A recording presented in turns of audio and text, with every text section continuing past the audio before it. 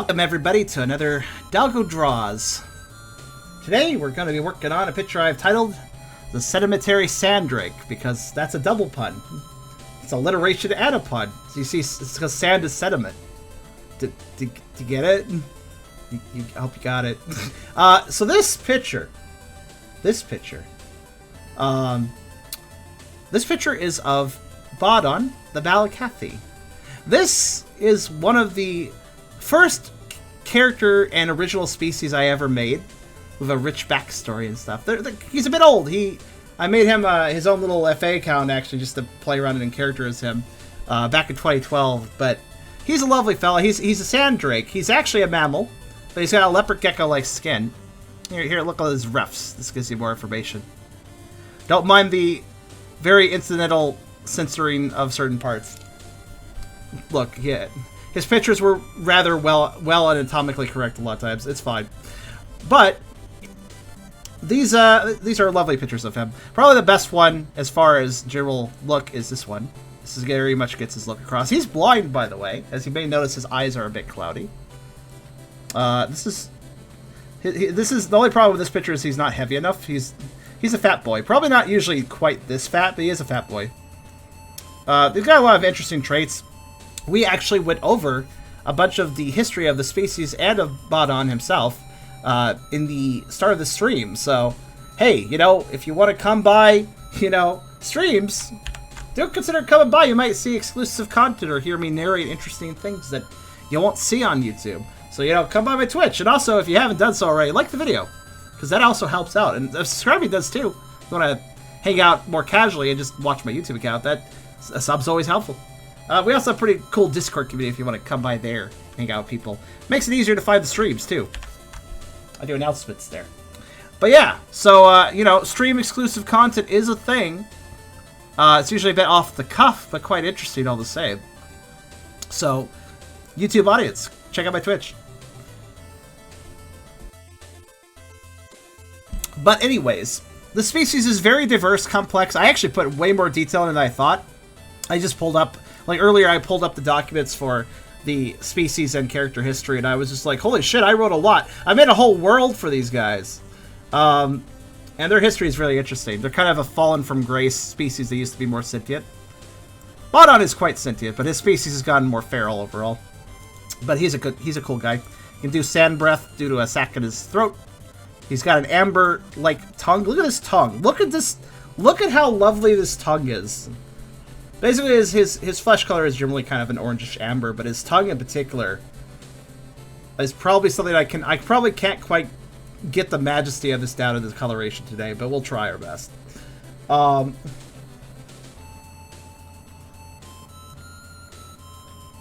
yes, very, very good character, this fella. He's got tail spikes. He's got all sorts of features. He's actually not a dragon, but he is a drake. I don't think drakes are always dragons. Somebody might fight me on that. But I don't think the term drake is necessarily meant for... It can mean a dragon, but I feel like a drake is more sort of a draconianly shaped, bestial, big lug of a thing, a lot of times. But, yeah. Hi, Carcerus.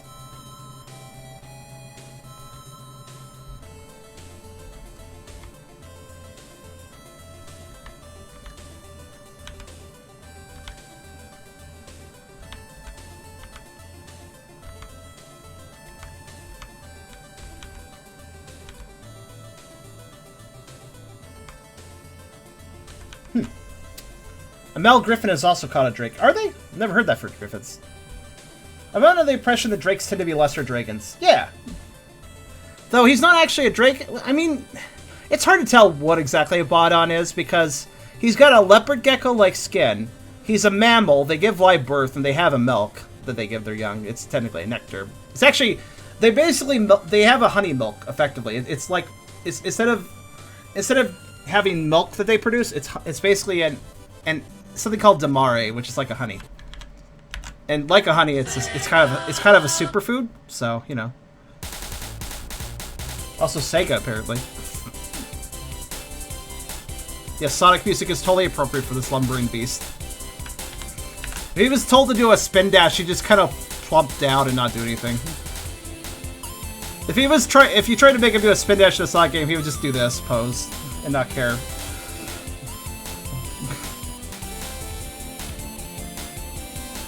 You were just using blue. No, actually, that's not a color. This is a selection tool.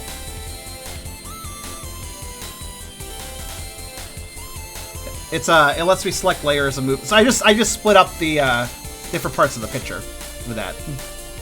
Wanted to move this around a bit.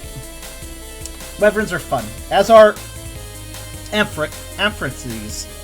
So Guan actually helped me kind of develop this species a little bit. Like his species shares a world with this species, for that matter. But Car, I'm a bit sad you missed the descriptions of this character. I feel like you might have enjoyed that. We did that at the start of the stream. This species, this is a character I put lore into back in 2012. Like, this is a character I developed back in 2012. Their species and all.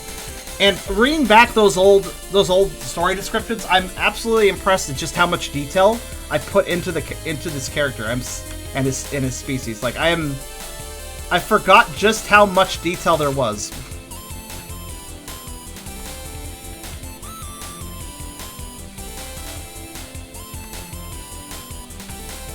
These are sketches that Flame did. I don't remember why Flame decided to draw Baadan. Baadan's kind of a forgotten character, so even back when these drawings were done, I'm kind of surprised Flame even remembered or noticed he existed.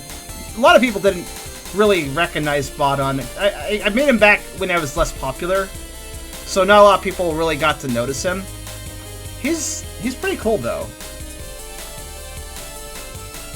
Amphitheres.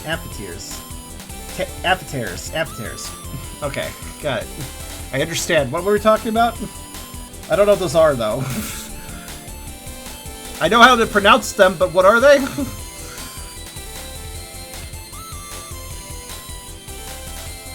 Yes, he is a good blind Drake boy. Another fun fact. Unlike most mammals or most species that produce milk in general in real life. Actually, I wonder if there's any... Okay, somebody needs to look up the size to this. Is there any species in real life that produces milk from the males as well as the females? I have to wonder this. I think when it comes to species that produce milk in real life, I don't think a single one produces it outside of the female gender. But in the case of the Balukath, they both produce it. It's the reason why they've evolved to do that is kind of a harsh reason. They live in a very harsh environment. Not every a cub's parent may not survive. Basically, mom or dad may not survive, so it's both parents need to have the ability to nurture the young. Because they do live in a pretty harsh environment.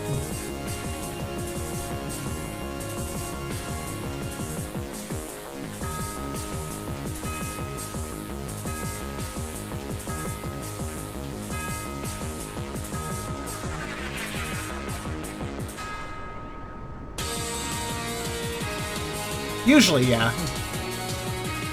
Of course, again, this is a completely customized species that exists in his own world, so it is very entirely possible to make my own rules. Also, after reading that document, I forgot just how much thought I did put into the world.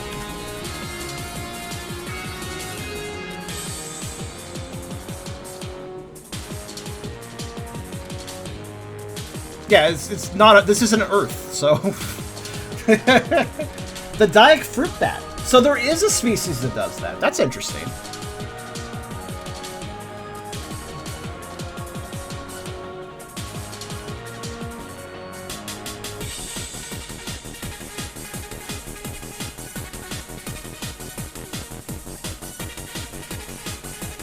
Alright, so wouldn't have to be that severe as genetic anomaly, just a hormonal one. Yeah. Effectively, I mean, I don't even know if the Balukath race have things like testosterone and estrogen. It might be different for them. But it's quite possible that the male and female Balukathi do not have a huge hormonal difference between them. They do have some physical differences, but they tend to be subtle. Slight size differences, slight different color scales.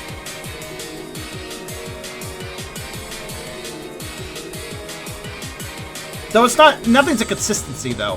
For instance, I believe Baadan is actually rather small for a male. So he's actually more female in size, if I recall. Anyways, we're gonna go ahead and just color his main body color. So the way his colors work is a bit interesting. We're gonna have to play around with it a bit. But actually, it looks like Flame separated out his colors really evenly, so it's not gonna be hard. Basically, he's got a rusty red floof, a kind of leopard gecko colored main body color and belly color, and he's got the amber insides, and he has brown plating basically on his back and his nose, and his eyes are cloudy. I'm gonna have to mess around with it. This is probably the most accurate way of doing his eyes right here. He is blind. He's been blind since basically birth, so.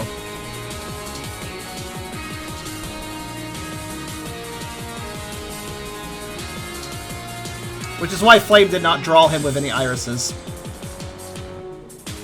Which actually works. I'll add some colors in there and give the shape of an iris, but not make it super bright or obvious. Anyways.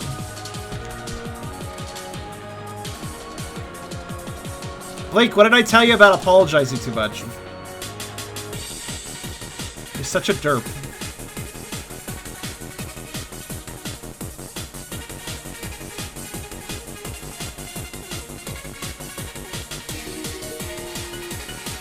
What do you think of the idea of maternal massage? He would be quite fond of it. Like I read it at the thing I did before properly starting the stream. He does indeed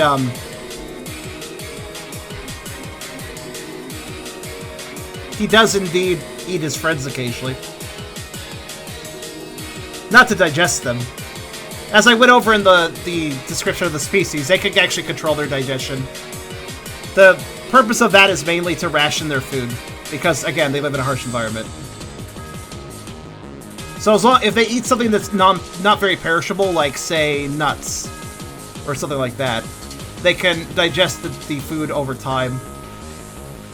Depending on how quickly the food perishes, it depends on how fast they need to digest it, obviously, but...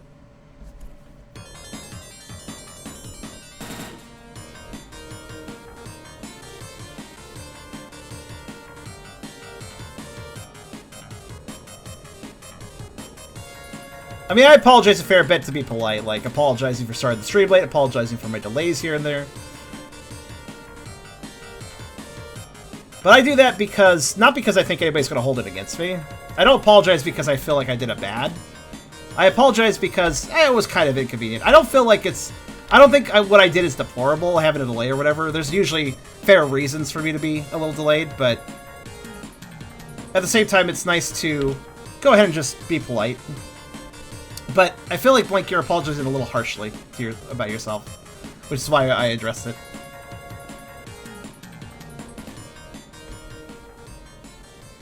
Also, the sad truth is that if I don't apologize... If I don't actually apologize for being late to streams and stuff, well, most people wouldn't hold that against me. There's always going to be some jerks out there that might hold it against me. Because I have a large audience, you know? I really do love his... I really love... This artist... Who was this artist? Oh, gosh, I forgot her name. She did such a great job with him, though. Too bad I don't think she's drawing anymore. But look how great he looks. I mean, I can't... Obviously, I had to censor his butt somewhat, but he's got a nice butt, too. The safe work part I'm talking about.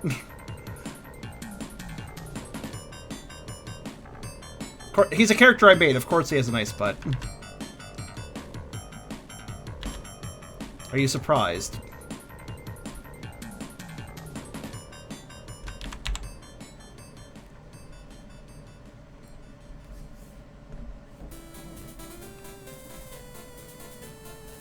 He does have nice paws. They're actually quite nice. Do we have a picture of his... Yeah, his paws, yeah. They're quite the nice paws. So he's got a bit of feline in him, by the way. He's a little bit feline. He's a little bit canine. He's a little bit lizardish, but he's still a mammal, so not really that much lizard. It's more like he has lizard skin, but that's about where the lizard similarities lie. And his body shape is draconic, but he's not really a dragon. He's a very much a... Balukath or Balukath, really. You can't really just summarize them in a real-world animal. Or even a few old animals. Balukath or Balukath. They're very unique. I did a good job designing them. I think you know you've designed a good species if you can't just say, oh, it's just basically a big cat, or oh, it's just basically a dog, or it's just basically a squirrel. If you've really designed something unique, then it's hard to usually put the creature into terms like that. That's hard to do, by the way. It's very, very hard to design a species without it being heavily based on something else. Obviously, the most obvious thing that he looks like is a dragon, which is why I think Drake's the best general term for them. It's really, really, really hard to create an actually, like, super original species. It's totally okay if your species is derivative of another, because that's just kind of what happens usually. Like, it's hard not to do that. And in the case of him, I mean, obviously he looks draconic, so that's what he looks most like. But when you get into his details, it becomes more blurry. He's most certainly not a dragon. But at the same time, he has a lot of kind of attractive qualities like a dragon. He's got a very lovely body type like a dragon. If he were to go up against a dragon, he could actually probably hold his own a bit. I don't think he's more powerful than an actual dragon. He's certainly not immune to fire breath or such, but... I mean, if he could get his sand attack, if he could get his sand breath off and blind that dragon for a bit, he doesn't care. Obviously, it's kind of ironic. He's blind, but he's also very capable of blinding others. Not permanently, usually. Though, admittedly, that sand breath can be expelled with such a force that if it hits you square in the eyes, it could actually blind you.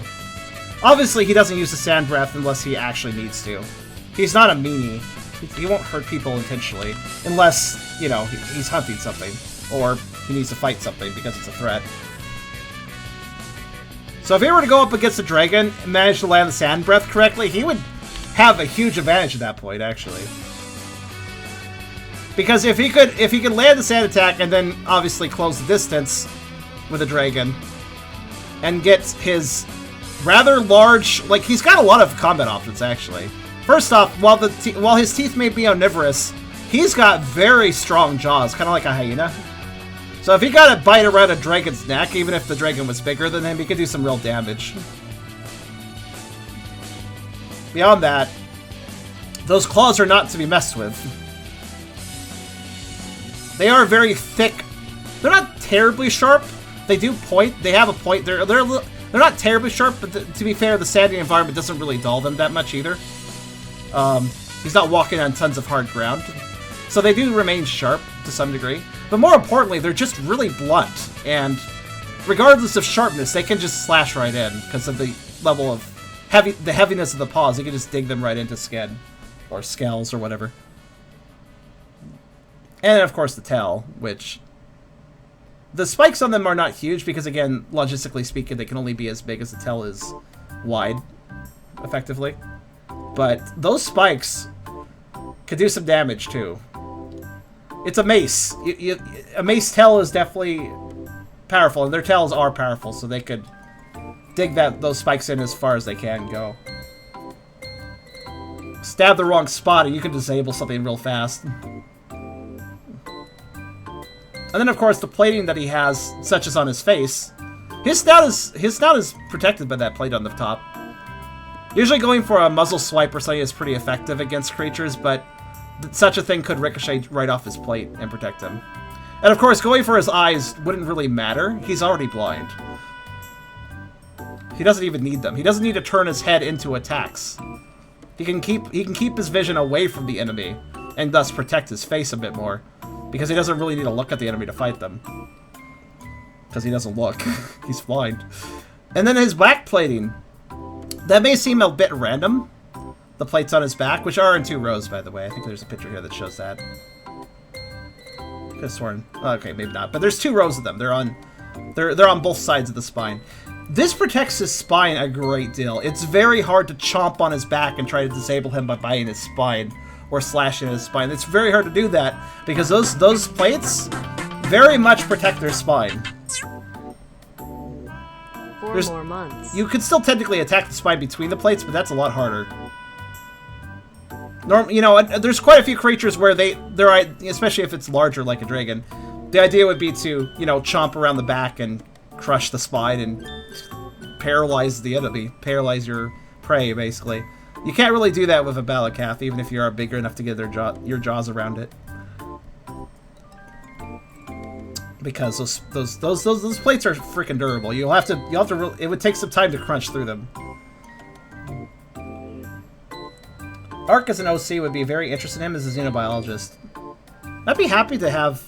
Honestly, he's the first. Baadan's special because while he's not the first unique species character I designed, technically, Beauregard the lizard dog counts as the first, but he was technically a hybrid of 2 real-life animals. Still kind of counts, but Balukath's the first really unique species I designed. But beyond that, he's the first species that I gave a voice to, and what I mean by that is, he's the first character that I acted as. That I put myself in the role as and spoke in the first person as him. I did that partially because he bonded so well with Guan. Like, Guan really took an interest in him, and he has a canonical relationship with Guan, who of course is a really great friend of mine and the person who saved me from homelessness in New York City. I've expressed this before. He's amazing. He's very important to me, and yeah, he got into a interesting pet master sort of mount rider relationship as well with Baadan, so it gave me all the more reason to RP with Guan and be Baadan for those RPs, which was fun. And that's what led to creating the FA page that Baadan has, because I was like, I like his character, I like his personality that I've been developing. He's got a good personality. He's very lazy. Lazy, big fella, kind of gentle giant. Gentle giant, but also doesn't hesitate to just nomf somebody if he wants to eat them for a while. Not aggressive, really, just matter of fact about it.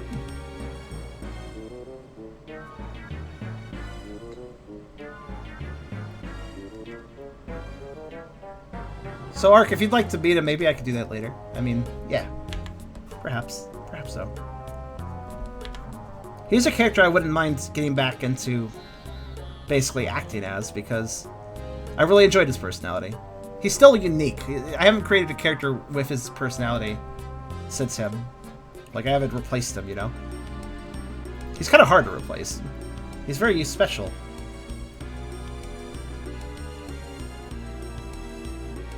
Actually, if I recall correctly, he did have a vocal tick, even though I didn't really voice him ever. It was kind of a whir-her-her. It was kind of his, like, chuckle, his kind of lazy chuckle. Very lazy. He can move quick if he needs to, but generally speaking, he's a slow, deliberate, lazy sort of fella. And I mean deliberate, because even if he, like, slowly strides up to you or whatever, he can run you right over, even at, like, 1 mile per hour. Because he's just so... he's quite a force. No, Guan is a person. Guan is a person. Not a personality, a person. An actual, like, other person like you guys. I don't blame you for not knowing, though, because Guan doesn't really come to my content too often. Actually, hold on a minute. Let me go tell Guan to come over here.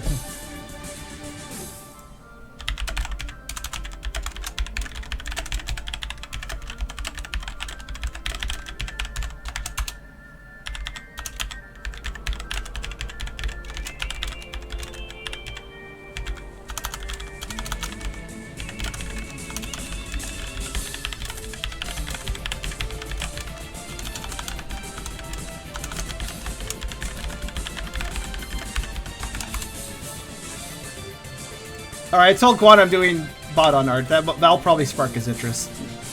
He hasn't heard the name Baadan in a while. We haven't discussed him in a while.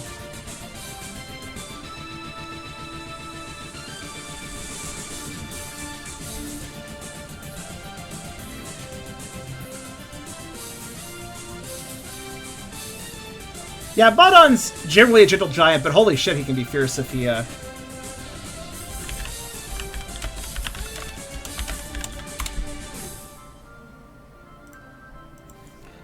He can be fierce if you get him, if you make him realize you are a threat, or at the very least better off as his food. Oh yeah, he has an account, Alex. I made it back in 2012. He's not a new character by any means, but I created him when I was far less known, far less popular. So most people didn't really pay any attention to his existence.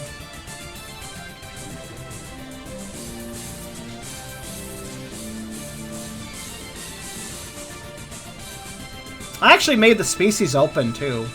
You could make your own Balukath if you want. But nobody ever did, because again, I wasn't very popular then, so nobody was really interested. It'd be cool if somebody made a Balukath.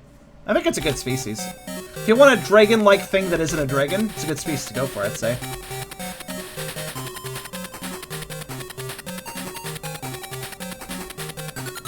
Well, I am introducing him now. It's, again, open species, so...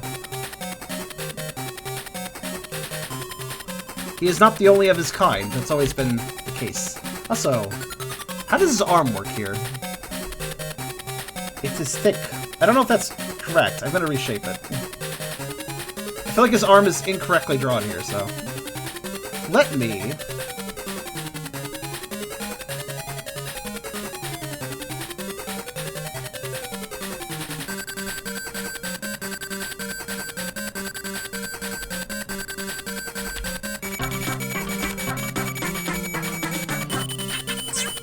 One?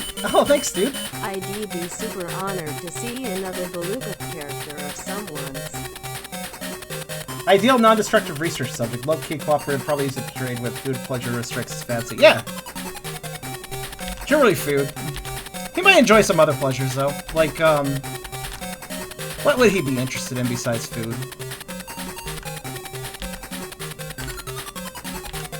Well, again, he can't see, but he might enjoy sound. He might enjoy sound quite a bit. Like, I could imagine he'd be the sort to really enjoy, like, just sitting next to a water fountain in a settlement because of the trickly water sound pleasing him. I could see him doing that.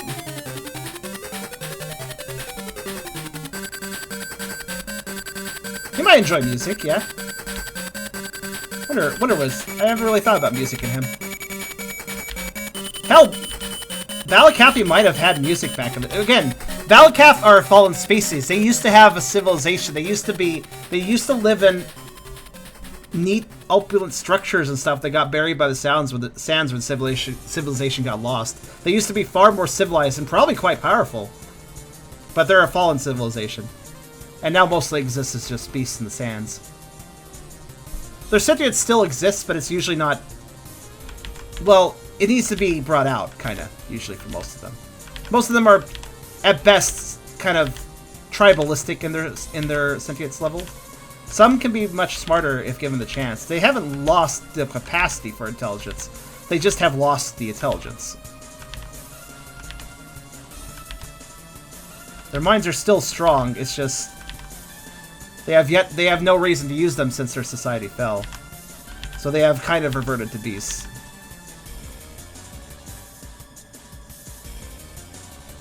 Alright, that looks better. Reshape things a bit.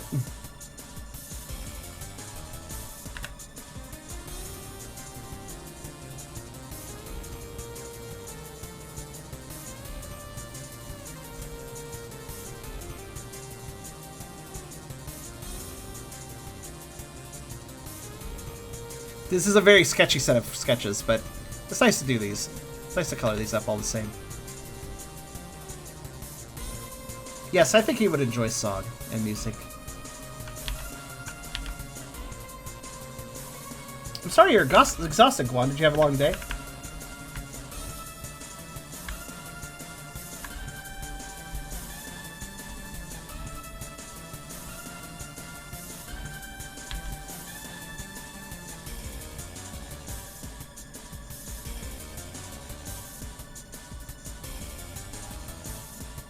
That line is bad. I'm replacing it. Maybe something like that. That seems good.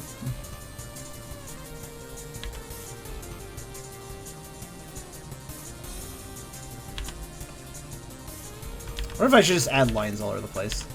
That would take a while, but I'll add lines wherever there's really egregious gaps, I guess.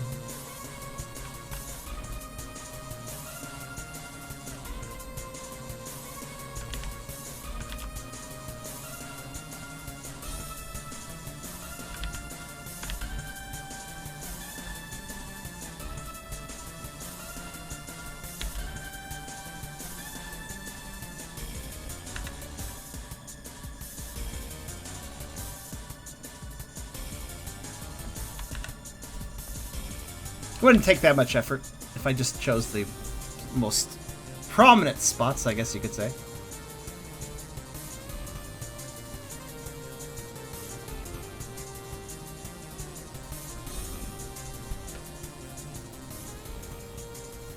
Is there a limit when it comes to chunkiness for you? Well, there's a size I generally like to sit at, but I have gone past that upper limit for fun.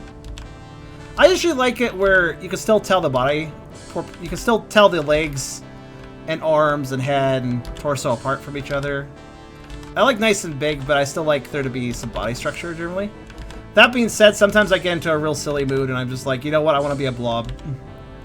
And so I will go further with it sometimes, just for fun. There's one really good sequence done by Flame that features the blobbiness in a really enjoyable way that I liked. Also, yeah, I'm gonna touch this picture up. I think Baadan deserves that. Plus, I already kind of know I'm gonna do this in a two-part. This is gonna be a two-parter, so I may as well touch it up, because then it makes more sense to split up the project, you know. I've only been working for like 10 minutes though, so like, don't worry, I'm not gonna stop anytime soon, but I think what I'll aim to do is clean up the lines and get the flats down, and then we'll do the shading on a part 2. And then whatever else we have after that shading's done, then I'll also just work on something else after that, which I think I actually have an idea for. Because that part 2 will probably not take the whole stream if all I leave myself is shading. Shading is like really annoying because like there's a lot of times where it's like I'm at the shading step and it's late and I'm like, I just wish I could do this next time. But then part of me goes like, well, okay, well the shading's gonna take long enough that I'm gonna exhaust myself, but short enough that it can't fill a whole stream time by itself, which is kind of annoying, you know? It's like shading takes long enough to be a hassle, but short enough that it can't fill a whole stream slot by itself. Also, yes, there's some Vore going on here if you didn't notice.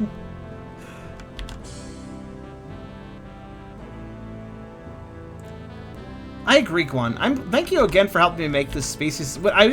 Before you joined, I actually went over the whole history of the species and of Baadan, and I skipped the parts that were too NSFW for the stream, but I read over that, and I was just like, holy shit, we put a lot of detail in this that I forgot about. I can't remember how many details were added by you and how many were added by me, but you... Man, we created a whole world. I forgot about the fact that we created a whole dang world. It's really good to read back again.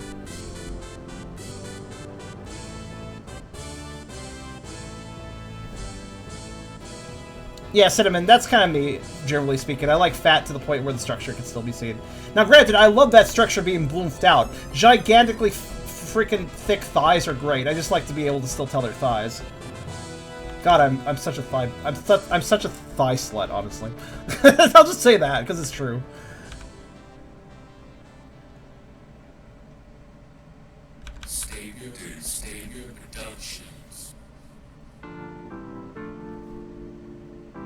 Imagine forgetting your own world. Well, to be fair, it's a world that I made back in 2012, so... Not too crazy. It's been a while. Alright, touching this up is nice.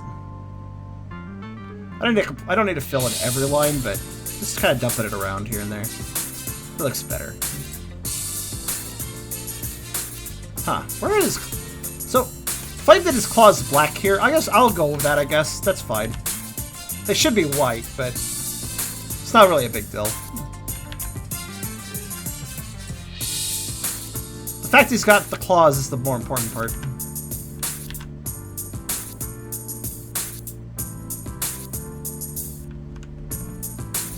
Charm got eyes for the thighs. Man, squish me between any thighs. I'm good. I'm happy then. Just tuck me away. And a thigh crack. This may sound really sexual, but actually this is a very platonic interest I have. I just want to be entrapped by thick thighs, that's all. That's all. It's like a Vore interest, being entrapped in a belly, but it's thighs instead. I don't know where I came up with this interest. It kind of feels like a very me sort of thing. Like, I haven't heard any besides me. Like, there's people that like thighs, right? But the specific way I like thighs, I have never heard anybody address.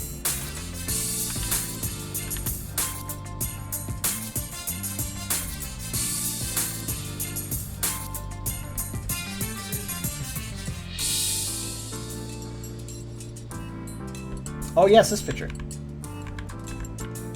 Speaking of good thighs. Or rather, I haven't seen this specific picture, but I remember this character.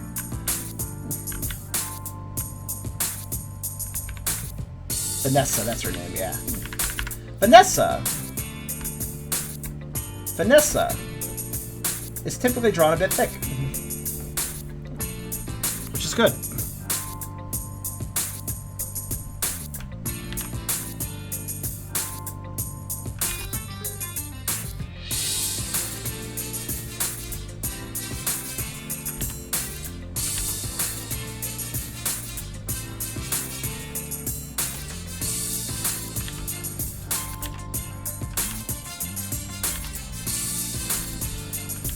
Also, the line touches I'm doing, this will take a bit. It looks negligible on the surface, but in effect, it'll really add a lot to the picture. So I think it's worth doing. Only problem with Flame's sketch lines, he doesn't complete a lot of them. Why is there floof here? Oh, I see. It's more spots. I should probably fill those in more. That's better. I like how he decided to do his the leopard gecko spots by just like scribble. The scribble technique. It works. That works fine.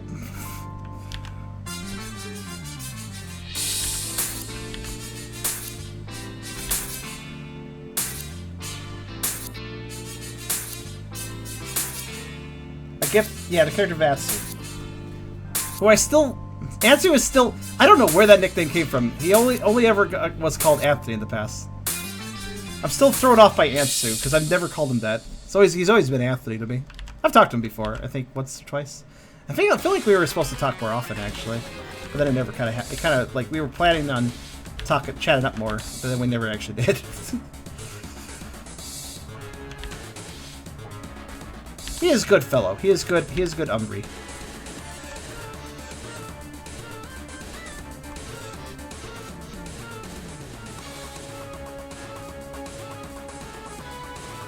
Character has a really nice shape, doesn't he? Draconic shapes are good.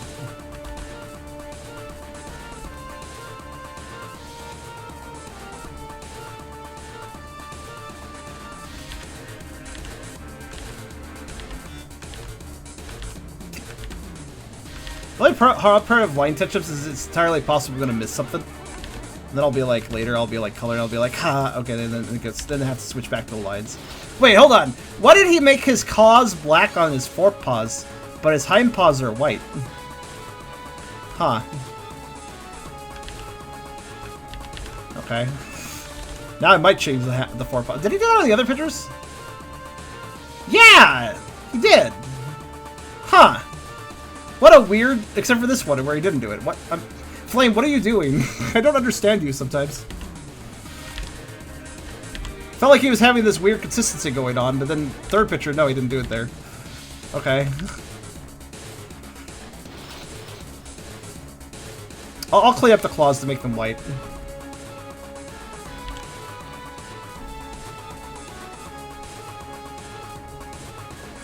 You know what? Something I just realized. Do you guys You guys notice this? I can't say if it's a coincidence or not, but you notice something about his. Why is there no fluff here? But yeah, the fluff. He's got fluff on his ankles and wrists on the top of them, which just made me realize that's an interestingly similar distribution of fluff to how my Shadox has fluff. Baadan came before my Shadox. I want to point this out. Which is very intriguing. Did he help me inspire how I designed myself?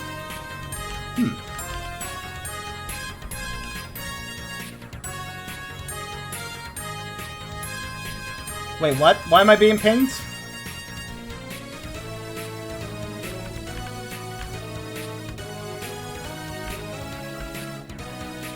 Undertale added that Chubby Monster is OC of the Fat Artist? Yeah, Samuel. Or so sorry. Why am I being pinged? I don't get it. There's your thighs. Thighs? Runs to the thighs. That's... yes. Yeah, she has good thighs. She is... Apsels are cute. I like apsels. 10-10 would get trapped by their thighs.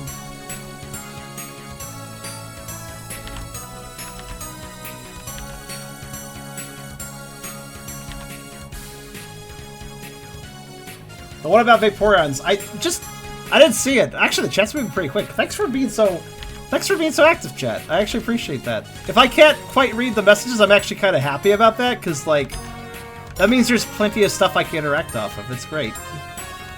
Because I'm an interactive streamer. I need people to talk to me.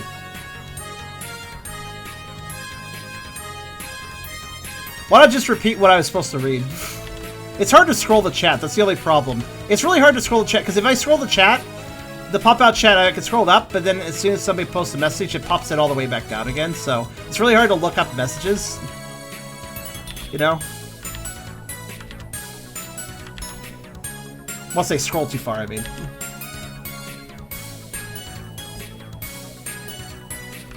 By the way, if you're wondering how many messages I see on the screen before they scroll off from my, like, side HUD, it's about, it's something like 15 messages. I can see the last 15 messages or so. That is to say if they're all like one line. If they're two line, maybe cut that in half. But Finboy said Vaporeon was the best Pokemon to chub up. Well, I mean, it's not like Mizuko's going to argue with that. He'd like to add that, yes, because our fat can wobble the best. No silly fur getting in the way of things. I guess he has a point there. Vaporeon is the only evolution not to have fur. Which actually is kind of unique, when you think about it.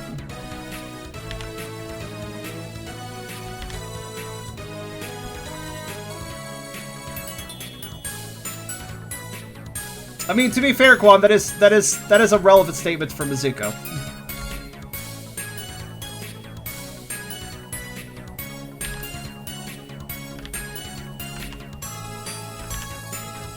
Also, really good Digimon World music, yay! Digimon World music is sometimes really good. Let's play Digimon music. I wish I could play the Digimon anime music I have, but that'd probably cause a demonetization. That's some really good Digimon anime music. It's in a different folder because I can't play it, but, you know. Sadly, some of these songs are kind of low quality because nobody recorded a good version, but whatever. Still good music.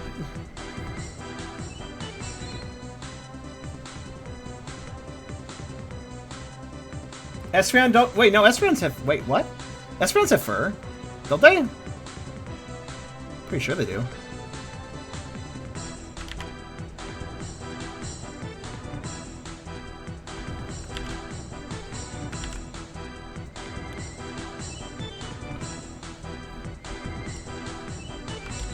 Very odd statement there.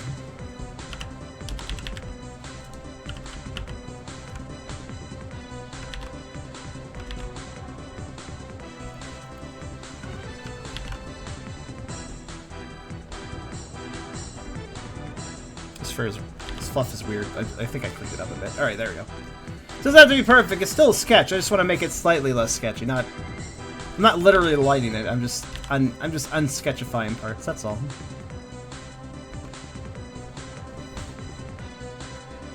Mainly just want to complete lines.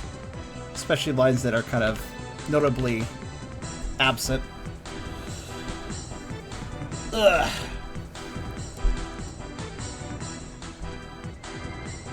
God, why is my back itching so much? It's itching that terrible spot at your shoulder blades that you can't quite reach. You know that spot? God damn. Or maybe I can't reach it because I'm fat. I don't know. Why does it have to itch there, though?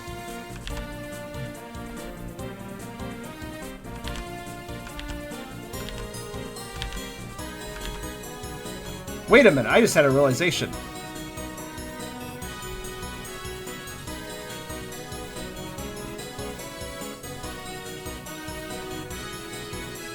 What am I say to the chair? Maybe it's making me itchy. It's a new chair. I haven't used it for super duper long. possible maybe it has some sort of evil property. I don't know.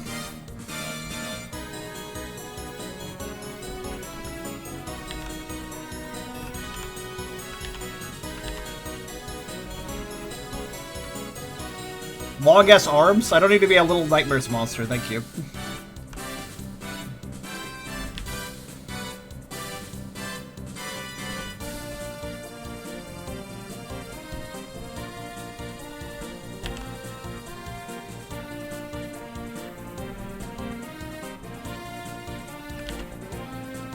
Besides, if I was in a horror game, I'd be a big nightmare.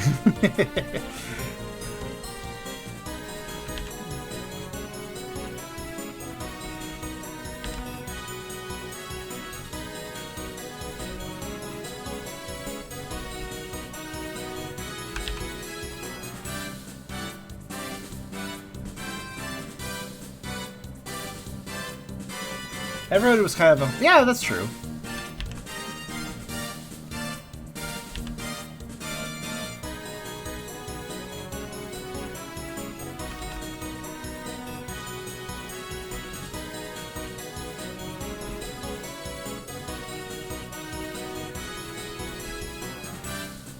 Also, totally expect me to, like, miss some lines anyways, and then later I'll be like, whatever, and ignore it. Getting the majority is fine enough. There's so many lines to look at that I'm probably gonna miss a few, so it's all good. Main idea is just to complete as many as possible. This isn't a 100% playthrough, it's at 80%.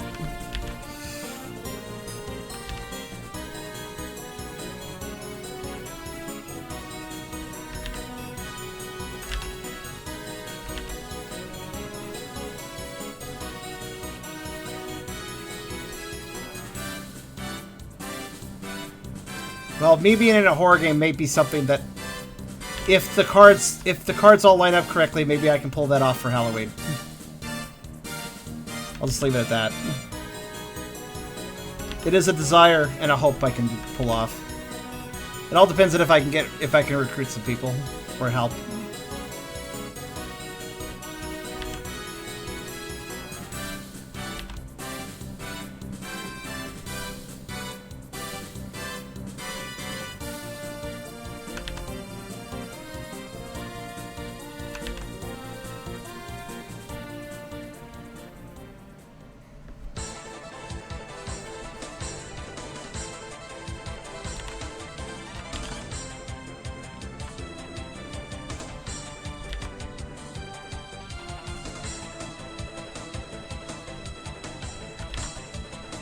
These fluff lines are kind of zany.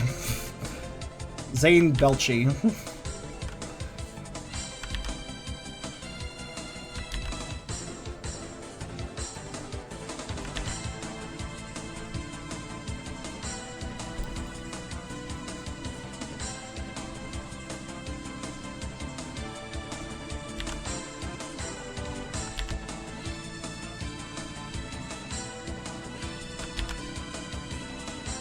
There we go.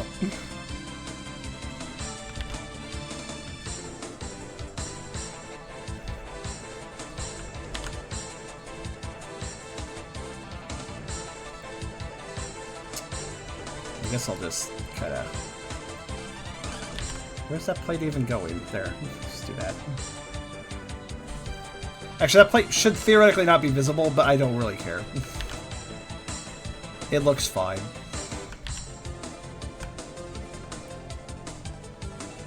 This plate is kind of... Alright. Again, I won't worry about the logic. It's a sketch. It can exist.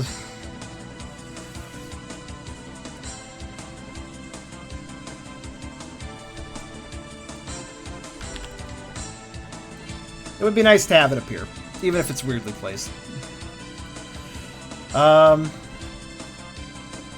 Join your server, the first thing I did was post a blob Vaporeon. So, well, in other words. It's just, well's the common terminology at that point. For a blob Vaporeon.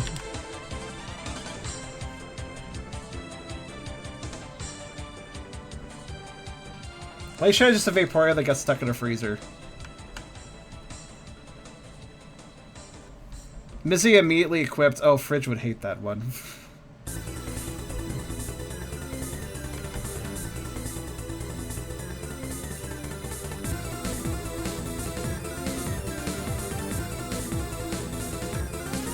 Who's being taken down? I don't know.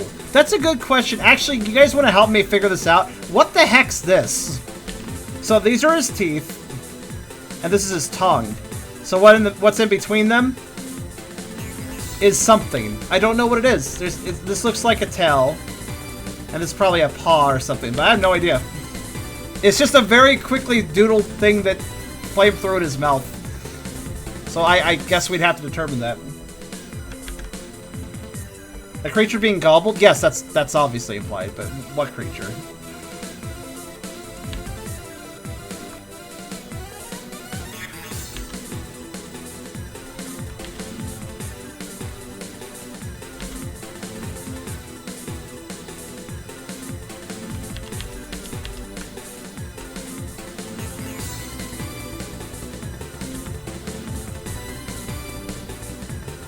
Oh, I see.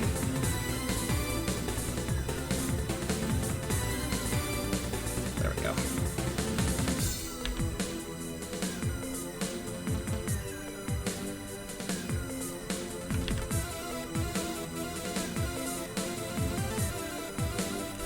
Gonna have to clean up the claws enough to give him a, well, whiteness, I guess. There we go. That's better. Now they're not just pure black. They don't have to be perfect, just cleaned up.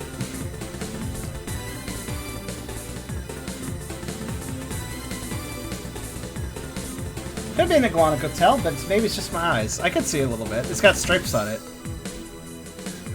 Let me just clean it up, regardless of what it is. Tongue.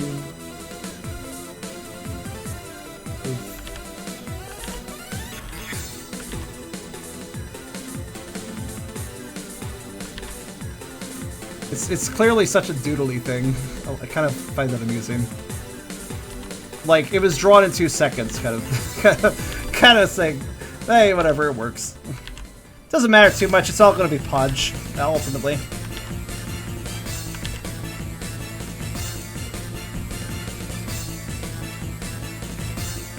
Unless it's a friend, in which case it'll just be a mulch.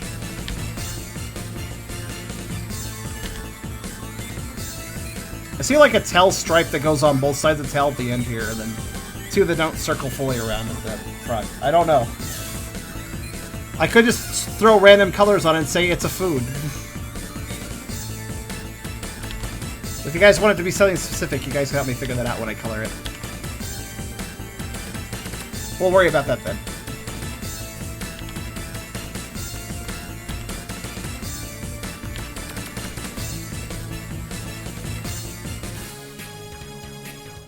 Music. Switch up the songs. Sorry they're all low quality, I don't know why. Nobody can record high quality Digimon World music for some reason.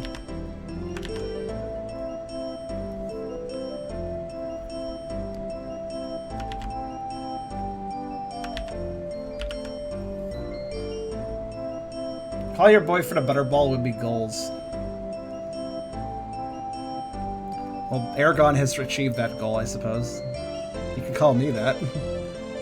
Though he himself, he's no butterball. Nor does he want to be. And that's fine.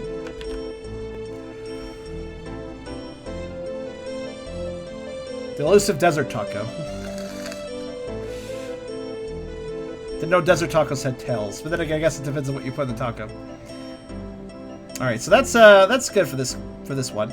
I'm noticing a distinct problem. This weird thing here is that Flame drew like little lines here, which probably indicates he was lining up where to put fluff, but he didn't actually put the fluff. The fluff's only on the top side. It's only to protect the site the heat hits, basically. So I don't need to go all the way around. I just need to put some on top. So let's see. Let's just kind of.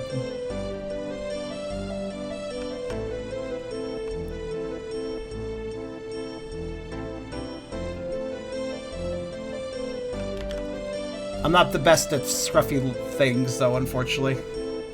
Not my strong point, you could say. Fur is difficult.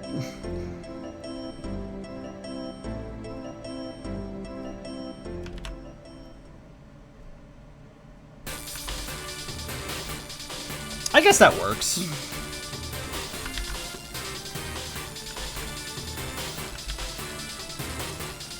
Looks like it's staying in generally the right place. Like a little fluff line there. Scruff is so weird. Maybe I'll adjust it over here, actually.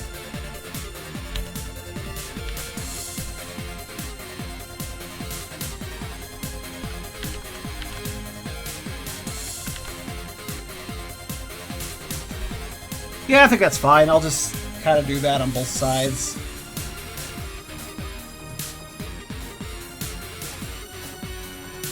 I don't know, it doesn't look quite right still, but I don't know what to do. Scruff's hard. I think I need to curve it maybe more. Like spend a little more time doing that. I don't know.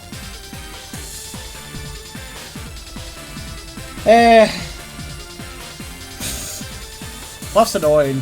I don't know.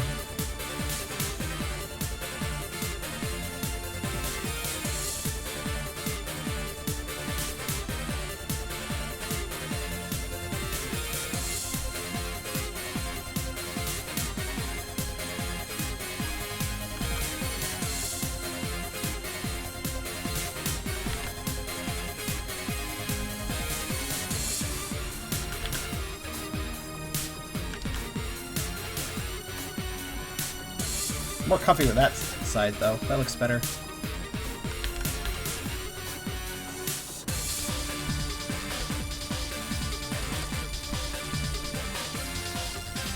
I don't know. Whenever I put fluff down like that, it always looks out of place. Honestly, that one.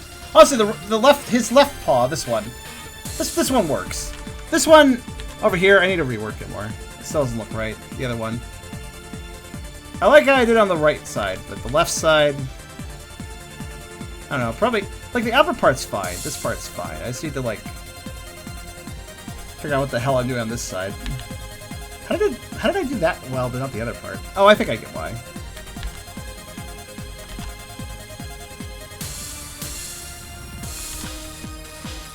Something like this, maybe? Does that look better? Actually, yeah, that does look better. That looks a lot better. I'd still say it doesn't look perfect, but I suppose for the angle of the paws it will suffice. Looks better than being naked. Naked wrists are worse. Maybe I could, like...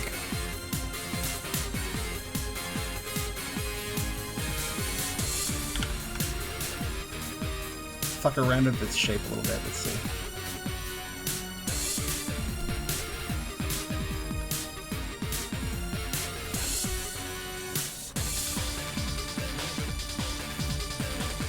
Actually, no. You know what? The paws are not angled the exact same way. The paw on his right, his left paw is actually angled a little bit more, so it'd be hidden more behind his arm, while his right paw angles so it would actually be more visible. So actually, the original form I had it in is not like I need to do a middle ground, I guess you could say. Let's see. Let's like stretch it like that.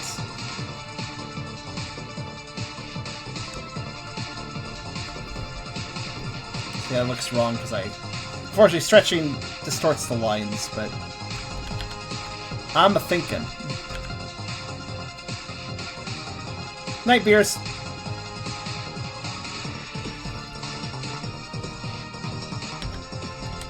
Yeah, part 1 will be adjusting lines and flat colors. Part 2 will be shading and background.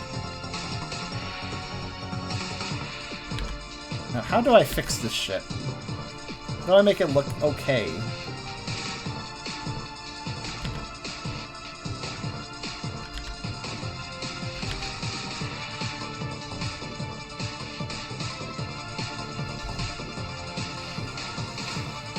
Oh, looks kind of better. Yeah, this looks better. Looks less uniform. Actually, maybe that's the problem. Maybe the uniform curve was the problem.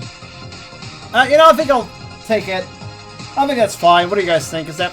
I think that's probably okay. I made less uniform so it looks more chaotic, which is kind of what... Like, the weird thing is the picture's lines are drawn chaotically, so whatever I draw also needs to be chaotic, or it looks weird. That looks a little more chaotic, so I think that'll do. Okay.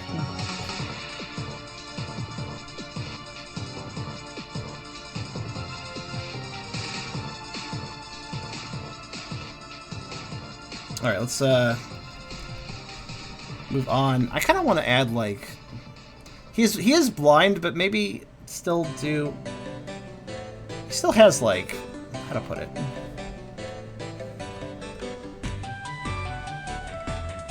Yeah, just a big...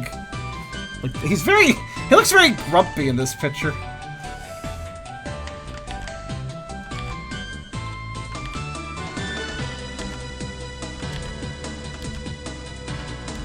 What made him grumpy?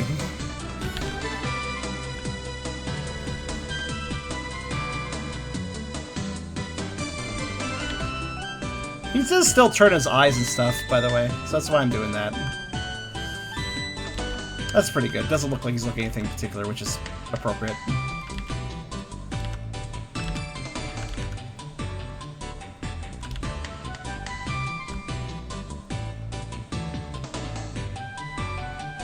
Angry boy. Or he's not really angry, he just looks kind of grumpy. It's cute though.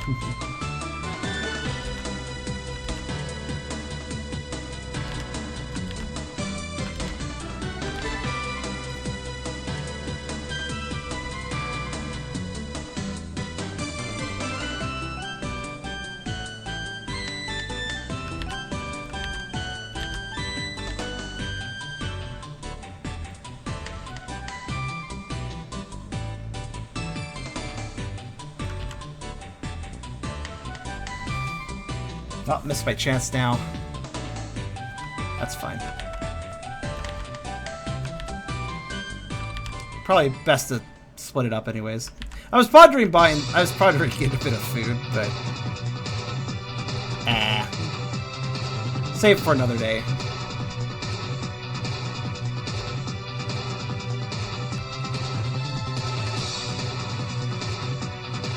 He's thinking of the next play of actions. That's the vibe of the pause.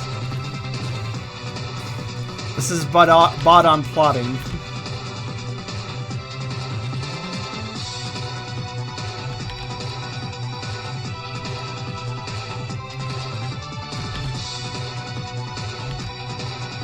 He's applauding very adorably though, because it's such a cute pose he's in.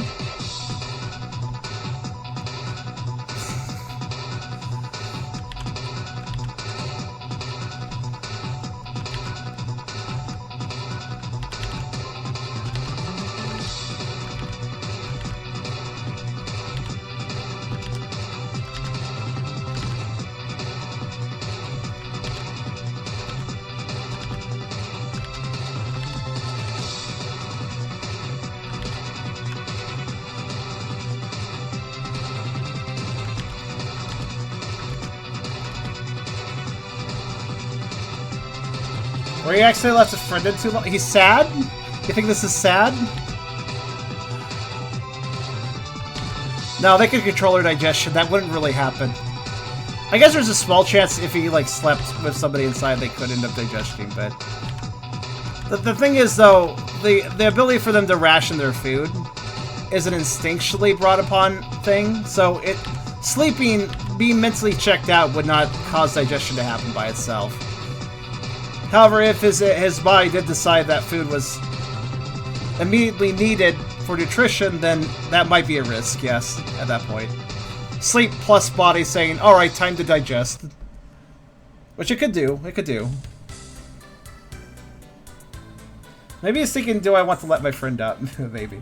Here's something you won't be able to unsee. Imagine the plate on his nose is a wide open mouth and his nostrils are chin marks.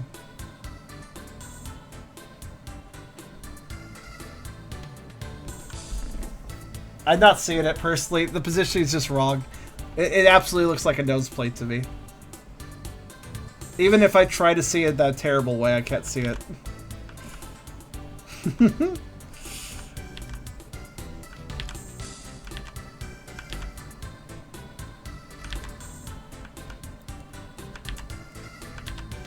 Oh, this song. This recording... There's a part of this recording that sucks. This song. There's a part where the sound will skip.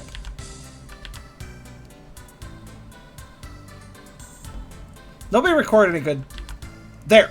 There it is! No, it doesn't... Right, emulator slowdown, not so much skipping.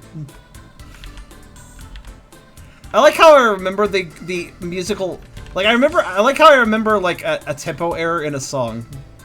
Like, oh, it's this song, the song with a tempo error that I remember it happens around this part. Like, why do I remember that? The fuck's my memory? I don't understand my memory.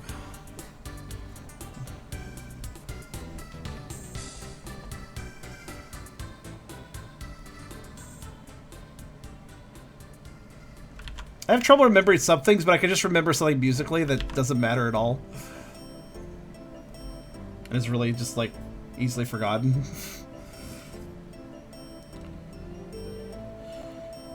Oh, cool, Pop. I'm glad to hear that. Sounds like a good time.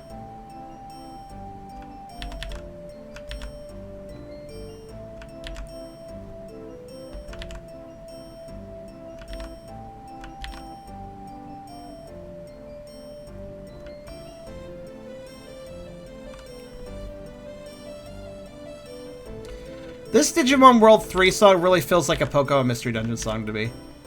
It's a shame I wasn't able to find a MIDI of this song, because I'd love to do a Pokemon Mystery Dungeon remix of it. A resequencing of it, rather.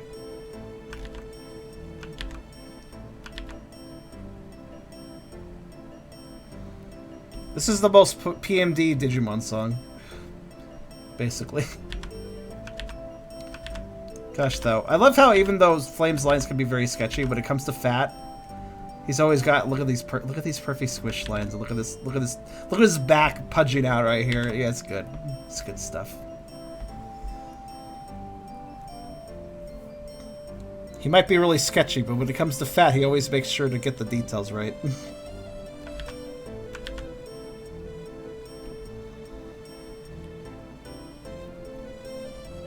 Also, yeah, his paw pads are very, very feline. He's got big cat feet, basically.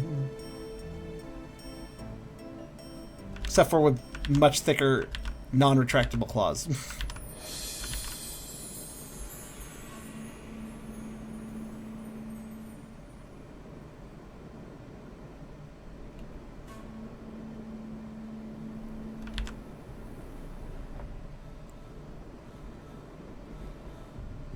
What's this space? I guess it's his hip, technically, isn't it? So I should probably put some butt there. So I should probably put it lower than that. I want to imply bigger butt. I guess it could even be this low, actually, yeah. But, I'm trying to think of where butt positioning would be. Very important thing to think about. Yeah, it's probably accurate, actually. So there would not be a butt line showing because he's got too much butt. Oh wait, no, there's a butt line. It's right here. It's very small. You can see it over there. That's his butt line. Fair enough.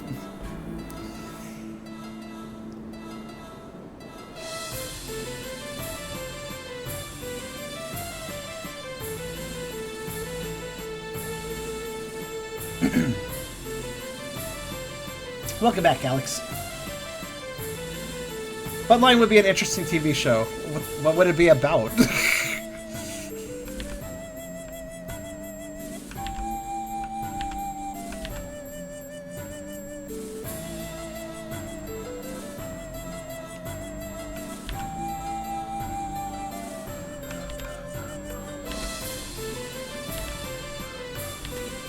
Wait, I'm a little confused. Would this be just like that? I feel like there'd be a break somewhere.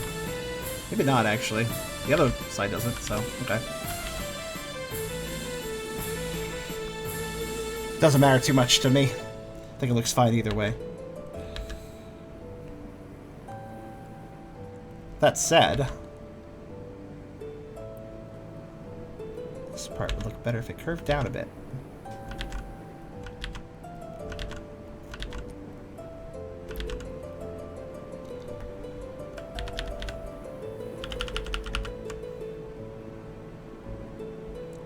Yeah, that's better.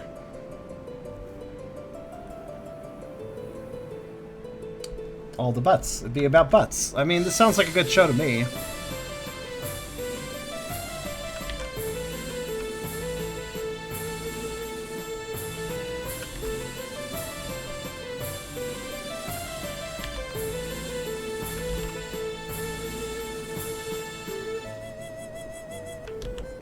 Wait, I don't understand. Digit, digit, digit, kind of. Digit there too. Digit. Digit. Or claw, rather. Not digit. Solving the mystery of claws. Alright. So there's a... One claw... No. Claw. Ah, damn it. Claw.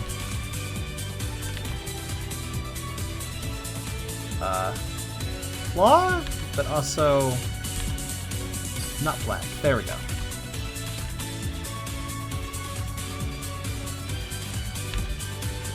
Claws are weird. You take thought. There's a claw right here too. That's a claw, and then there's this claw here. Also a claw.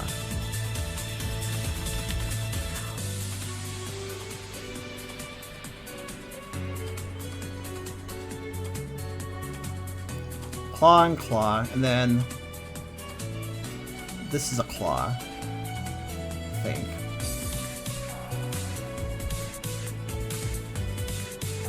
Kind of too big for a claw, actually. There's a lot of claws click-clacking together. I'm trying to sort them out.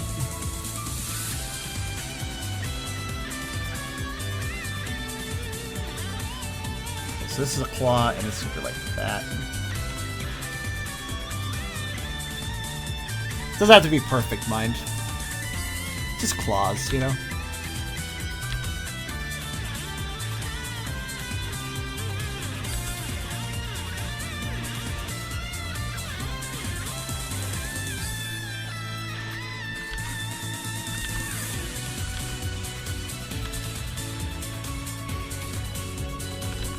Okay, I think that makes sense to my brain.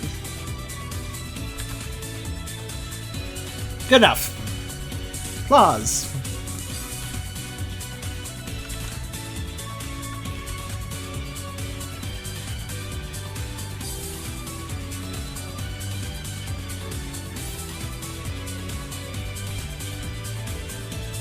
Okay.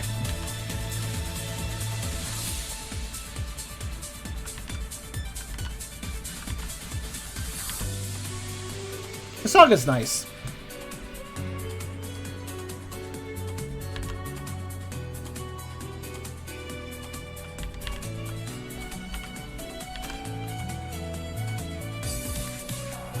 I didn't play Next Order, but it's nice. It's got nice music.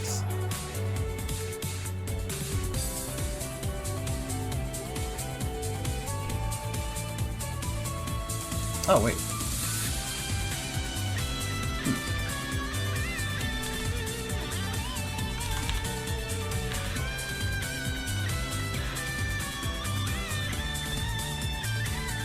Yeah, that looks better. Okay.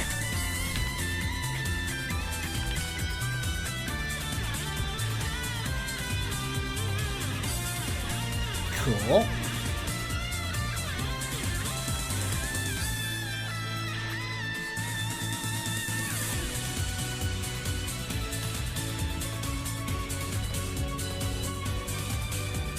A little cleanup just to make these lines stand up better. That's good. Okay.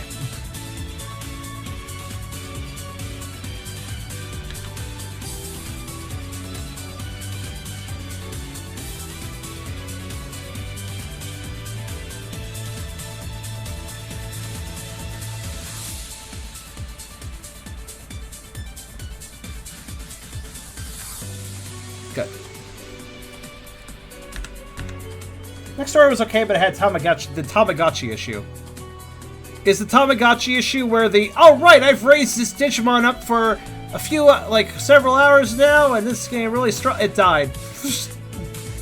It got too old. Time to make a new one. That was a Digimon World 1 issue, so I'm assuming that's what you're talking about. Digimon World 1 would be a way better game if your Digimon never died. That honestly is what brings it down, in my opinion.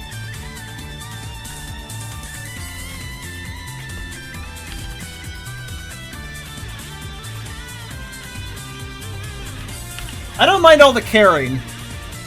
To some degree, I mind the care mistake mistake mechanic. That kind of sucks too. Where if you, oh, sorry, did you like mess something up? Well, now your Digimon turned into literally just shit, and it's not like it's not terrible, but it's ugly and probably not what you were going for. And that's what you're stuck with. Hello. How are you today? Aww. Hold on a minute there. You can't just walk away after saying that. You deserve a hug. Come back.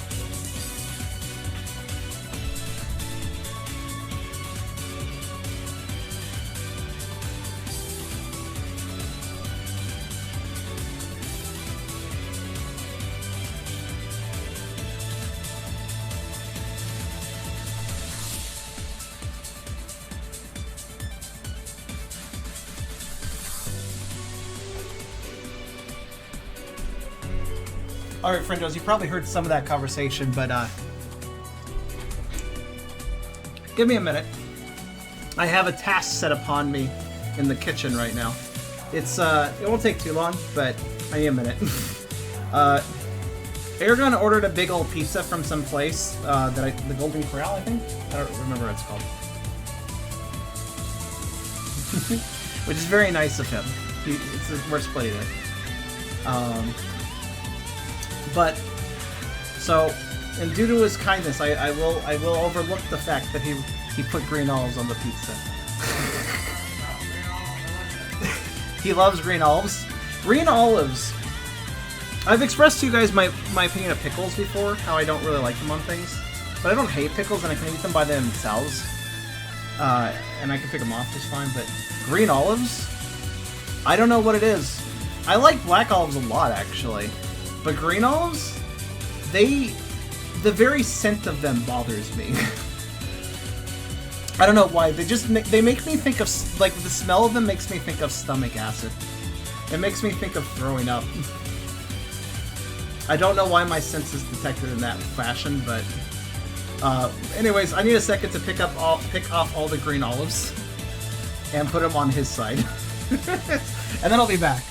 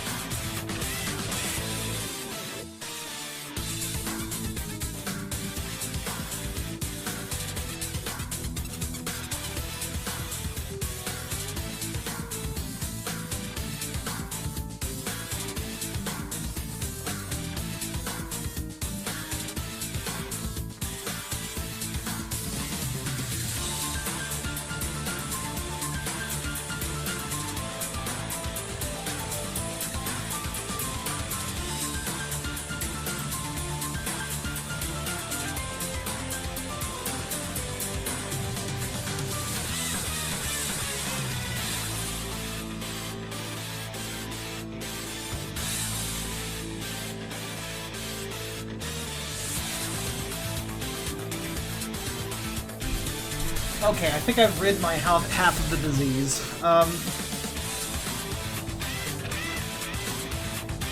Don't like the spell of stomach acid. Also charming the Vore Master.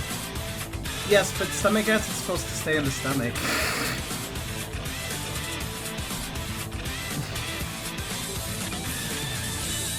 It's not really supposed to reach the nose unless you're prey.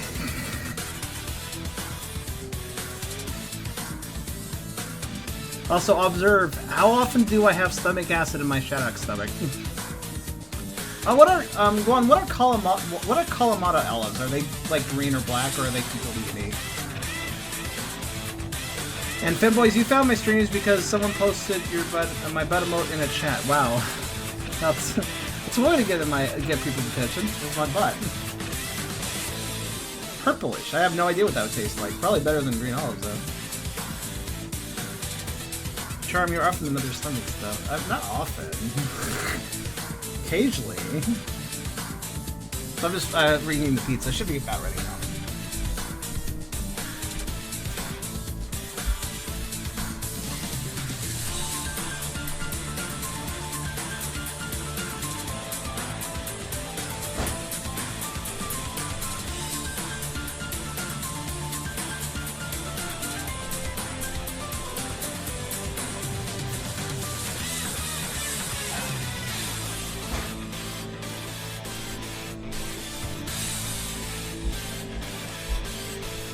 Okay, there's a minute more heating, but fortunately the acrid spell is partially left now. I'll probably still end up buying into some green olives, but I think I could tolerate it on a lower basis. Then it would only be like I threw up in my mouth occasionally, but not that much, and I could just extract the other flavors.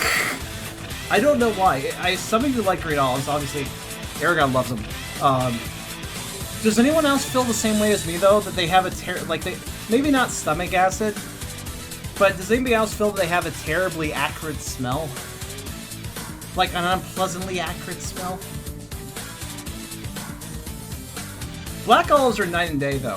Black olives are actually pretty chill. They barely have much of a smell, and when you eat them, they're kind of, they're hard to describe, but they got a pretty non-acrid taste, I'll say.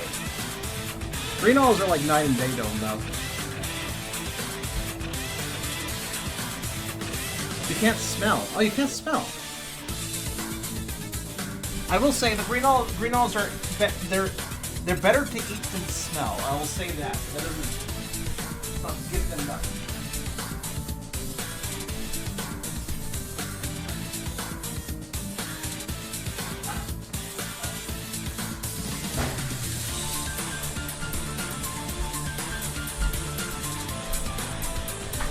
Kitchen still smells so acrid. I'll be completely honest with you. I think I prefer the smell of the kitty litter box to the smell of green olives. Yeah.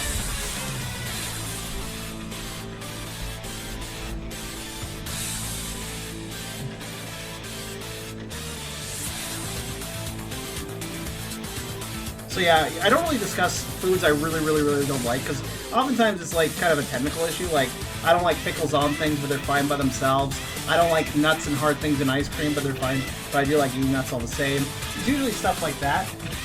But specifically green olives, I cannot really find any redeemable qualities for it.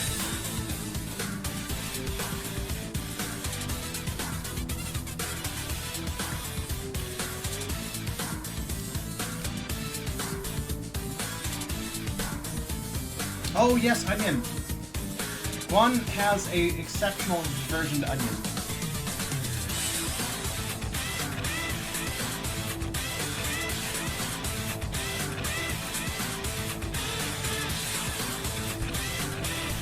You would find Aragon hard to work with because he loves putting onions and everything. Also, yes, food break. I was hungry anyways.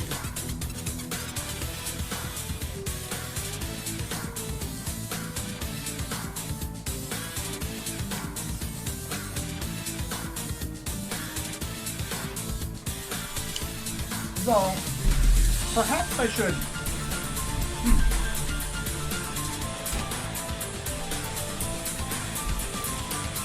Perhaps I should put the tablet away first. Hold on.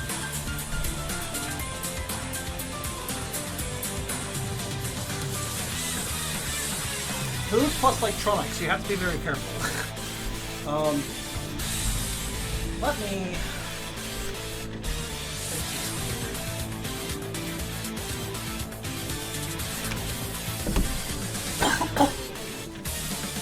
Well, I used to be like, yeah, sure, whatever with onions, but I actually do quite like onions now. My boyfriend likes onions perhaps too much, though, because he can just bite into one. Treat it like an apple. He doesn't do that often, but he can.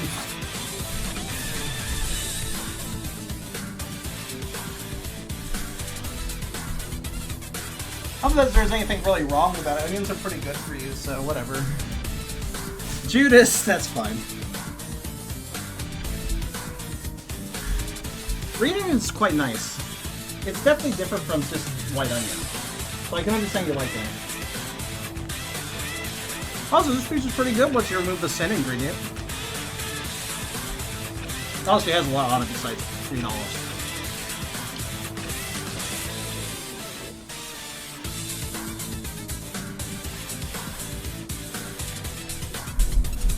Also, interesting cinnamon. I can understand not liking them alone. Because even when I like them alone, it's kind of a, I don't really like pickles, but I kind of like pickles sort of attitude that I have. But it's like, I don't know why I like it, but I kind of do.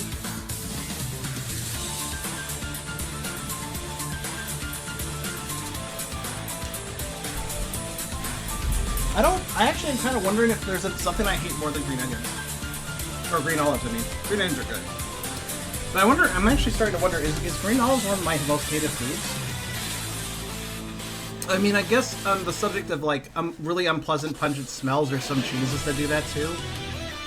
I have had Frankfurter, which is a terribly smelly cheese, that I feel did taste okay, but wasn't really like impressive or anything. It was just kind of very mild actually.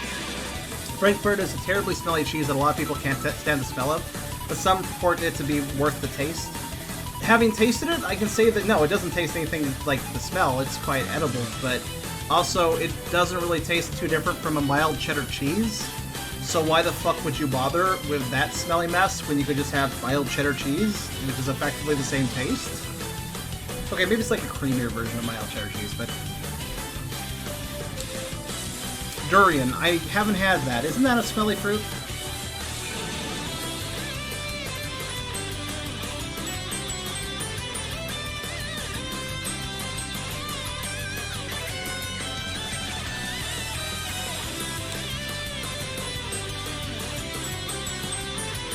Pickle flavored food, that's kind of weird to me too. I like onions and olives. Most foods, to be honest, I like most foods to be honest. Don't like mushrooms. That's interesting. Aragon also does not like mushrooms. At least most mushrooms. There's a few he likes, but he doesn't really like mushrooms. And I'm just like, mushrooms are kind of, I mean, they can be kind of mushy, kind of living up to their name, but taste-wise, there really isn't a lot going on with most of them, so I feel them kind of offensive. Not something I go out of my way to have, but they're fine. Breaded mushrooms are, like, fried breaded mushrooms are fine, too. I don't mind those. Kind of a weird slimy texture to them, but I don't really get bothered by it.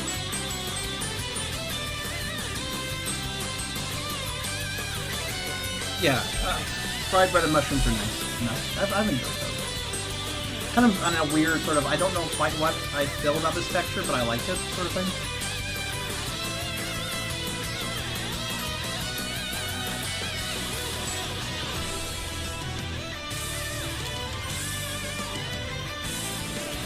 Mushrooms are kind of good for you, though.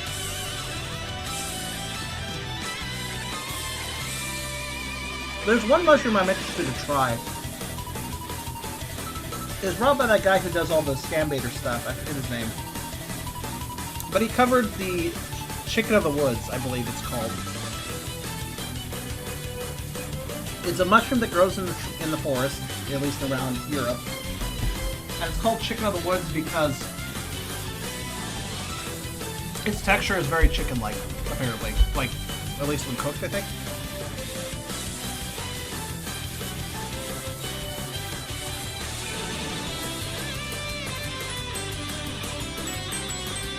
Apparently, it's edible.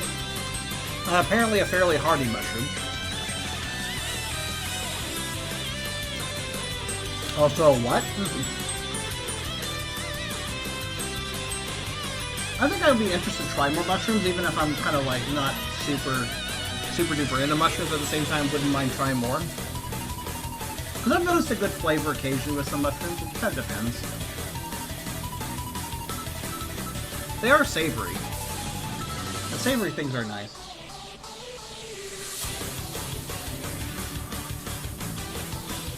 Yeah, man, I'm not judging... By the way, I'm not judging Aragon on liking green onions. He's not the first person I've run into that has a completely more mild reaction to them than I do. Sometimes I feel a bit crazy, like I'm the only one that notices how bad they smell. Everybody's like, it's good, it tastes like grubs, they're delicious. Like, okay. It's like, the overpowering smell doesn't bother you, like, at the very least? But then again, it is worth remembering that I am ultimately a dog, so my senses can be a little bit unforgiving for myself sometimes. As I say, I can smell things a lot more intensely than others sometimes.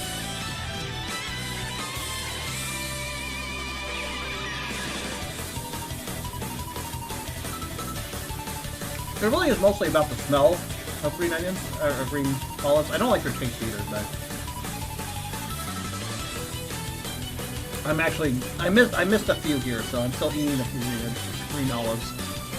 So I can definitely say that if I'm not bothering to like sniff them, it's not so bad.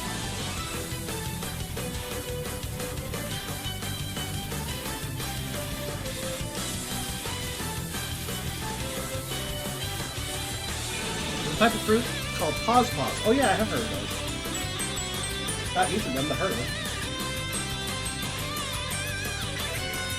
Also, yeah, just say apologize for that stuff.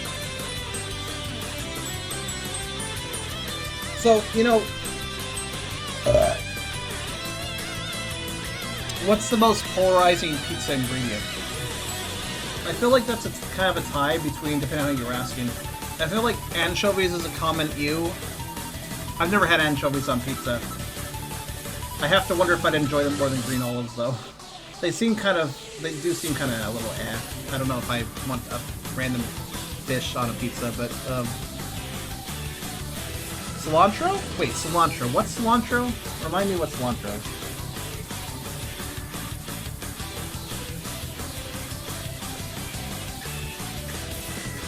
I'll look it up. I was gonna say, I think it's an herb. I'm gonna look it up. Oh yeah, cilantro. I don't... Wait, people hate this? Some people think it tastes like soap. Huh. I'm pretty sure I've had cilantro and did not think soap. Most herbs of that type, like that, you know, most green herbs, I have no problem with. I don't think I actually have that problem with. You're on the no pineapple. I think pineapple is nice. I don't, like, go out of my way for it. I think pineapple and Canadian bacon is a good mix. I think the sweetness can be balanced out by some beets, basically. I think it's like parsley, personally. Yeah, parsley is kind of a nothing herb. I feel like cilantro is the same way for me. I can't really think to myself of... I know I've had things with cilantro on them, but I can't go out of my way to think like, the cilantro tasted like this. Like, I don't think I had a feeling about how it tasted. I think it just existed.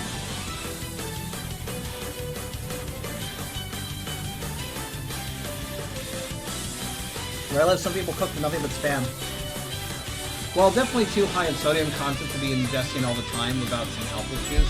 Spam is still a fairly decent... Like, it's obviously a trashy food, but... I actually watched a video recently, I should link it, discussing trashy foods and how a lot of trashy foods, quote-unquote, were kind of unfairly judged. For instance, one thing that's considered a trashy food, which I'm sure a lot of you have had, is a casserole. That's where you mix up like pasta and meats and stuff together and put them in the oven and bake them for a while. Casseroles are apparently considered trashy food.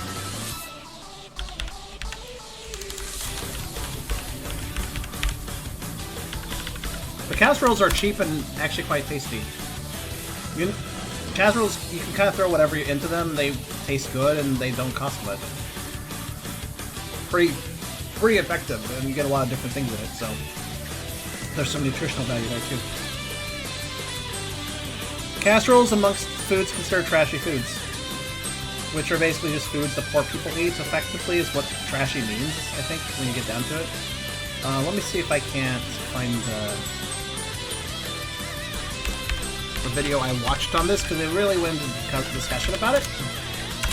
Here's an example. Lobster was a trashy food once upon a time. Lobster was a poor man's food, just eating some weird water bug thing because a lot of people didn't have money.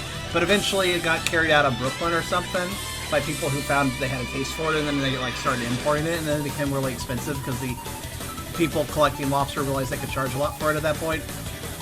So it went from a trashy food to a delicacy.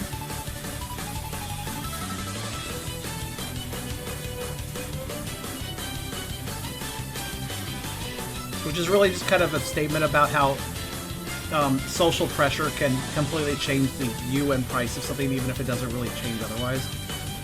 It's kind of dumb, actually, when you think about it. Let me see if I can find the video that discussed this, though. It was really interesting. Here it is. White trash food. Here it is. Check this video out. I found this person, Zoe B, and she's kind of neat. She does some interesting videos. I thought this one in particular was very interesting. Have a deep dive into the subject matter.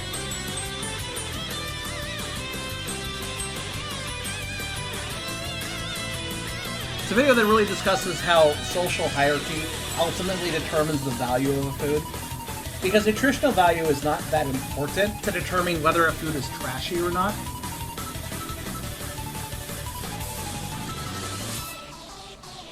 It's almost entirely about the social stigma of that food. The idea of, is somebody that lives in a trailer more likely to eat this than it's a trashy food? Which honestly is really kind of rude. And quite a bit of, there's quite a bit of finger pointing with that, like, you know, I don't like that hierarchical bullshit, basically. But that's basically why foods are considered trashy sometimes. That video does a really good deep dive, so I heavily recommend watching it.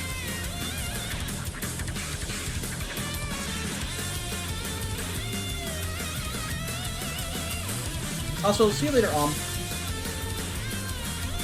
to see you again.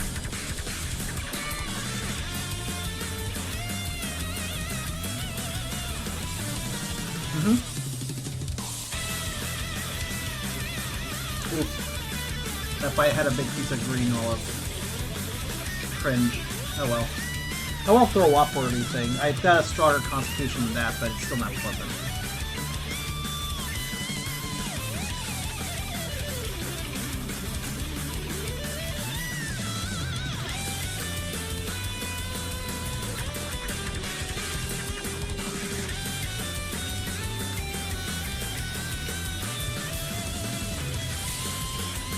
Does it make me leave if I close them? Yeah, you got just close the Twitch page. And you'll leave. Yep, that's all you have to do.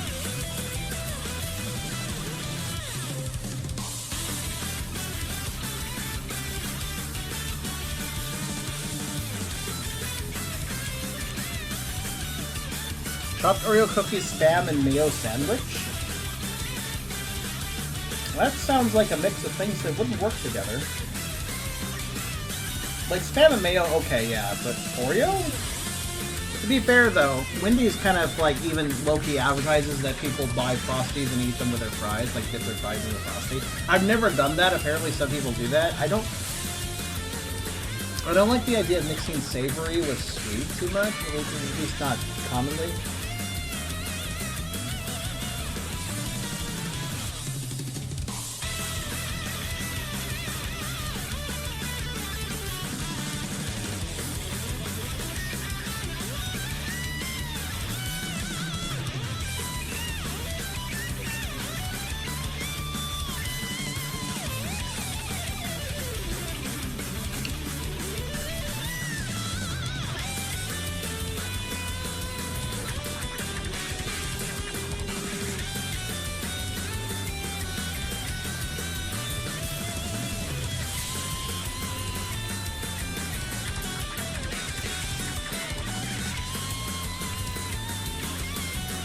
Alright, well, I think I'm full. I took half the pizza into my plate and brought it back here, but to be honest with you, it's a big freaking pizza, so I'm down to 2 slices. I think I'll stop there.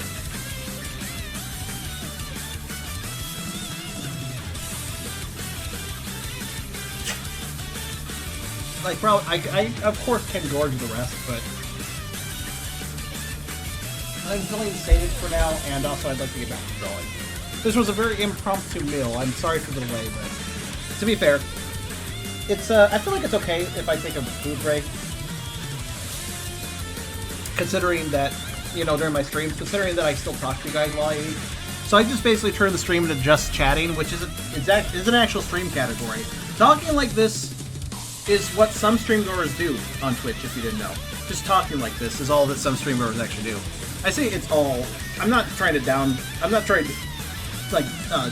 it or anything. Like, it's a legitimate type of activity.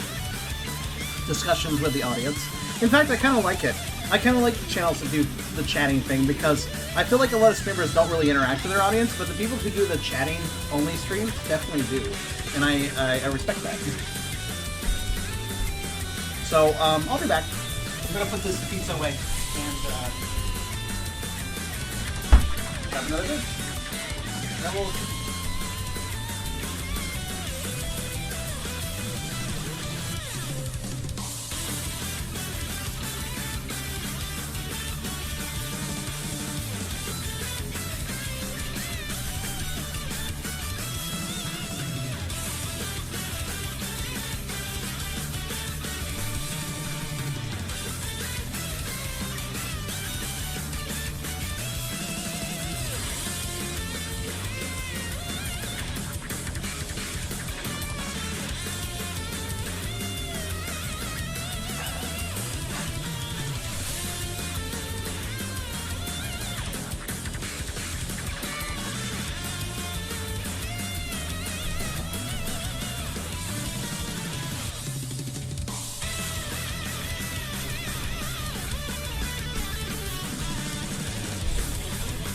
Honestly, though, the green olives complaint, it's pretty minor.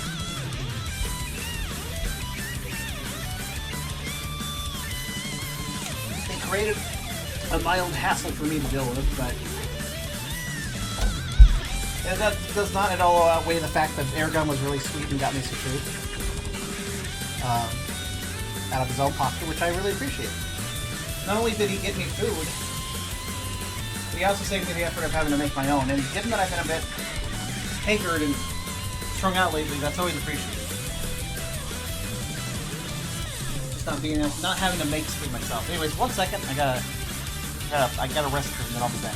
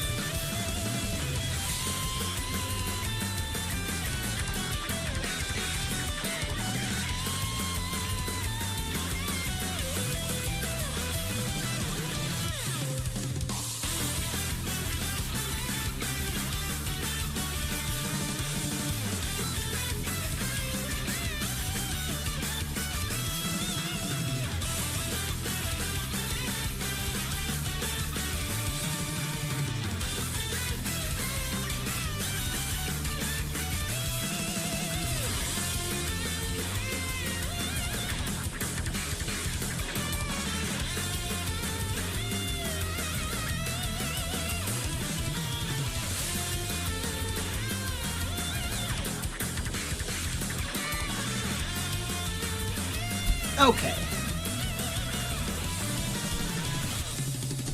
People like feeding things so much they turn into a real thing called eating.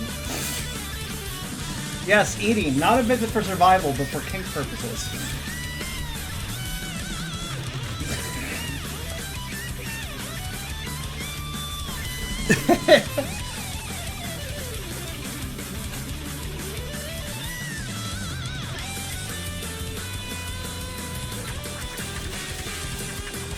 Survival is secondary, after all. Well, some humans act like that's true.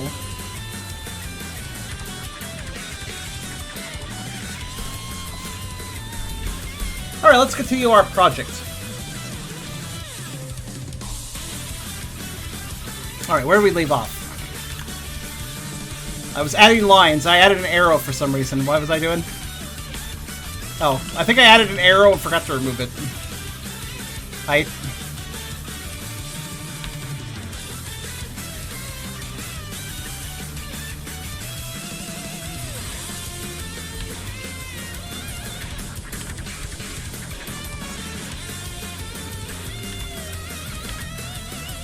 As voracious as I'd like to be, eating literally anything is not possible IRL.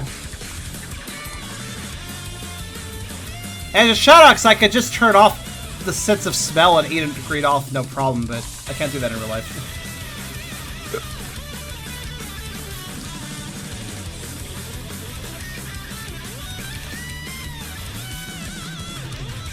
Shadoxes build their bodies, so if they want to, they can certainly disable parts of it.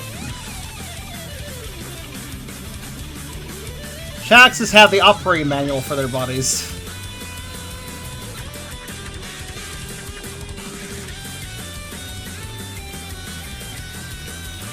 Well, Vore is partially survival, partly about survival for a Shadox.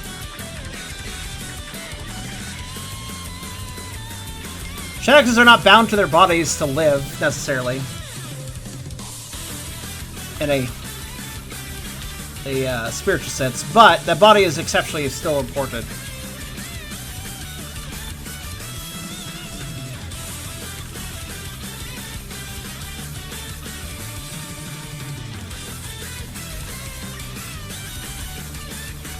Yeah, let's keep cleaning these lines up and then we can color. Now keep in mind, I don't normally clean up lines for sketch pictures, but I'm making a special exception here because this is Baadan's only artwork that he's gotten for like 10 years? So, well, more like 8, I think, actually. But I feel like,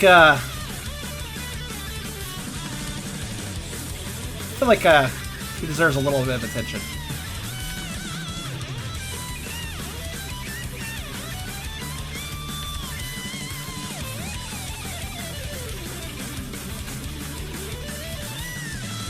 And this picture's old too, mind you. I've had this probably for like 5 years.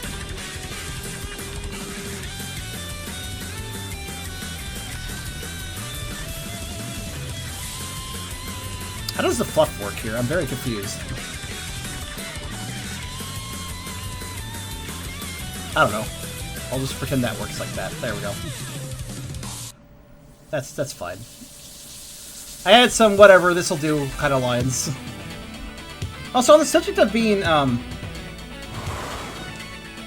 I'm not cleaning it up to actual line work, but still. This is a halfway gesture.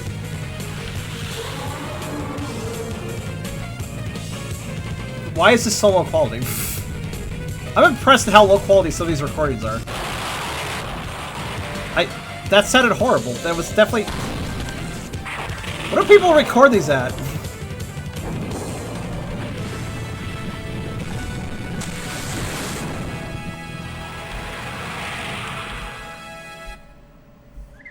I'm actually going to shuffle now.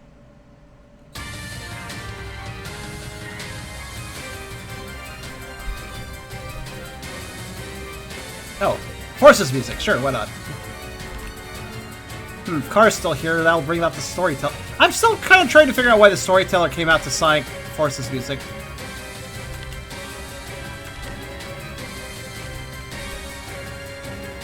That's one mystery I didn't solve. The other day, if you're not sure what I'm talking about, The Storyteller came out from Car, so...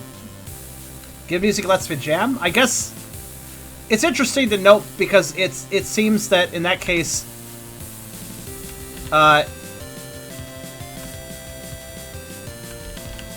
it seems in that case that the Storyteller is a bit musically oriented to some degree, which I find intriguing.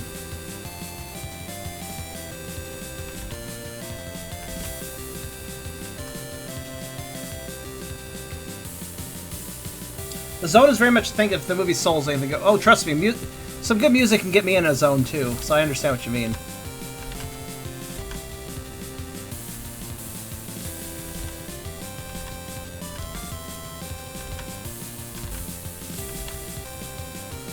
Maybe it makes sense the Storyteller is, to some extent, into music. Stories are best with a song, after all. Best told with a song.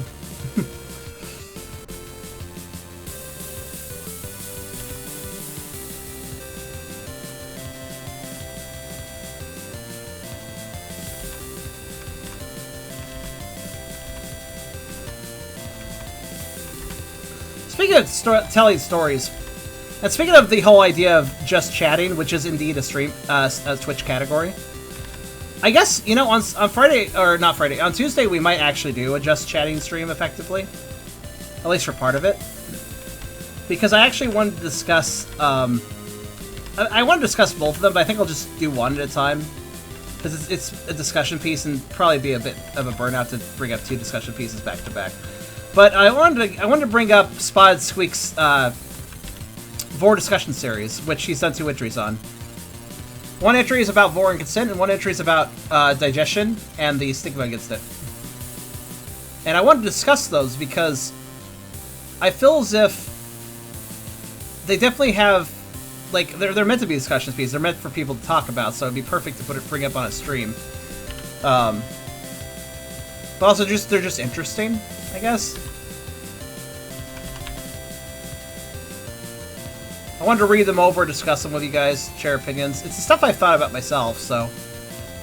It's stuff that I am definitely, I would say, experienced enough to talk about. If that makes sense. Also, I've elected I don't like how this fluff looks, so I'm going to need to change it.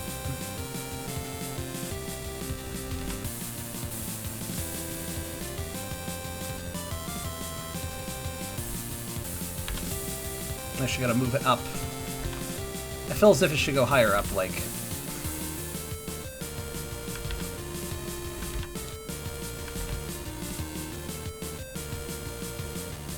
like that. Doesn't it feel like it should be covering that part? I feel like it should be.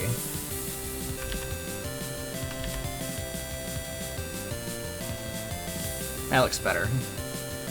Maybe put that part down a bit. Yeah. Actually, like, maybe...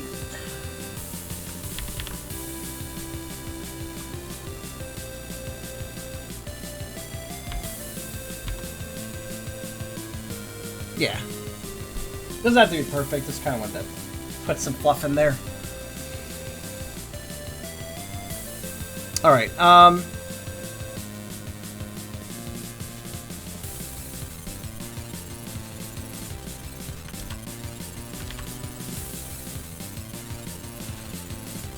it would be an interesting panel of sorts. Yeah, the discussion thing? I think so. Have you read that, Guan? What Spotted Squeak put out? Because it's really interesting. I think a lot of people who are interested in Vore or even new to Vore could maybe benefit from reading that. Or indeed having it read to you on a stream and YouTube video. I already made thumbnails for it, too. Like, I'm going to do it. I'm just thinking maybe I will do it on Tuesday. That seems like a good day. At the very least, start up the stream before going to something else. That is to say, Tuesday could be a Playing by the Pound stream, since it kind of is relevant. Those discussion pieces are not technically Playing by the Pound material. They're a bit different. They're not me playing a video game. But they're very much on the same wavelength of Playing by the Pound, since they discuss Vore. I actually went to a hell of a lot of effort. with the thumbnails. I took the... So each of the 4 discussion bits that Spotted Squeak did. Spotted Squeak's an artist, so they actually drew art for that as well. They drew art for each of the articles. It was black and white, and I colored it. Well, part of it for the thumbnail that I made. Thumbnails that I made. I'll share those in a second. As soon as I figure out what the hell I'm doing right here. I think I want to, like... I do want it to curve. What do I want to curve to? I guess it kind of wants... yeah, okay. Hold on. The line... The random little line that exists is wrong. There we go. Okay. I want to curve like this. There. Good. And a little bit like that before disappearing into the fluff. Excellent. Okay. Sometimes the best lines to draw are the lines that you don't draw. As in to say, I'm going to move this line into here so I don't have to draw any more lines. It all blends together at that point, you know? God, what a fatty. Look at this little, like, fat bit over here. His belly would be fun to rub. Yeah, there. Let me add a little bit of a... He could have moobs without even having... Well, he does have mammary glands, technically, of sorts. I don't even know if they count as that, the things that produce the damare. How do I forget how to say that word now. The nectar, to put it simply.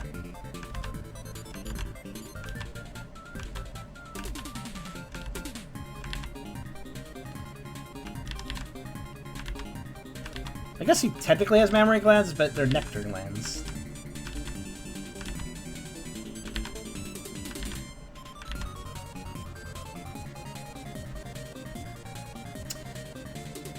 I shared them in the Discord server because I was very proud of it. It took a lot of work. I spent an entire day on those 2 thumbnails, so I was like, I'm proud of these and I'm not sure what I'm using them, so I'm going to share them.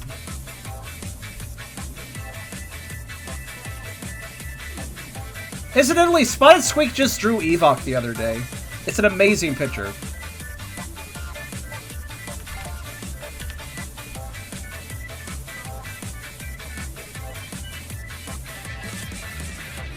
Yeah, I'll share it. I'll share it in a sec.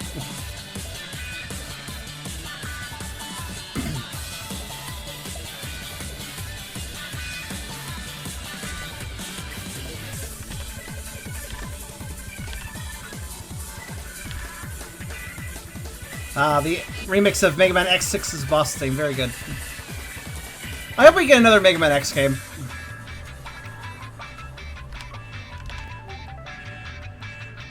I want an excuse to play some Mega Man X on stream.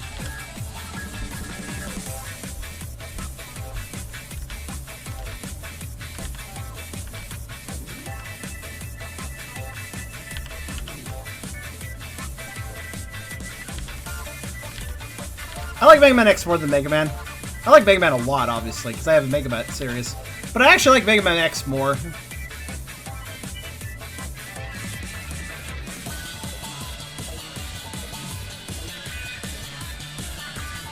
Axel's cool. I like Axel. Some people don't like Axel. I think Axel's fine. I think I like him. I like what he brings playstyle-wise. I think I like his character. I like the idea of kind of an upstart, you know, hunter, not as established as X and Zero. I mean, heck, if me and Car ever do a Mega Man X D&D game, the whole idea was upstart hunters. Slash, the main characters might be granted Mavericks if they don't help. Basically, you're somewhat considered a Maverick, but if you work for us and do what we say, then maybe we'll let you not be a Maverick. Because remember, honestly, there's some corruption with the whole X series. The ability to be, like, it was introduced in Mega Man X4, the idea that maybe Maverick branding was actually kind of wrong sometimes.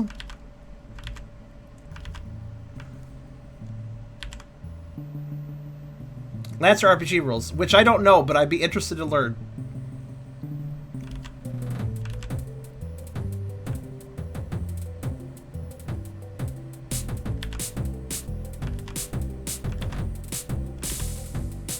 But I was just really hyped on the idea of like running a Mega Man X themed, like, or not running, but being in a role-playing game themed around the idea of taking down just smaller scale.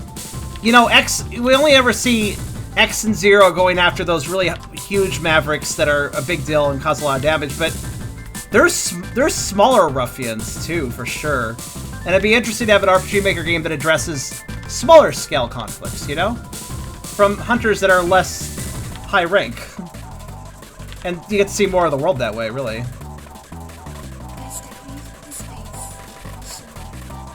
Hell, I have a music folder that just haphazardly has a bunch of Mega Man X-ish music. For the sake of maybe that game if we play it, because I mean, I collected music for Pokerol, so I was kind of like, oh, I should collect music for this too, I suppose. So occasionally I find music and I'm like, I'll add that to this folder.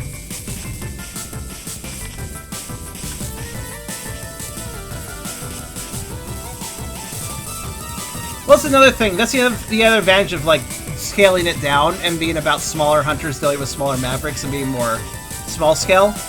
Yeah, the story can be a bit ridiculous in Mega Man X. But if you scale it down and get away from X and Zero and stuff, you can have your own little stories, you know? And for those that don't feel like the X series hasn't had a good story, not a big deal. We're more enjoying the world, not the exact story of Mega Man X, you know?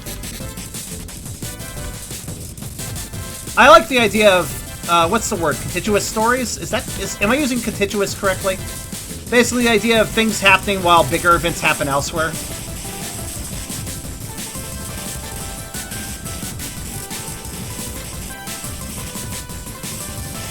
Particularly, I plan to send you guys out the prototype space colonies on other worlds. You just have that sounds actually really reasonable. I like that idea.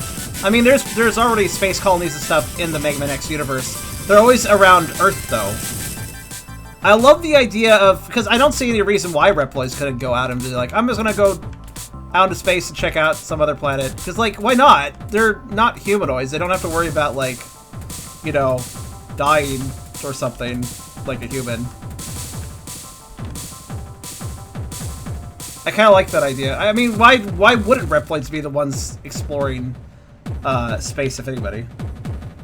I don't know the timeline of the X games very well. I think, if I recall correctly, Car, when we were discussing it before, I think we kind of decided on the game taking place between X2 and X3, if I recall.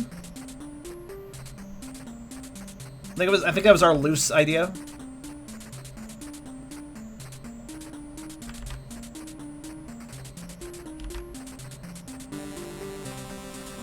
We definitely wanted to do it before the space colony disaster and stuff, where the world becomes post-apocalyptic. I think the setting would be a lot more interesting pre-apocalyptic.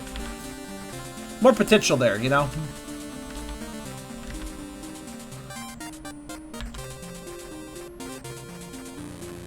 Also, yeah, the X games are technically in chronological order. With the exception of the little hiccup that it can be confusing for some people, where the game was, what was it? Was it supposed to end with X6 and then, lol, nope, it didn't end with X6 because Capcom wanted to make more games, so the ending for X6 was kind of retconned a little bit in X7, effectively.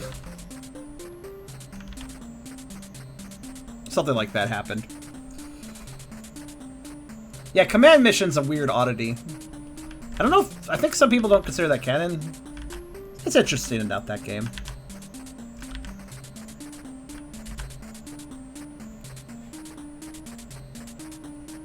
I feel like we just split for the timeline to an extent. I mean, why not? Mega Man's already done that anyways.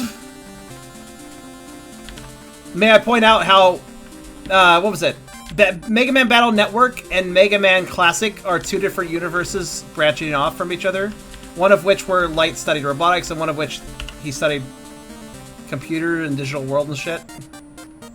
One of where Dr. Light made the internet, and one of where he made robots. So actually, yeah, the Mega Man series is already no stranger to the idea of a timeline split. I see no problem with this.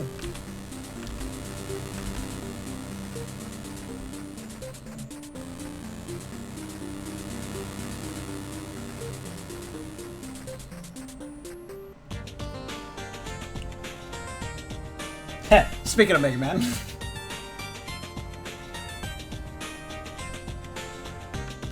Oh, I forgot about this. This is actually a really good Genesis Remix collection I have here.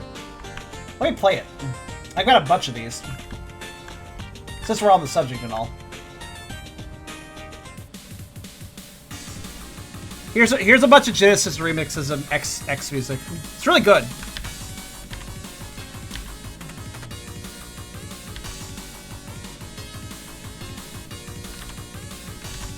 Sloshy Belly. Oh man, this Tum is really pretty, isn't it? I just like this Tum. This particular panel's Tum is just it's just so cute.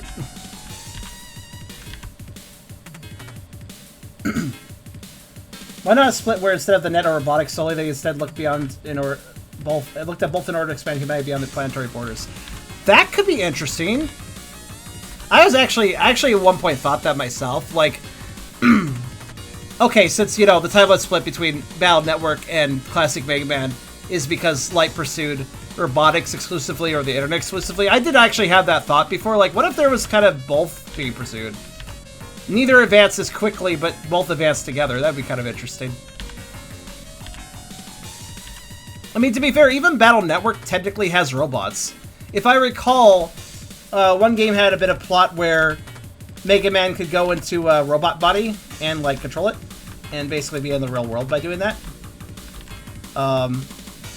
So, there's still robots even in Battle Network, they're just not very far along.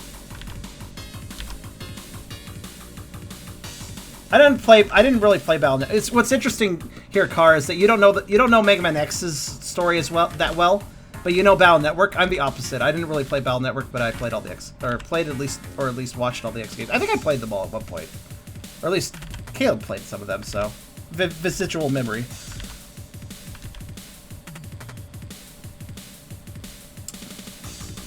Oh, hi there, Tiny. We are drawing Baadan the Balukath.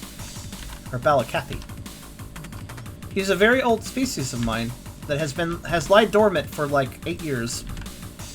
And nobody really knew about him in the first place because when I introduced him I was a lot less popular. I wasn't streaming. I was just on FA, being a furry, and some people knew me, but not a ton at that time.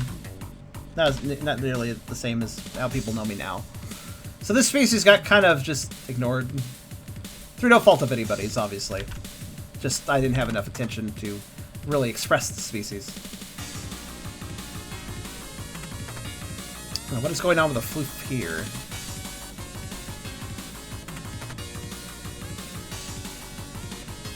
Battle Network games might do well here at some point. I did actually play that one fan game demo, that Mega Man Battle Network, effectively sequel after latest one. I don't remember, Chrono X, I think it was, or something. Quite a good game, actually. Oh, give me a second. I'm trying to debate something. Okay. I'm like debating how I want his floofles to work. Oh, by the way, this is also a Vore picture. Look at that throat bulge.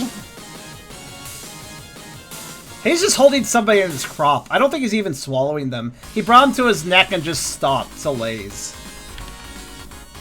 He's just holding him in his throat. That's great. I love that. That tongue. The tongue indicates that he's just holding it, because that tongue wouldn't be in that position if he was still swallowing. So he's just holding him there. He's being playful.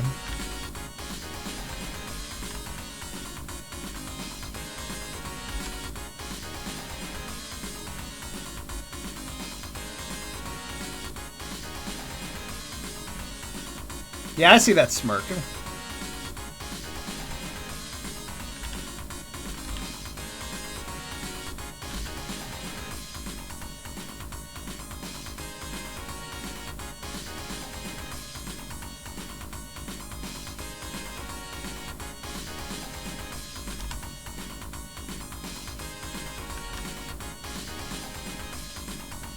Fun fact for anybody who joined recently and wasn't aware, Baadan is actually blind, so...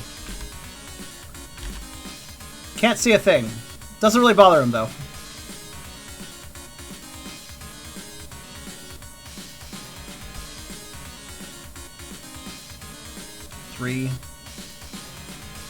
4, 4. Actually, I guess there could be a... No, I guess kind of. There's another one. So I just realized, like, I was confused about his digit number in this picture set. Might have a claw there.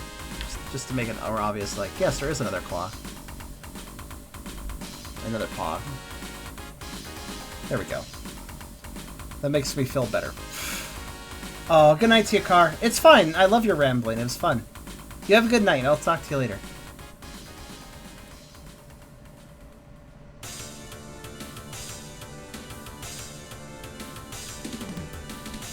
Is this music kind of quiet, by the way? Could just be me. Maybe I need to turn it up on my end. If Pokeroll ever takes extended pause, we can try starts. Yeah, honestly, sounds fine to me. Good night to you. You sleep well, mommy.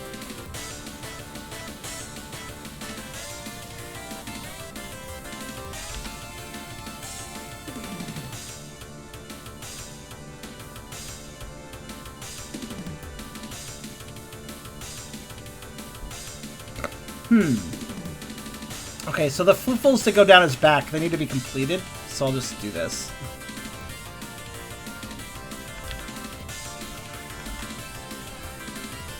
Oh wait, actually... Do I want... Actually, no, they would go behind his back. My throat hates me also, apparently.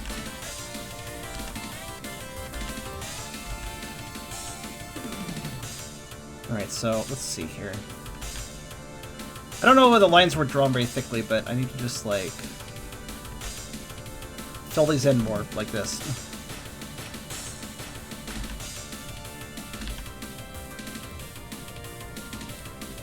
Line work is boring. That's why I don't like doing it, really. I want to put some... I want to make the picture pop with color. That's the part that's fun for me. Line work is boring, but very necessary.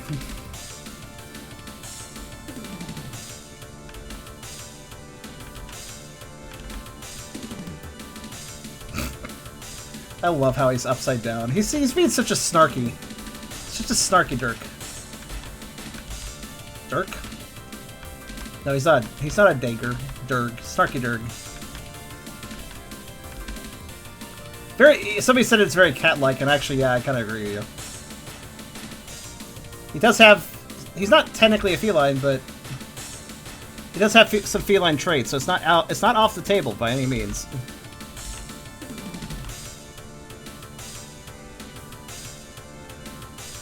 Are you ever going to do a mukbang stream? So I need a better setup for that.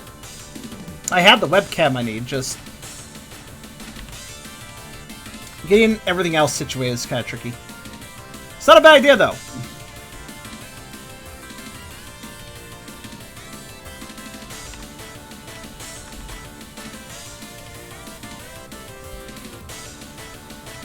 Something perhaps worth considering.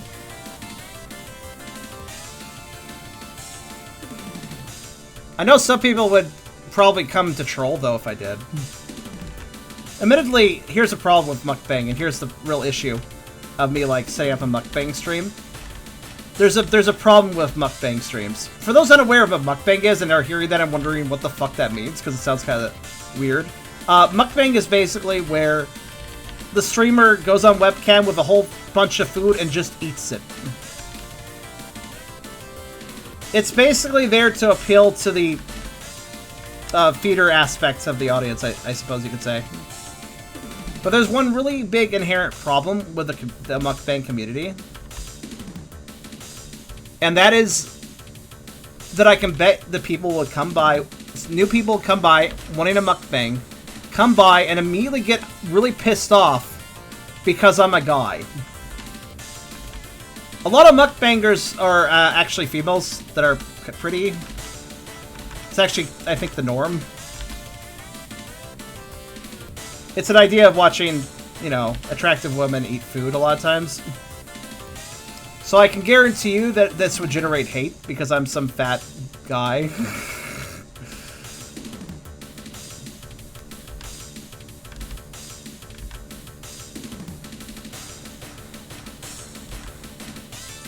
Personally, I think being a fat guy makes it better, but you know. Oh, it would get ASMR. That's kind of part of the... Mukbangs are partially ASMR based. Typically, the mukbanger won't even talk. It's all eating sounds, nothing else. I think I would talk, though. I'd actually make it a chat. So not too different from how I eat normally on stream sometimes, but with the exception being that I'm actually showing the eating. Oh, yeah. No, it's... Twitch, unfortunately, has a bit of a community that is very much dominated by one gender. Such as, like, just chatting channels, like we were discussing before. I do like them, I respect them as a general thing. But some just chatting channels are really just a thinly veiled excuse for a woman to appear somewhat, like, in their lingerie or underwear or whatever. Not, like... They can't be really blatant about it, but they can be coy about it and be like, oh, I'm just going to do my exercises while we have a conversation. This is just a chat. By the way, you don't mind if I bend my butt over towards the camera, right? I'm sure that's fine. I mean, you guys are here for the conversation, obviously. You know what I mean.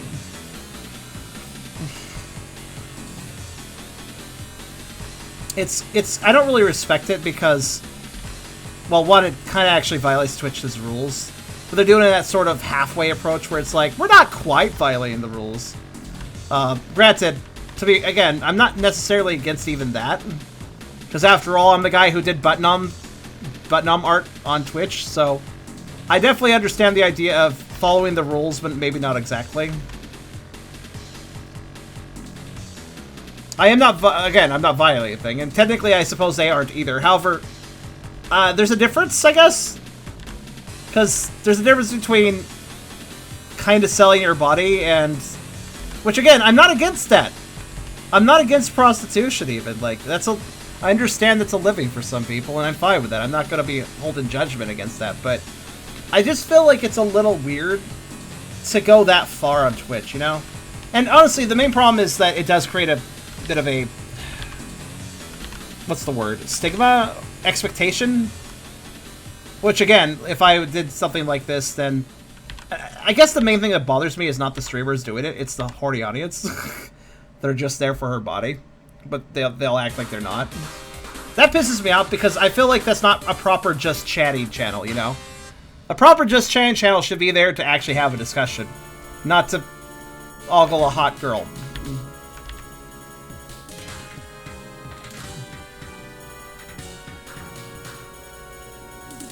Our girl got banned in Friday stream, but, like, from the front butt. Well, I didn't need to know that, but fair enough.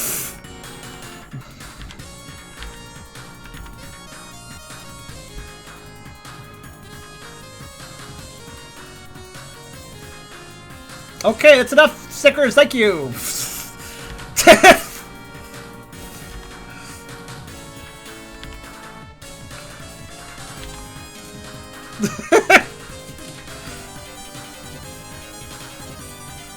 Look, I might draw creatures getting slurped up by butts, but I do have a gross limit. I actually have a high tolerance, but there's a gross limit I have for the stream.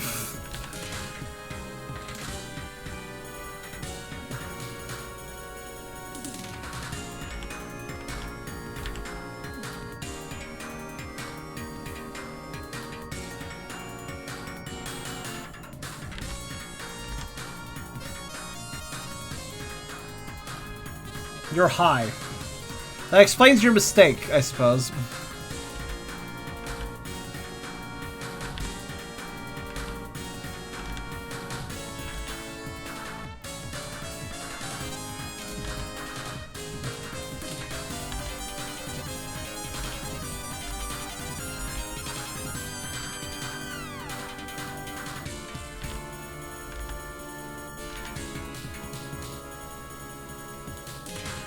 Oh, thank you, Ark.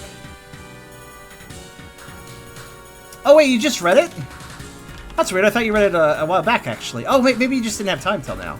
Well, thank you for reading it.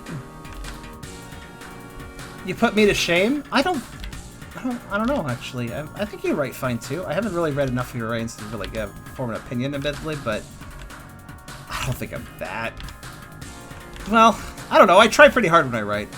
Writing's really hard. I have to get my muse into just the right position to write. But if I can do that... Oh boy. Writing's the hardest creative activity because it's hardest to set up for it. But if I can manage it, then I feel like I do a pretty good job. I need to finish my novel for Kyria. I'm going to try to do that during my vacation, actually. So I was writing him a novel. It's not been done for... he's been waiting out for like a couple years now. He's okay with waiting on it. It's not a big deal. But... especially considering how much work I'm putting into it, it's literally a novel, so... novels could take a while. In my case, it's because I haven't had time to work on it, but... when I have worked on it, though, I literally... I think one day I spent 16 hours straight writing, with basically no breaks, because that's how immersed I was into my activity. I go fucking hardcore when I write, man.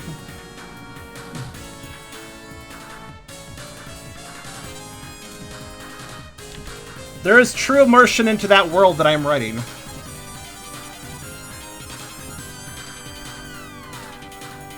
How?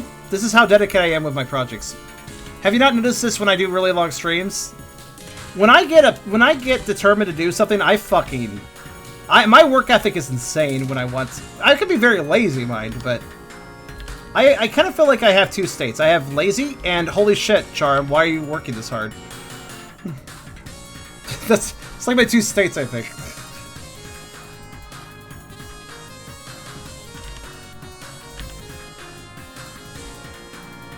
I do have a middle ground. It's just, yeah. These are two states I run into quite often with myself. By the way, I think we might be done. If you guys see any poorly connected lines, point them out to me. I was gonna say right here, but actually this is just a marking. So I'll just actually do that. There we go.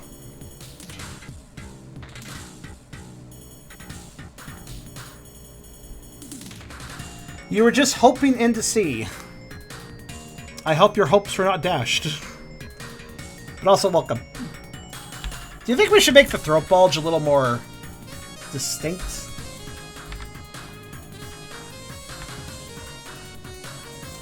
And Ark, you said you read part of it, but this is the first slow read-through. Fair enough. It is a fair bit of writing. Honestly, it's one of my shorter writings. The story for Sigrid and Yonder is one of the shorter things I've written. I'll be perfectly blunt. I don't write short, typically.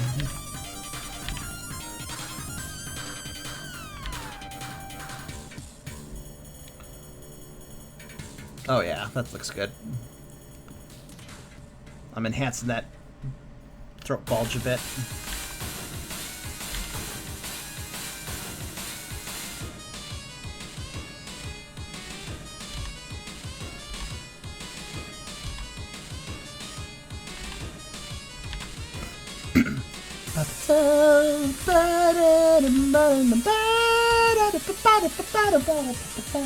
I don't like this song that much. Will Gator's stage is not the best music. That being said, it's still a good beat, kinda, even if it's not the best thing in the next song.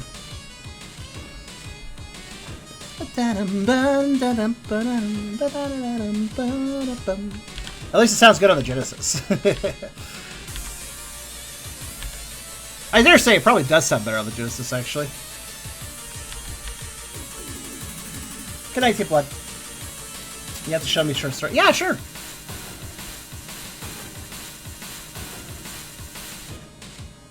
I'd be curious what you can put down.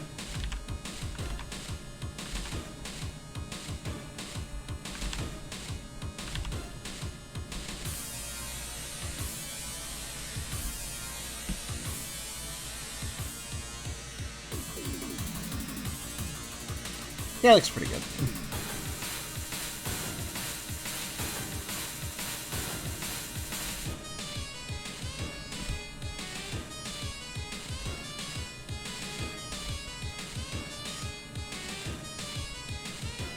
Just to check something. Yeah, that's right. I messed up earlier with my coloring. I thought so. I didn't even notice until just now. His lower jaw is colored, you know, cream, and I forgot this.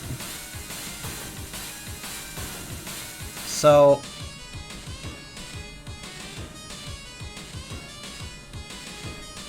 Whoops, that's not what I meant.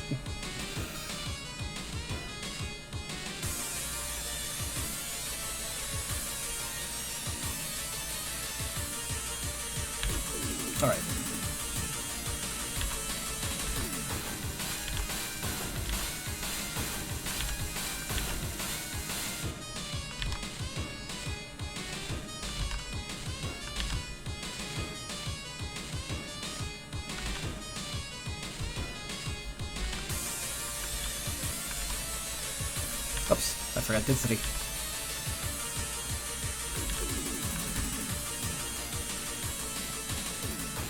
That'll do. That'll suffice.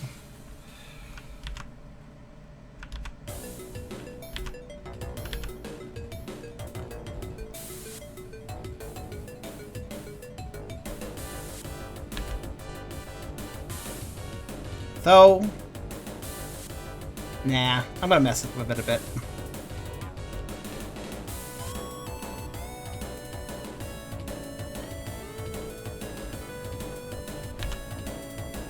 Because it would look better if I gave a little bit of a curve to that area. Yeah, that's better. Now how should this curve down? I guess...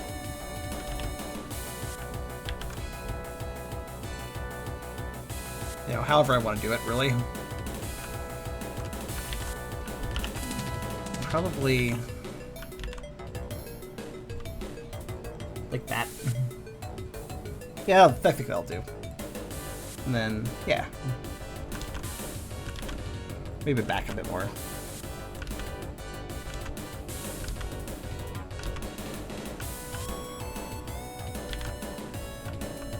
There we go.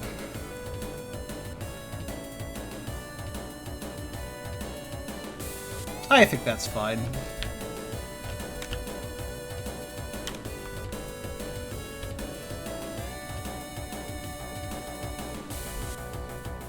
Also makes the fact he's eating something a little more obvious. Okay, that doesn't show the lower jaw, so whatever. And this one... well, this one just requires...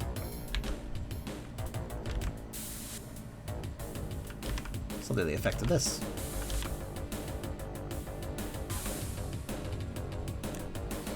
There we go. And just to make his grin a little more obvious, I'll just upturn it a bit. Or rather, downturn it since he's upside down.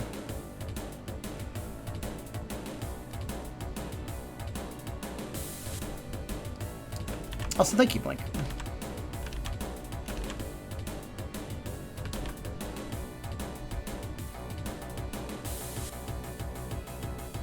Yeah, I like that.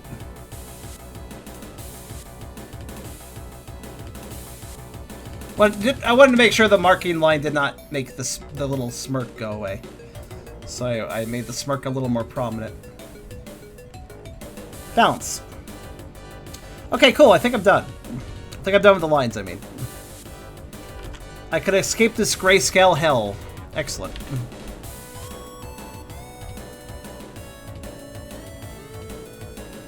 Yeah, that looks pretty cleaned up. I think I'm good.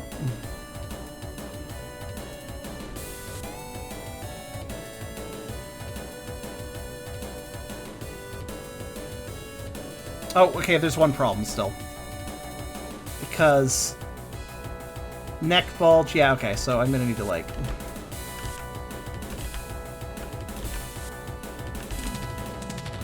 as this section of the throat is a different color than his shoulders, it's important I create some sort of... even if it's light. Maybe I will, maybe I do want to make it light.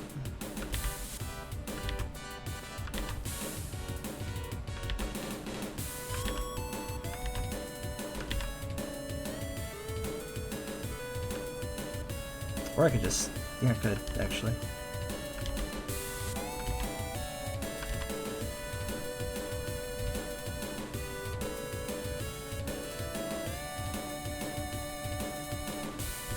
How debatable.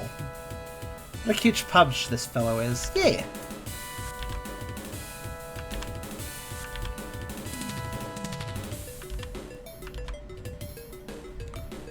I'm just debating a few things. How do I want to do it? Actually, yeah, I think that works, what I just did.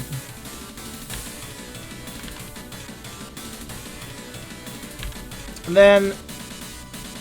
shoulder line is like... oh. I don't know, actually. I guess something like here? Just need a little line. Nothing too crazy. Yeah, it seems about well positioned, I suppose. Actually, you know what? With how much his belly flumps out over here, Maybe it would be better if I actually gave it a curve like this.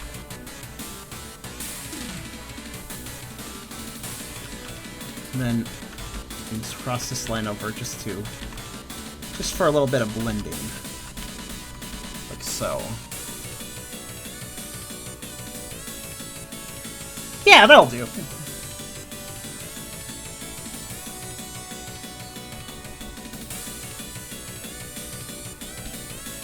Some implications can be like the line, this throat line kind of does like a bulge through this section, and then there's a big floofing out that happens around here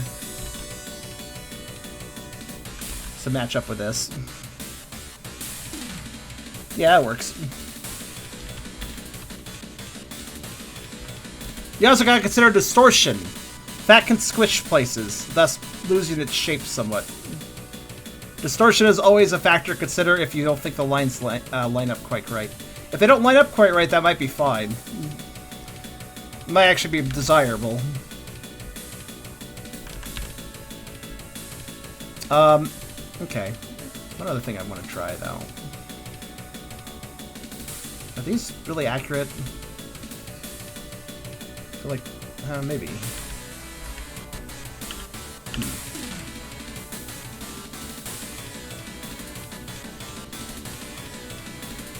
I feel like these lines are bad, so I'm messing with them a bit. A minute.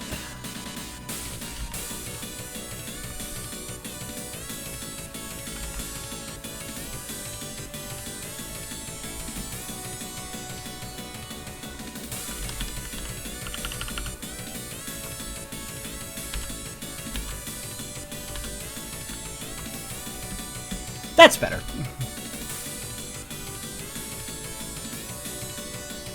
I don't think there's a perfect solution for this section, but that looks more appropriate.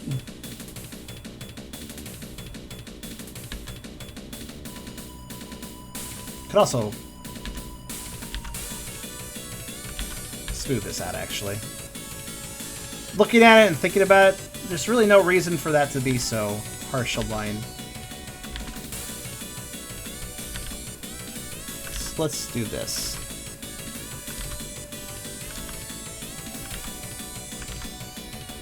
I want to get a little curve. It's really just a little subtle curve. Like that. Yeah. Close to that, anyways. There we go. That's probably fine. There's not really a perfect solution for that section without redrawing it a bunch, but I think I'll just do that and call it good. Okay.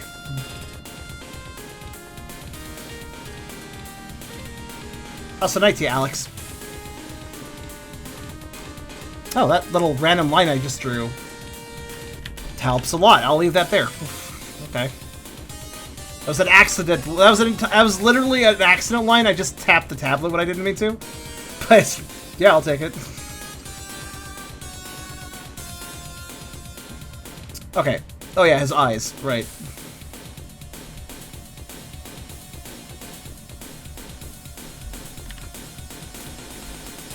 Just because he's blind doesn't mean his eyes can't express anything. Ooh, I like that. He's kind of looking towards the viewer. Again, he can't see,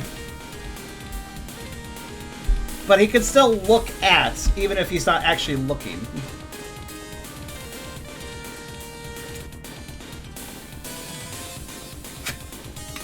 And with his sense of hearing and scent, he can absolutely turn his eyes in the direction of somebody that he knows is there. In fact, he probably does so on a regular basis. Maybe not all the time, but if he wants somebody to acknowledge that they have his attention, he would probably do so, because he's aware that the eyes are basically something that a lot of sight-bearing creatures use to see what something is focused on. So he'd probably use his eyes for the benefit of others to know that he's paying attention to them, basically. So in this case, if he wants to be all snarky and let the view and make sure the viewer knows that he's going to look at him.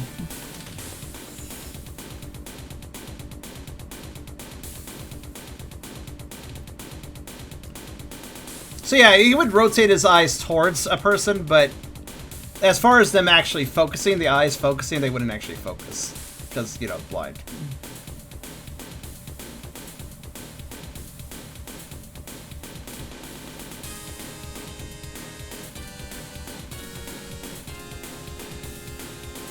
This is a good boy. I'm glad I added the lines. It actually added a bit to the personality of this particular... I'm glad I added the lines because that made this better, basically. Well, definitely you could say that about all of them, but... especially so here, I'd say.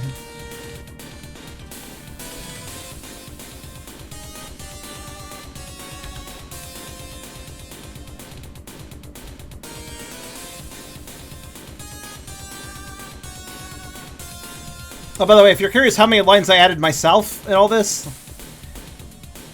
This is all my lines. It almost looks like one of those connect the dot puzzles now. Yeah, I drew enough lines that you could see his shape in all three.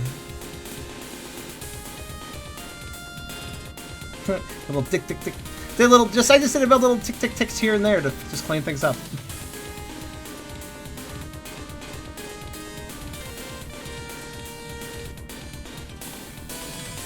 All right, cool. He's cleaned up. We can work on him now, like color-wise. Good night, Pup.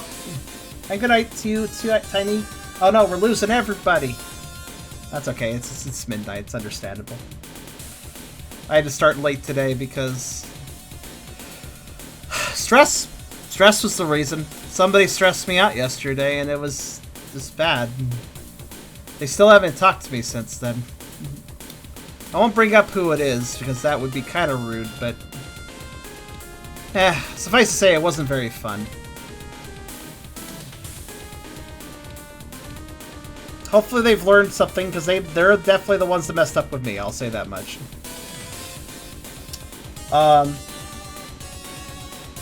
Yeah, honestly, I just keep having, like, these really downer moments where something happens, and then I stress out, and it kind of sets me back. I'm actually still trying to recover from a nasty thing that happened a few days ago that caused me to change my profile image on Discord and kind of reset myself a bit because it just messed with me so much. I plan to fully recover by now, but I was hoping to just let the stress lop off by now, but unfortunately, this person kept the stress going, basically, so I wasn't able to recover all the way.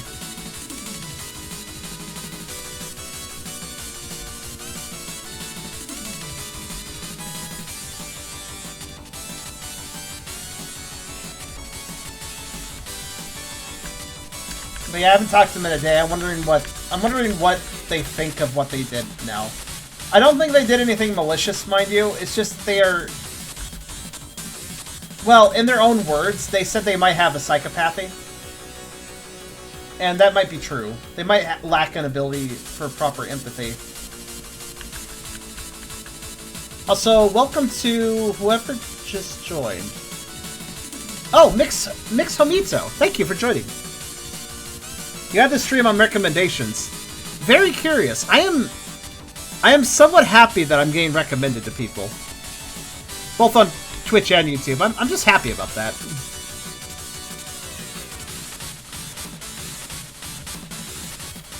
I'm wondering, I somehow managed to get these algorithms to go, well, this person does weird-ass content, but you know, we'll recommend him anyways.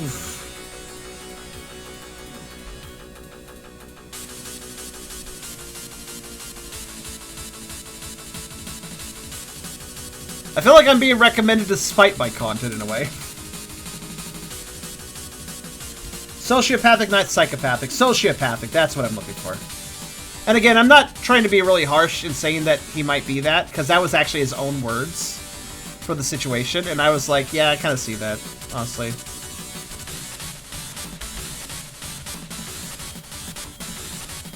Well, that's not what I said, but that's what I was thinking. What I said to him was... I didn't say much, because I was trying to not say the wrong thing, because he was upsetting me so much.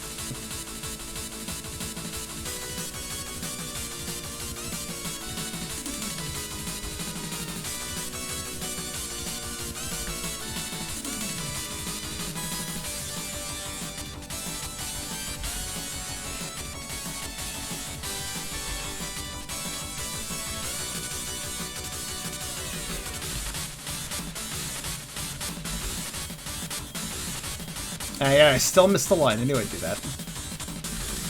I still missed some lines here and there I could have added. Whatever. Whatever. Most of them don't matter, just a few I noticed. Alright.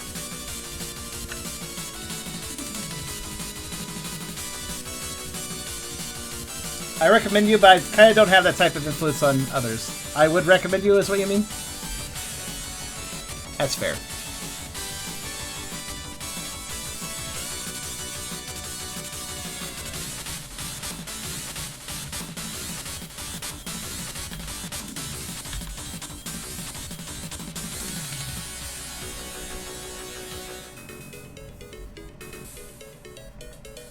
This song's underrated.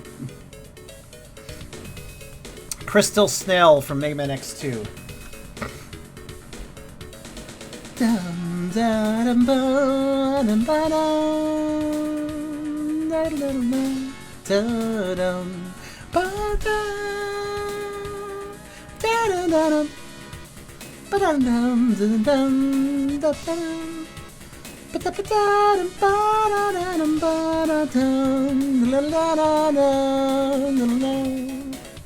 Always liked this song a lot.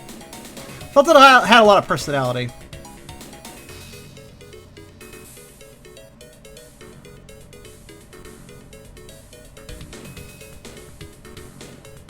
Well, I appreciate you guys trying to recommend me to people.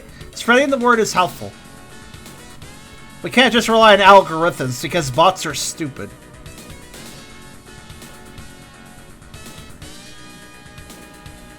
So, Mix, you like watching people draw and helps me learn drawing. Yeah, it's fair. That is a good way to get a few techniques down. Seeing different ways, and plus the artist can explain how they do a thing.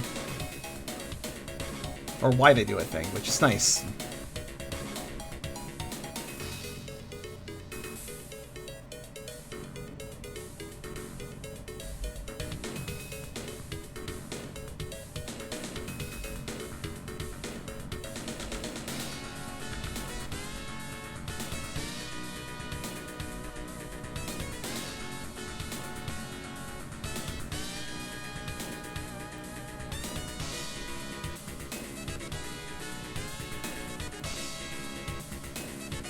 Can't rely on the algorithm, especially a poke roll. Well, you can, but it may be to your detriment. To be fair, we don't really understand what the hell is up with the algorithm. It's clearly not a cut-and-dry villain.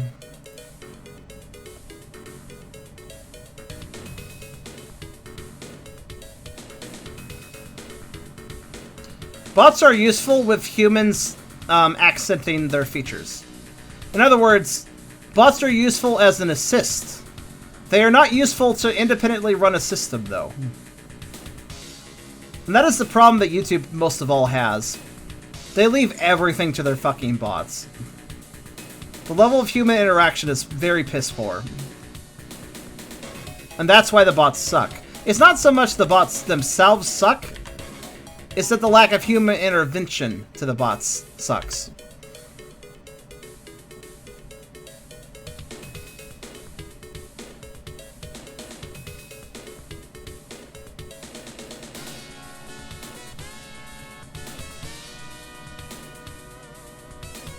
And Google certainly has enough money to hire people for this. Yes, it would be a big job. Yes, it would require quite a few hires. But I do believe the entire reason that YouTube runs entirely off of the whimsy of the bots, and to get a human person involved requires like legitimate effort. The whole reason? Because it costs less money for Google if they don't hire as many people and let the bots run things. The problem is that bots have come far enough these days that greedy, stupid corporations who are short-sighted, don't care about the end-user experience, and also don't care about the errors and such this introduces, can go, I could hire an employee for this. I'd have to pay them a wage and give them a salary, give them health benefits, give them raises now and then, possibly have to promote them and pay them more. Or I could have a bot do it, because I don't have to pay a bot anything. And that's the problem. The problem is not bots existing or even being used. The problem is greedy corporations going, I could save a few bucks, remove removing the human element and just using a bot. It's like, no, that's not how bots should be used. Bots should not replace people. Because, as they are demonstrating, they are not good at replacing people. Bots cannot make judgment calls. Like humans can. Like sentient creatures can.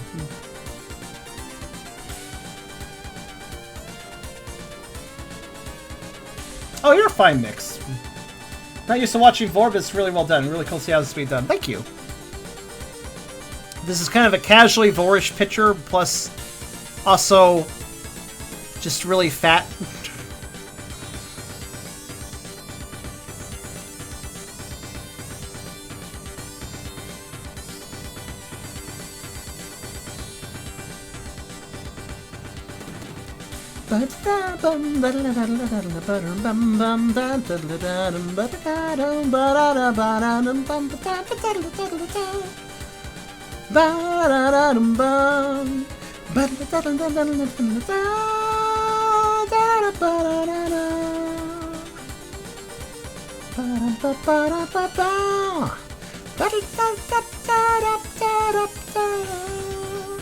I wonder if anybody's put Mega Man X music on Guitar Hero to play on Guitar Hero and such. Or Rock Band.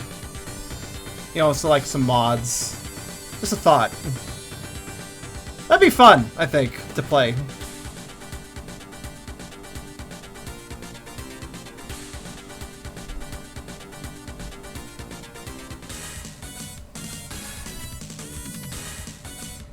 Is that a challenge? I mean, just a good idea, I feel. But, okay, sure, it's a challenge, then.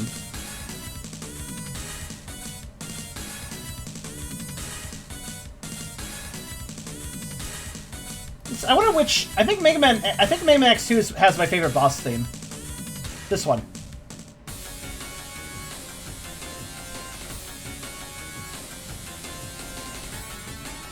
I think this is my favorite Mega Man X boss theme.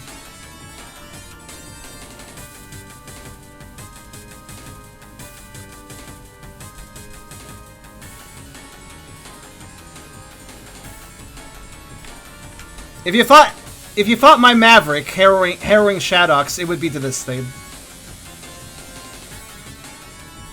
In other words. Ooh. I think I just made a mistake. Yupper, I did. It's not a huge mistake, but... I had the paint tool selecting all layer, all image, not good. Not what we wanted. That's okay, though. I'll just fill in the little bits.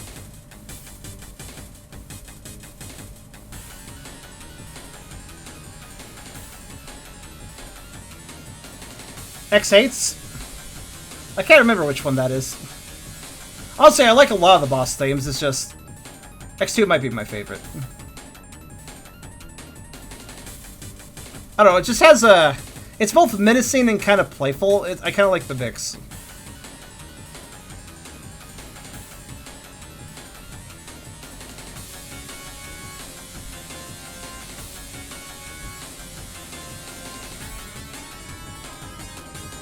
And just has a good melody.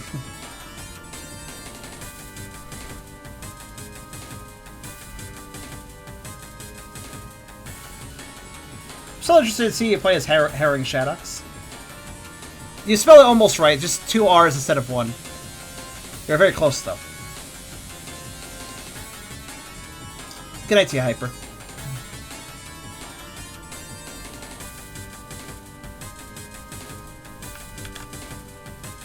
Clipping. You click the little thing that looks like, it's in your video bar. It's right there in your video bar. I just don't know what it's called. It's a little clipboard thing. The thing that looks like this.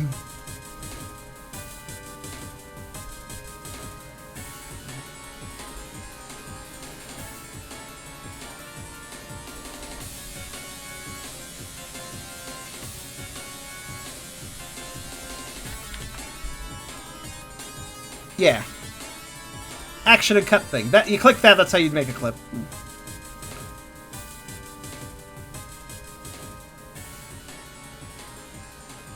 There is an actual name for that thing. I just don't remember what it is called.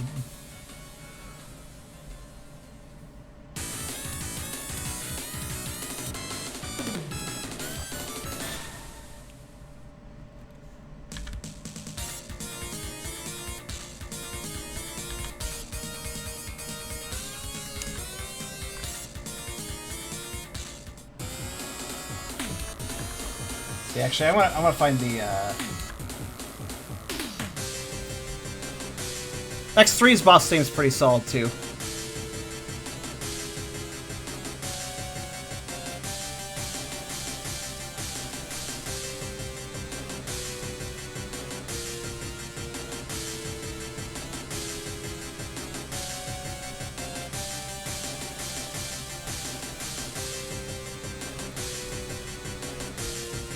Clapper? Don't think that's a word for it, but it makes sense. Clapperboard? Oh, it is. It is a word for it. Okay. Fair enough. It's an antiquated device. I don't think it's actually used anymore. Maybe it is. I don't know.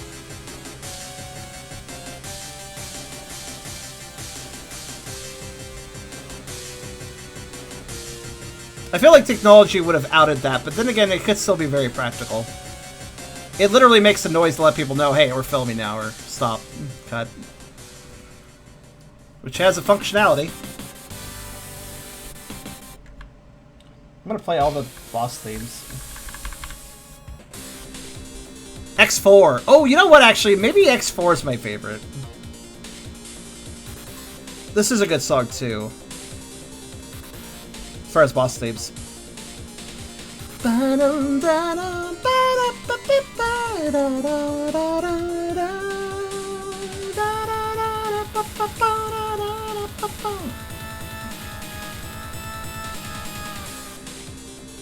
Depends on which one you... Depends on if you want something more menacing. I'd say X4 is more menacing.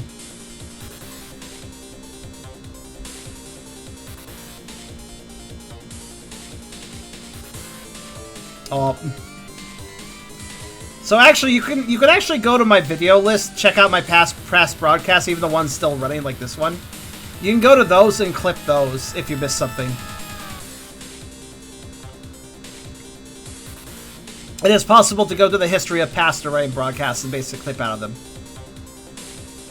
Yeah. Or just check the VOD, that's another way.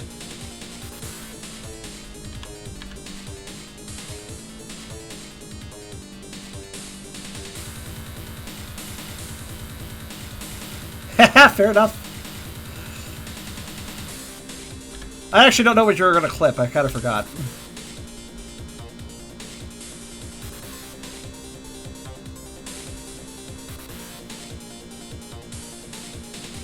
Sync up audio and video. That makes sense. That actually makes a hell of a lot of sense.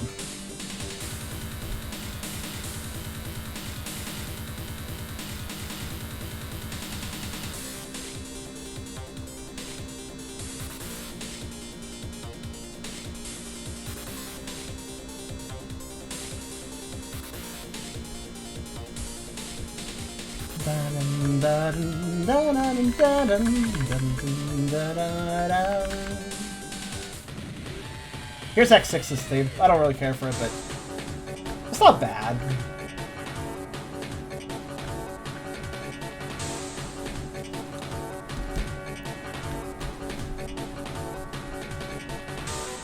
I just never felt it quite had the right rhythm for me. Also, on the subject of music, I'm actually going to pull up something.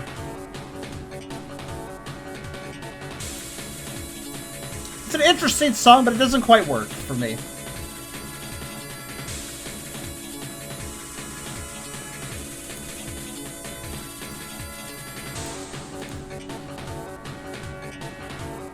Alright, I'm going to play this now.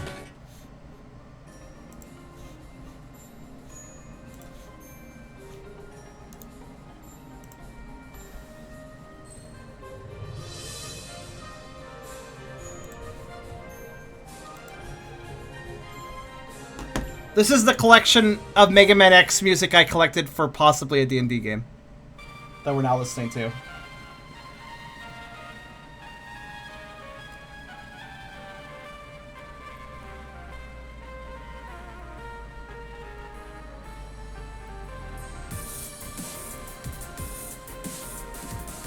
This sounds like one of the stage themes, I think it was.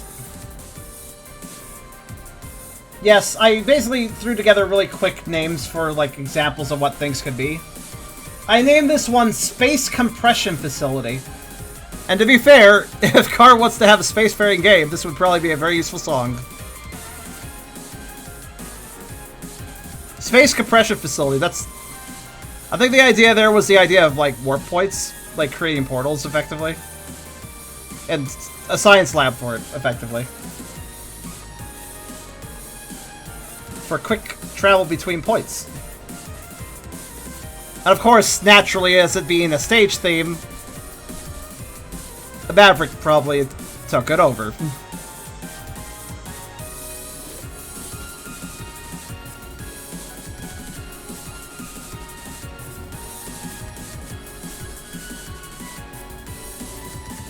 So, for this Mega Man X D&D idea, I basically kept to the energy levels of the actual X game, so the stages will sound really, well, excitable, like this.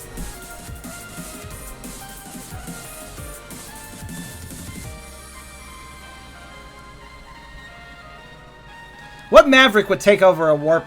What Maverick would take over a facility like that? Also, herpity derpity derp. I messed up and didn't do some lines. Oh well. Let's see. It's fine. Just need this one here. I knew I was going to come back and go like, oh, I missed the line. This is a really obvious one. How did I miss this one? Actually, I kind of don't like that. Let's,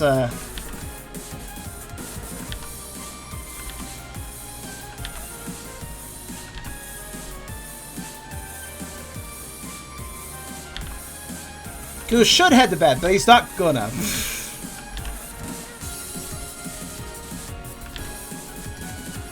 There we go. Bum. Bum and tell. He's got some thighs, man. It's good. If you guys need sleep, go right ahead, but if you feel like it doesn't matter that much, then yeah, feel free to stick around. Enjoy the Mega Man X D&D music. I have quite an album built up at this point. Some of it's original, some of it's remixes.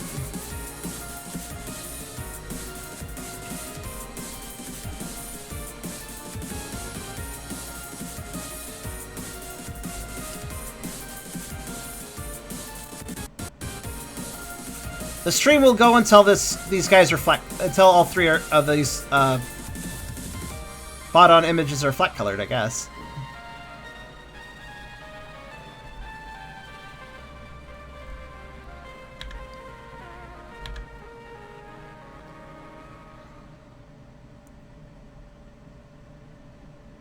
What's next? Ah. Well, the remixes.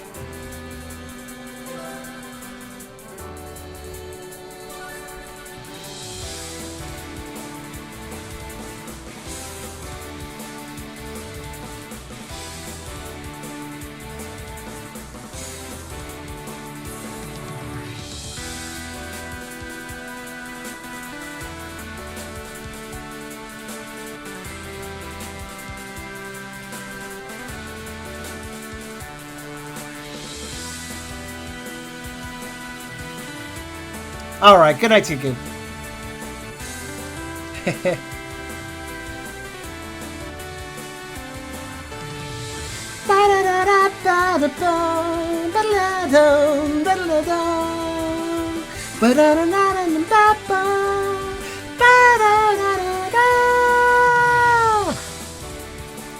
All these songs are good though, and worth singing to.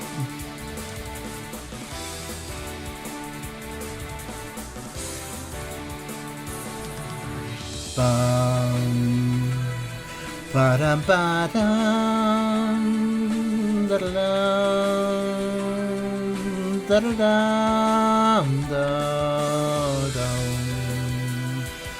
ba-dum, ba-dum, Ba-da-dum-bum, da-da-da-dum, ba-dum, da-da-da-da-da-dum, ba-da-da-dum, da-da-da-dum, ba-da-da-da-dum, ba-dum, da-da-da-dum-bum.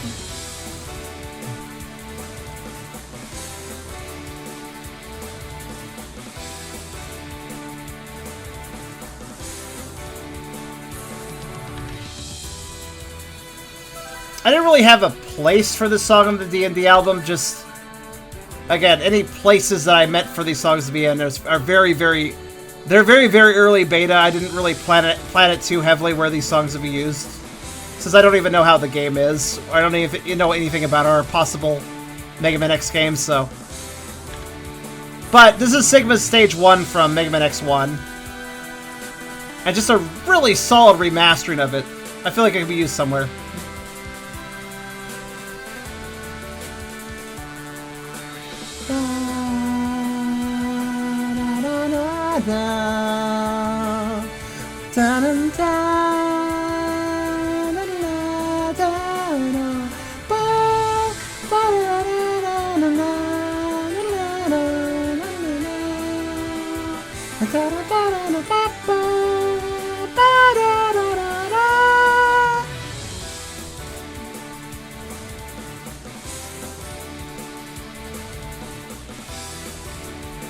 I think the story will be quite interesting. I feel like it'll be stage-based, but have development over time. I had a few story ideas just while I was finding music. Actually, there's a few very interesting songs that I feel tell a bit of story with its music. Like a few songs that don't just sound strictly Mega Man X-ish and actually kind of feel like they have some unique flair to them as well. Not that there's anything wrong with songs sounding Mega Man X-ish. Of course. I feel like blending traditional elements and more experimental elements for the music is always a good idea with a soundtrack. If everything's experimental, you can't really grasp any of it. But if everything's what you expect, then it becomes boring. So it's good to mix it up. Ooh, this one.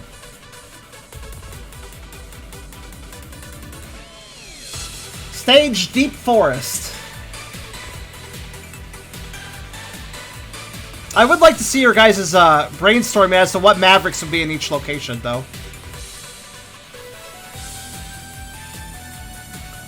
This is actually a remix of Mega Man ZX's Floating Ruins, but basically made to be more, well, Mega Man X-ish, actually. So it's perfect.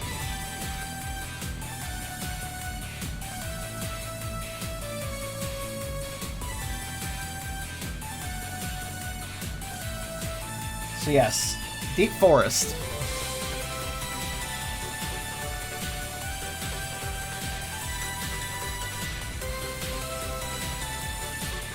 Yeah, a lot of Mega Man music is very good. Capcom has never skimped on the music.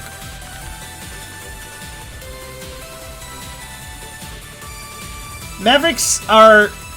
well... Mavericks usually take over an area to do something nefarious. So they often take over areas or places that make sense for their skill set and abilities. Like that one neurohack Maverick that took over like a chip processing plant, basically. Oh yeah, just because the game won't focus on Mega Man and Zero doesn't mean that they wouldn't possibly show up. I mean, why not? So have Zero's theme.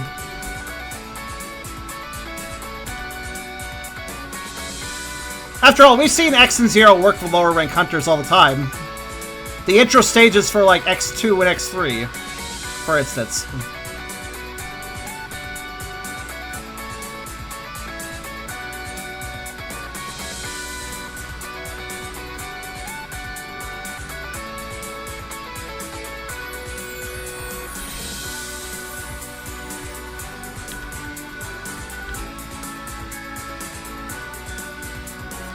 Like, running them at a Hunter HQ would make sense, basically.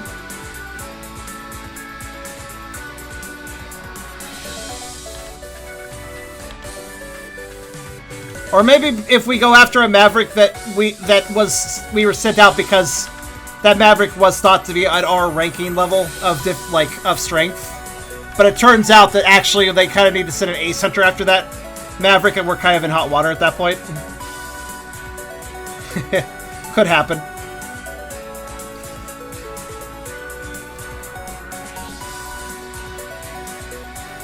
Effectively, we would have to be rescued.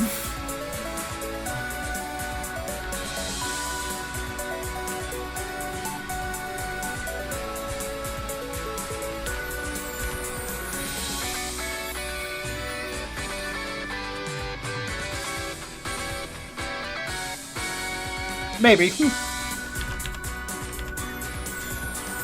Honestly, if it was Zero saving us, that would be an interesting... That would add some tension, actually. Because there's one huge difference between X and Zero, especially earlier on. X is usually, when he fights some Mavericks, there's post-battle conversations in later games. When X has to fight Mavericks, he's usually like, oh, come on, can you stop doing this? Come on, I don't really want to have to, you know, destroy you. But Zero's like, alright, I'm taking you out. Zero is very... At least was, before he gained some character development. He's more like, you're a bad guy, I'm taking you out. There's not a lot of morale. There wasn't a lot of... It was very cut and dry for Zero. While X regretted having to do it.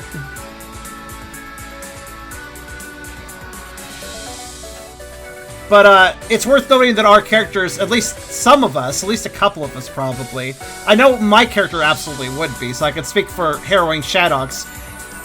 Harrowing Shadox is just kind of a creepy Reploid who was messing around with dead Reploids and dead Mavericks and stuff just to experiment on them. He wasn't killing anybody, he wasn't technically doing anything like murderous, but he was messing with dead bodies, basically.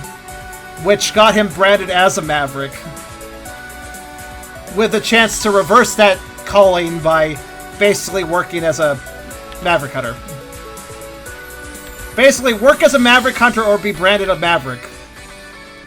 Not much of a choice. But anyways, I bet Zero would not like Harrowing Shadox. Zero would probably not really consider him worth, not... Part of Zero probably would take out Harrowing Shadox because he was already basically branded a Maverick. And he probably thinks it's nonsense that Mavericks are being allowed to basically redeem themselves by being hunters. He probably thinks that's stupid.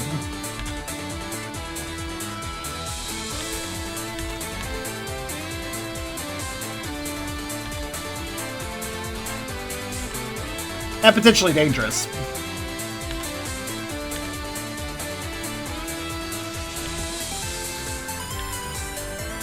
Oh, this song.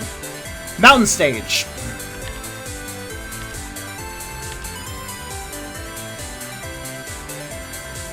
I mean, we're technically following the rules. It's just he doesn't like it. Like, we were told do this or be a Maverick, and we're doing that, so he doesn't have any reason to take us out, and he wouldn't, but he just wouldn't be very happy about us being in service of the hunters.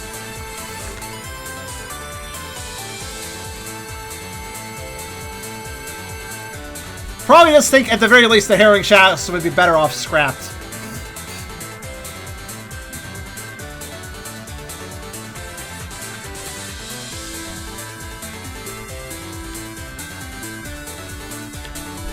Zero would also probably treat it less like a rescue mission and more just taking care of the Maverick we can't. And incidentally helping us in the process. Again, Zero's not an asshole, but he has a very cut and dry view about Mavericks. At least earlier on, before Mega Man X4 ended. And technically our game would take place before that, so... Also, this is Area B of Mega Man ZX. But also, it's a Mega Man X-style remix, so... Mountain Stage.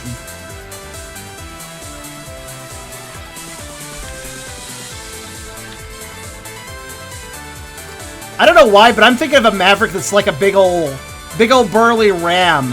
Like a, you know, like a Mel Sheep. A mountain ram. That's my picture for the Mountain Stage.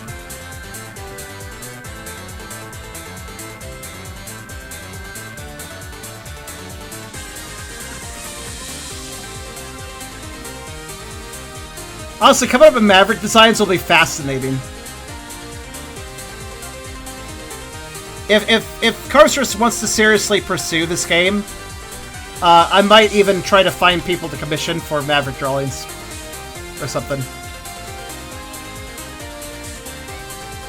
Because Maverick designs are cool to make.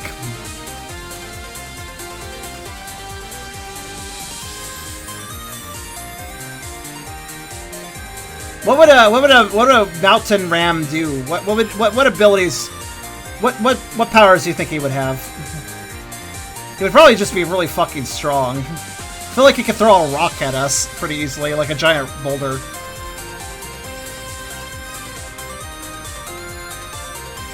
I'm not thinking poofy, fluffy sheep. I'm thinking, yeah, woolen, but like hardy and not to be trifled with kind of appearance.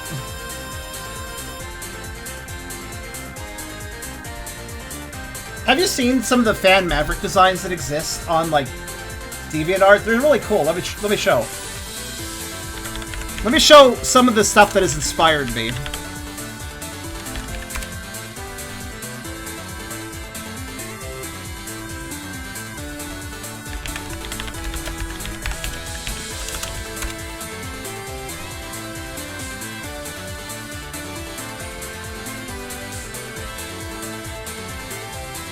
And then I found Alia being fat. Oh, DeviantArt. Like, that's the first thing I run into? Okay.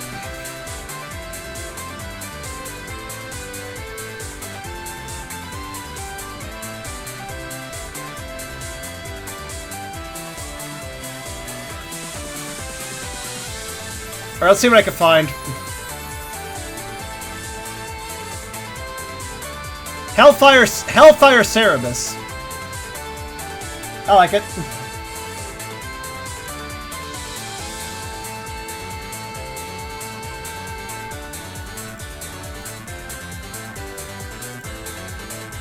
Lancer Dragonote.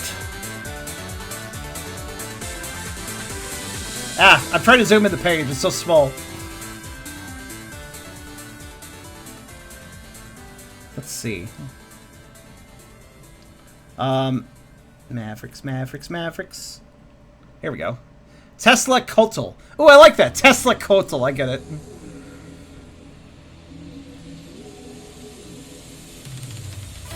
Oh, this song. This song is a boss theme.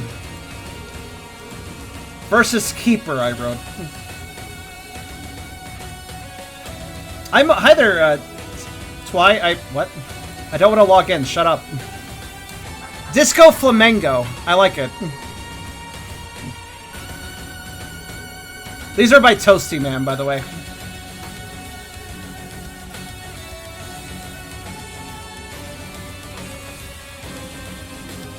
I use Paint Tool Sai, and then so I use GIMP at times too. Viral Komodo. That's actually really appropriate because the Komodo's bite is usually poisonous due to the bacteria that live in their mouths. Viral Komodo is a good idea.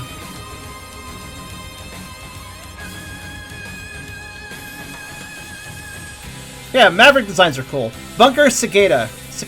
Nice.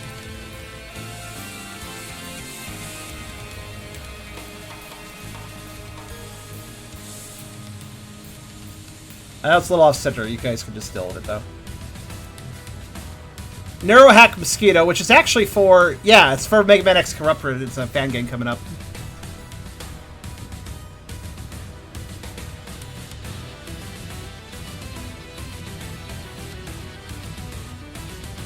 No, stop. Wow, DeviantArt really pushes the "you're not logged in, you should get an account."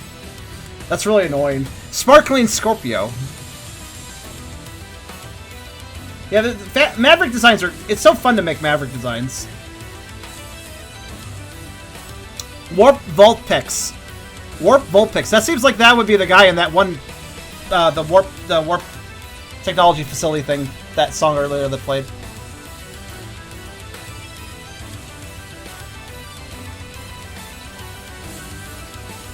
Force Starfish. I like that.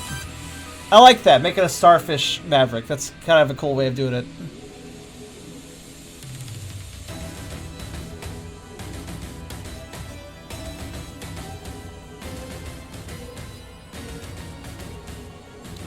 Hurricane Hotson. Not sure if that's based on. It's another Mega Man X corrupted enemy boss. A game that I will play when it eventually releases. It's been in development for literally years, so it might be a while, but oh, check this out. Stop it, DeviantArt's gonna bother me every, like, 5th page. Fury Megaloprion. I'm not sure what that means, but I like it. It's a bug. It's cool looking. Is it a moth?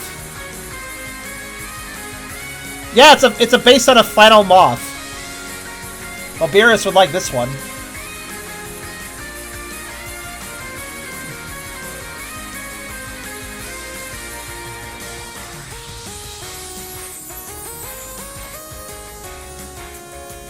Cryocerebus.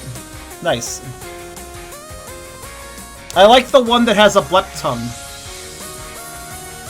The blep. Look at the blep tongue.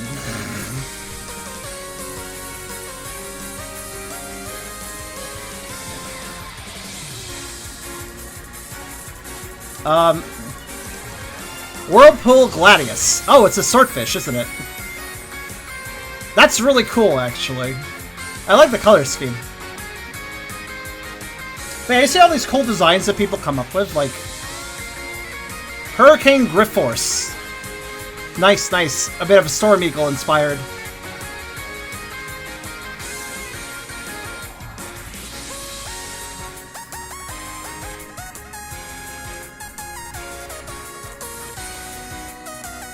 Stop, DeviantArt. Lightning Bolts Raikirin. What's this based on? Based on the Kirin, a mythical creature. I don't remember it. But I'll take your word for it.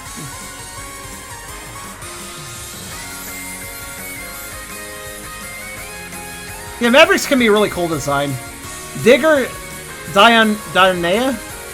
What is this? Based on Phoenix Flytrap. Interesting. But yeah, you see how it goes. Like, there's... Making Mavericks, there's so much potential for it. Spiky Locust. I like this guy. I like this guy's design. A lot of nice little details here.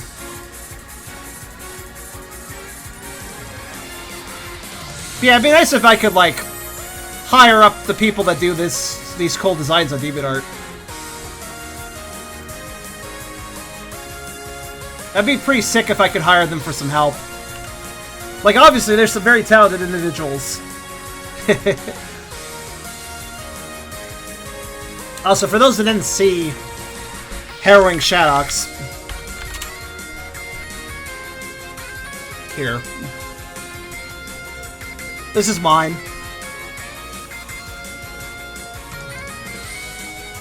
The Kirin's mythical chimerical creature.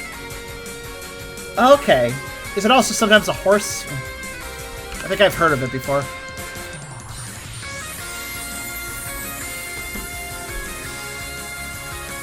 By the way, the current song is basically a theme. I would love it if one of those really good Maverick designer people redrew my Harrowing Shadows. That would be so awesome. I mean, Carsters did a bang-up job, and I think I colored it well, too.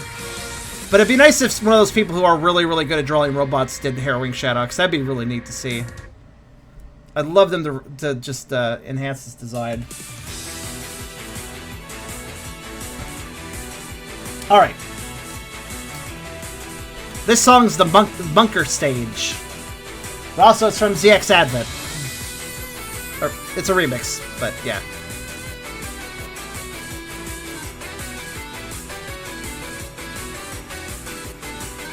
Thank you.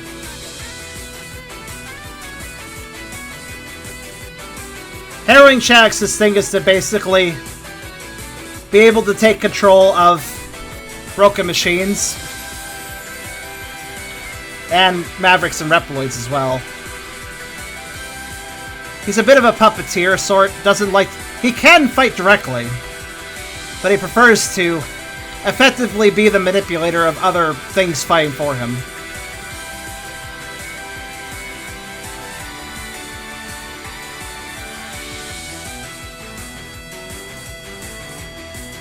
If he has to fight directly, he can use his, well, plasma. He's emanating plasma from a lot of his vents and stuff. It's quite hot and can be used as basically a burning plasma weapon, effectively. He's not useless in direct combat, he just doesn't prefer it.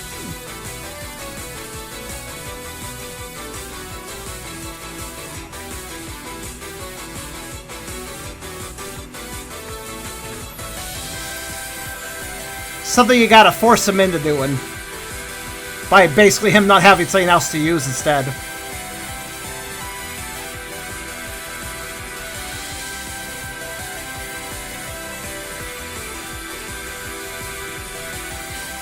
He may also use a machine he's controlling to basically do kind of a tandem of attacks alongside of it. Essentially synchronizing his own attacks and whatever he can make the machine do. Which could prove very good. Not exactly last resort. Like I said, he sometimes will fight alongside his machines. If it would prove to be tactically advantageous. But he was never really meant to be a fighter, per se. Like, he absolutely can be. Every Maverick and Reploid is technically capable of some combat prowess, but... remember, he was kind of forced to be a Maverick Hunter. He would never have picked that role for himself if he had the choice. But between being branded a Maverick and doing that, he would do that.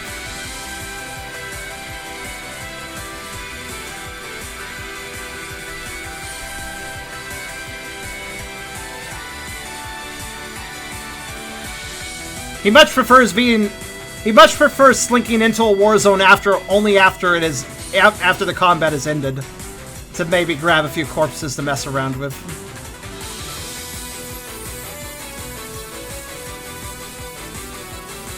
And by corpses, I mean robot corpses. He can't do anything with physical matter, or like organic matter.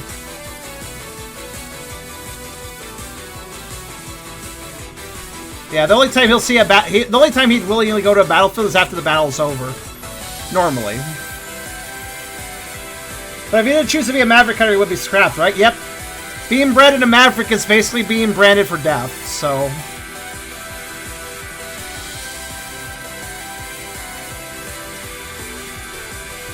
The game is likely to start with all the main characters, unless some of them aren't branded. But anybody who is branded as Mavericks, we're going to start in a jail cell, basically. So...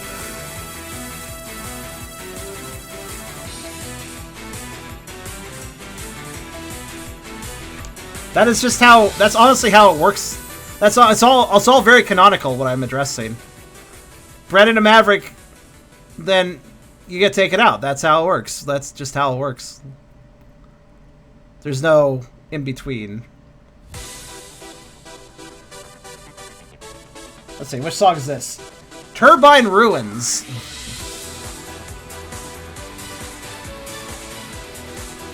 Also known as Mega Man ZX Advent's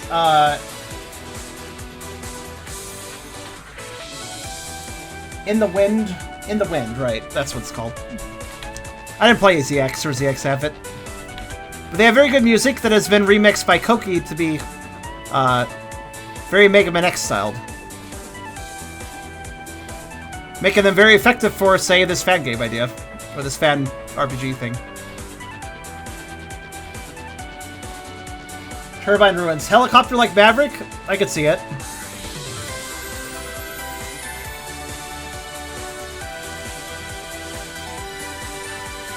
I'm thinking of like some sort of wind-based power plant or something.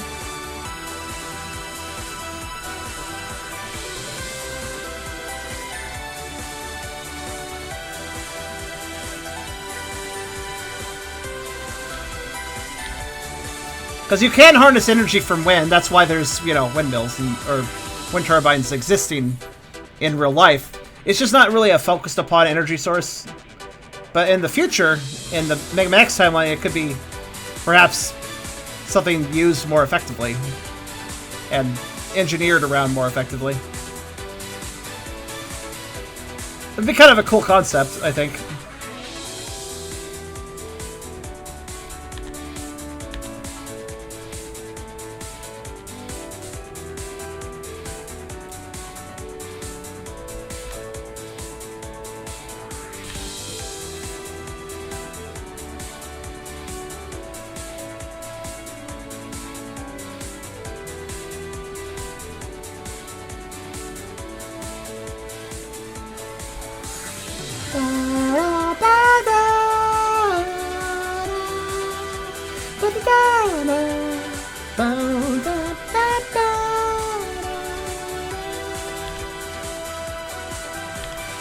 think I'm gonna give him a little lower lip here. There we go. I wonder if, you know, technically speaking, the white bit, or the cream bit does go against his cheeks, so I wonder if... Oh, you know what, actually, I just noticed something. There is a line here. It's very faint. But I think... Hold on.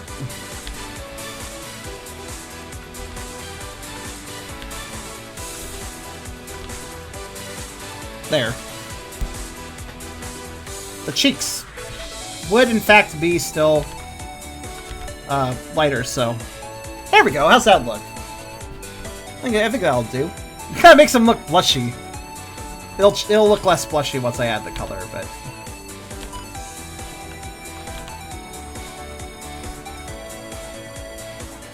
Yeah, it'll do fine. That gives a little bit more depth to the face. Live as a hunter or die as a maverick, yeah. I mean, both are dangerous. I mean, you could die as a hunter too, but... At least as a hunter you have a chance to get your name cleared and get out of combat later.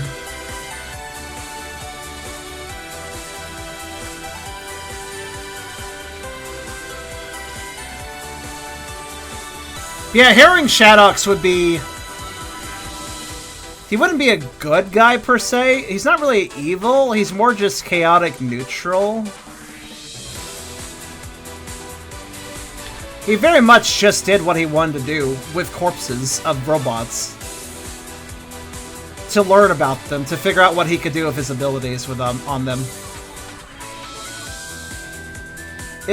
I wouldn't say his intentions were ever malicious. He never planned to like do something very evil with those abilities.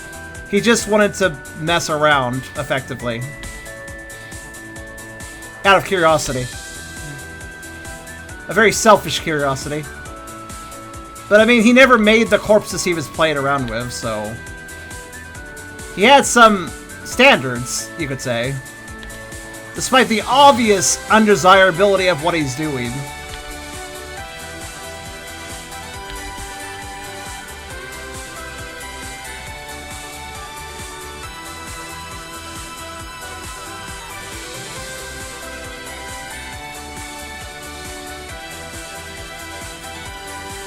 Yeah, it is. I mean, he was probably just in some derelict building doing all this as his little base. Just on his own, grabbing corpses when nobody could notice it, grabbing for basically discarded corpses of robots, messing with them for his own amusement. And that was basically it. He wasn't really, like... He wasn't, like, going in and... causing problems with those abilities, or... Yeah, he wasn't being hostile, just... His actions were still very undesirable as far as, you know, general decency goes.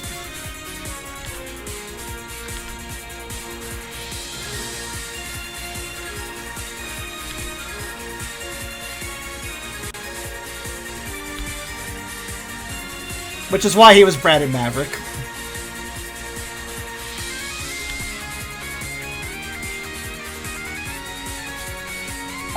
Submarine stage. Ooh. Forgot about this one. Another ZX Advent stage. Originally.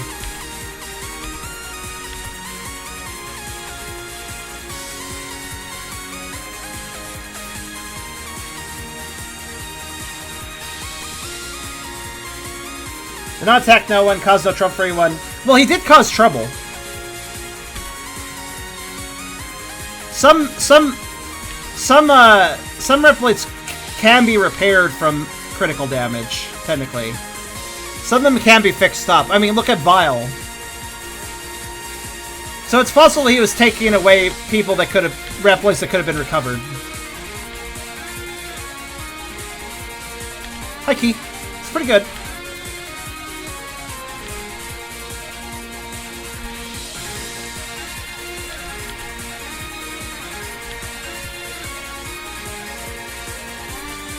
We're working on an old character of mine. And talk about Mega Man X. Good times.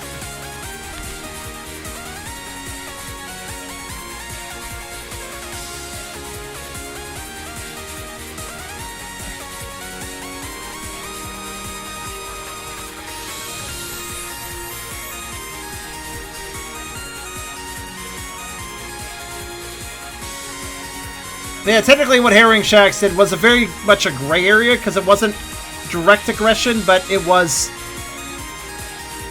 a form of aggression, the way it could be branded.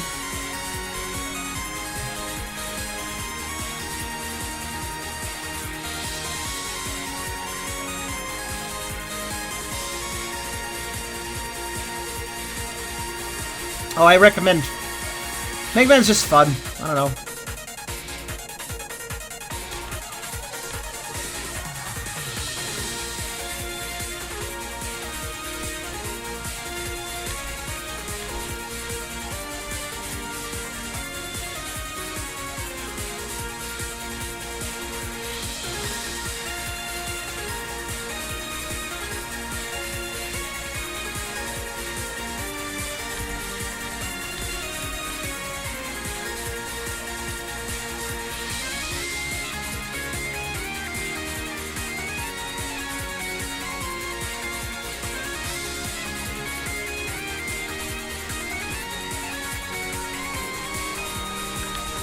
Oh, right. Wait, did I?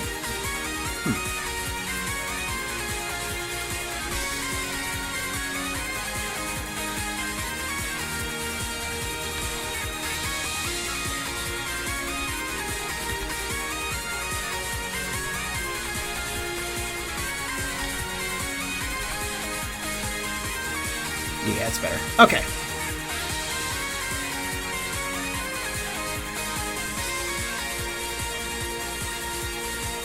Yes, it may not seem like I've gone very far in today's art projects if you just joined, but...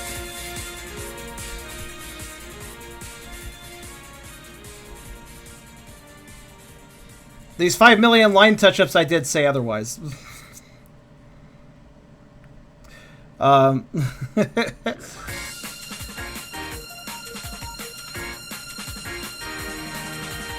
Stage rooftops. This is one of the first stages I was thinking.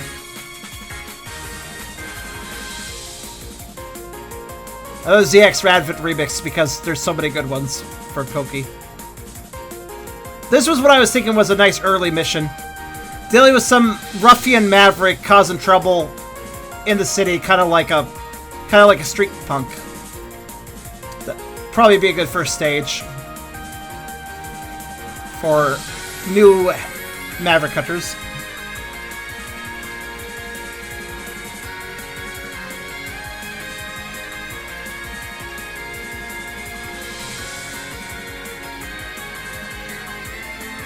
Okay, well, it was more line touch-ups, but yeah. If you want me properly practicing lines, I need to go back to that Mega Pony picture. Which, actually, I might do that next Sunday. Finish up, because we're going to have to finish this up, the shading, next Sunday, because I want to break it up a bit. But after that, there will be extra time, I'm sure.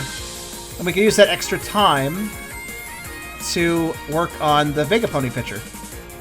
Which I had, last I worked on it, we had completed the background, which was very significant, because that background will be used for all different parts of the sequence, so... That completed a good chunk of work, actually, in a way. We'll have to modify it as it goes on, but... A few elements of the background will change from part to part, but...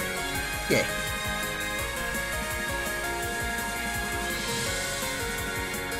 It seems like a good idea for a big... Yeah, I think it's a good big game stage. Now, what sort of street ruffian maverick, small-time maverick could you imagine? Maybe a rat.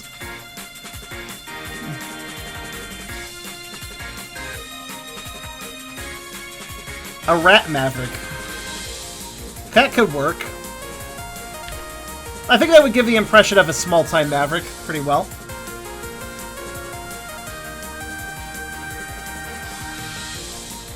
Also pretty good for a street ruffian.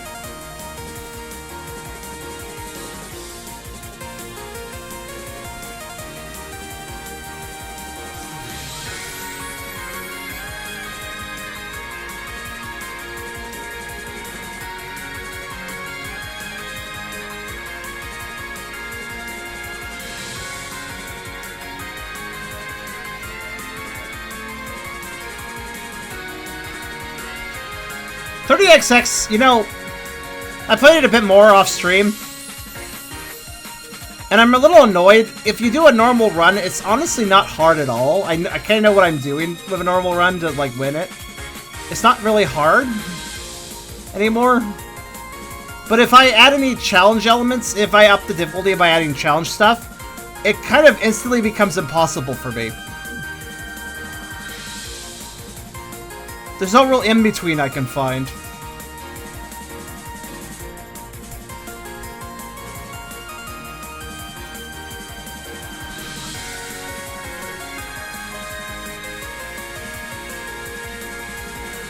Maybe if I turn up the challenge elements just right. There's a few to pick from, and you can choose multiple levels, so it's like... Maybe if I need to find the right balance, I guess, to find the comfort level, I guess? I don't know.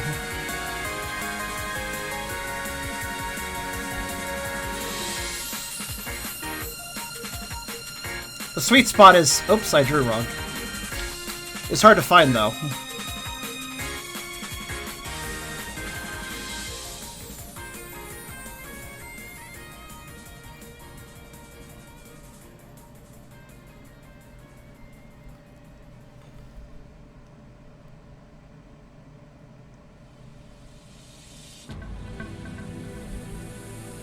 Oh, this one. What's this one? Citadel Stage 3. Oh, right, the Citadel. That was my idea of, like, the final stage set. Of which I had a few, didn't I? Are they in order? Yes, they are. Why don't I play them in order? So here's, like, the final stage set that I was thinking for our game. I don't know what I mean by Citadel, that's just a random name. Citadel Stage 1. This is not Mega Man X music, or Mega Man music at all. Tell me what you think about a final stage set for a Mega Man X D&D game being this. I'm kind of curious about opinions.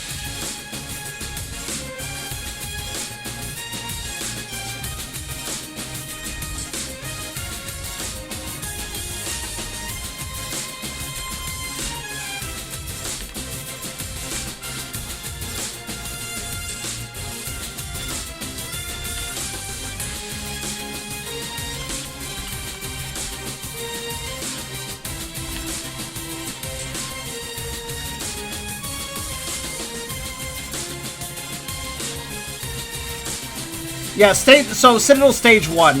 If you're not aware of how Mega Man X works, the final stages in most Mega Man games is based on a fortress of some sort where you go through like 4 to 5 stages before getting to the final boss. It's basically the final stretch, and it's usually... They each have their own songs and typically ramp up the tension a bit.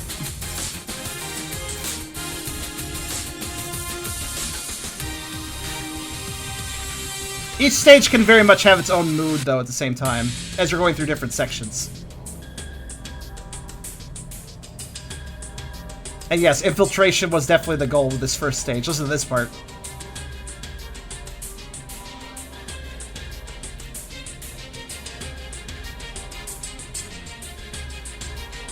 Hi, Hyper! Welcome back as we play some very interesting Mega Man X fan game, or fan setup music. It's not from a fan game, it's the music I hope to use for our eventual Mega Man X D&D game. Would love your opinion, actually, Hyper. This is the first stage of the Citadel.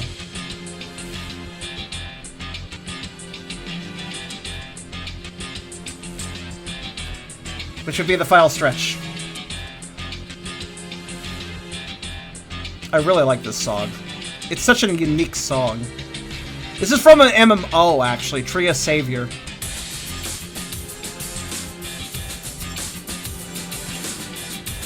Mega Man X Corrupted would like to say otherwise, Hyper, but I see your point. Well, our D&D campaign could be a Mega Man X fan game in a way, so by definition, it fits that definition. It's fan-made, it's based on Mega Man X, and it is a game, so yeah.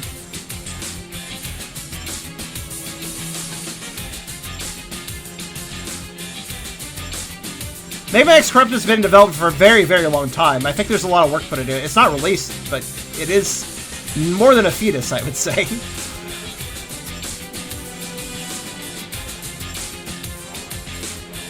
But I'm glad you showed up, Piper, because I'd love your opinion on these Citadel stages. That's a placeholder name, by the way. I have no idea what the actual plot of the game would be, so... I may not know the names of things, but I can still find good moods to work off of with the music. Sounds like cutscene music? Well, to be fair, D&D is kind of all cutscenes in a way.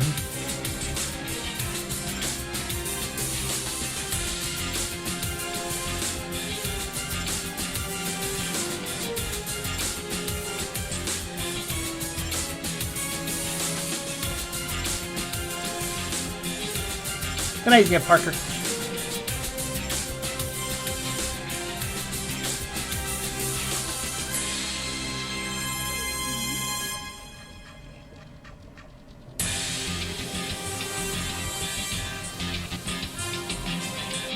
D&D is cool because it's playable cutscenes, basically. Even the battles can be cutscene battles, effectively.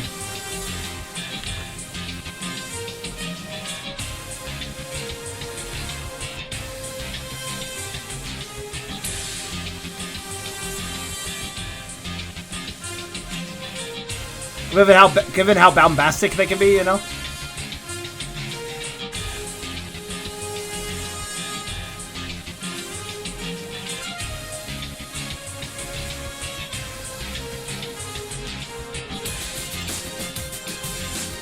Milk is good.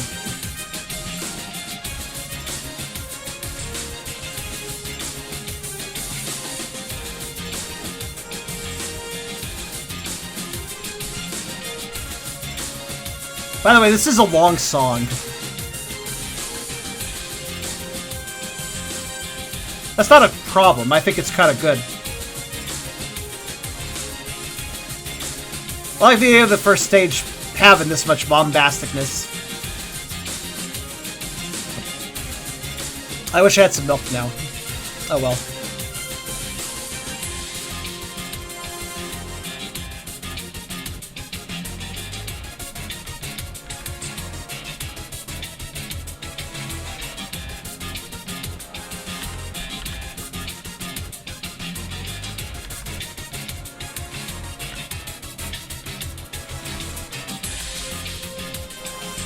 I find it funny the white latex hyper went to go get milk. It's good. I like that.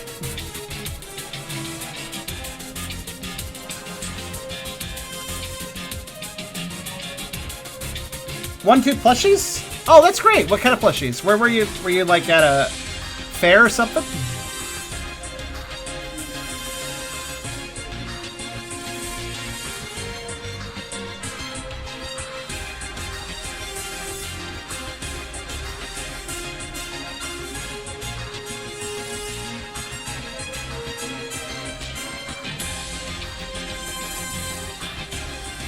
I'm glad you showed up, Key, because... Oh, welcome back, Crimson. It's nice to have people show up at late hour. It's nice to have people show up at the later hours of a stream. Because usually I just lose people.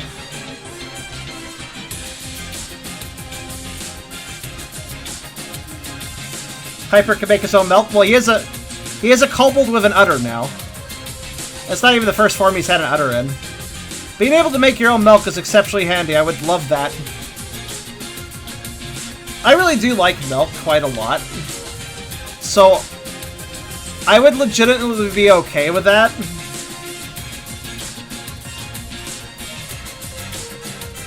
Actually, that's an interesting question. If you have the option to have a cow udder grafted onto you, and thus you would have easy access to milk at any time, would you do it?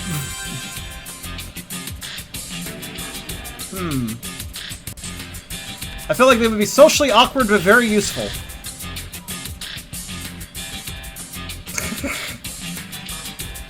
Having your own tap just sounds so handy.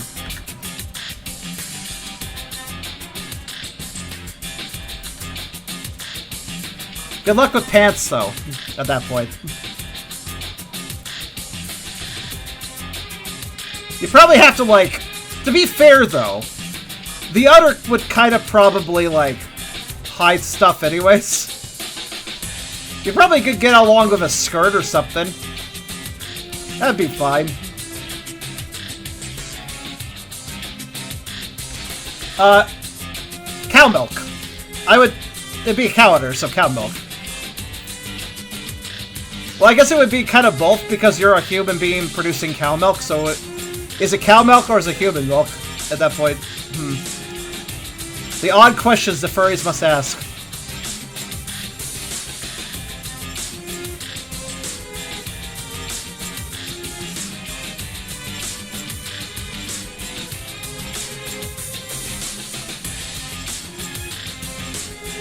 I'm glad that we have so many people here that enjoy milk. You know, this makes me realize something. I really need to get a, oh. I forgot something important.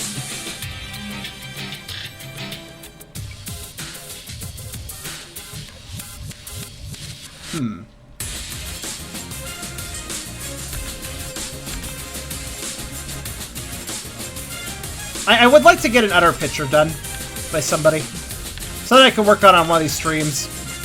I like udders quite a bit. I haven't done an udder picture. They are perfectly acceptable stream material. They're not considered anything bad, you know.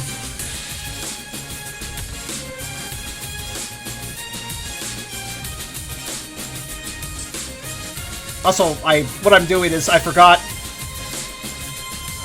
Bottom of all feet equals, well, cream.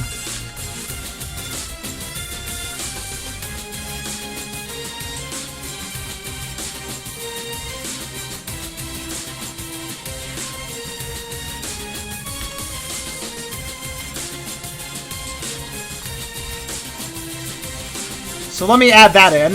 This will be a bit. That is true, Hyper. Maybe I can get Fluffs to do some udder stuff for me. I didn't realize he did udder stuff. That was utterly surprising, but it's also very nice.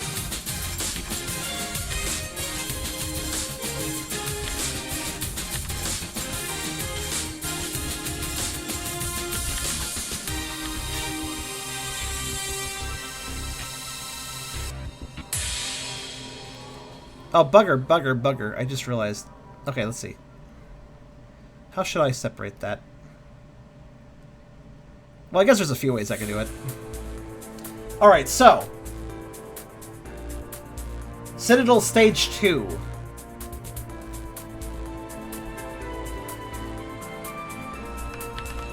Check this one out. This is a cool song.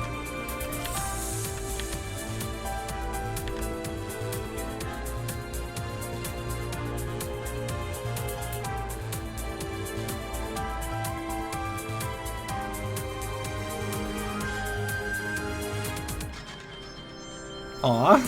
Key, I love your art, though. I'm still looking forward to continuing, you know, that little comic.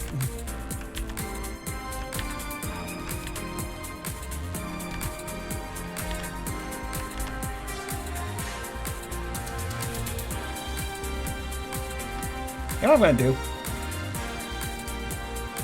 60%.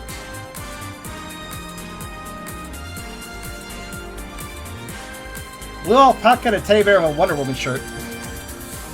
That's kind of interesting.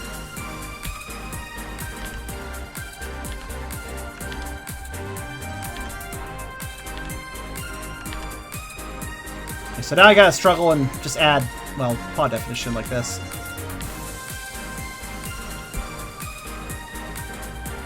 I still like that's fine.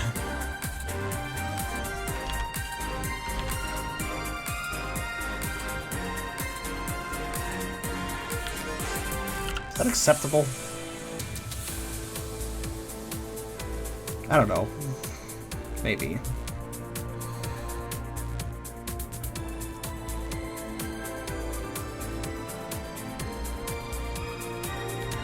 Yeah, Chubby... Oh no, seriously, Chubby Ducks was really good. I agree with you on that one, Hyper.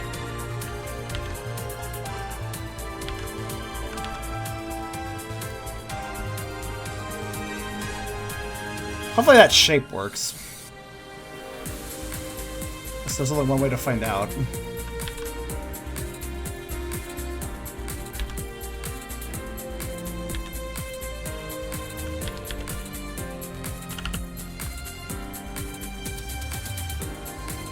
That's probably fine.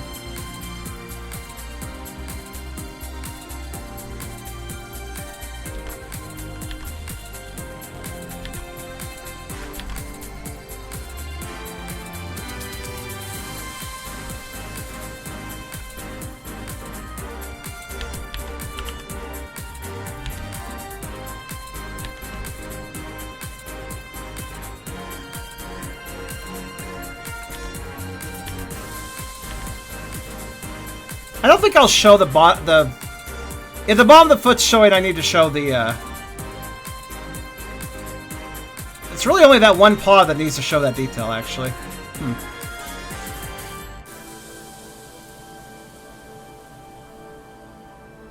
The others, I can probably get away with not showing it. Ah, fuck it. If it's just one, I'll just add it as a secondary color layer thingy, I suppose. Right, Citadel Stage 3.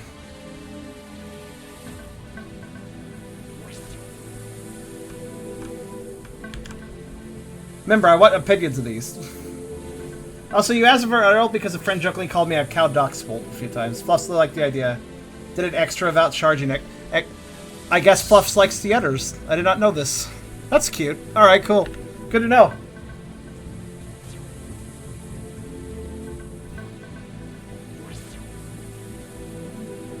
I don't usually express my opinions, I think. He said, expressing his opinion on the matter. He said, expressing his opinion about expressing opinions.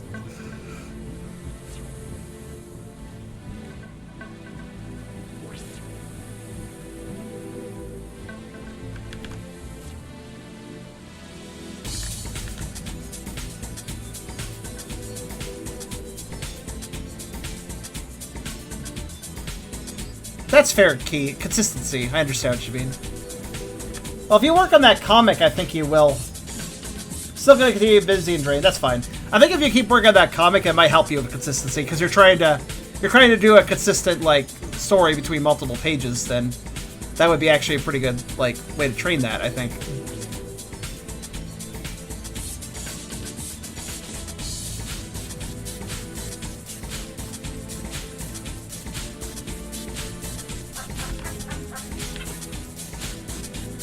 Sam's Notebook. Thank you, Sam's Notebook. Hopefully Sam also comes by and follows me too sometime. It's nice if it's a notebook to gain sentience and follow me, though. They appreciate it.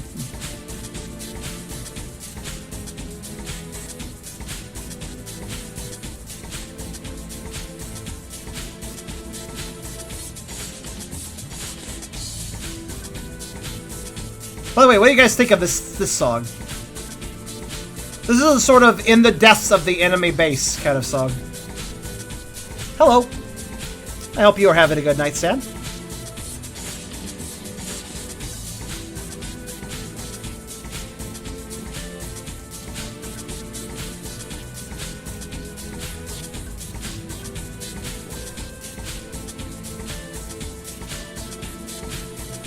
Alright, so here's what I'm going to do for the whole paw thing. I has planned. 45 more minutes. We'll get pretty far in the coloring by that point, I think.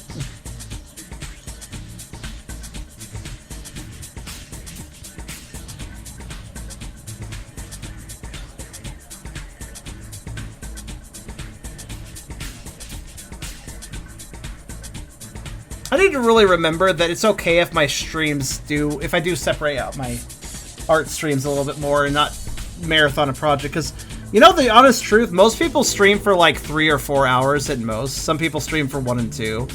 Like just talking about in general what other streamers kind of stream for lengthwise. My 6-hour streaming consistency is kind of ridiculous actually compared to a lot of people. Turns out.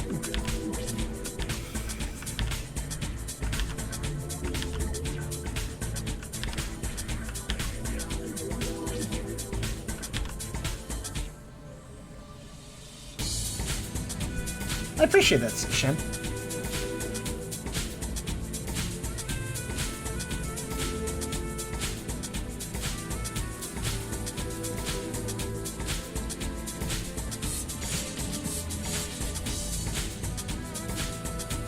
That's pretty good. I think it gets the idea across for the paw pretty well.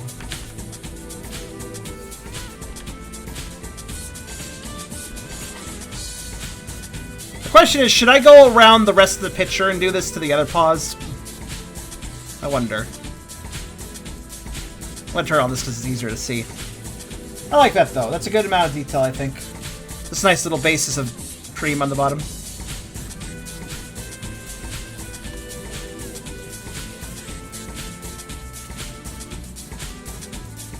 Your stream life is exhausting for me. You don't have to stick around for the whole thing. I don't expect anybody to stick around for the whole stream. You realize that, right? My ideal is that people pop in and out. That's what I hope.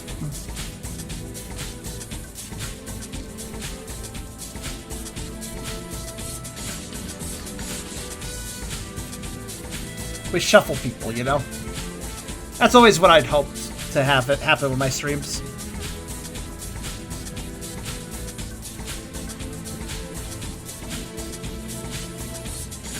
Aw. I'm super patient. That's thank you, Shen. You don't dedication is not required, of course, but it is appreciated. All right, so Citadel Stage 4. Here, deep depths. Actually, Hyper, why did you come back, anyways? And Key, you said you're super patient nature. No big deal, like the idea of be super professional at tier and mood easily when it comes to maybe changed. Honestly, I think there's actually... I think that there's... I personally think that the professional artists out there actually do get affected by mood more often than you think. I've talked to quite a few people at this point, and I have heard of people going like, I wanted to work on this commission, but I just can't feel... I'm not feeling good today, so I have to put it off for tomorrow. Which is understandable, you know? But I think that actually happens to more professionals than you think, Key. Art's a creative medium. And with any creative medium, having a poor mood will always affect that creativity. So it's completely understandable to put something off creatively if you're not feeling well.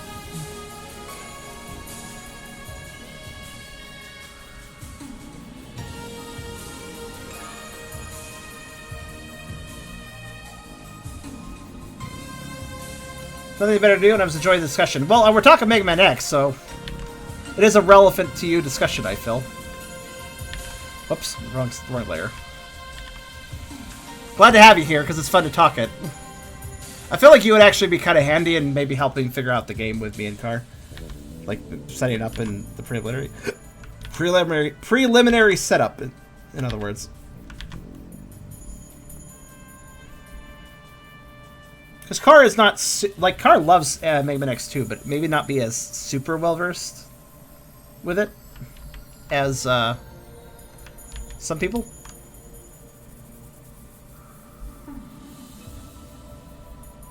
If that makes sense.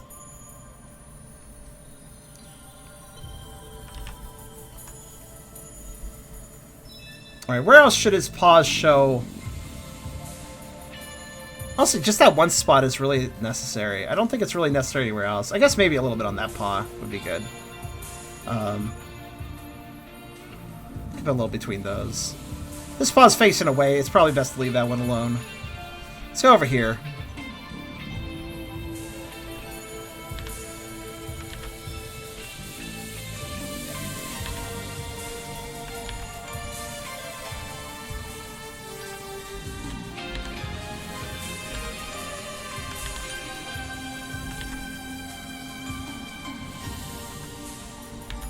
Yeah, something like that.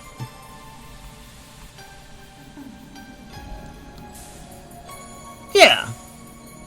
Just a little hint of it here and there, you know? That's what I think looks best here. Dial this down a bit, it's a little too strong. There we go! There we go! That sells the effect nicely. Maybe not down here, though. There.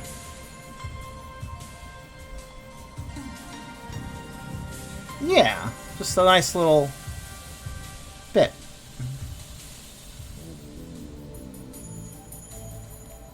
Also, yes, before you say, this is a very chill song for a Mega Man X stage.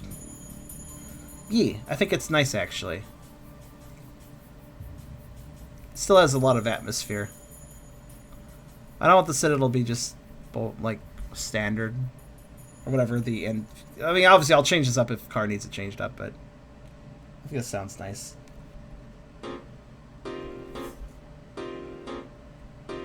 And let's get into some other songs now. Corrupted Satellite, which again would work really well with the Space Ferret idea that Car had. Corrupted Satellite.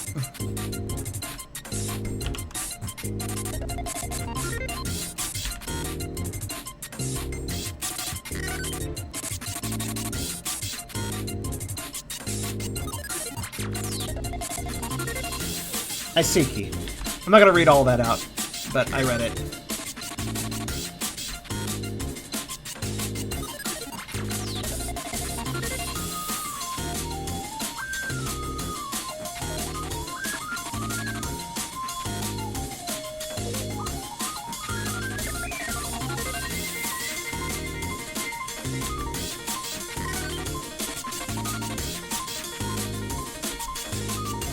This is a fun song.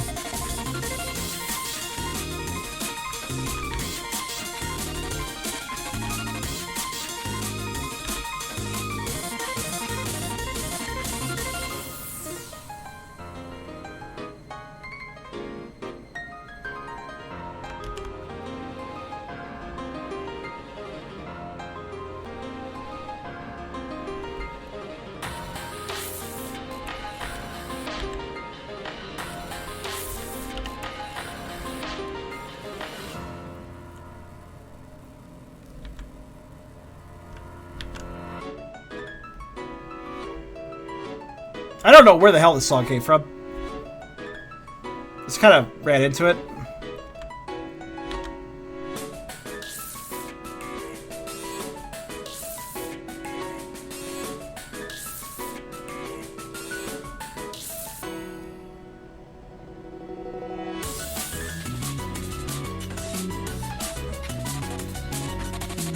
I was like, I like this.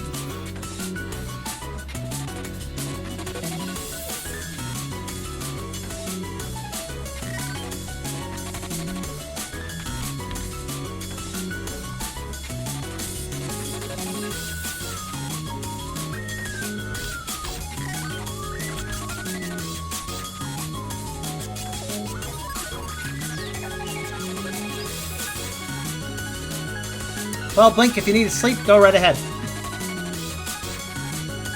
Okay. Let's,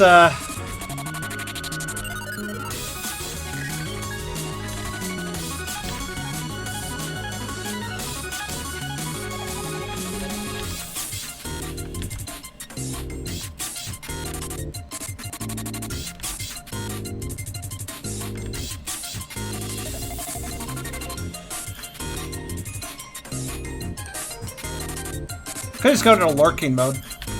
Rest on the bed, have the stream casually nearby, or something. Let your body determine when you want to go to sleep effectively.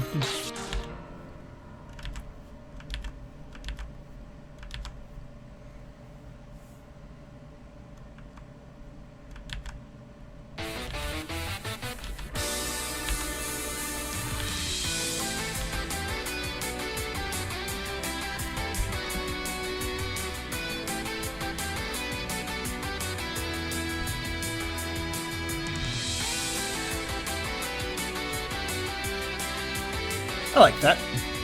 Again, I'm just adding subtle color shifts here and there. I probably shouldn't be doing this right now, though, because I kind of need to finish coloring all the paws before I can really effectively do this, but it's nice to see how this works. This seems to be going pretty well.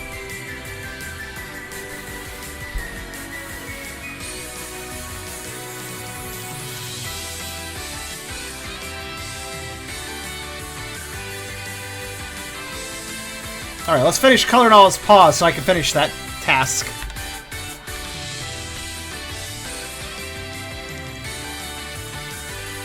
Streamer gave me a gifted sub, even though they didn't stream. I never understand how that works. When that happens. But it's nice.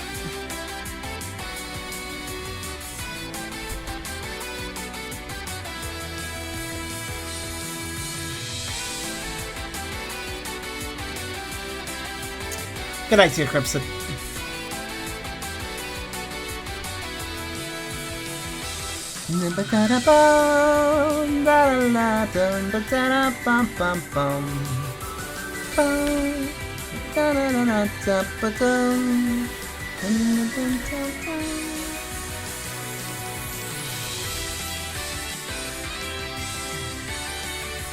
I labeled this one Dark City.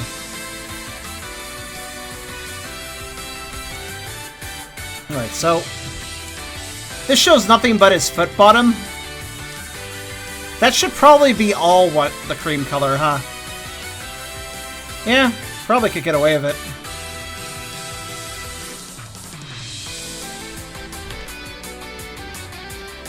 So instead of applying a stacking gradient, I think I'll just color it cream. Like sometimes they give subs to random followers, but it happened with people I've never watched before. Yeah, I've had people tell me that they got a gift sub from a person they've never watched before. I've had several people tell me that, and it always perplexes me as to how that exactly happened.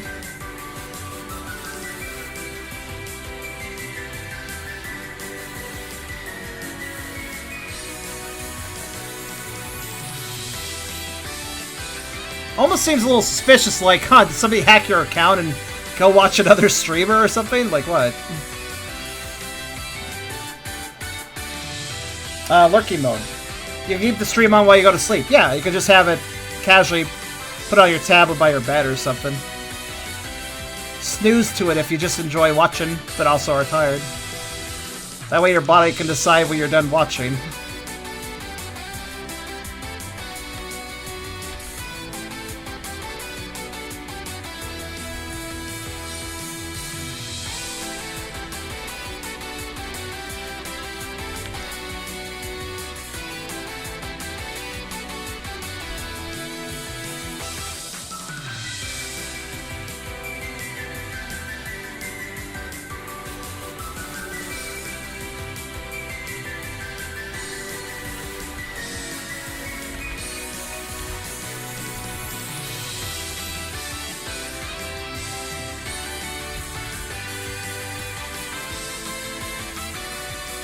This little bit was annoying me.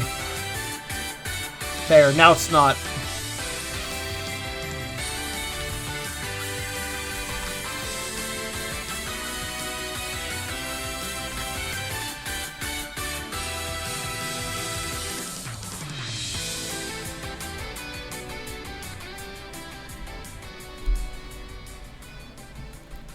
Yes, if you don't have the stream muted completely, it'll count as a viewer, so technically you could snooze and still count as a viewer if you left it on.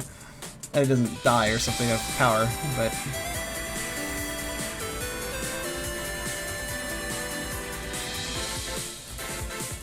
Ah, Day Stream Stage, which is also a Battle Network song, because why not?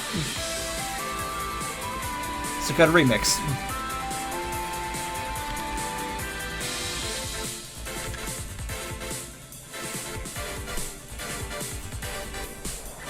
I actually know some people that fall asleep to having YouTube videos on and stuff.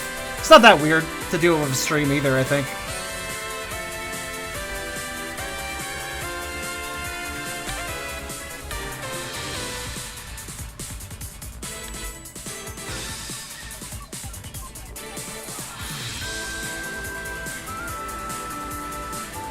I could have sworn I had a Citadel Stage 5 theme, but it didn't play for some reason. Maybe it's set apart somewhere. Hold on.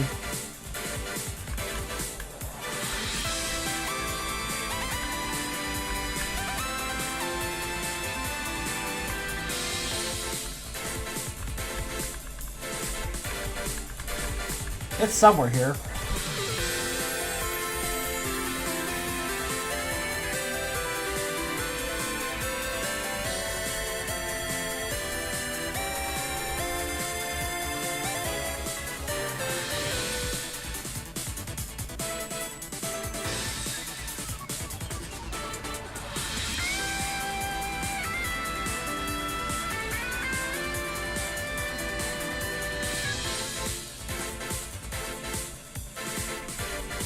Cut.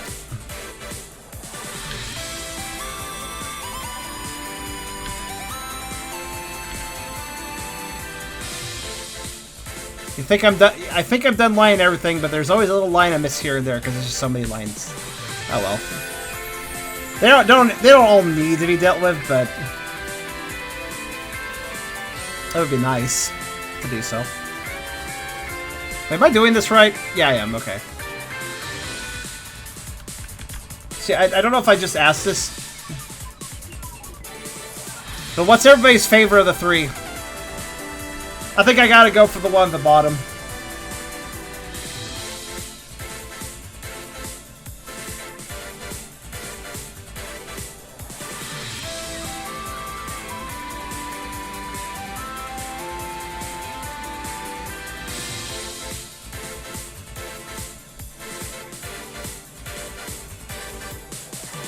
Yeah, bottom. The bottom. Okay. I just realized Baadan's name sounds an awful lot like Bottom. That's fair, he's got a nice butt, so Bottom is good.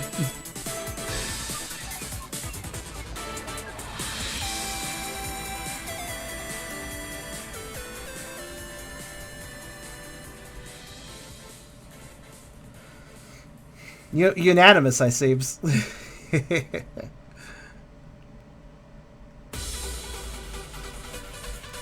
We heard this one earlier. Let's play this one.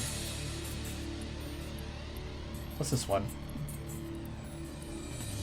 Desert. Desert? Okay.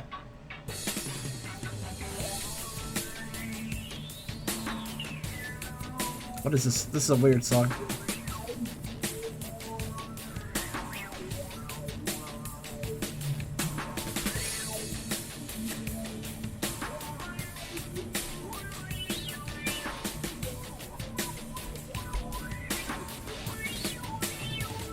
I'll need to do some tests to see if this butt is indeed nice.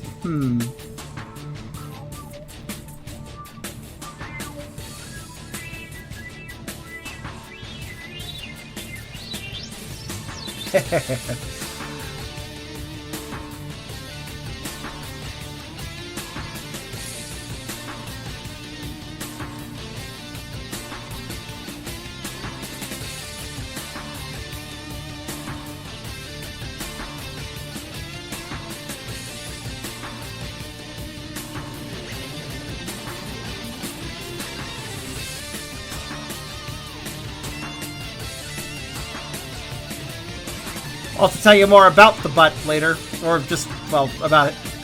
I had to admit the sexual parts of the character and species. But I can tell you more later if you're curious.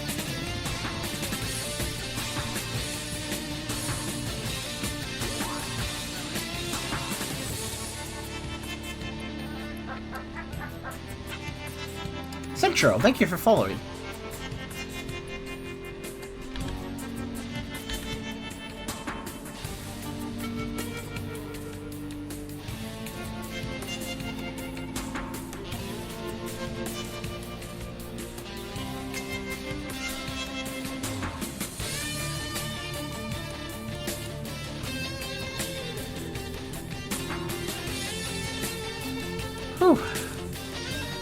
Well, I'm kind of relieved, actually. The fact I told myself I'm going to split this art project up has actually released some stress on me. I have to admit, marathon art streams can be fun sometimes, but not when it's every freaking art stream where I'm going over 6 hours. And yes, I've gone over 6 hours today, but don't worry. Some of that was casual conversation and a slow start, so it's fine. Not nearly a big deal. The art has been going for probably like, 4 hours? 3.5?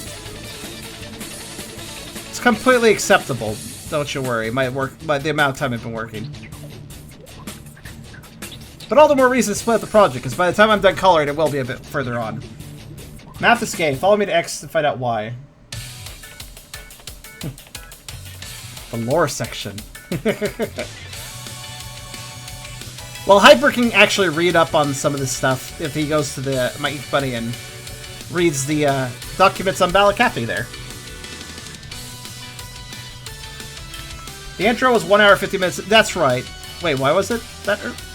The intro to the art, you mean? Sounds about right, actually. We had a big, deep conversation before that, so we were doing just chat and stuff before then.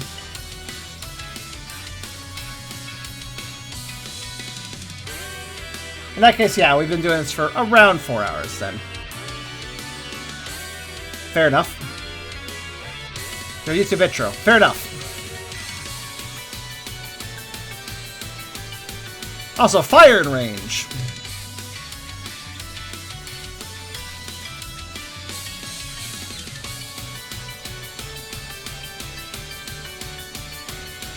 Yes, it's an RPG Maker song, but honestly, it sounds like Mega Man X music, so hey.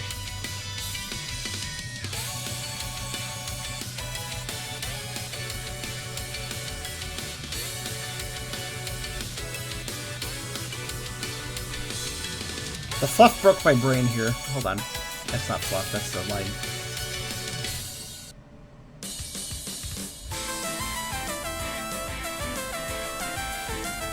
Yeah, I'll do, I guess.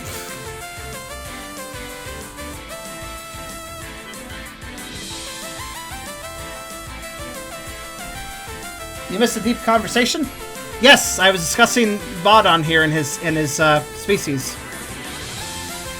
We cracked in some lore I wrote like 8 years ago involving the species, and then I learned, oh, I wrote a lot more lore about this species than I thought. I wrote an entire world for him. Alongside Guan, he helped too. His species is in that world as well. And I was like, holy shit, we made a planet, we made seasons and months and stuff. Like, we went all out, and I forgot we did. It was fun to read it over.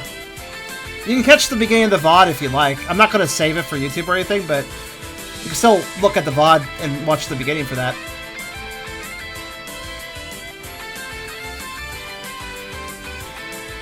All this lore is available on my Ink Bunny account, too. I moved it there for specific reasons, because FA staff are anal retentive, and I don't trust them with certain bits of lore, certain bits of, discussion.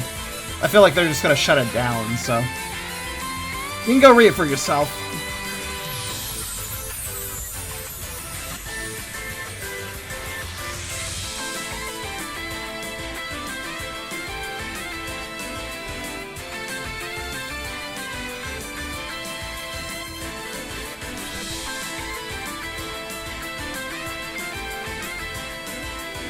Alright, good night, Link.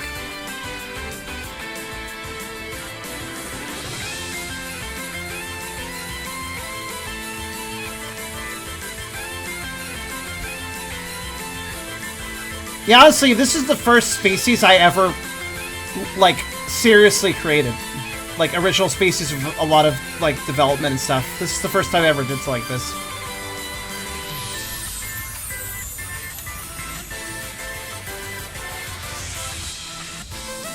Admittedly, Baadan was on my mind partially because I knew this old sketch existed that I hadn't colored. But also, making Yonder and Sigra. Sigra the Awe and Yonder the Wolf. Which are indeed deep characters in their own right. Making them made me think of Baadan. Because, original species and stuff. I mean, I didn't make Aws or Wolves, they're not my species, but they are very original species existing in their own world, made by others, so I'm happy to be a part of that now. And add my own little niche into the world with their story, and their lives, which is fun. Good night, Blink. But yeah. Appropriate place to go. Good bedding down location.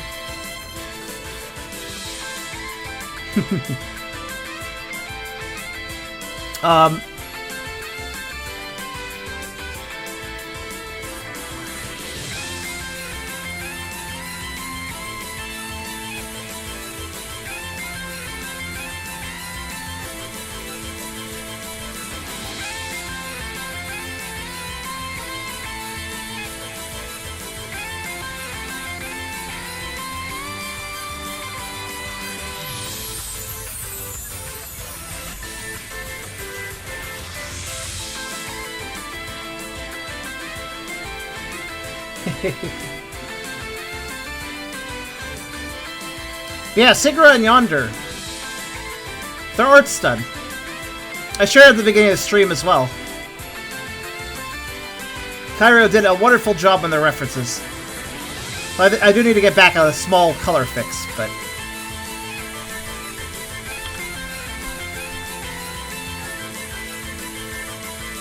On that note, he actually sent me the small color fix, so I should probably just go over there and get it.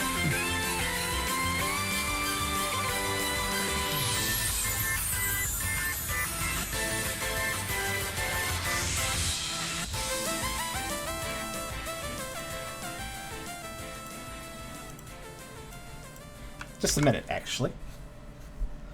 I just reached a good pause point, so let me go and grab it. Ah, here's the intro stage. Emergency alert. Prepare to repel intruders. Repeat. Emergency alert. Emergency alert.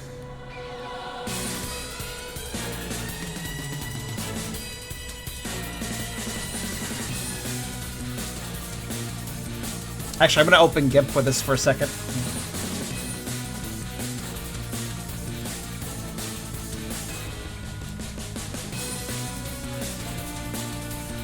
So you can take a look at me here. For those of you that joined later.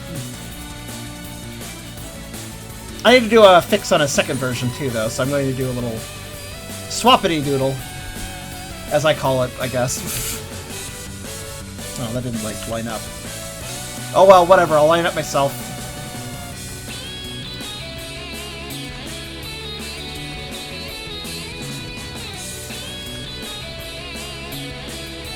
Aren't they great? I just gotta do a quick little thing. Oh.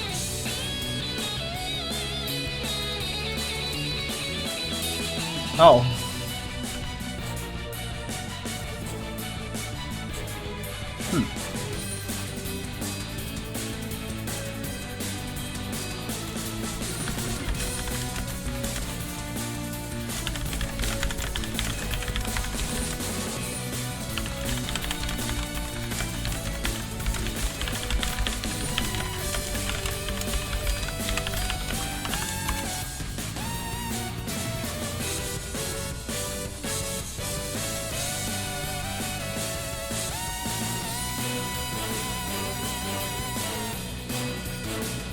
Alright, so, weird. Cairo handed me back a fix, but it didn't fix the part of the fix. Right here, this part here. You can kind of tell the issue, actually. It's really easy to see. I'll get it. It's fine.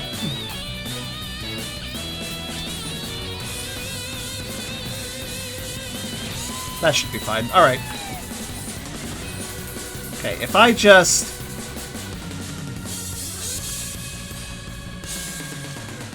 desaturate this, lighten it, saturate this, darken it, close, desaturate it. Nope, not that much, fuck.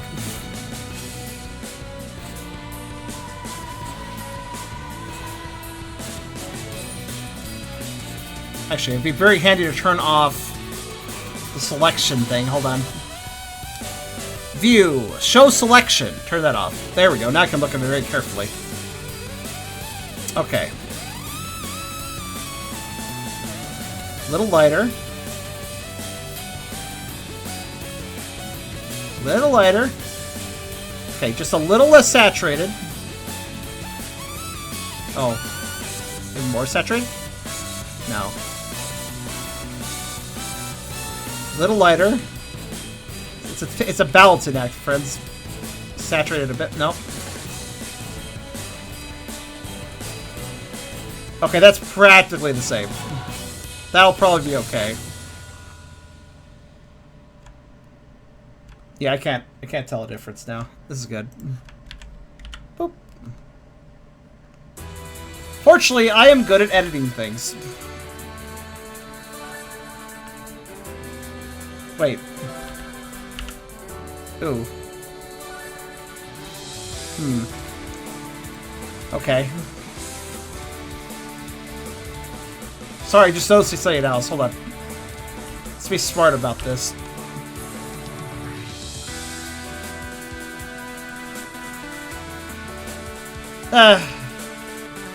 What happened here is that Kyra did some color fixes for me.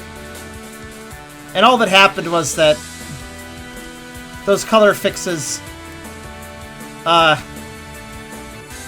his fix method wasn't very exact, basically. So, the area over that ended up being a little bit wonky, if that makes sense.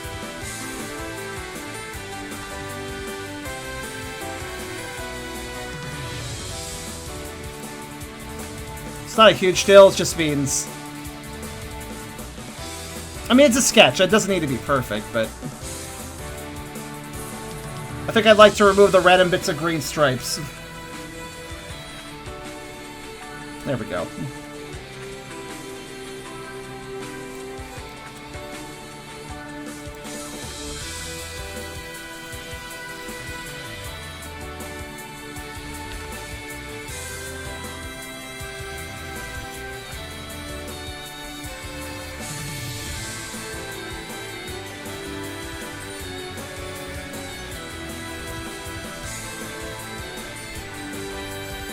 Okay, next problem. Well, not really a problem, just an incidental thing I noticed.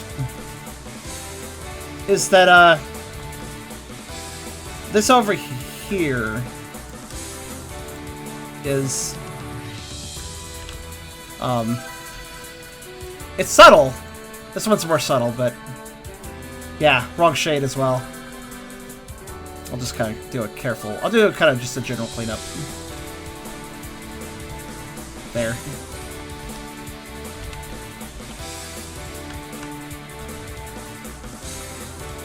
How are we doing over here? Is this all good? That looks good. Okay. I mean, since I'm here, I'll just clean up this one little hair portion too. Less important, but... since I'm here.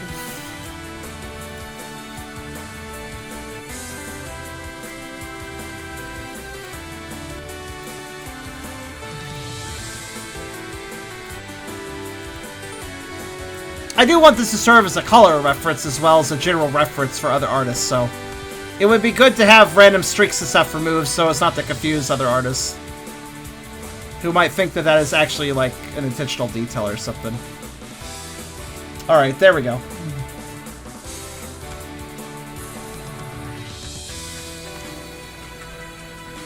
Okay. Is there any other little issues? Honestly, I think it was just those edits that I need to fix. Everything else is good.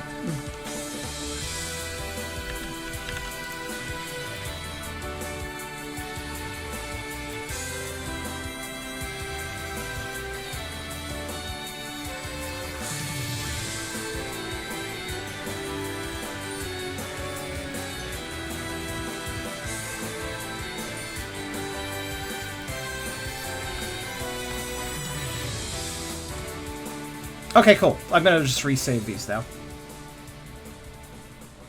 I recycle. Reduce, reuse, recycle.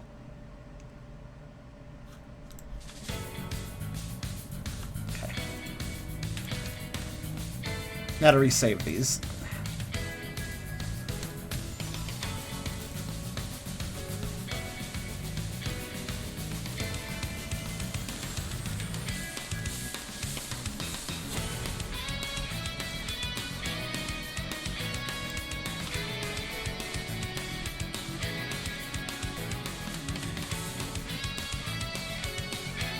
Okay, so let's save that as yonder wrappings. There we go.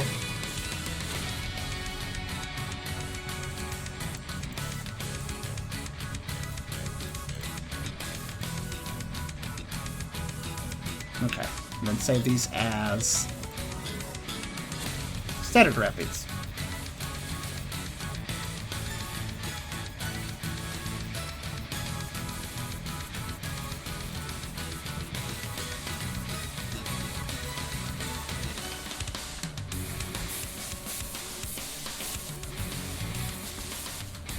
Okay, I fixed it.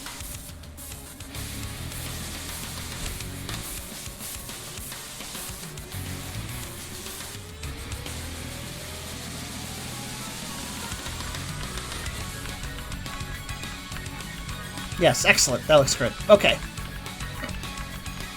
Just making sure I didn't mess anything up myself.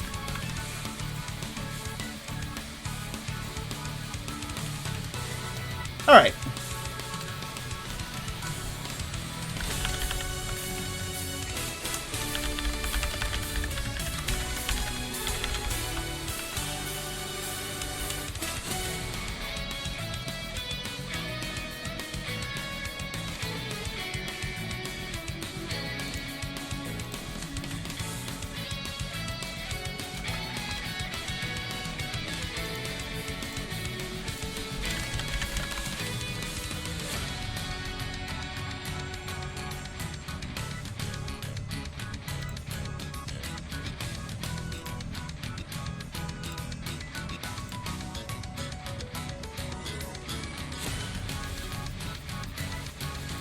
Okay. Well, that made me feel incredibly awkward. Oh well. I feel a bit bad having to do that. How to put it? If I'm getting a commission and an artist needs to do a change for me, I'm usually very gracious about it, because, like, you know, mistakes happen, it's fine, whatever. But, I asked them to do a fix on a fix on a fix, and it came to the point where it's like, I'll just fix it. You know? I'll just fix it, it's fine. I feel a bit bad doing that, though.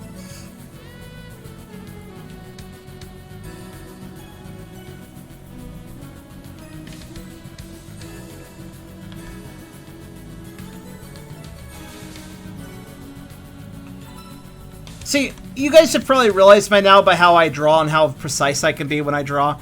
I can be kind of picky artistically, but when it comes to commissioning other people, that pickiness doesn't usually come out.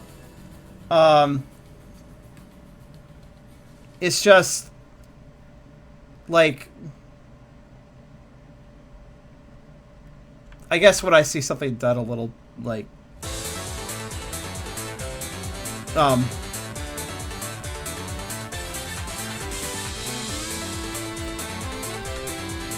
when I could tell that not all the care has been put towards a particular bit of art, I'm like, I can fix this. Like, I kind of want to fix it, I guess.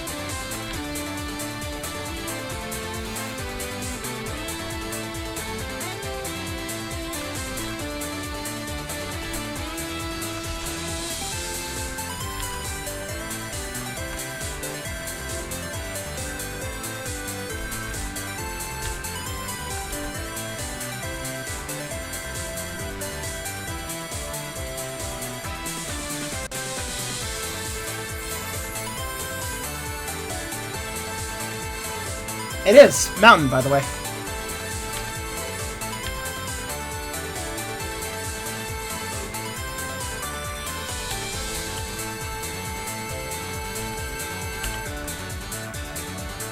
I mean, that's what this goes to, basically. Mountain stage. Effectively.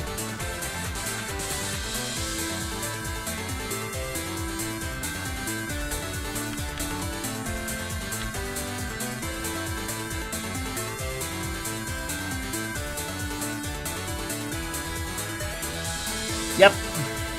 It was meant for the mountains, and it'll be meant for the mountains, basically.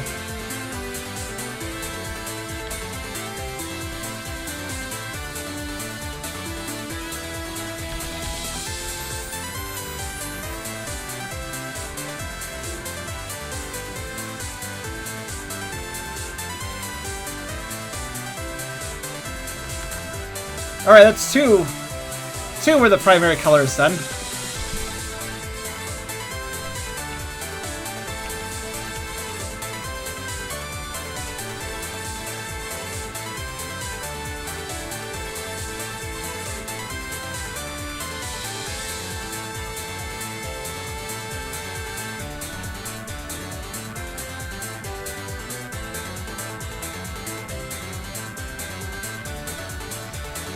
Also, I'm kind of weirded out. I'm having this, like, conversation about something and nobody answered at all.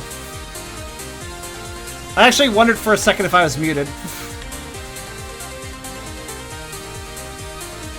Actually, am I? No. No. I'm not muted. Feels as if nobody has interacted with me in the last, like, 10 minutes.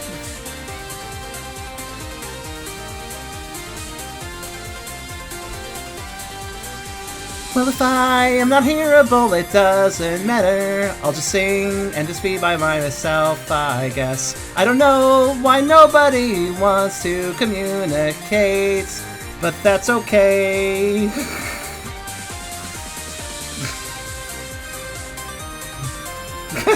I am live. Okay, cool.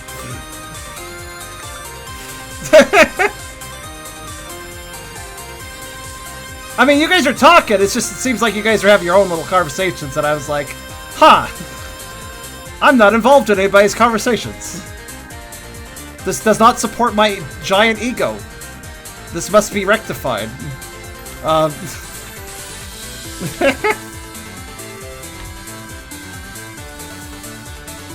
Oh, welcome, G.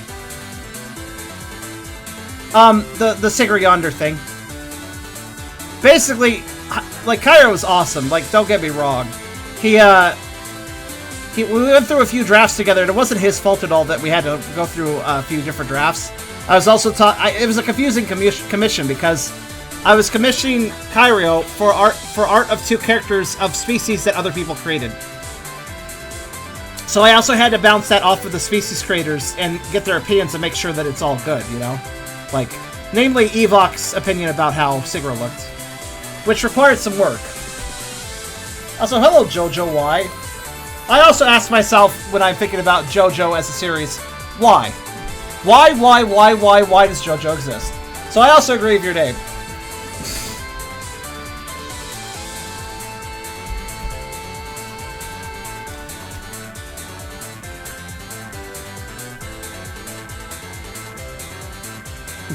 But, anyways, but yeah, so Cairo is really awesome, really patient, doing some changes for me, as the creators offered some input to, like, make tweaks and stuff. There's a few adjustments that were needed, so I really appreciate Cairo's patience with that. However, I think by the end of the edits, he was kind of rushing it, which, I mean, I get, because he had to do a bunch of edits. I actually tipped him. Commissioning him was not cheap, but I actually tipped him just because of the extra effort. Thought it was fair. So yeah, I totally get maybe getting a little tired of doing a few edits. Sure, I get that, but like, I don't think it's. I don't know, man. I love Cairo to death. Don't get me wrong, but it goes against my own artistic drive to consider being sloppy about art. It hurts to consider. It hurts to see artists be sloppy.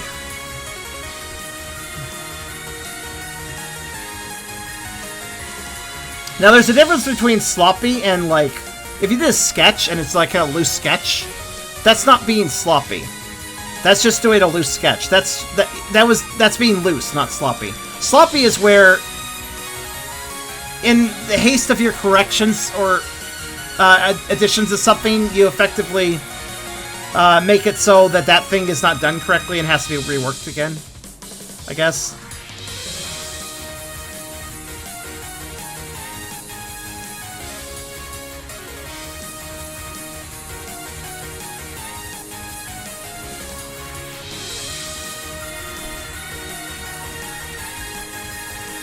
I'll be honest. I'll be blunt. I think part of my artistic drive existed because I received art from some artists who made mistakes that should have been easily avoided, and I had the drive to fix them. This is also why I like to collab, and also why I'm very good at, like, say, doing line adjustments, like here, where I'm matching up with the artist's lines. I'm very good at, like, matching artist's lines to make fixes and stuff. And the reason for that, honestly, is like the inception of why that I'm good at that is because I had a higher standard of quality than some artists and wanted to fix certain things they did.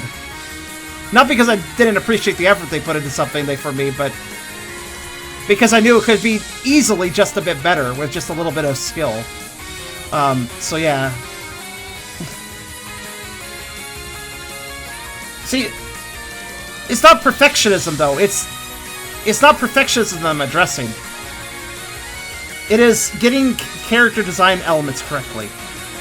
Like, I'm talking about actual mistakes, not about, like, perfectionism and looseness.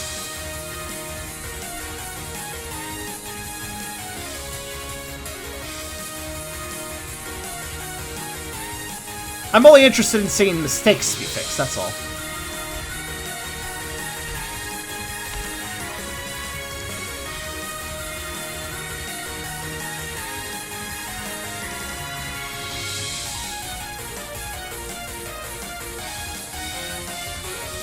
But, praising artists for being sloppy? No, I don't think I ever praised artists for being sloppy. I praise artists for being able to recognize when they're overworking a detail, and it's okay to leave it a little bit loose, a little bit messy, because the overall picture will make it all work out, basically. Like, you can over-obsess on a detail, when it honestly, in the grand scheme, doesn't really matter. That's different from a mistake. An actual, like getting a color of a character wrong, or doing the markings wrong, or something. That's different from, you know... Yeah. Sloppy's a bit of a blanket term. Yeah, going off model. That's what I mean by sloppy, I guess. I consider going off model to be the only thing really sloppy about doing art. I mean, you can do a really loose art style. You can do something really abstract, even. And it still is good. It's not sloppy. It's just an artistic style. It's just how you did the picture. But... when you go off model, when you actually get a character wrong in their details, that is true sloppiness, I feel.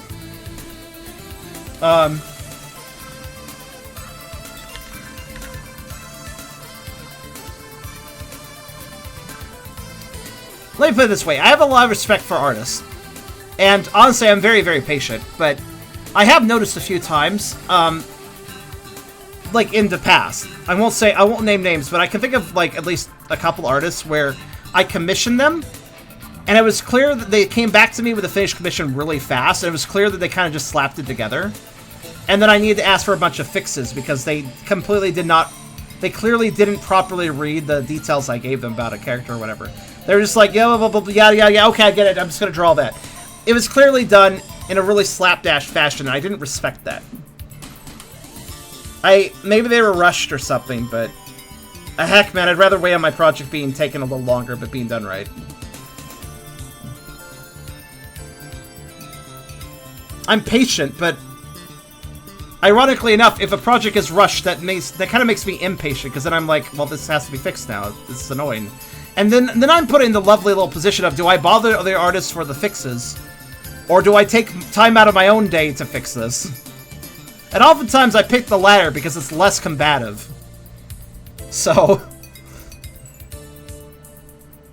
creates less friction. Except for when it doesn't, because there was one case where I fixed something an artist really messed up because I didn't want to bother them.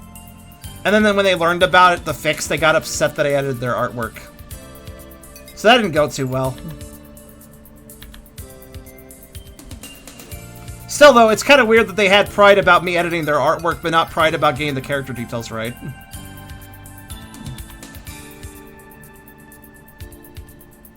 Kind of seems like a very selective pride over your work there, but alright.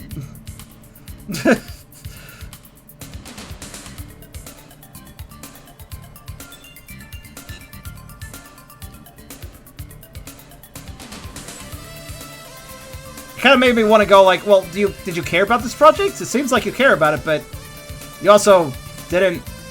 You like missed some really obvious stuff. And by the way, I will tell people that they messed up something and like, could you edit this? Usually when I stop letting them know about the fixes I need is after I've already asked for fixes. If there's yet more fixes after that, that's when I stop asking for fixes because I don't want to be one of those people, you know. Because I don't want to be one of those people that seems like they're nitpicking, but in actuality, I just want the character details to be right, and they're not, even though they should be by now, you know? I never, like, whenever I do commissions, I'm always being hyper vigilant about getting things right. Fixes are fine. Fixes are normal. It's normal enough to have to do fixes. But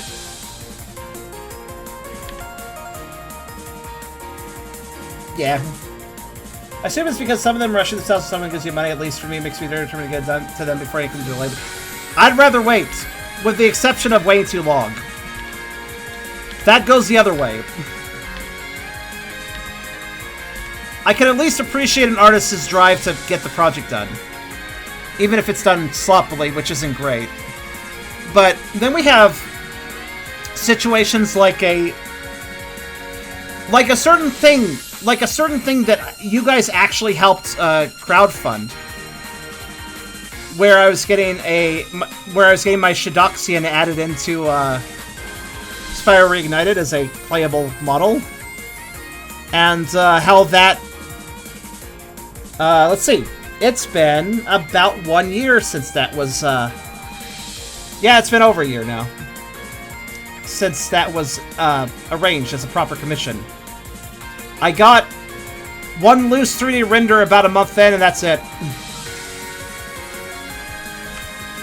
So I could be patient, but I like some sign that the person who I commissioned actually cares about doing my project too.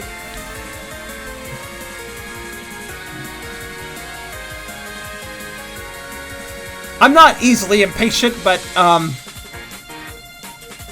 yeah. I mean, technically speaking, that commission, that Shidoxian, it's still open. The artist didn't back down from it. They still have the attitude of, I will get to this eventually, but yeah, I mean, having any faith in that at this point is kind of, nil. At least for me.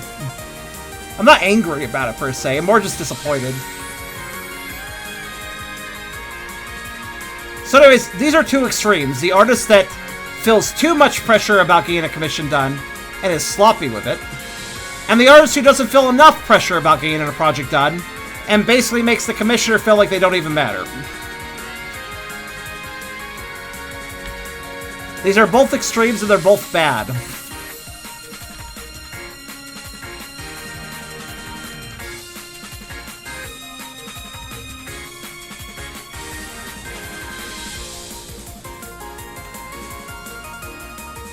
But that's my TED Talk, anyways.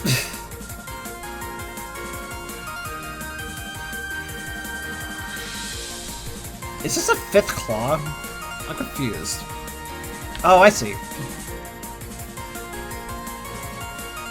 Commissioner art sounds like a stress. You gotta set standards. The best artists will basically say how long they'll do a basic timeline of how they do their art and how they'll get to somebody's project. It's good just to kind of set up a guideline for that. That way, that's way any commissioner can know how they work, and you know, be okay with it or not.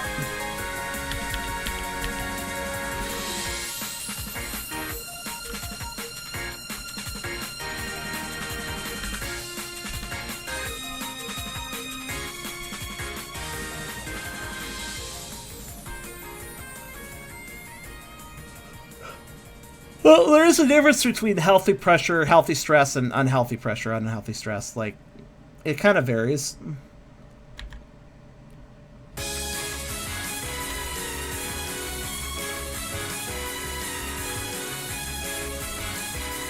And again, I'd like to note about the artwork that Kyra did. He did an amazing job on that. It was just some end-game sloppiness on his part, which honestly, I don't entirely blame him for, considering he had to do a bunch of edits. But man, I don't know, man. Just I'm the main thing that frustrates me is the fact that he put me in an awkward position by doing that. because on one hand, I feel bad about telling an artist, oh, don't worry, I'll fix it myself. I feel bad saying that, right? It kind of feels like it's kind of obvious like it's kind of obvious like I've elected that it's best I handle it myself, which I really fucking hope doesn't make the artist feel bad.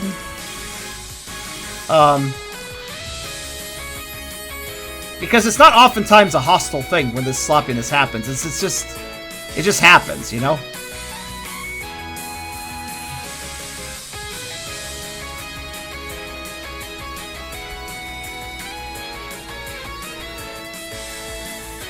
I consider it disappointing, but also not completely unreasonable to see, you know, mistakes made. So mistakes and this is a little different though, but whatever. My point is that I feel bad that there was even an issue.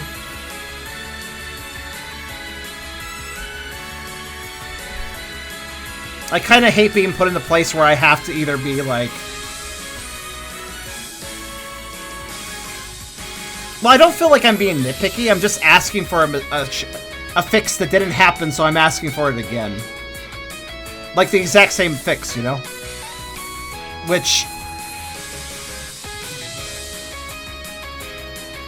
makes me feel bad to do, because it does seem like I'm harping at that point, but... it's such a difficult position. This is why I think it's best when artists are careful and make sure to get the details right. Double check your work before you send it off to the commissioner. Double check your work and compare it to the commission details and make sure, oh, did I miss anything? Take a second, don't rush it.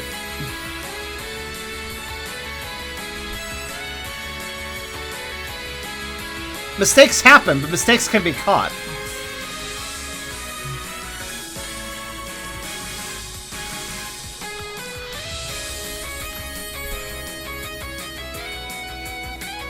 And it's best if you, as an artist, catch the mistake before the commissioner does. I mean, heck, it just makes things a lot more smooth. It wastes less of both of your time, and makes you look, well, more professional on point and such. Hell, it might earn you more business because you're showing your observational skills.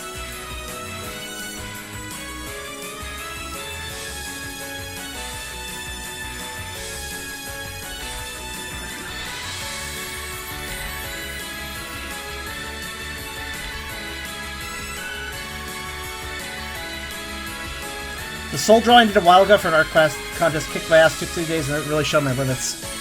What drawing?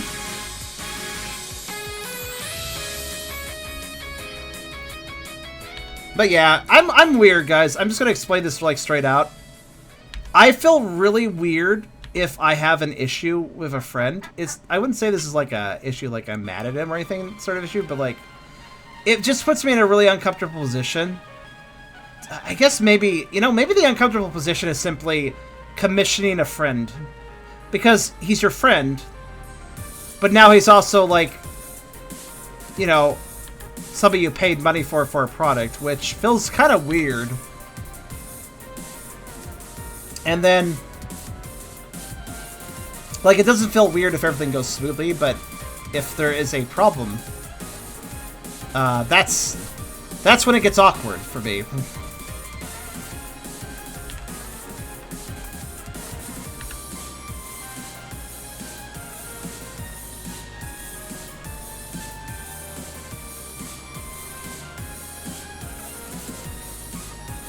Character in League of Legends, Space Dragon guy.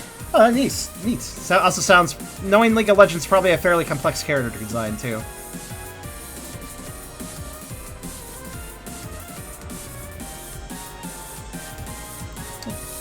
Welcome back on desktop.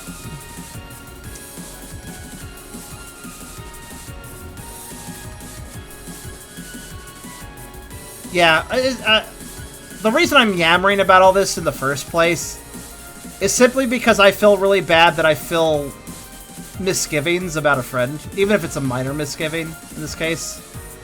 I feel bad being frustrated at a friend, basically. I'm so fucking I'm so fucking pathetic that if I get frustrated at a friend, I feel bad that I got frustrated immediately. While still being frustrated, I feel bad about being frustrated. I feel bad that I felt that emotion, especially with somebody that I'm as close to as Kyrio, who I consider a hugely good friend. So if I get frustrated with a hugely good friend, I feel like an asshole.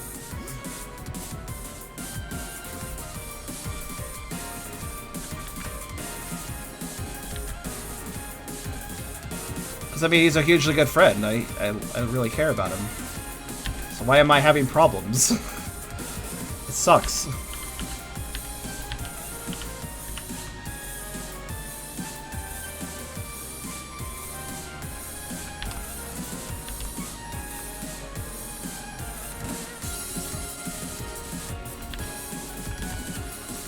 It's probably not that big an issue, it's just I'm more beating myself up over it.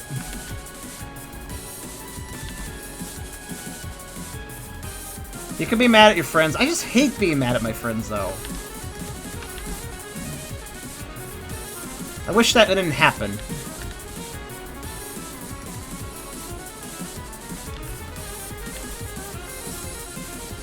I just care about my friends too much. I don't like that emotion. I don't like feeling frustration. Good night, Mifi. Or, well, soon good night to you, I suppose.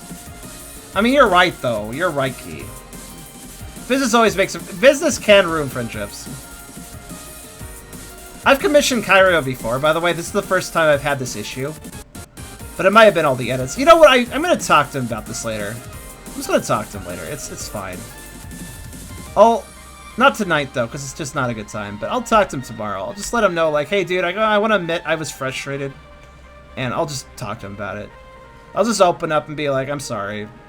I'm just been feeling this negativity.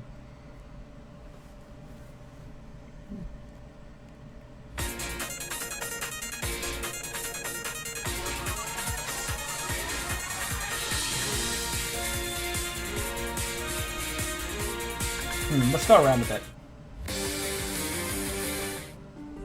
Oh, this is it. Here's the song I was looking for. Check out this. This is still from the Mega Man X D&D. This is Citadel Stage 5. I was looking for this. Check out this weird song.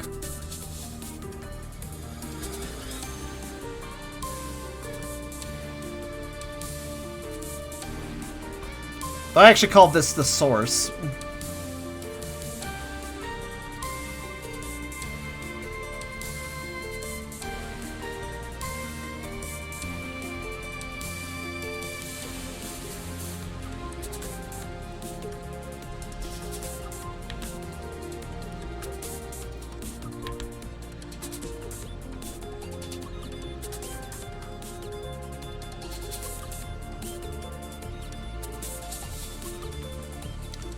I suppose you're right, Key. In a way, I still struggle with Sapience sometimes. I don't quite like it all the time. A reminder that... As I am very much a sapient being, but... I don't feel I started out as one. I believe that was acquired later, in other words. I don't feel I grasp it quite as hard as humans do.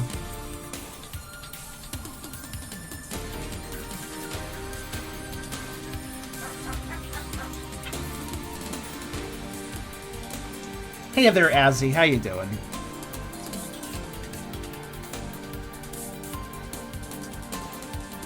You don't think dogs get depressed, angry, sad, confused? Absolutely. But they also have the ability to turn those emotions around more easily. Because lack of sapience means that things are not dwelled upon quite as hard. Nor are things thought about too deeply. Thus, while many creatures have emotions, many are not imprisoned by their emotions. Like humans and sapient things can be.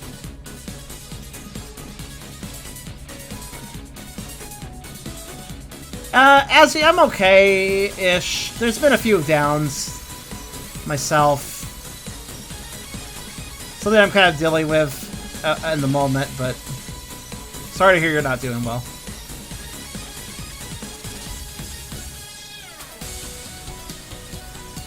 Oh, theme park. Oh, animals can still hold grudges and still have effectively, like, trauma from past experiences. After all, abuse a dog enough and it won't trust anyone. And it will take a lot of work to train its trust back. Some animals are very complex, even if they lack sapience. But I do think sapience makes more of a burden for this sort of thing. Even more so, you know.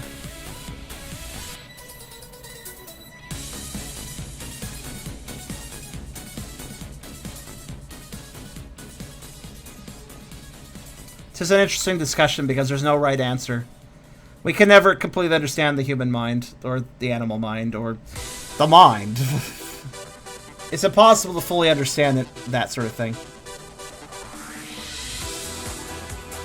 So to some degree, we are guessing when we discuss this stuff.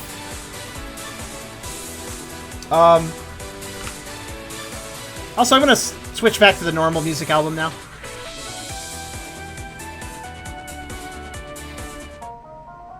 Which I guess means play song number 1 on the list for some reason. Alright. Actually, you know what I want to hear? Isn't this, is this a remix? No, it's just a standard. Who can tell me what this song is? I mean, it says the name, but like, who here can go, oh, I know that game? I wonder if everybody knows this one.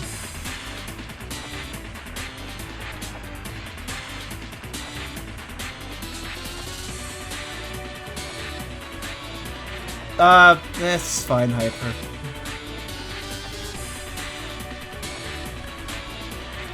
That's interesting, Zammy. They probably realized that you guys were trustworthy. Something like Mega Man's Command Mission. It kind of does, actually. This is Legend of Dragoon. It's a PS1 game. It's an RPG. It's one of those big ones that span 4 discs. It's also pretty dang good.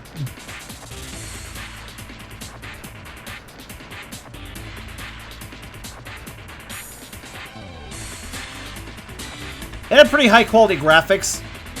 It's not nearly as long as like the 4-disc Final Fantasy VII by comparison. It's actually a lot shorter. I think they crammed more like animation, graphical quality into those discs, so there wasn't as much gameplay per disc compared to Final Fantasy VII. But it was still a long enough game. It's a good game. Good game with good music.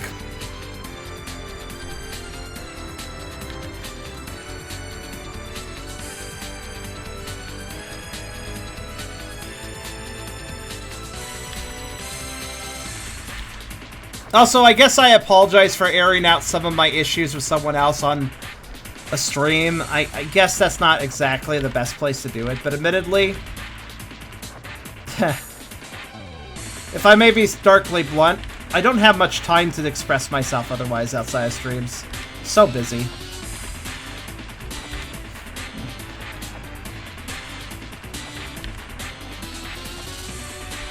Wait, did Final Fantasy VII 3 discs? Huh. Maybe. Oh, you're fine, Key. I appreciate the thoughts.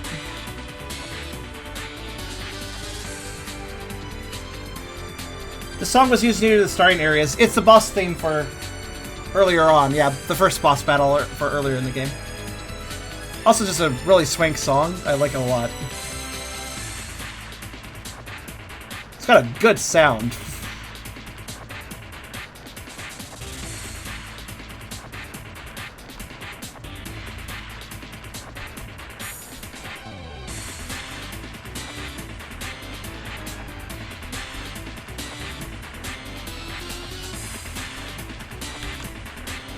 You have a good support community who'll listen to you. That's the thing. And after all, like, the way I expressed myself, I think it's pretty obvious that there's not a single bit of ill will held towards, you know, my friends that I speak about that I have problems with or whatever. Because this is not the first time that I've addressed, you know, having an issue with somebody. I think it's very clear, at least I hope it is, that I'm not saying this stuff out in public to, like, shame them or anything. In fact, I'm more shaming myself, especially in this situation, than anyone else. It's not at all about holding... Again, when I want to promote Cairo, if anything. He is most certainly worth commissioning. This issue I had with him... I've never had this before, actually, with him. I've commissioned him before. It's always been fantastic. I'm not sure what happened this time. It's not the norm, and nor is it even really that big a deal, because he's a nice guy. I know if I asked him for more changes, he would do it. I just felt so freaking bad about asking, but I also felt really frustrated about it happening, so that's why I need to talk to everybody. That's why I just need to talk, you know? But Cairo's a great guy. I really heavily recommend commissioning him, if you're thinking about it. So don't let me deter you by anything I said tonight. He's legitimately worth it.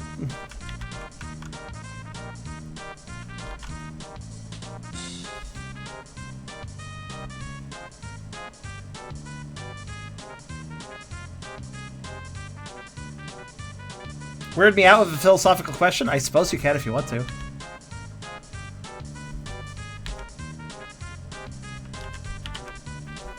Alright, there's a little foot color in. A little foot color in there.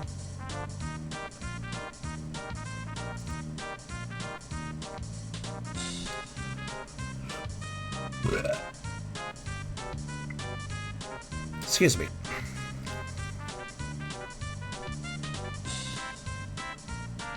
But,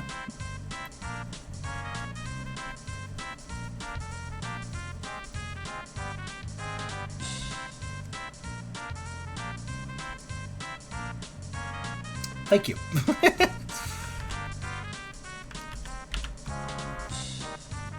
I like this grunt. I like Grunty's fur is fun. This is a good rendition of this thing, Gruntillo lair.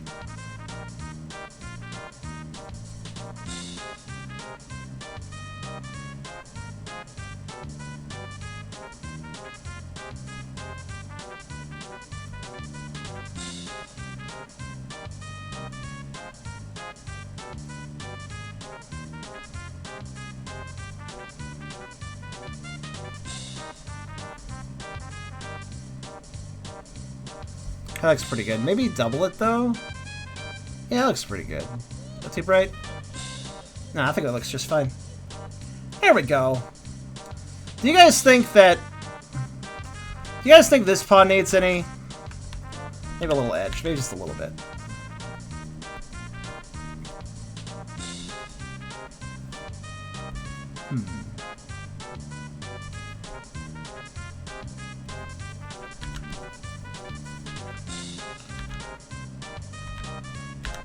See ya, Meathy.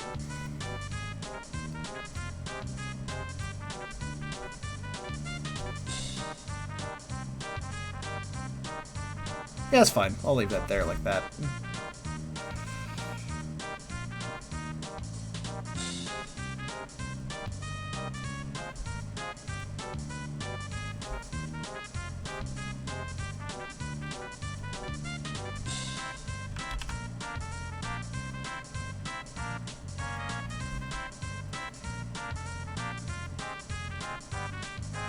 I am comfy with what I have done with the paws.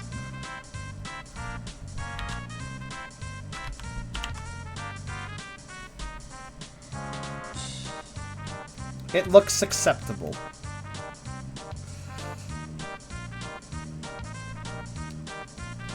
The question is, do I want to put a little bit on this one? I kind of already did, but...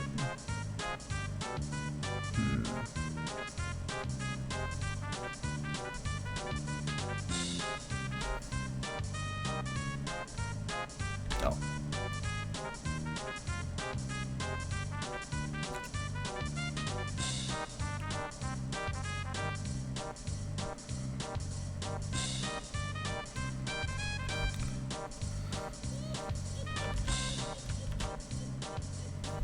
Just a little bit more. Let's see how that looks. Yeah, looks good. It's a little subtle touch like that. Oh.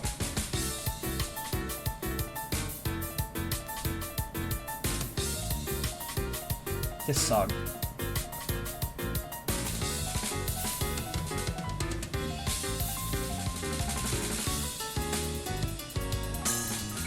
The bottom one is super comfy looking. Yeah, it'll probably be even more comfy looking after I color it the rest of the way. Alright, that looks pretty good. I think I'll do that. Alright, pauses have been concluded. Sorry for that one pause, which I'm just going to color the entire bottom cream, because why not? This bottom one just is, it's just kind of perfect, isn't it? It's just right. It's just right. He's just the right amount of laziness and plumpness.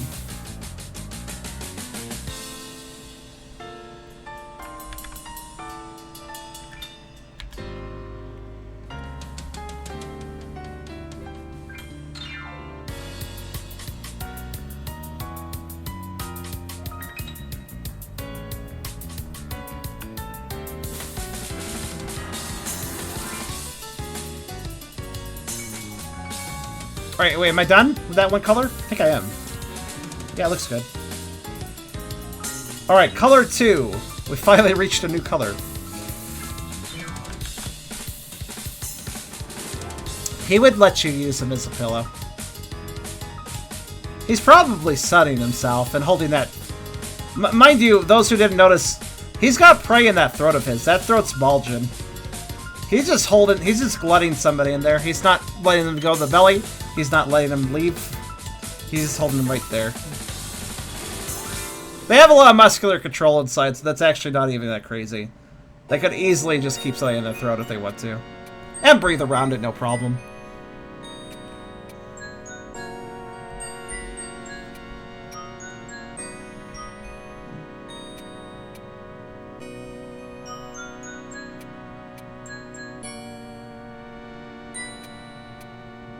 Also, a reminder, their insides are amber-like.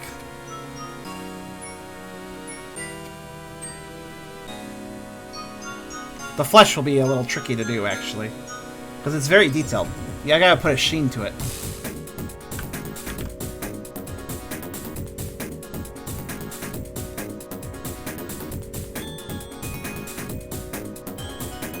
Okay, so underbelly area. And... that's it, really.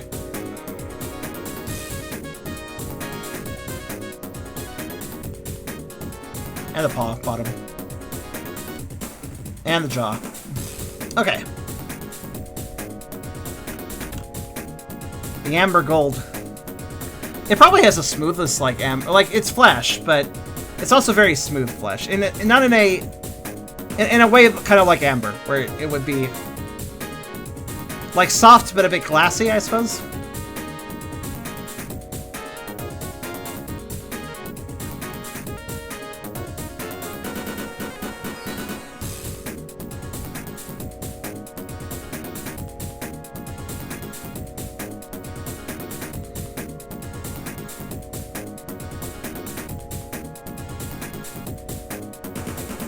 Is that a tooth?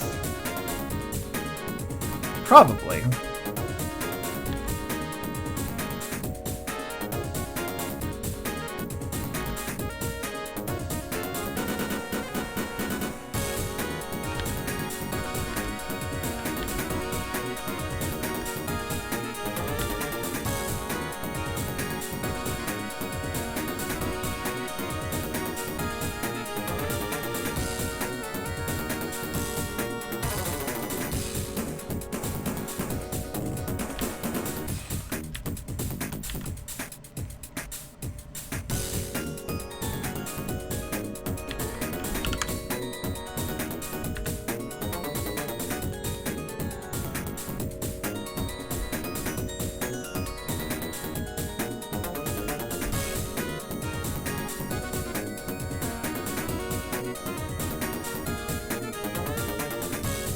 I haven't really decided what the random doodly lines in his mouth in this particular picture is yet.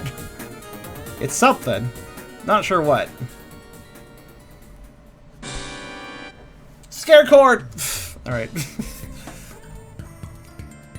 Actually, I kind of see Umbreon lines. Nah, not quite. I'm not sure what the hell it is. It's a mess. It's consuming something. Oh god, if it looks like a mess, maybe he'd shoot it up, and that's why. No. He doesn't do that, though. Not really. Well, unless he needs to crunch something dangerous, I suppose.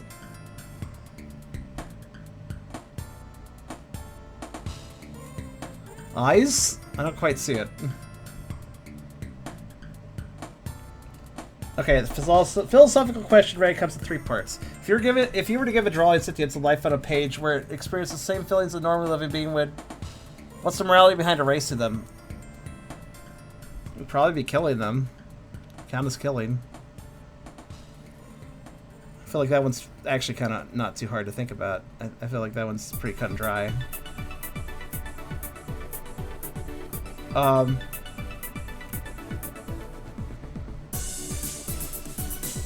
They are aware of it being a possibility. They fear the essentially death, and were you to not erase them, they'd be stuck doing whatever you drew them, limited entirely dependent upon you for living. So you have to take into account how long does the drawing live. They're both potentially immortal, giving you close to the book forever. When does life between mercy, killing, dowry, murder begin for erasing this drawing? Can you draw them more world? Can you give them more to do?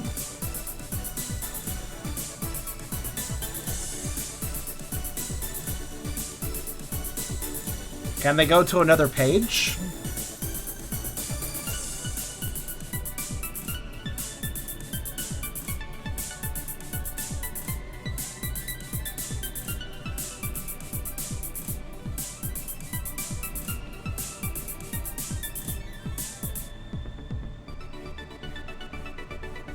So they get infinite life.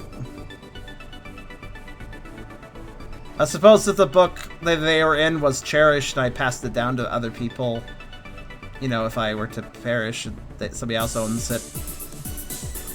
Somebody that could take care of them, basically.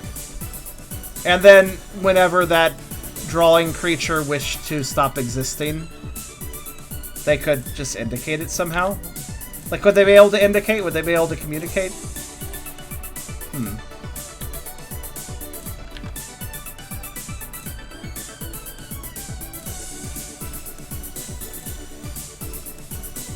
Yeah, but other people could draw things too. It wouldn't be limited to just what I could draw.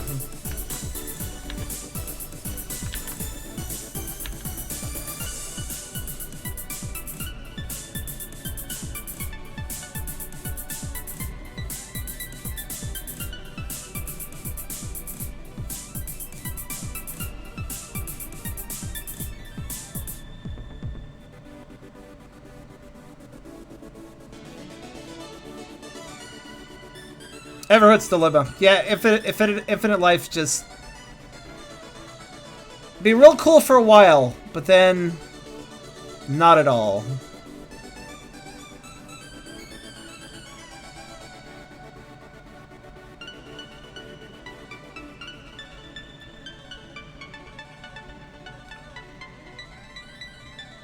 If an infinitely existing being decides that they want to end their infinity, I feel like it's less suicide and more just wanting to accept old age. Which, keep in mind, even if a being is immortal, that doesn't mean they avoid old age. Their mind still is saddled with life. Their mind still has to deal with everything they've accumulated. And that is part of old age, in my opinion. Getting tired, you know? There's a point where somebody sometimes says they've lived a long enough life, you know? Oh god, this is starting to depress me because I myself get exhausted with life. I don't like thinking about this now. That's why I need my vacation, partially.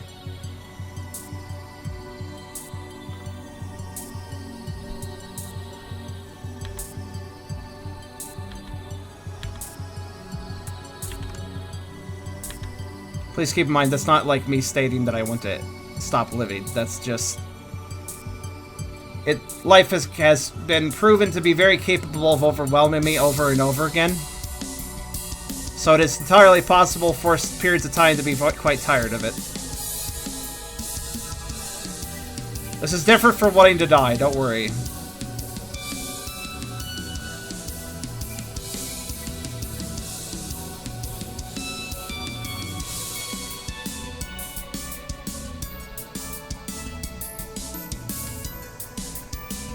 I want a nap. I feel ya.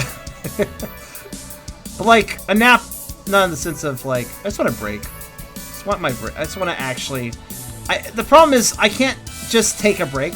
And it's not streaming, mind you. It's not... I mean, streaming does add a pressure, but that's not the issue. I do think I need a break from streaming too, obviously, but... When I describe what I'm tired of, it's more just the case that I, like, keep having one thing after another try to assail me one way or another, whether it be simple fate assailing me in some way, or people hating on me, or a friend coming and doing something really bad that stresses me out and hurts me, or just all sorts of things, man. It's like I never get really any peace. There's always some bad thing that happens, and it really sucks.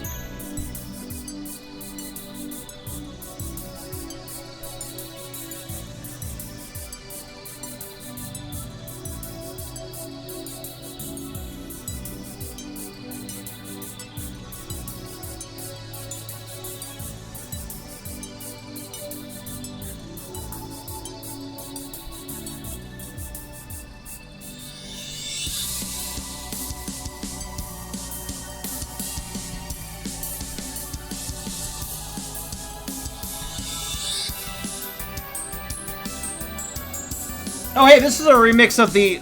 Hey, Hyper, remember Duff McWellen's stage from Mega Man X5 and how it had two different stage themes? This is the alternate. I think.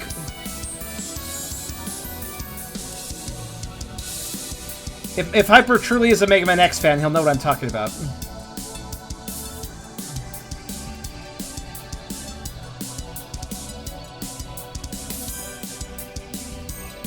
But the one it had was actually just... But the weird thing was, it was, the one that got removed was... Oh god, I forget which... Launch Octopus's stage, I think? From Mega Man X3? It was actually the same song as that, originally. Or Bubble Crab, Bubble Crab. I knew it was one of the older game's water bosses. I couldn't remember which one.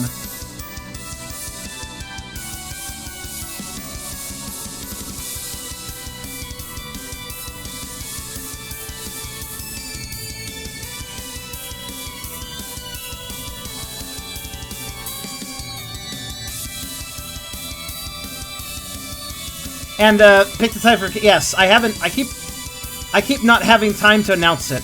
I've been so busy. But the vacation starts on Easter Sunday and goes for 2 weeks. Nice, easy to remember start date, that.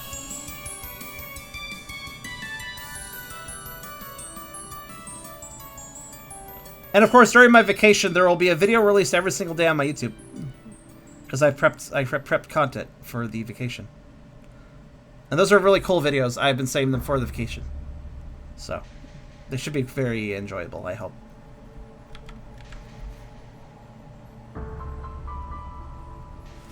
Is there a point in creation where they could create on their own if I give them building blocks? That would be interesting.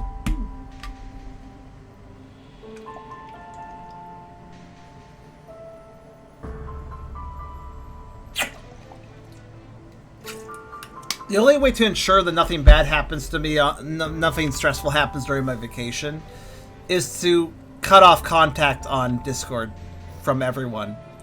As well as probably some of... No, Telegram's less important on that, but... I don't want to do that, though. That's something I don't want to do. I feel like that's going too far for me. I will not do any moderation actions, though. If anybody tries to cause trouble, it's up to my staff team. I'm not getting involved during my vacation.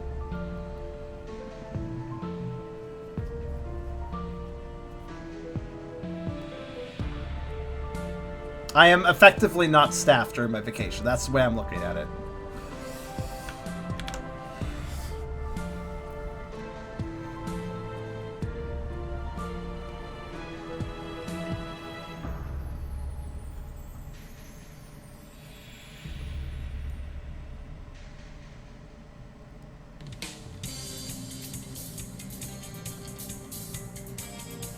Of course, just not being staffed will not stop all the stress.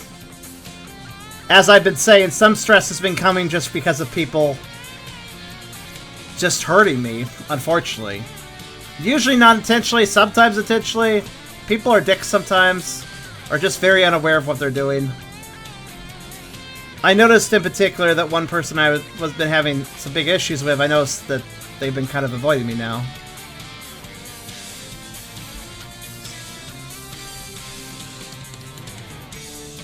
I don't think they're mad at me. I think they're mad at themselves, but still.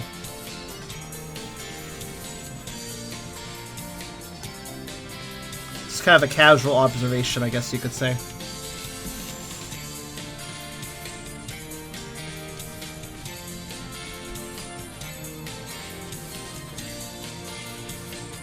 It's really weird. I don't know how to explain what happens, why I've been so stressed out lately, but like, it's like isolated incident happens, and the next day another isolated incident happens. The next day I stream. No isolated incident then because I'm streaming.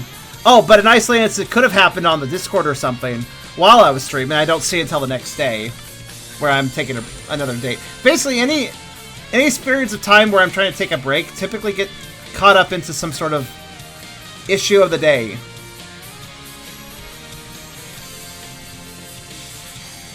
It feels like my life has been like one of those anime Monster of the Week animes. Except for like the monster is drama, stress, a bad person, etc. And instead of every week, it's like every other day.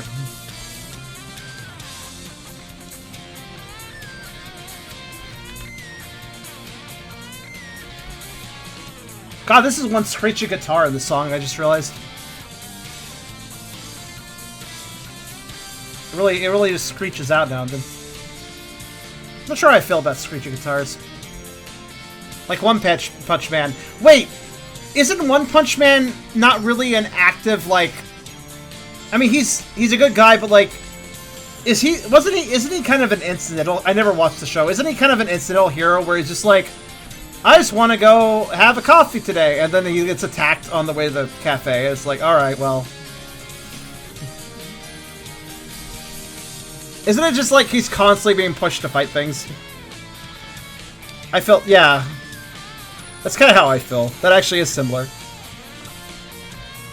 I don't know if he's a reluctant hero or just more like incidentally a hero.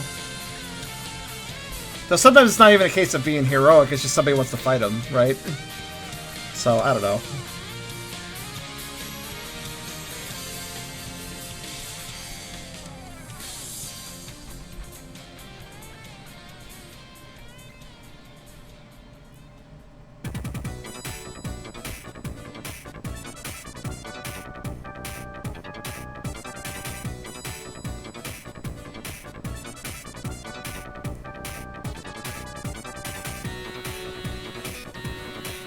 I wanted to be a hero, but I got way too strong in the process. It's just bored because nothing is a real challenge for me anymore.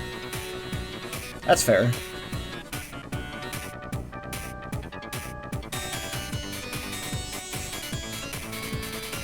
Oh, the Ristar version of Sonic Flying Battle Zone. Nice.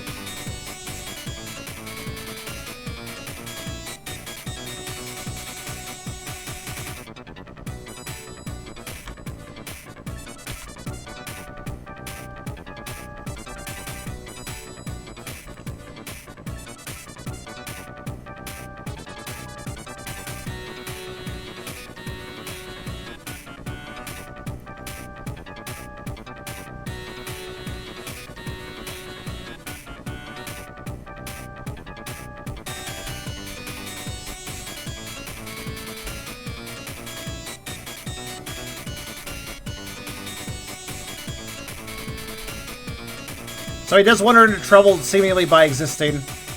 That part is the part I relate to. I wish I could one-punch all the issues away instantly. That'd be nice.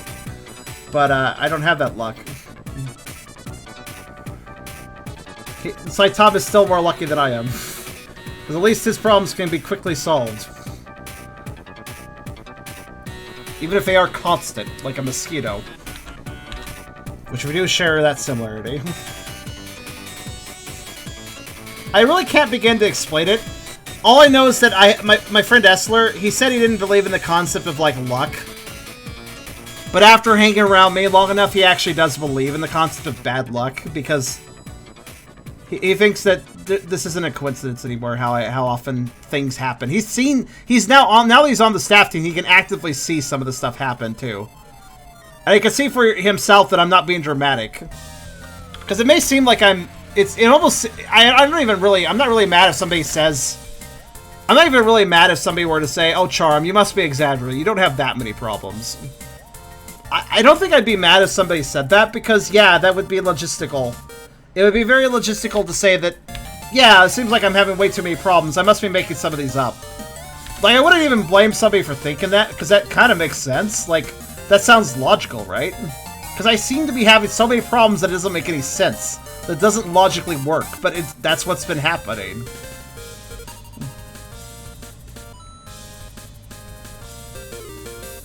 So I don't even blame people if there's, like, if they question if it's actually happening, but seriously, I don't know, I keep stumbling and one thing after another happened to me. I'm not asking for it. I'm not asking for it at all. It's just problems won't stop leaving me alone. It's been really tiresome. It's not even like all the issues are huge necessarily, but they're big enough to be this constant net of stress that is tangling me up. And it's bad. Some of the problems have been actually pretty bad, though, too, on top of that.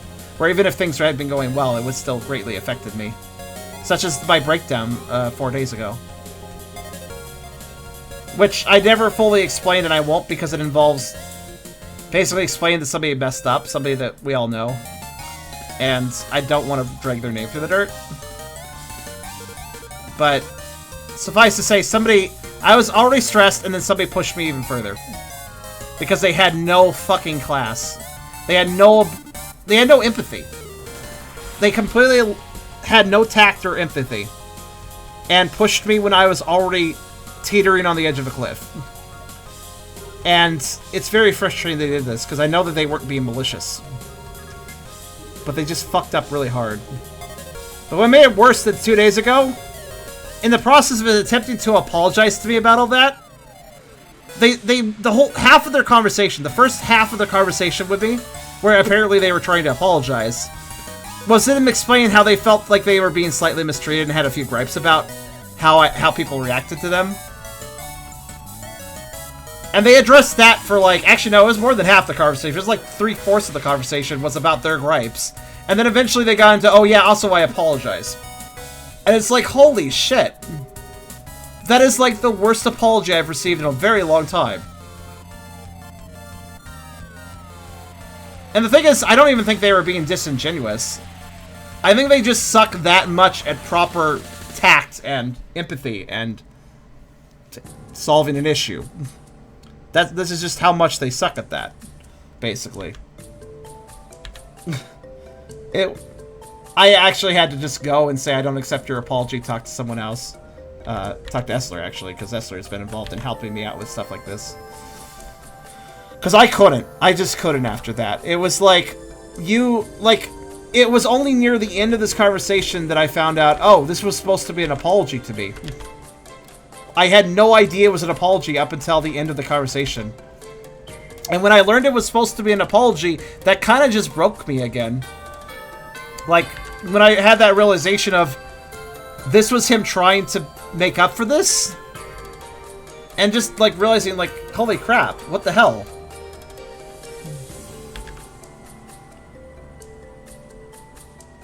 Because he literally just went on about himself for a while, about, oh, I feel like could have, like, he wasn't being, like, aggressive about it, but he was basically, like, nitpicking about how he was treated after making me literally break a few days ago. And how I reacted off of that, and how he feels like he may have received some mistreatment, or that it wasn't completely fair how he was treated. And logistically, he might have a point, but actually, I kept my cool surprisingly well, considering he was literally making me feel like I need to freak out, you know? I actually kept my cool pretty well when he did this, and hearing him gripe about, oh, I don't think that I was treated completely fairly, it's like, dude, is that really the important part of this whole situation?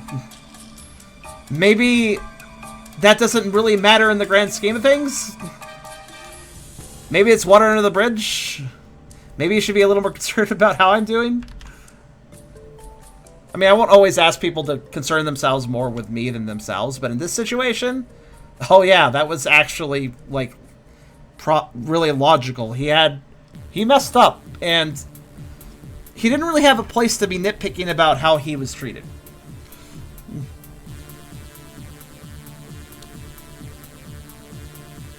Because I don't think he was treated unfairly. And neither does Essler, who shared his opinion, because I asked him, like, do you think he was treated unfairly? Did I mess up here? He's like, no.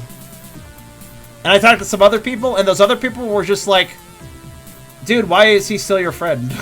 Some people were like, dude, I wouldn't be his friend anymore after what he did. And I'm like, well, I think that's going too far of it, personally, but I definitely see the point. Also, how's that look, the foot? Is that foot okay? Is that foot okay? I think that foot's okay. I'm just wondering if any yellow should be bleeding over into the foot. What do you guys think? And by the way, I'm talking about this foot here.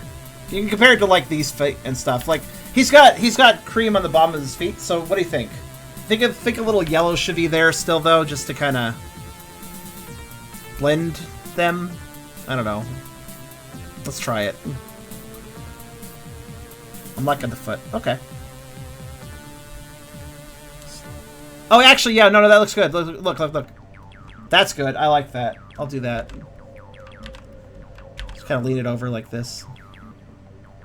Kind of give it a... do a little edge. Just a little bit over there. It looks pretty appropriate. I think that's fine. It does kind of contour at the back of the foot, so... Yeah, there we go. Look at that. There we go. That sells it. I think I'm happy with that. Let's remove the part I accidentally colored over here. But if you haven't figured it out by me, I don't like griping about other people. I really don't. I've done it twice today, admittedly, but I think that's just kind of a testament to how many things have been going on, you know? Okay, I think that'll do.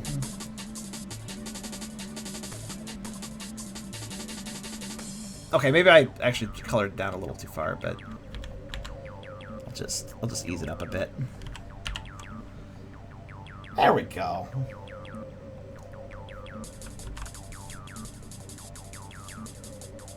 Yeah, there we go. That's all I need to do.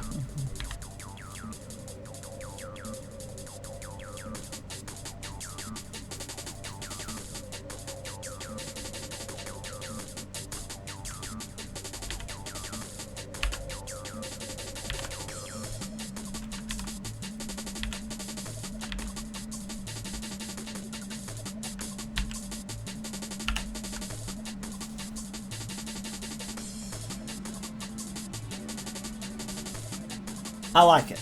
It's a good foot.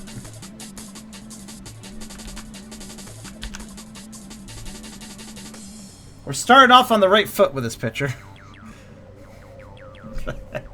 That pun works really well because it's literally his right foot.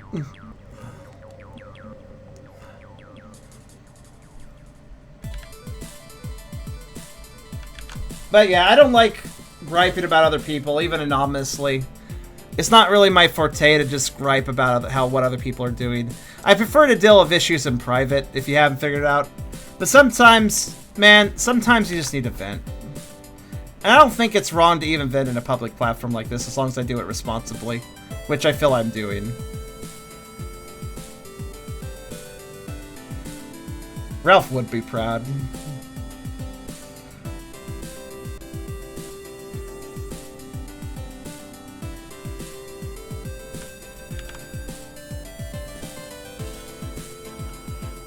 Can I give my thoughts on this situation, Charm? Oh yeah, Hyper, you're technically involved. Yeah, feel free. What's your thoughts?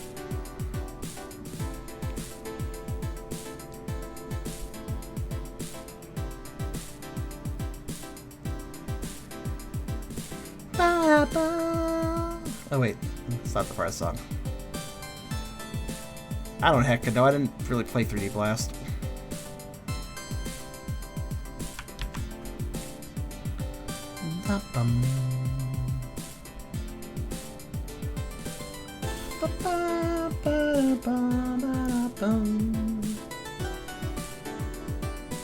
I get why you don't want to gripe. I always think there's a little point talking about someone like that. It just brings bad energy. I mean, the idea is like, if you gripe about somebody that to people that don't really know that person, that's going to color their opinion of that person, you know?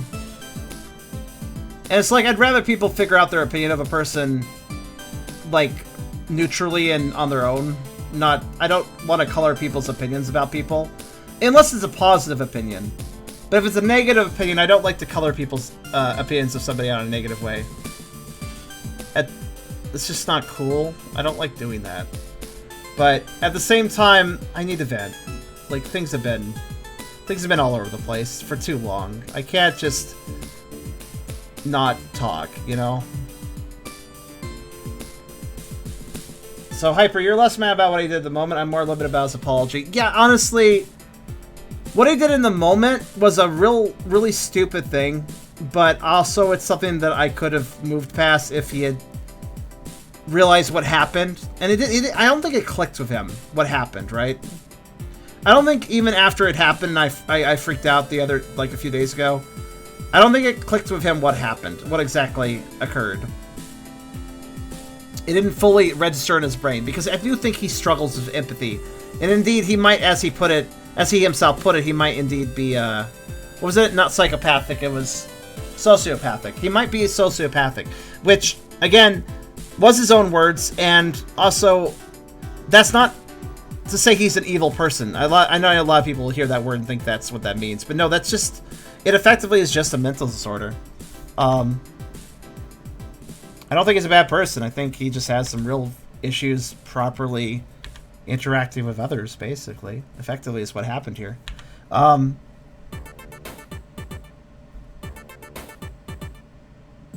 Yeah, honestly, the main apology that he gave me was, I'm sorry for basically talking at the wrong time. I'm basically sorry for when I decided to say all this. And that's not the issue. The issue was not his timing. The issue was him not reading me, him saying anything at all in that regard, in that way he did, and he just didn't get it. However, after that situation, Hyper, Essler did talk to him more, and I didn't share that with anyone else. It does have, like, Essler got through to him, I'll just say that. Finally got through to him.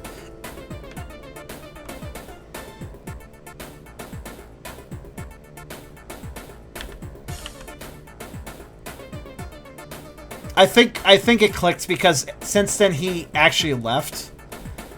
I think the weight of it all hit him at once because he said he couldn't talk anymore to Essler. He just left after that.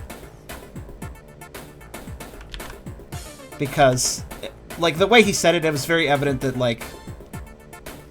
Yeah, I think the weight of everything he had done finally hit him at that point. And he left because he was overwhelmed. Which isn't great, but I'm glad to see some realization there. You know, that's good. That's good to see.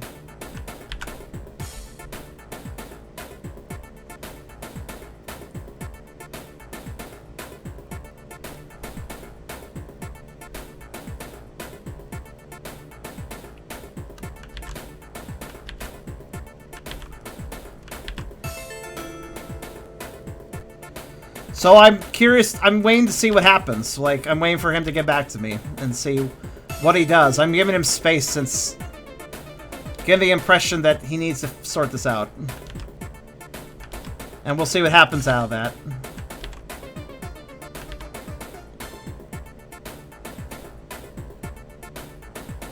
Not knowing why you have been a bad person and having it hit you must be hard. Yeah, I can actually sympathize with that to some degree. I mean, I'm very empathetic, so...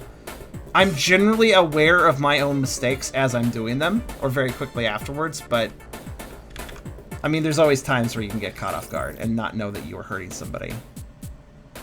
I think that's something that everybody can experience. Yeah, everybody can be... I think that's something that everyone has experienced at some point.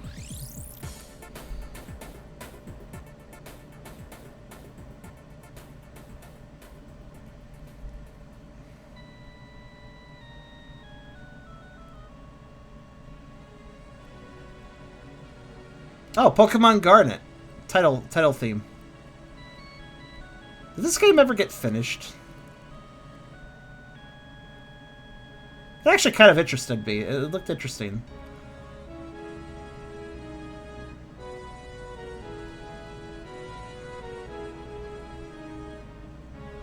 I should check on that project to see if it's got anywhere.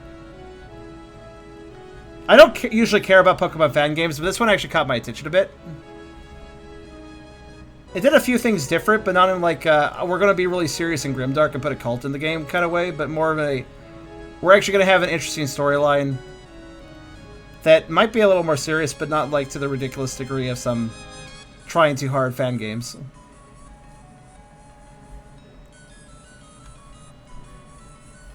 Well, Hyper, if you're projecting your self-hatred onto him, maybe you should curb that. I understand why you might be doing that, though, considering you and I also had to talk, you know? I won't get into the details of that here, but... Suffice to say, even my own staff have caused me stress. Unfortunately. Never intentional, but...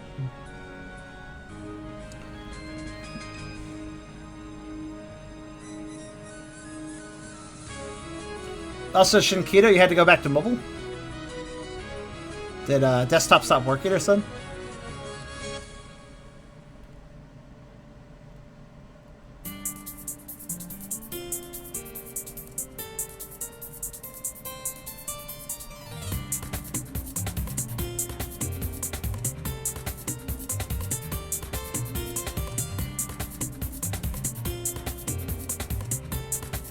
Oh, I'm not bottling anything up. I just didn't really feel it was necessary to address, but like, your issue, like... Honestly, we resolved it, so it started to fade from my memory now. But basically, you were kind of... What did you do?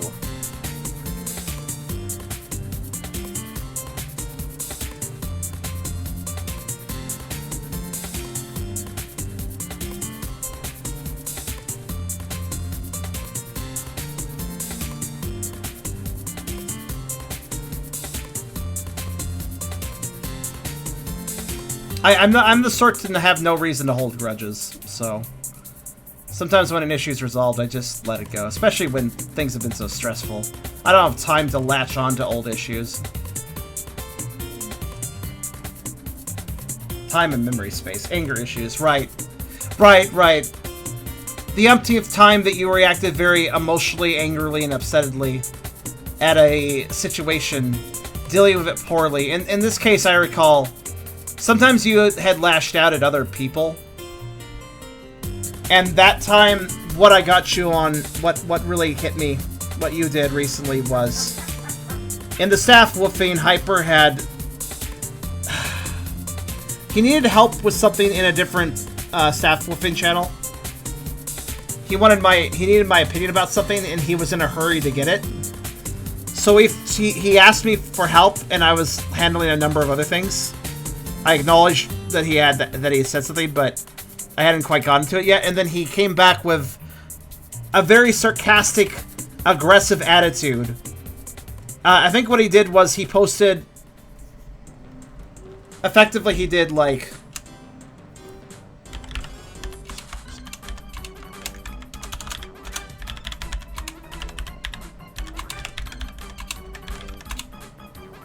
Basically that. I think that's what he basically did that set me up. That just kind of set me off. Didn't, like, make me blow up, just, like, really stressed me out.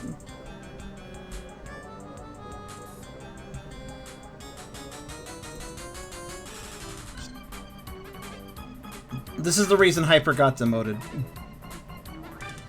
Which, you know, he was at admin, now he's a mod. This is very obvious to see.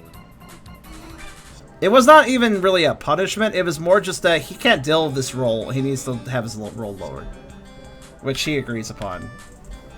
He can't be an admin. It's too much for him, at least right now in his life. It was causing him to have these outbursts and such, which isn't acceptable and hurts others.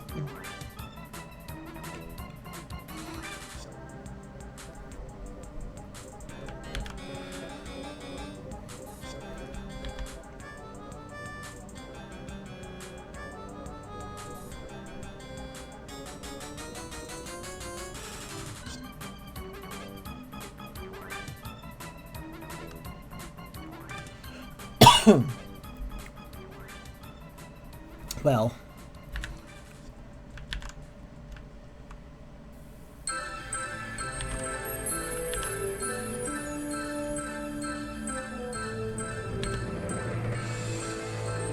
I'll let Hyper speak for himself on the matter further if he wants to. It's been resolved. I sat him down in a call and went over how he's done this sort of thing before, and I really spelled it out for him how that shit's really unacceptable. And he got it. I can be quite harsh with people. Not angry, but harsh. I want to make sure that people who makes... The worst thing, the thing that disappoints me most, is when a person makes the same mistake over and over again. I hate seeing somebody not grow, not learn, not recognize their fucking loop they're in. That's the worst thing. Making a mistake once is by and far understandable. Making a mistake over and over again, the same one, that's where I start getting frustrated. That's where it starts messing with me. Hi there, Red.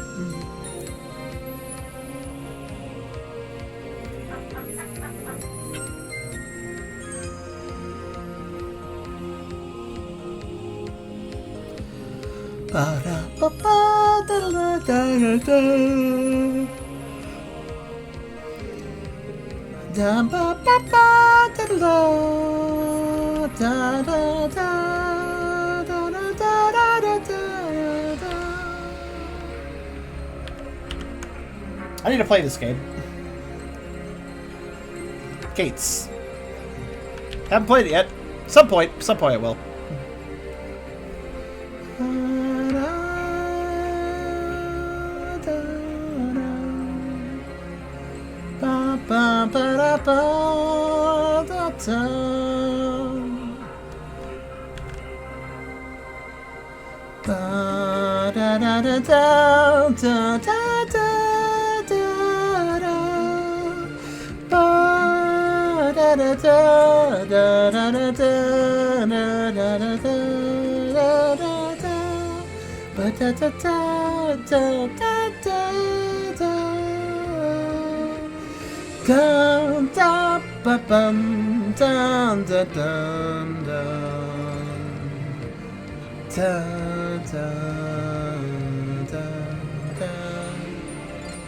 It's a good song.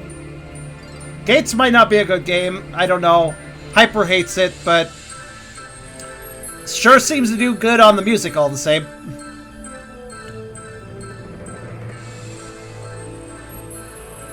Even if this recording is a little low quality, but whatever. If I recall correctly, I got the recordings for this soundtrack when it had just released in Japan, so the quality of the recordings was a little low because the fans just jankily got it together really early on, right?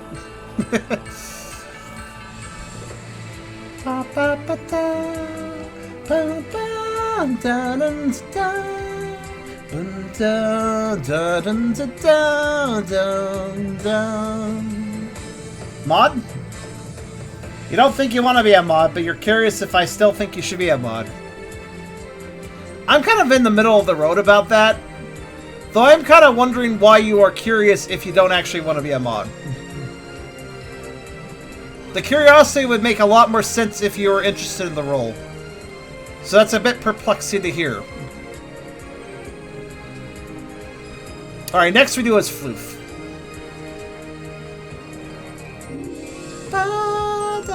dun, dun. Oh yeah, he is chest floof. He is chest floof. He has no chest floof here. Though actually I don't really want to add it, because that would kind of ruin this lovely throat bulge a bit. Well, actually no, it wouldn't ruin it, but... screw it, doesn't matter that much.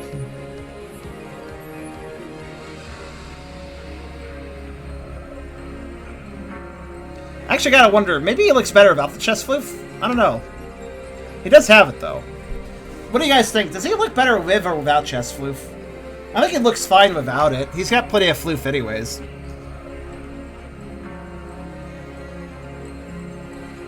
It looks nice too, though.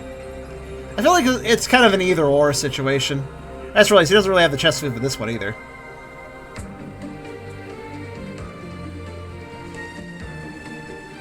Oh, Hyper.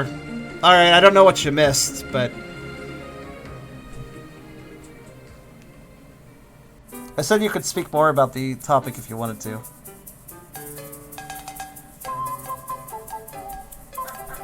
Yeah, honestly, it's fine to have for him to not have the chest floof. It doesn't really ruin his look or anything.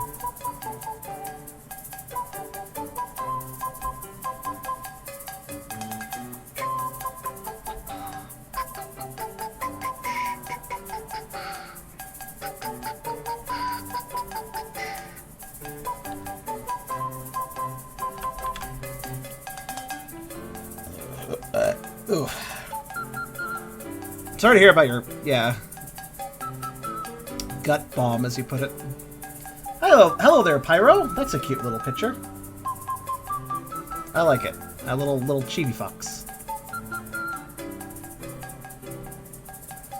I swear, there's a lot of Twitch streamers out there that have furry Twitch streamers that have way better icons than I do. Aye! Aye! I didn't know there was a voice in this song. Aye! That felt very random.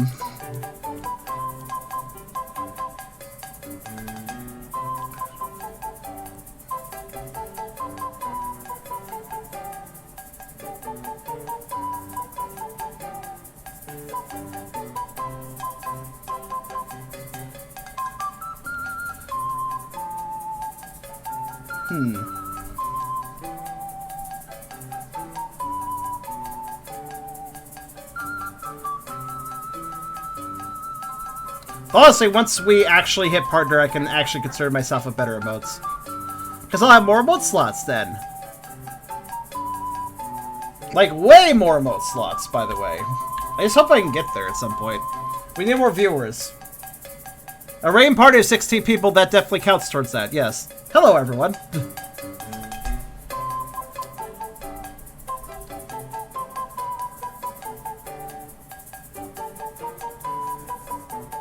Welcome, Raiders. When I came to the stream today, I did not expect to be a tree of cute charms singing to music.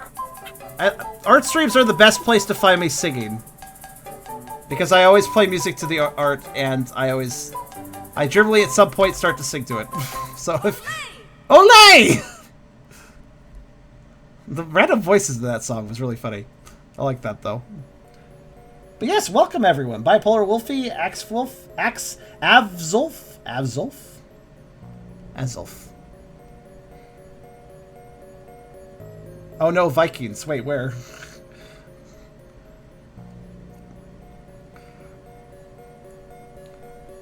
I don't see any Vikings here, personally. Oh shoot, we're gonna play other music? Hold on a minute. I'm gonna play the whole soundtrack, hold on. Plus the, there it is. Does it start with this one? Sure does. If we're gonna play other music, because why not? I wonder if that game's released yet. Probably not. I think I would have been notified. Also, I appreciate the pobs. Those are really interesting beans. So you got like, huh? So the outer beans are black and the inner beans are blue. I like that. I like that.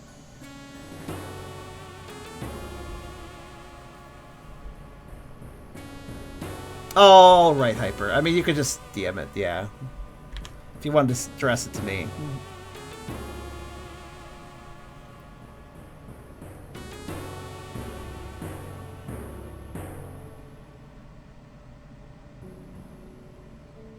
But also, yeah, welcome raiders.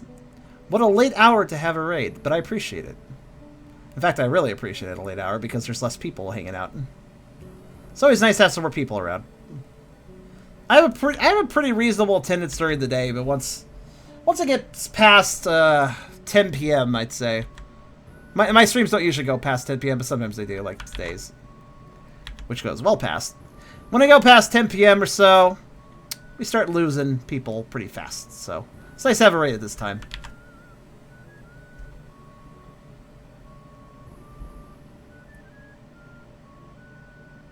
Also, Nitro, welcome as well.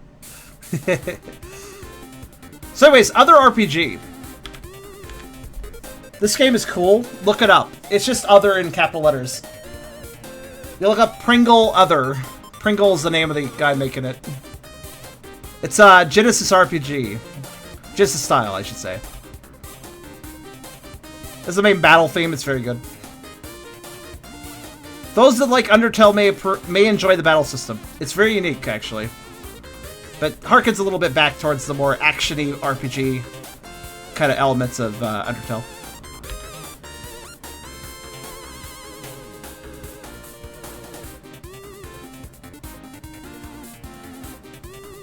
I played a demo, actually, of it. It was a fun demo. Developer even comment and appreciate the stream. It's fun.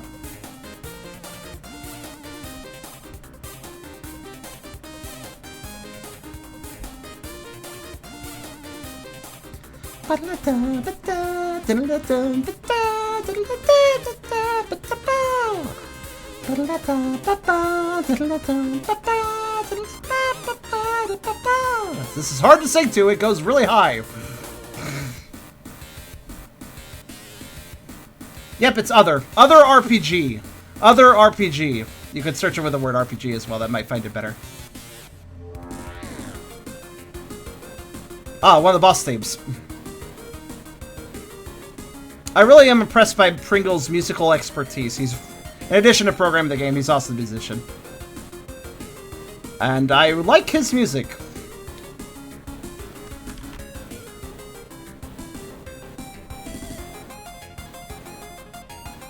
Yeah, art style's really cool too. I think he does that as well. I think he's doing most of it, if I recall. I could be wrong about that.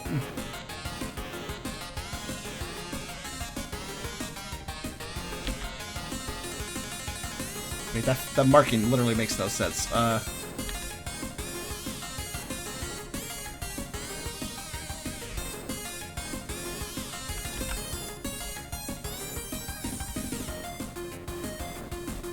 That's better.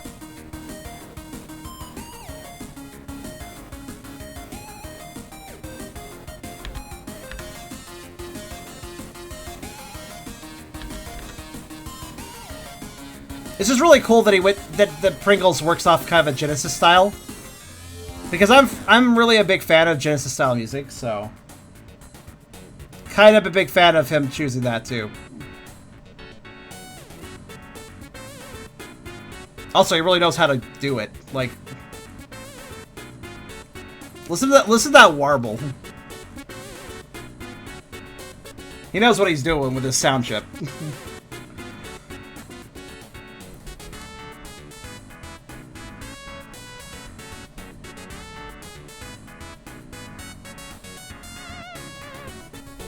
Also, the game's music kind of makes me think of Crusader of Sinti, which was basically Zelda for the Genesis. Official game that was basically just the Genesis' Zelda. It was a good game.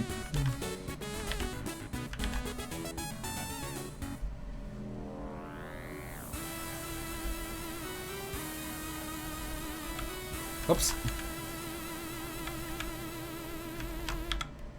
Whoops. Why is this happening? Stop. There, that's better.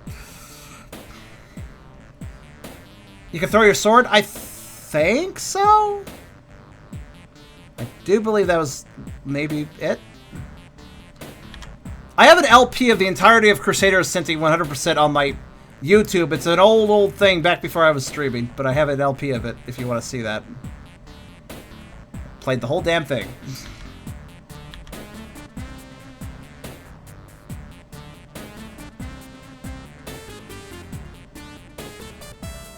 It too has some good music.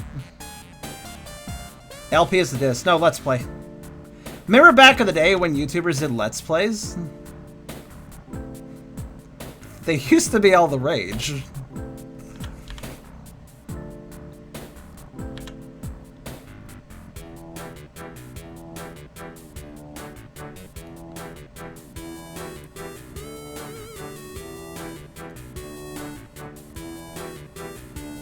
It was a proper Let's Play too, not just me streaming something and then putting it on YouTube. I like record it for YouTube and everything. That was back in the days where I tried to be a proper YouTuber, which I guess I'm doing now these days too. But it's my proper YouTuberness these days is more. It's more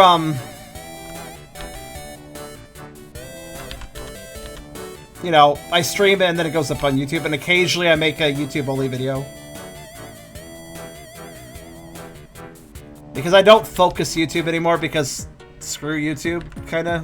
I mean, I don't not screw YouTube as the audience. I love you guys, those of you watching. I more mean, screw YouTube as in a reliable platform to receive monetization and money on, without getting fucked over by bots and weird policies that don't make any sense. In other words, I don't trust YouTube as a monetization platform.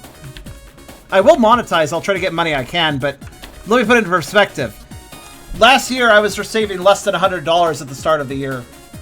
By the end of the year, I had climbed up to a very respectable $500 a month or so in November and December. But then when January hit, that got slashed down to about $250, and it's less than $200 for February. March is probably going to be even worse, I don't know. But there's a perfect example as to how ridiculous it is. It looked like for a while that I was actually making decent money on YouTube, but then, nope, fuck you, slashed away out of nowhere.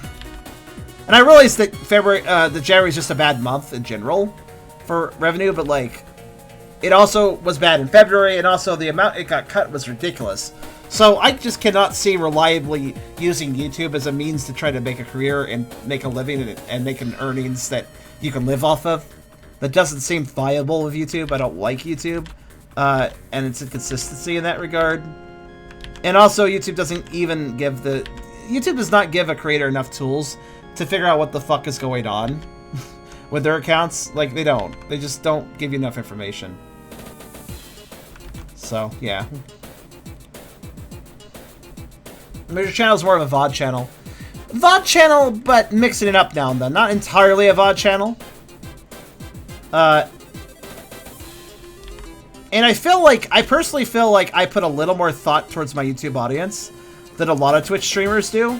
Because I think a lot of Twitch streamers don't even really consider the YouTube audience, but I do my intros and stuff for the sake of YouTube, for instance. I still integrate things I'm doing into the YouTube experience. So, you know, I'm catering to those watching on YouTube in numerous ways. Even if I am still indeed streaming most of my content. I'm doing a weird thing, in other words.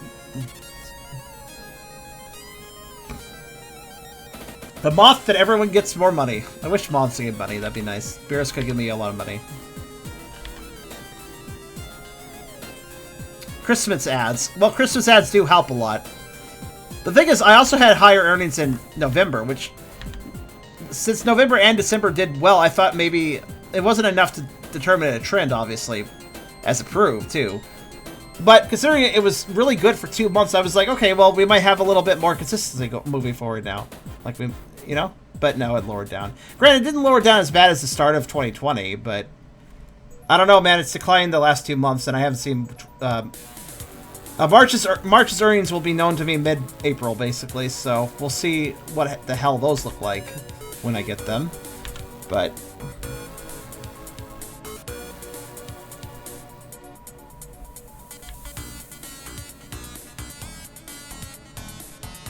Gosh, this music is so good.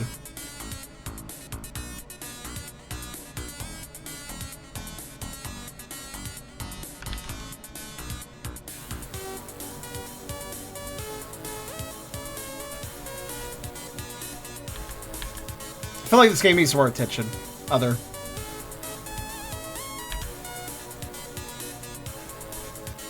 All Let's Players are gone. Hell, PewDiePie has moved on to bridge construction. Wait, did PewDiePie stop? I never watched him, so I never paid attention. But did he's like, is he gone? Did he leave?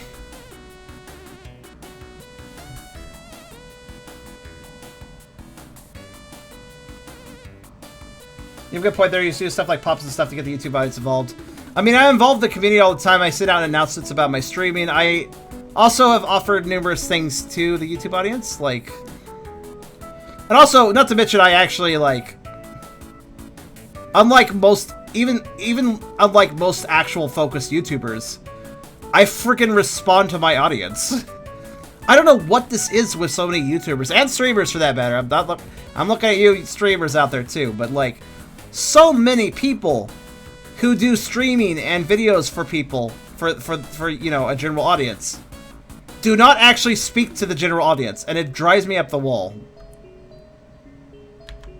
Like, I realize it takes more time, but holy shit, I feel like that's an important... Like, look, here's a weird thing, right?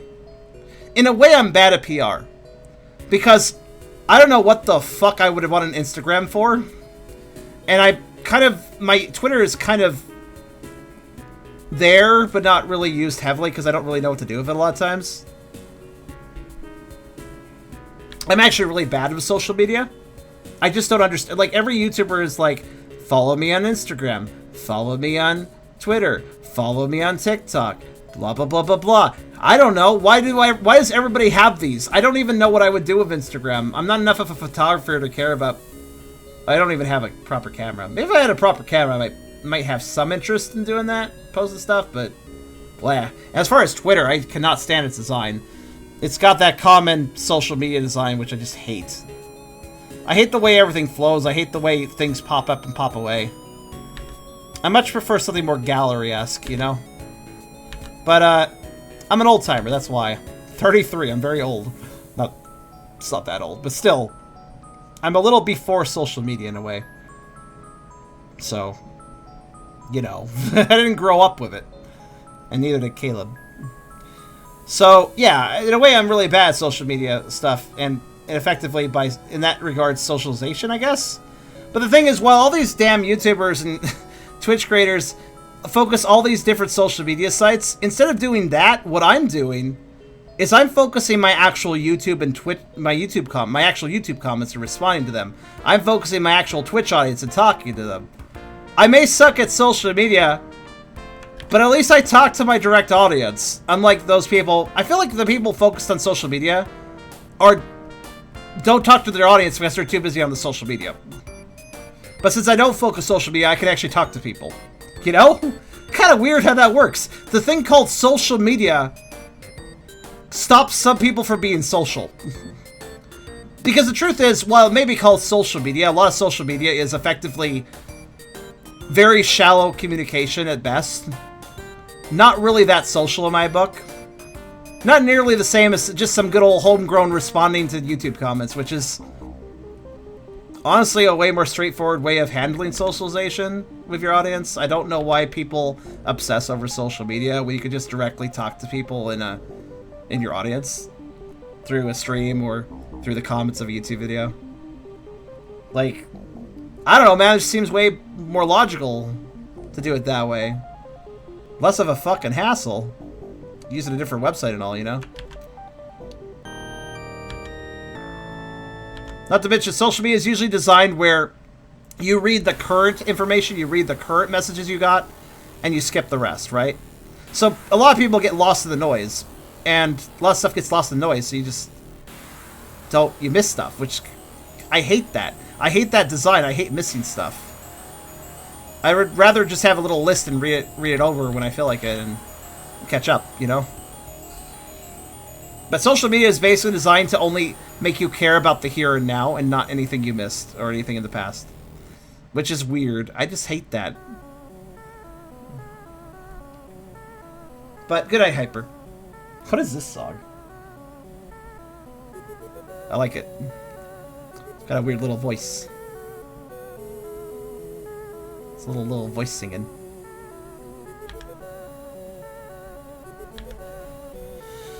So yeah, there's my opinions.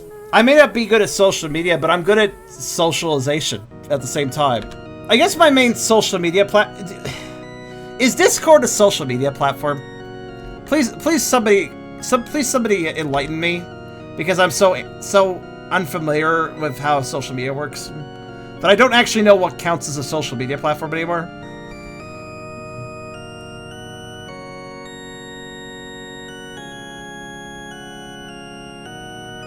Like, what would you guys consider to be social media, and what would you guys consider not to be social media, as far as major platforms? Major ways you could talk to people.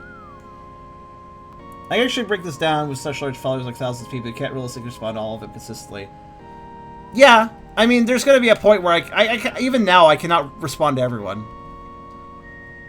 But I can still take time out to read. At the very least, skim if it's a particularly busy day of comments. But I still read. I still read through things. I can't catch everything. That's obviously unrealistic, but I can certainly check the majority and actually give responses to anybody with a reasonable comment. Which I think a lot of YouTubers don't do. Basically, if you said a good comment, then I might want to give you a response, because you put together a good comment. Good job. I want to reward that, you know? And what I consider a good comment is usually something well thought out, a bit mature. Just something that brings an interesting point, or just is just really nice to read. Or ask a good question. That too. These are the comments I usually try to respond to.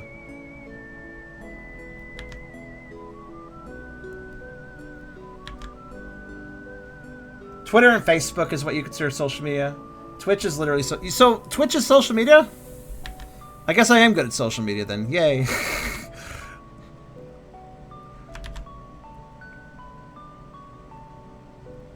Twitch is the one place where I want to be social. Well, I mean, no, that's not true. I can be social other places, but this is where I'm at my most social when I'm streaming for you guys. You guys get the most outward side of myself. I'm an ambivert, so that means that sometimes I'm extroverted and sometimes I'm introverted. And when I'm introverted is when I'm not streaming, and when I'm extroverted is when I'm streaming, generally. I can still talk to people when I'm introverted, but it's a little harder, a little more stressful. I can still be extroverted and talk to people outside of streams, of course, but the most extrovert energy is spent on streams. That is why my streams are typically one day apart, actually, because I need to recharge. I am not an extrovert, so as an ambivert, much like an introvert has to, I have to recharge my social energy, so that's why I usually have a day break between streams, because I need a little time to recharge my battery. Though actually, on that note, I would like to say this. As an ambivert, speaking for ambiverts as well as introverts, especially introverts, who I feel bad for, the current day internet is totally not at all designed to at all respect or consider introverts. The internet absolutely encourages everyone to be an extrovert, even if they aren't.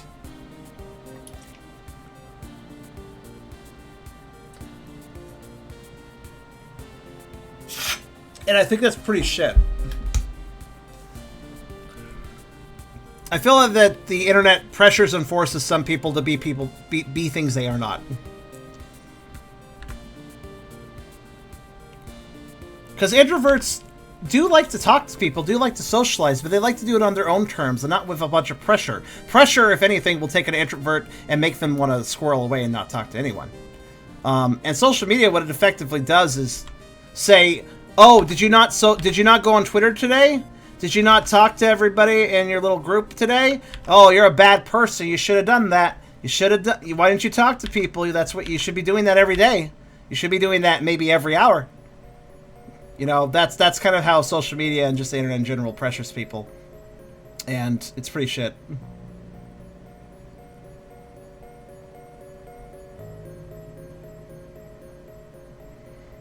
Boy, don't watch the streams unless you want to. If you really don't want to watch the stream but want to help out, you could always just leave your stream on and go do something else and not actually hang out. That'd be fine too if you just want to be turned to a proper lurker. Nobody should feel pressure to watch my stream. No, as an ambivert, as somebody who respects the idea of not wanting to socialize, I very much discourage people from doing that. Please don't hang out here unless you want to.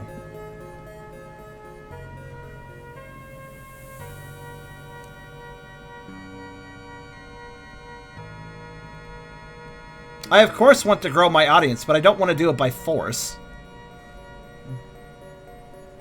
I want to do it because people feel encouraged to come. The reason I constantly mention every stream, hey guys on YouTube, please consider coming by the Twitch if you want to. I mean that, if they want to. I will constantly mention it because it's good to constantly let people know. It's been proven by people like Critical that I should be repeating, hey, subscribe, hey, like the video, hey, come by my Twitch.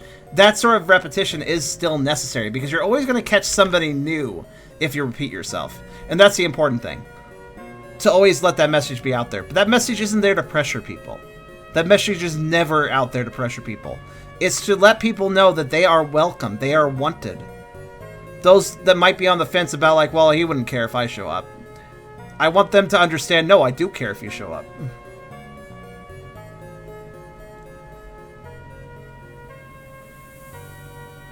Because I do. That's not even a lie.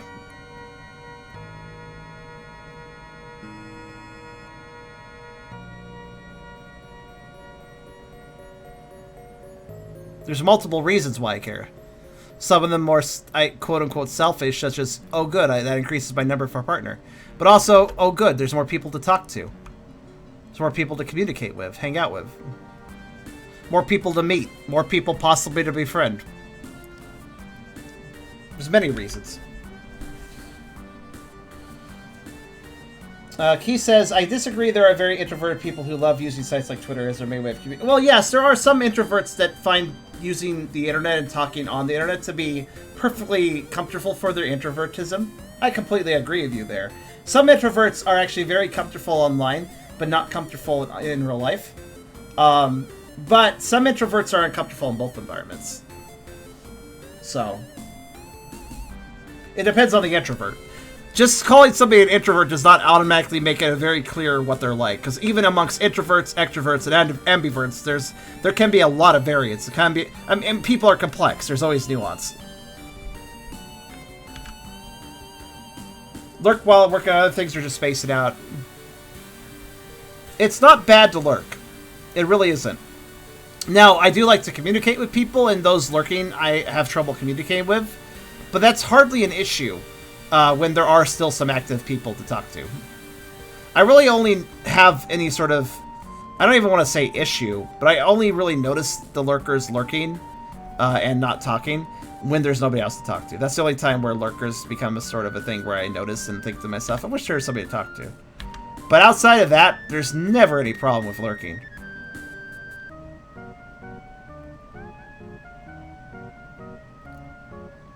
And even then, it's just a circumstantial thing. Nothing wrong with lurking even then, you know?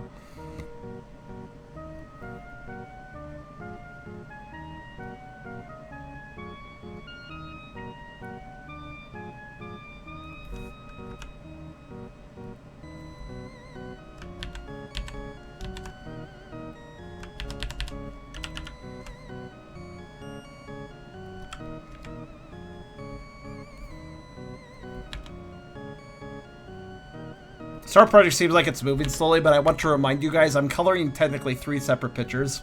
So honestly, it's moving at a pretty reasonable speed given that consideration.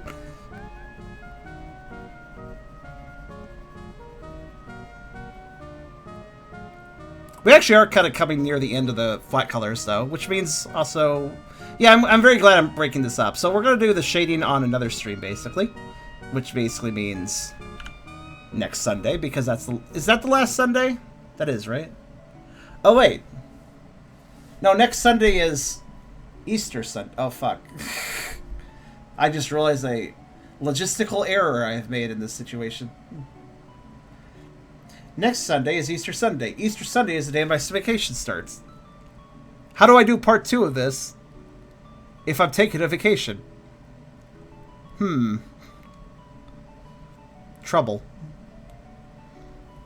A cliffhanger for 2 weeks before we continue. I mean, I could do that, But I'd feel bad leaving the project sitting that long. Okay, well, let's consider this. The shading probably won't take that long. It'll take a bit of time since it's 3 different images, but it really won't take that long compared to normal shading. It's going to take long enough that we don't want to do it tonight. I'm not about to say we should do it tonight. We should definitely make it a separate event. But since I know for a fact that the shading should not at all come anywhere close to taking up an entire stream, what we could do is finish this up on Tuesday, and then from there launch into other stuff on Tuesday. Are you sure about that? Or sure about what? Baadan's body style and the way he's segmented makes shading him relatively an easy process, I think. I don't think it'll take all that long.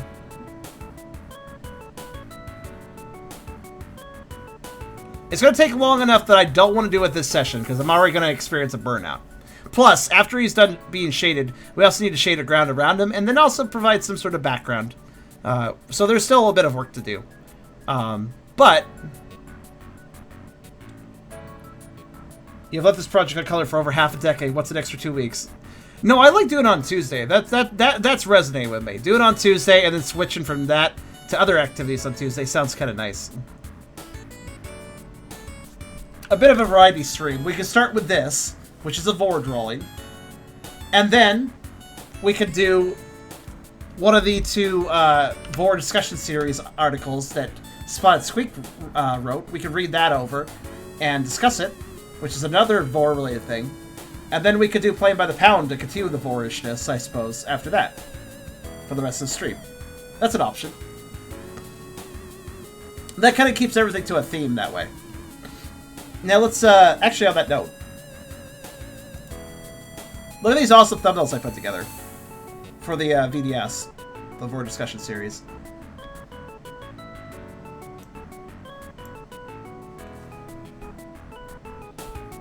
I colored the images that Spotted Squeak drew for the VDS series. I cropped them for a thumbnail, colored the portion I cropped, and then made some cool logos and stuff.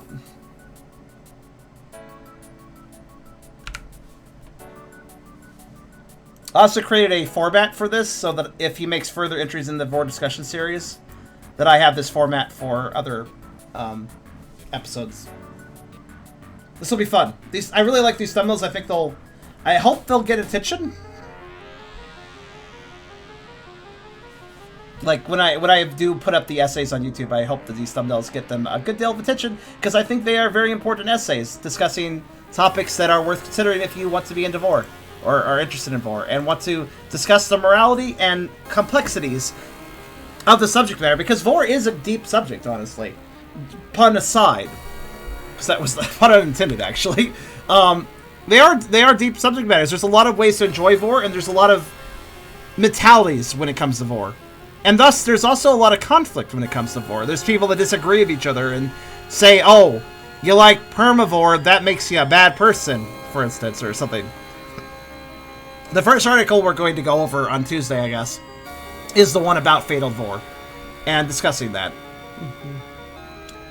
I think it's a really interesting discussion. I read both of them already, obviously, to see what I thought of them, but they are very interesting, and they are meant to be discussion pieces, so I do feel I'm using these articles very effectively by reading them out on stream, because they were always meant to be discussed. So I feel like bringing this to a stream group is a great way to discuss them. So that's what we're going to do.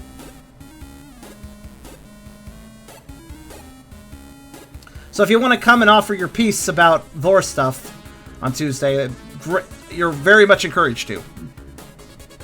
Would love to have people offering their opinion about the article and just their own thoughts and stuff. Like, I hope to make it a nice big conversation, ideally. Also, I miscolored something. Oh well.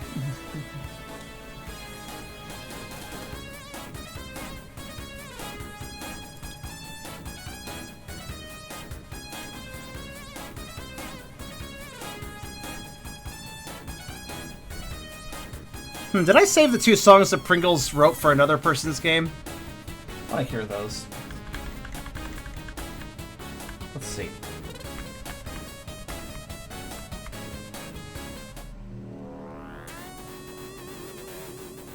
Well, there's this song. This song's good.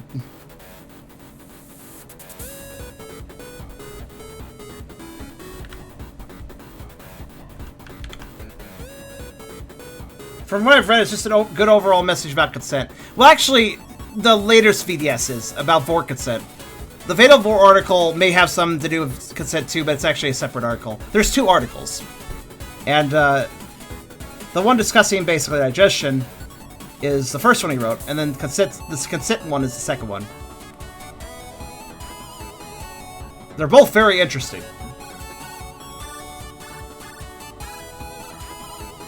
Just like the song's interesting.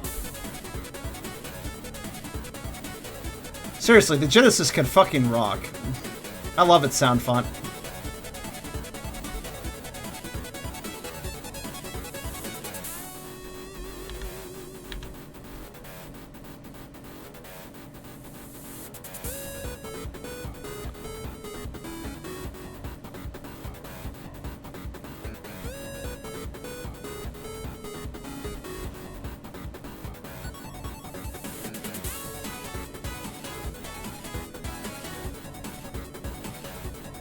As for the consent article, I'll read that another time. I feel that it would be a bit overbearing to discuss both discussion pieces on the same stream. So I'm going to space it out and talk about the other one later.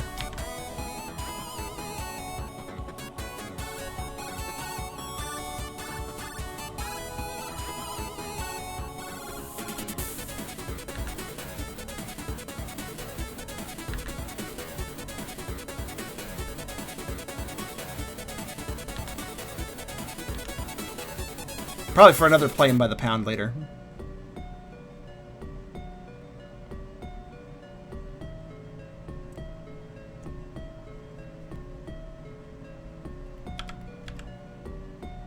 Oh, this song has a really interesting timing to it. Oh, that's ear. Whoops. Keep making little mistakes.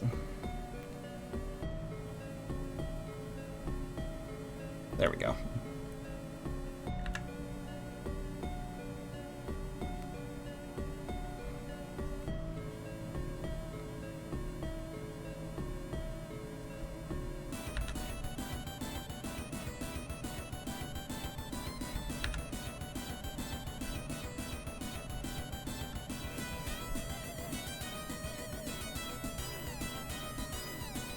Baadan has a really nice color scheme, doesn't he?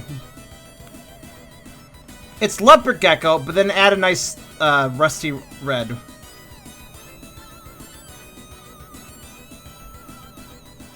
I think that rusty red really makes him work. He doesn't look like a leopard gecko, despite the fact that he looks like a leopard gecko.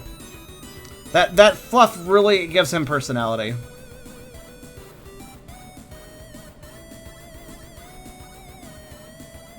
Next streak of Poker Roll Week? Actually, this week's a Poker Roll Week. But if Carr can't do it, then that might create some issues. We'll see if he can or not. The whole question is, well, he's getting a vaccine shot, so he heard that it makes you groggy and shit, so he might not be able to DM that day. We'll see. We'll see how he's doing after taking the shot.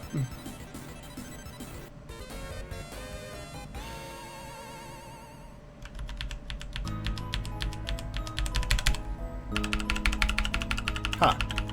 That doesn't even change anything. Weird.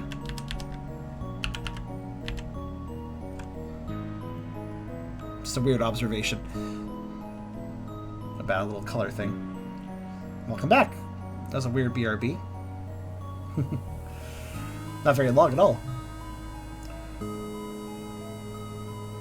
It's Monday for me right now. Yeah, it's this week. It is this week for Poker Roll, regardless. Regardless of your time zone, it is this week for Poker Roll.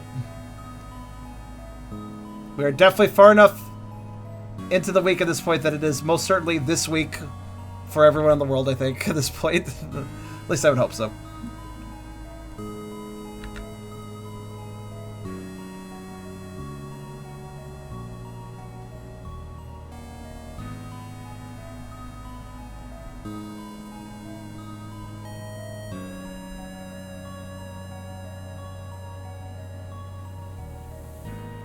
I mean, technically both are correct, Shen. Since I'm taking a 2-week vacation, no matter when I started my vacation, that means we would miss a week of Poke Roll. It doesn't matter if we did Poke Roll this week or last week, I'd be missing a week of Poke Roll with my vacation. Because, you know, 2-week vacation, Poke Roll's every 2 weeks. So, we're gonna miss a Poke Roll.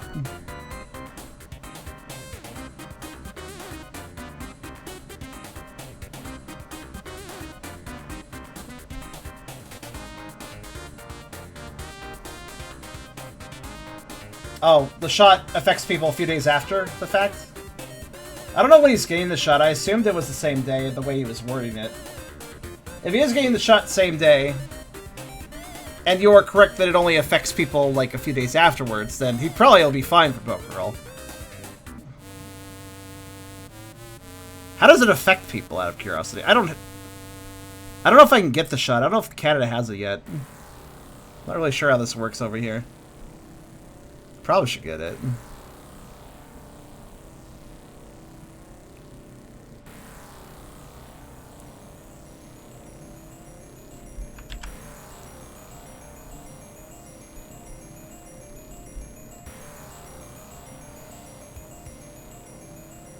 It's absolute win for me because I don't have to wait extra for this next session if it happens. What do you mean that wait extra?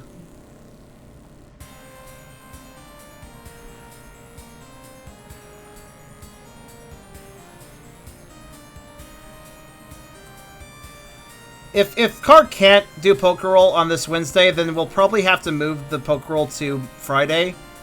But since that would interrupt another stream of mine, that would make me upsetty spaghetti. I'm not fond of that. I mean, I'll do it if I have to, but I would prefer my Friday, aka the last stream before my vacation, to not be Poke Roll and be something that I can choose on my own. But we'll see what happens.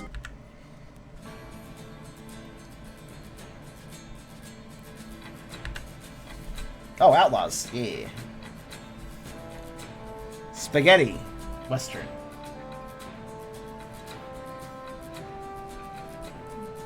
Video game. I think it was an old DOS engine game, actually. With really good music.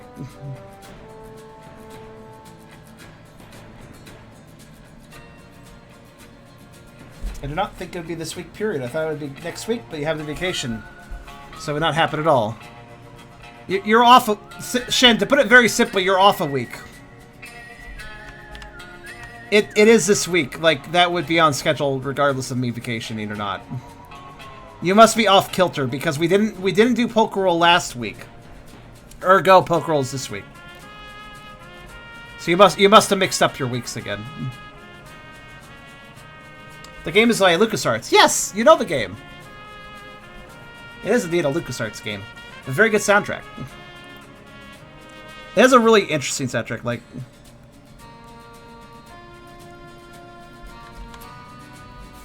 let me share my favorite. This one. Probably. This song. The Ballad of Dr. Death.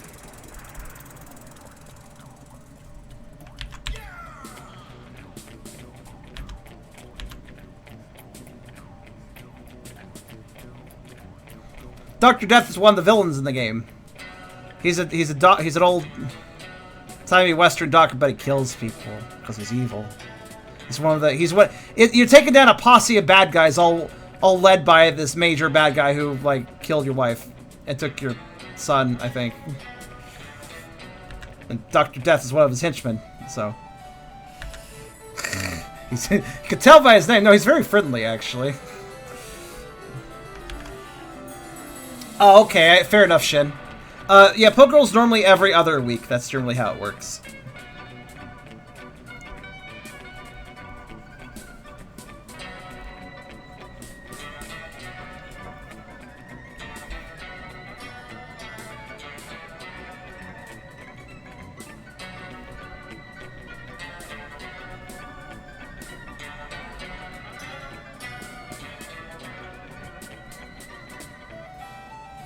Night point.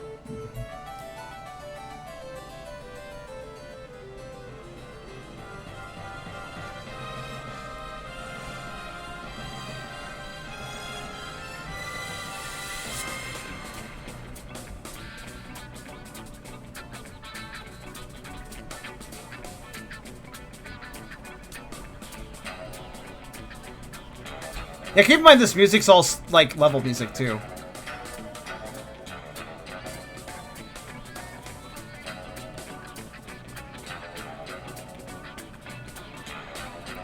Not all the stage music is super creative like this song, but it's all well composed regardless. LucasArts definitely put their budget into this game.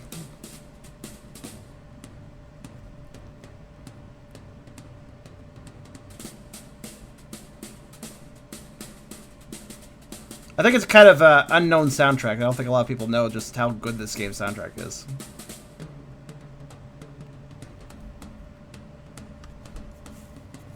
Oh, it'll happen, just maybe not on Wednesday. Like I said, ideally on Wednesday, but if I have to, I'll give up Friday for it, I guess. Thursday would be best if we can't do Wednesday, though. We'll see what happens.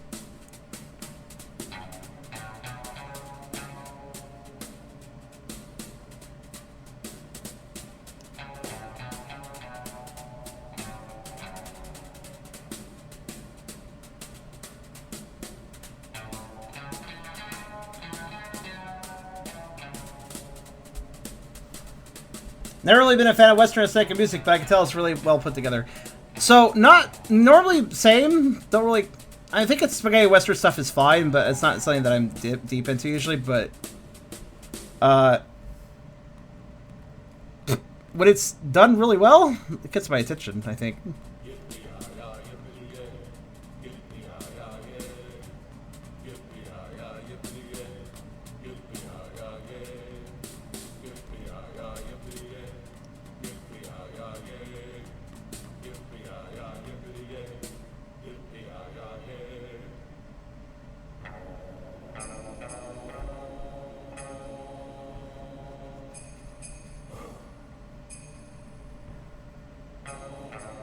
The fact this song is a musical journey is kind of great.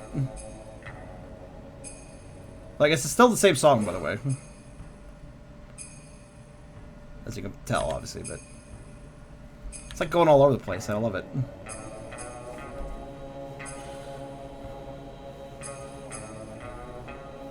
I just realized something. Hi, Sirio. Good morning.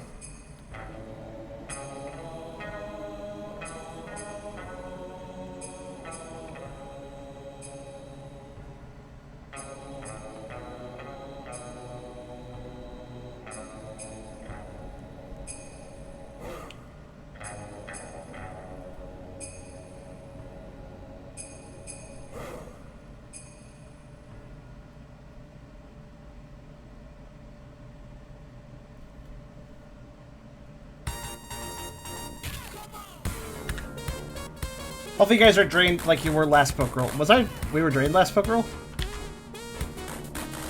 Tries to remember. What happened last poke roll?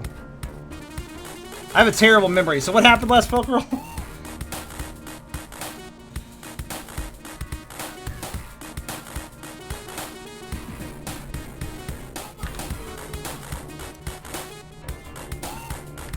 Everyone's not their best. Let's see. Oh, right. Aragon was sick. I was... I don't remember. Probably exhausted to some degree, though, because I've been that way for a while. Off and on. A little too much on. Kyriel was... something. I don't remember. I do remember Kyriel was something, too.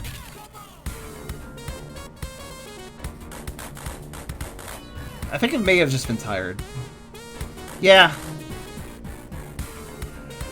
Well, I will try to get... I will try to gather energy for Wednesday.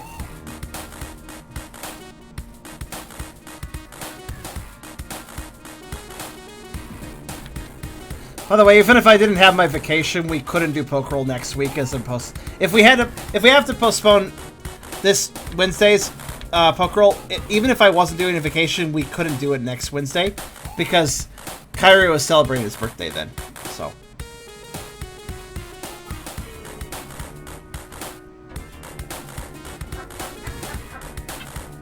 Tubby got drunk. That's true, he did.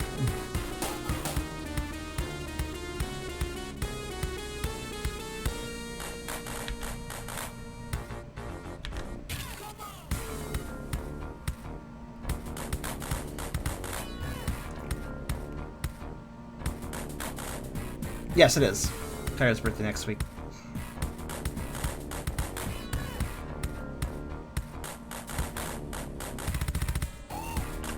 Yeah, I should check something. Ah.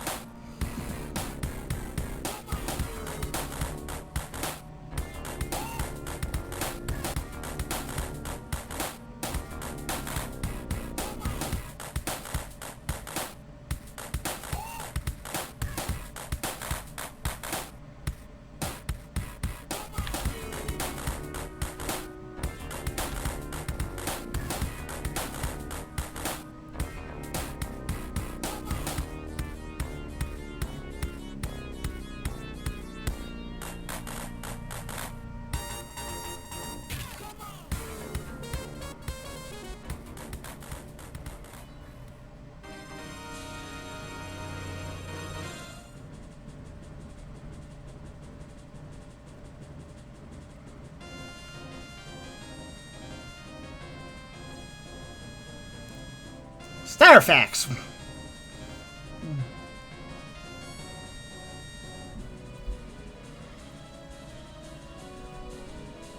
What the hell was that voice I just did?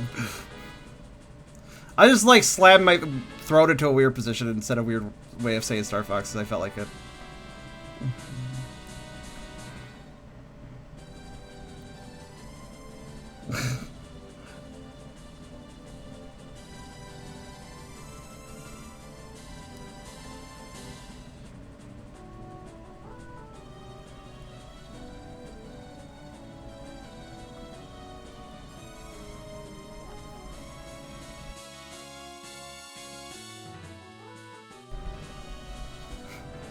Starfax!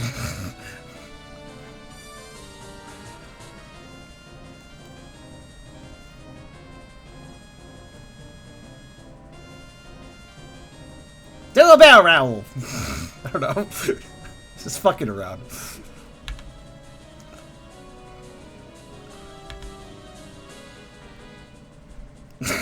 So, I don't think I was trying to Peppy, but sure, let's go with it. At this point, I was like, you know what, it did sound like Peppy, so...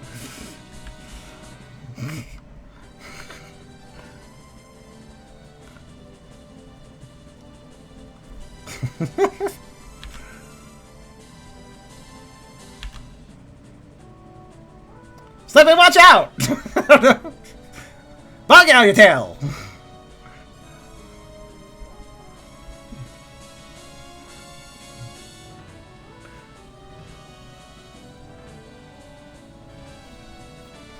I sound like mildly drunk, Peppy.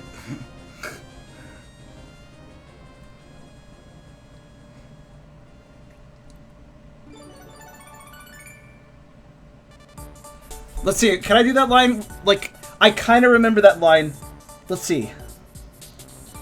I think it was said something like, "You're good, but I'm better," or something like that. I remember it was kind of breathy at the beginning of it. "You're good," or like, kind of like that. I remember the start of the line was breathy a bit.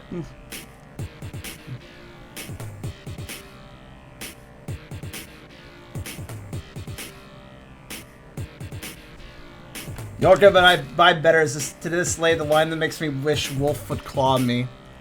Oh, trust me, Wolf is seen as very hot by many people. I'm sure Star Fox got some people into the furry fandom. Brothers at the end, not the beginning. Is it? I need to listen. It's been a long time since I've heard that line. So I was going off a very old memory.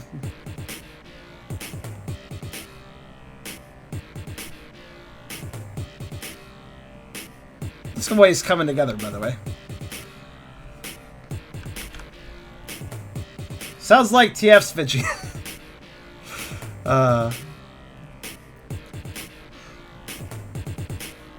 I can do voice acting. I just haven't had any direction to put it towards because nobody's hired me for anything. If somebody approached me about some voice acting, I'd probably do it.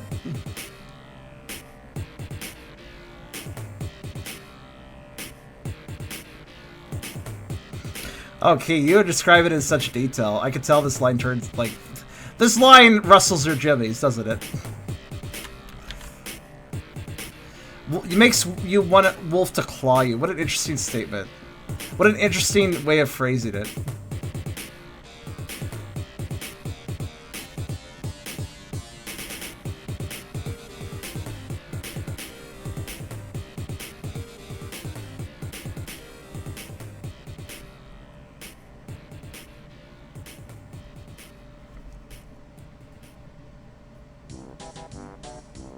What's that other line? The other line I randomly remembered. That is like, holy shit, why is that in a Nintendo game? Yeah, that's right. Remember this line? Daddy screamed real good before he died! Or was it squealed? Probably squealed, because it was Pigma.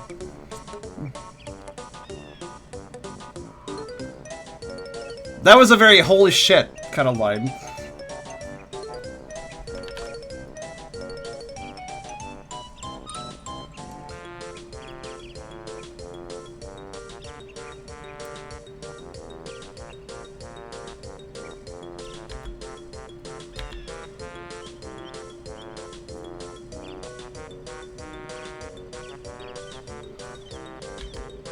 It was Squeal. It makes more sense because he's a pig, so it's probably Squeal. Also, it's just a little less holy shit if it's Squeal instead of Scream, I suppose. Still pretty holy shit, though.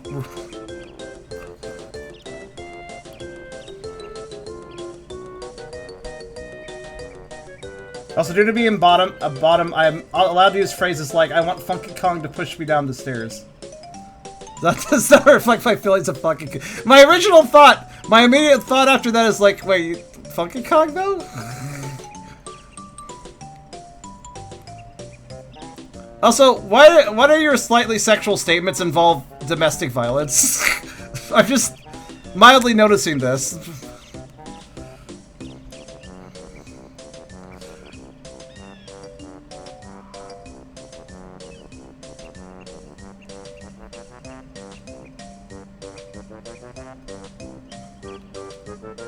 I realize the bottom statement, but still.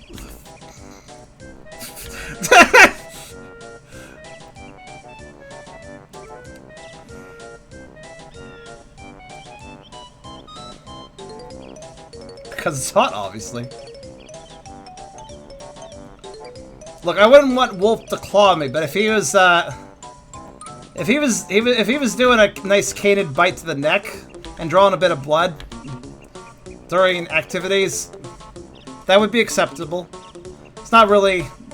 That's one thing I'm okay with, because remember, I'm a dog. This is not exactly a weird statement.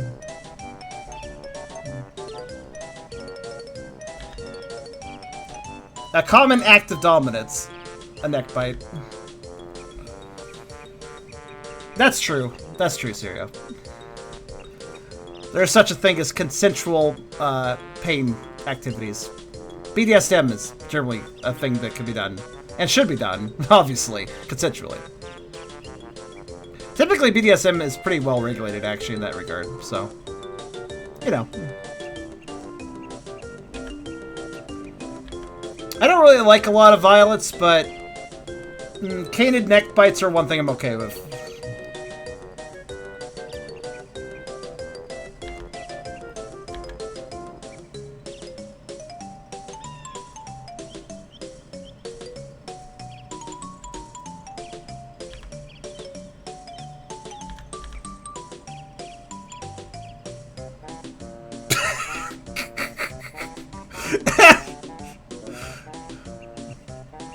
My goodness.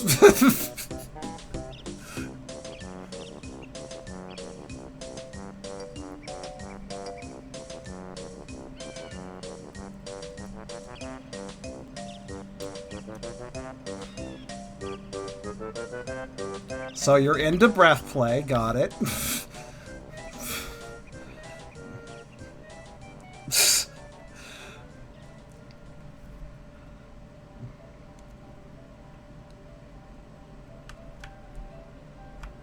I can tell you're just making them up. Oh god. Oh god, that fucking slip of the... You meant like, right? You meant like. You meant like, correct?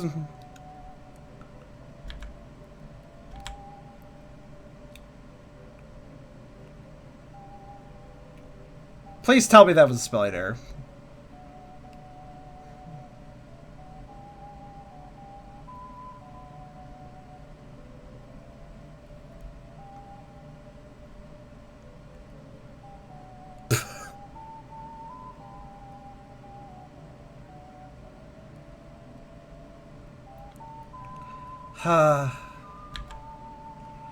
Sorry, it's just darkly appropriate to the direction you were going with your statements. If you don't understand what I'm talking about, don't look it up.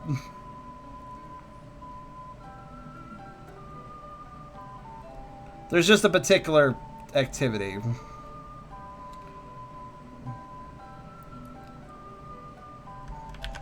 It has kind of an obscure name.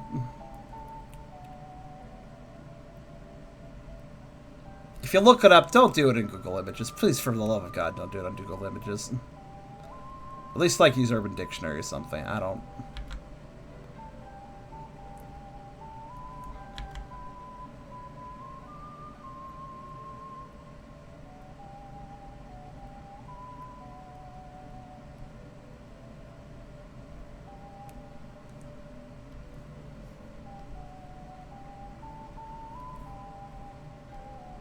Also, hi there, Beerus.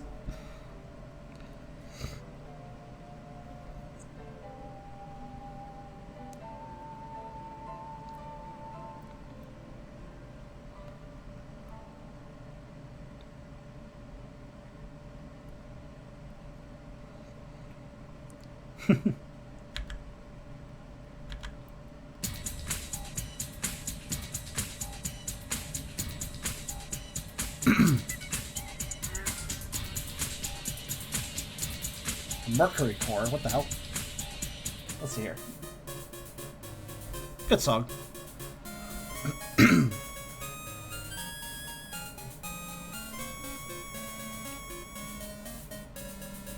know, all this fluffle is really slow to draw, to color around. Fur is such a troublesome thing in an artistic medium. But it sure looks good with the floof.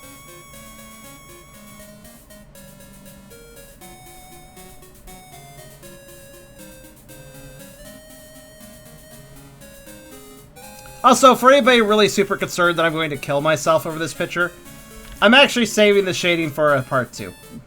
I'm going to break up this stream. I'm going to start breaking up art streams more often. If they're single pictures, I might not do it. But when it's groups of pictures like this, definitely a good idea.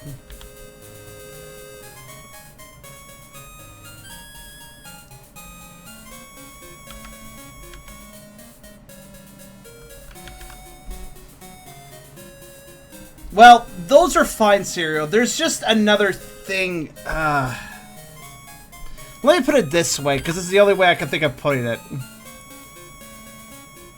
It's very rare, but on my FA there is some Vint art here and there. And if you've ever seen an artist do Vint art, sometimes that Vint art is a bit self-harmful, where they are basically hurting their character or something. There's some old artwork. If you really want to know, you can look for it on my FA. You will need to be 18 plus to see it. But the word pike means something else, and you can find it there. If you search charm and pike, you'll probably find it. Again, not for the faint of heart, though.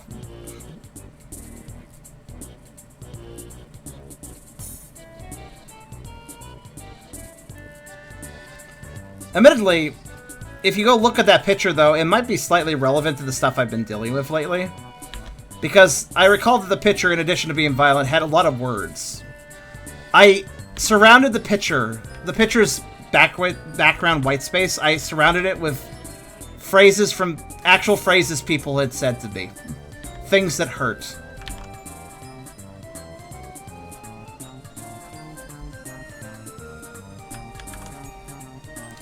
Effectively, it was pretty dark. It was basically vent art along the lines of, everybody hates me, so I'll just kill myself in a picture.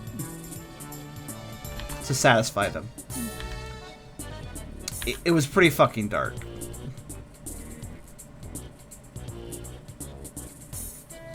Please keep in mind, too, that this was a time period where I actually was struggling with those sort of thoughts more. Which I don't, thankfully, do nowadays, but... yeah. Suffice to say, I don't want to talk about it anymore, but you can go look it up if you're interested. And if you'd like to talk about it in private with me or something, yeah, that's fine too.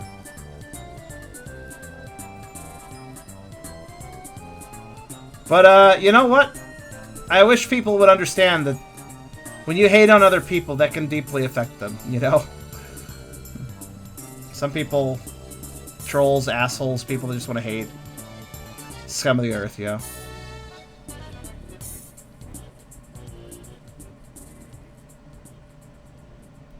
To put people into those feelings. Okay, it is too late for Tabite. No. Villa X is a bit high acting too, but I'll take it. Don't have the energy for that damn song right now. I swear, Winamp always pulls out the really, really, really crazy songs when I'm already tired. Doesn't save them for when I have energy.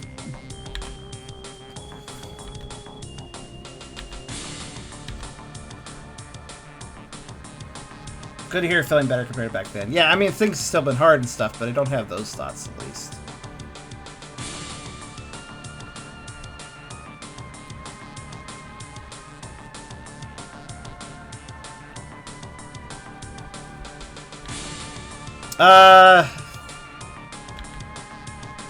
Yeah, that's part of the reason, Key, that I don't like violence too much.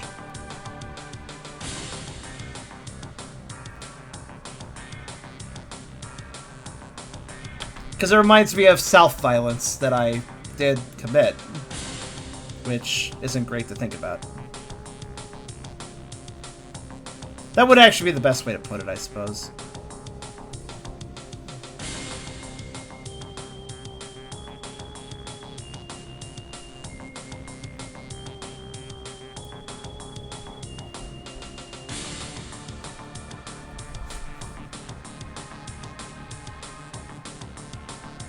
Alright. It sure felt like it took a long time to get the flats down, but I want to remind everybody. These are all the line edits I did. And there are enough line art edits to basically see the character in all in those line edits alone. So, considering that, I think we did a good job. A lot of little teeny edits that made a big difference in the long run.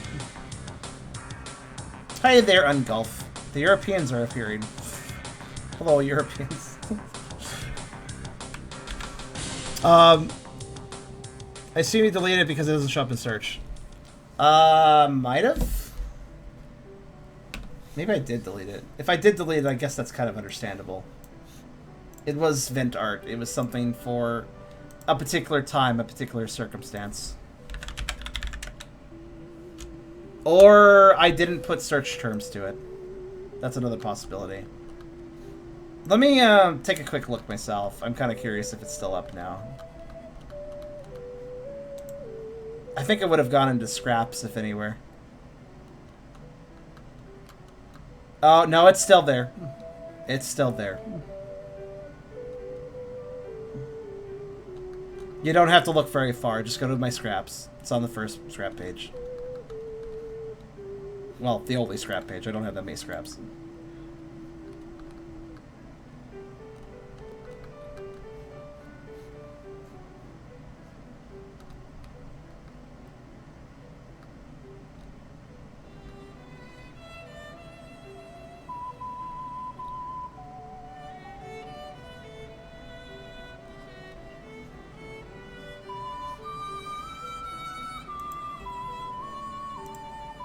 If you're having trouble finding it, it's the image that's basically a black background.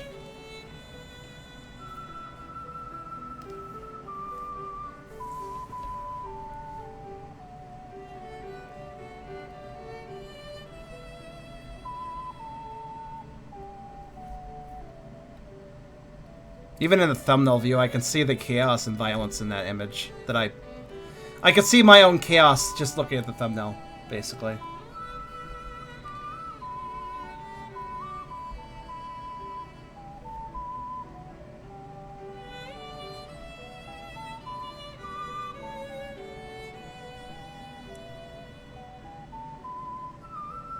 Alright, doing pop pads now.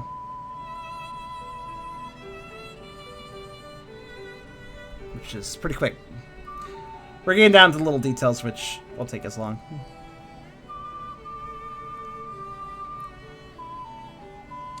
I mean, yeah, it's fine, Key.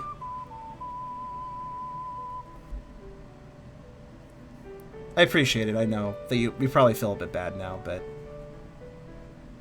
Yeah, admittedly, that's part of the reason I'm not super violent. Like, even in fiction. I mean, yeah, I'll gurgle some people's... But I never make it a violent situation, you know?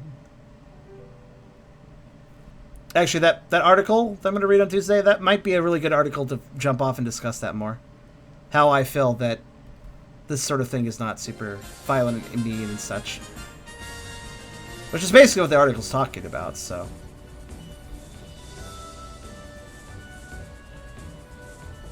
Oh, Mobius Final Fantasy.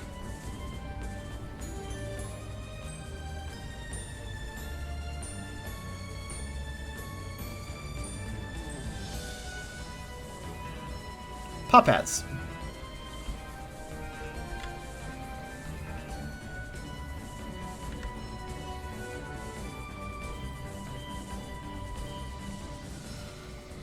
Alright, let's see here. Do I want to do this? Yeah, this looks better. Let's do that. Okay. Do you like how I did the feet, Beerus? I actually put extra attention in there while the paws added, since they have a cream color bottom to each of them. I added a little bit of faint cream around the paws here and there to kind of give that nice little gradient. And then for this, it was just mostly just that, but I added a little gradient of the main body color. Reach it around.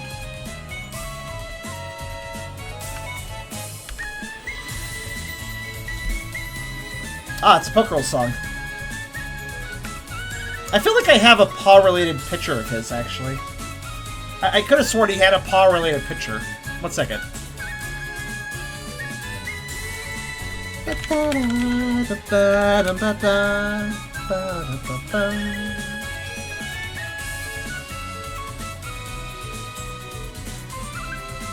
Well, I mean, he has a few pictures where his paws are showing off. Oh, wait, no, that wasn't a paw pin. I thought there was a picture where he was pinning somebody with his paw. No, there's a picture where he's pinning somebody. But it's not with his paw. It's with something else.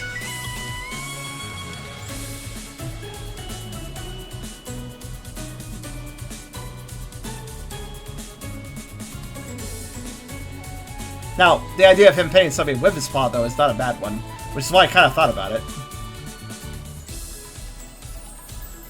I mean, go check out Baadan's gallery if you want. Baadan. He has got an account on FA too. Because I made him one. This is back before I had a lot of characters, and so I was actually, like, giving him attention. And his own FA account.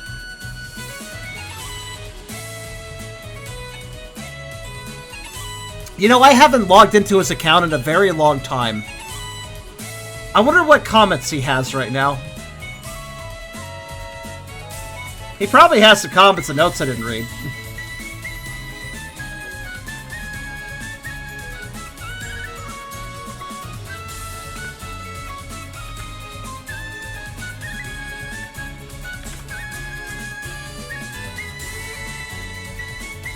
If I recall, well, me acting as him. He enjoyed conversation.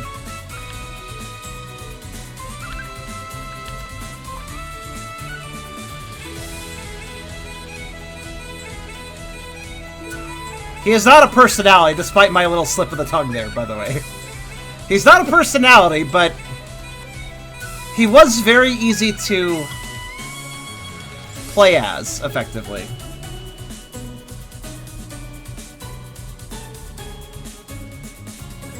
wouldn't mind if he was personality, though.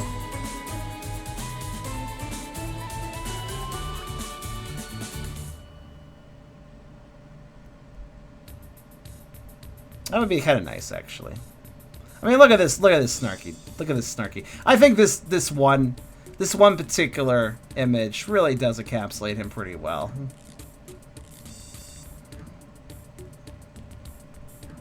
Oh yeah, I don't blink. I just feel like it's important to differentiate since we are creatures within the same head here, me and the other personalities. I feel it's important to differentiate when a character I'm playing as is a character when I'm not playing as anybody, it's somebody else out, and it's not me, you know? He has a person... Yeah, that's the thing. That's where it gets confusing, because there are multiple personalities in this body, including me. But just because these characters like Baadan are not personalities doesn't mean they don't have a personality, because they certainly do. A personality I can very easily emulate and talk for him, basically. He is quite... He's quite, well, I mean, I can go over his FA page after we're done here. Because he wrote a bunch of stuff. He wrote everything on his FA page himself. And by that, I mean, basically, you know, I was writing it for him, obviously, but, like, I was writing it with his personality in mind, so it all came out in his personality. Kind of like Tucker. Yeah, Tucker has that kind of living, breathing personality. Where I don't really feel that I am controlling Tucker, I feel more like I'm just letting him go ahead and speak. A lot of times. It's hard to explain. This is also why I had such a hard time telling if Twig was a real personality or not. Because it's entirely possible that I was just really connected to Twig as a character that he was. And his personality type. Without him actually being a personality. It could have been that Twig was just a character I was really connected to. Like Baadan. Like Tucker. So it's really hard for me to figure it out. Because it really can be kind of tricky. Because, like, am I speaking for a personality? Or is a personality speaking through me? Or am I just really connected to a character? I can't tell sometimes. It's hard.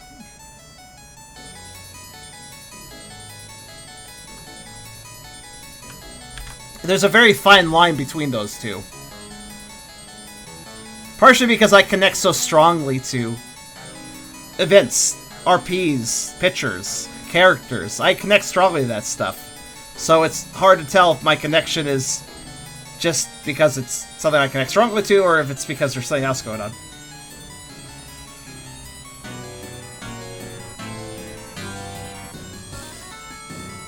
I think there was a time where I was very suspicious about Baadan being possibly something more. Kind of like I was with Twig.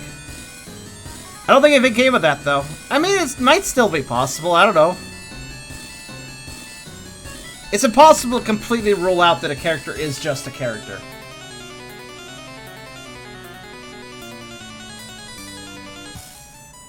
Oh, this is a Twilight Princess boss battle in Sonic 3 style. Huh. I hear it. I haven't played this game, but I hear it.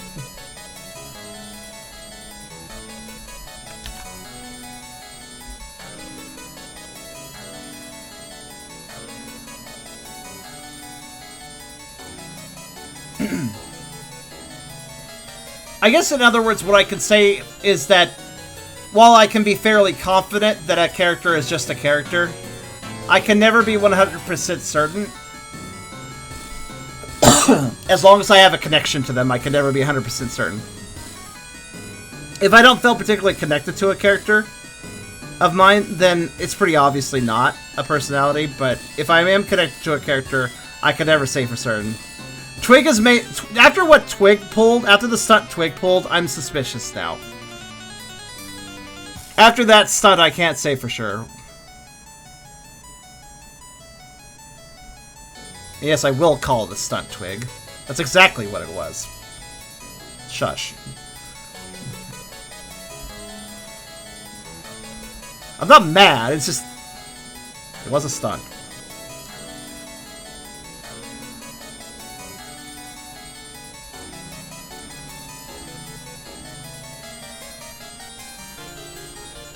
Twig just judging my vernacular. He's saying that basically stunt's not what it was, that it was something bigger than that, basically. Something more artful, basically. Yes, the deer that says frick all the time was being very artful. He said frick you.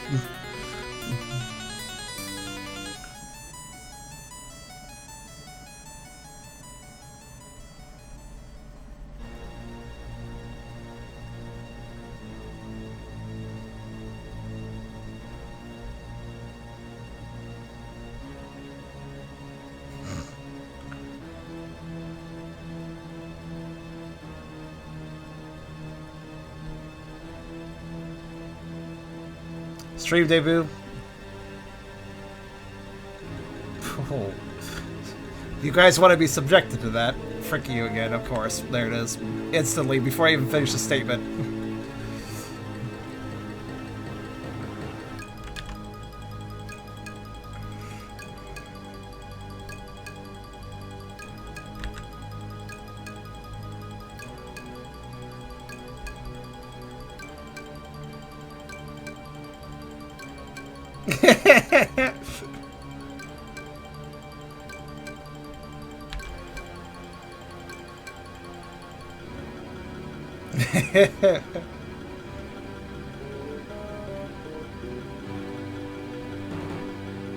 Oh my god, though.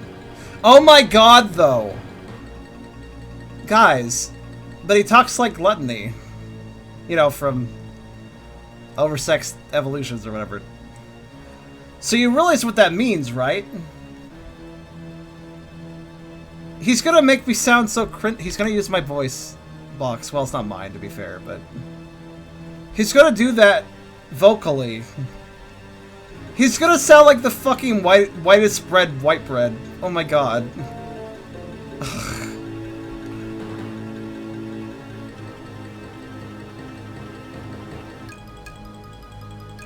Oh god, it's gonna be so...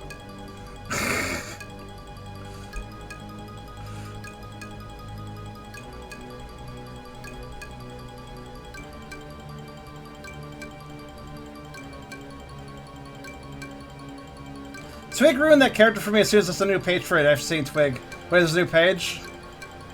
I now at this point just want to study the vernacular to understand if Twig just took from Gluttony or something. I'm not really sure at this point. The thing is, I wasn't reading Oversex Evolutions, or whatever. I wasn't reading that before, like, much at all. Like, I stopped when they stopped making the Evolutions version. They switched to original characters. I lost interest, honestly, then, so I kind of stopped reading at that point. Excuse me. Which...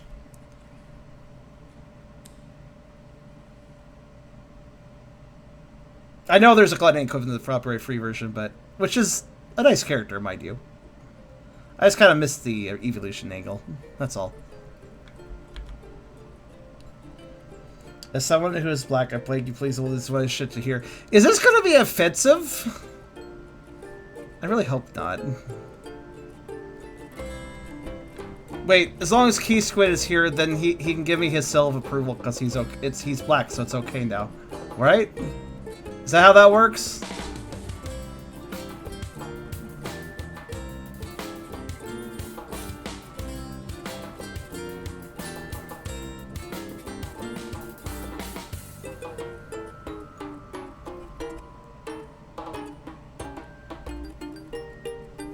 I don't think he's gonna say anything offensive. He's like, nah, homie. He says like, nah, homie. Alright, well, you sure.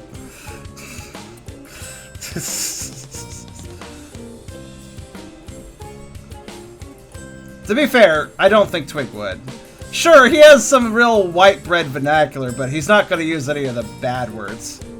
I would be whapping him so damn hard if he did that. I'm very much against that.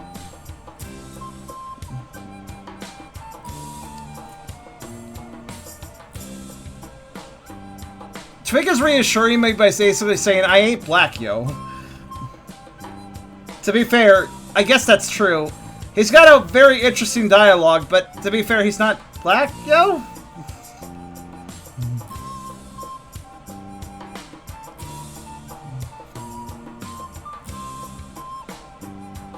No, honestly, Twig, no jokes aside, Twig would be making me legitimately angry if he did that. So...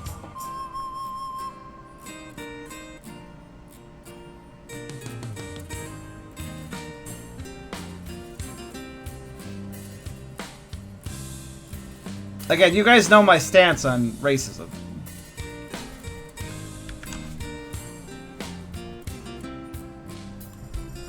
I mean, I know that he wouldn't mean them aggressively, but even if he were to... He's constantly... Okay, to be fair, though, I might be picking on him now.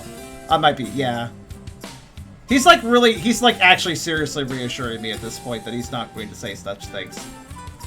And to be fair, we have never seen him try to use that. He's you know, what up my dog, homie sort of thing, sure.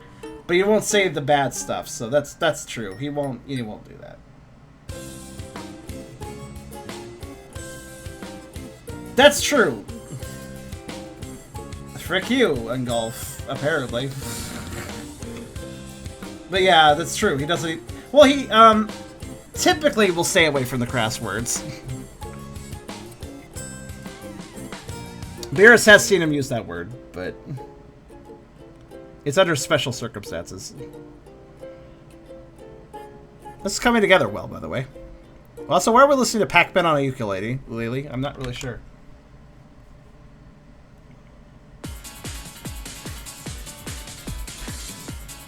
Oh, yeah, this song. This...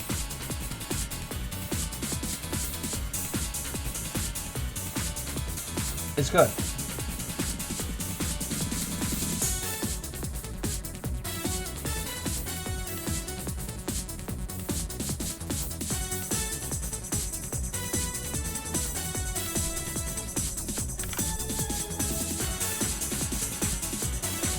I can hear the worry in your voice when you're worried about saying something bad.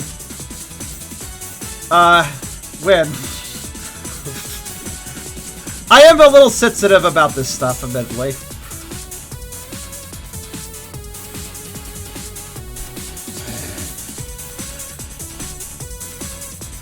Alright, claws.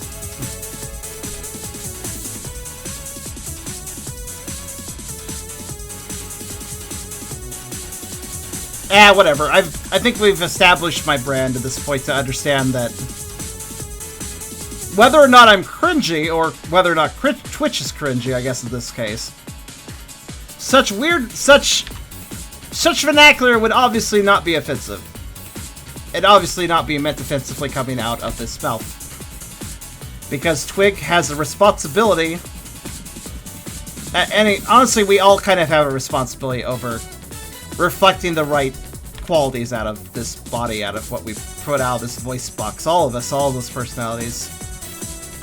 I mean, I don't really talk about it, but I do kind of have a standard for everybody who comes out and hangs out with you guys. Resin kind of broke some of those standards. Because he's a wolf, and not really... He's the least sapient out of all of us, so... He said a few things... Didn't he say a few things that were a little like, okay... Like, that's not something to be taken out of context. Not that he said a damn thing wrong, necessarily. It's just that he had no tact. Those that remember. I mean, all I remember is him just randomly pulling up a video or something and demonetizing the video instantly. Because he didn't know better on that. So I'm a little... So, on the subject of Resin streaming again, only if I can, like, teach him a few things first.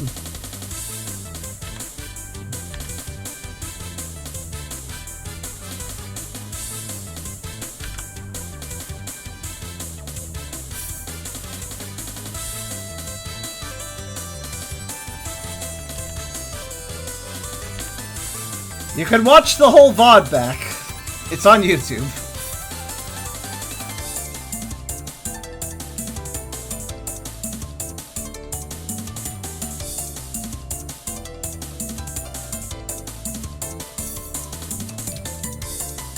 Yeah, that was cleaned up at least, Beerus. I very specifically remember getting that cleaned up. To be fair, I can't harp on him too much for that one. Because back before I had the double monitor setup and a little bit more sense with how the fuck XSplit worked. Actually, it wasn't even entirely my fault. It was the way XSplit interacted with Windows 7. There was not an exclusive mode for Windows 7. That is to say, if I, like right now, I have Psy captured. Right? I have Paint Tool Psy captured. Now, if I were to just randomly open this one furry folder full of weird art and put it on top of the Psy program, you guys can't see this picture of Kree with an udder getting milked. You guys can't see that because we have exclusive mode. So what exclusive mode is where if I'm capturing a program, that is what is captured. If there's something else put on top of that program on my screen, you guys don't get to see that. But on Windows 7, it would show you all this. Because Windows 7 lacked the exclusive mode feature.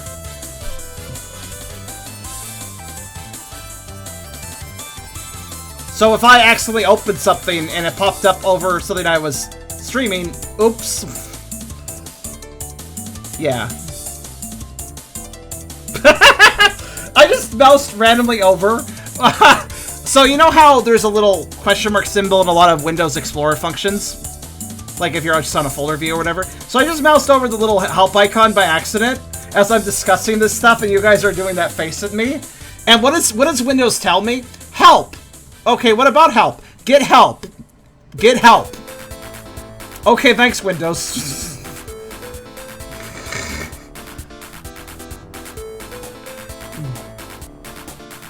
No, Windows. I want my Kree Udder artwork. Thank you.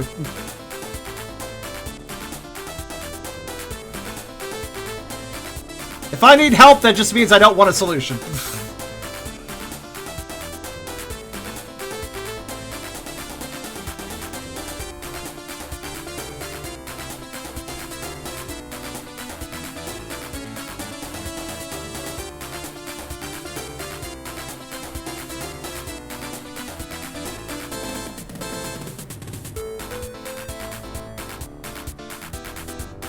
Yeah, I think I miscounted the claws. Hold on a minute. Oh, okay. Oh, no, I didn't miscount the claws. I miscounted the paws. 1 second.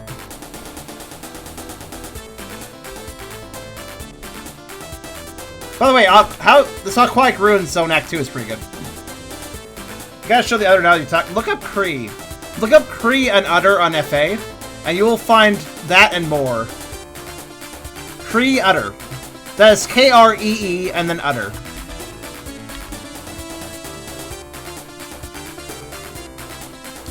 Kree is a lizard fellow who has an udder and he does udder comics and it's really good. Kree is pretty great. Go look him up. He does a really good job with expressing through his character the idea of the heft, awkwardness, sensitivity, and just general, like, the good and bad about having an udder. And also, I love that when he gets milked, he moos. In a really cute way, usually. He can't help himself when he gets embarrassed.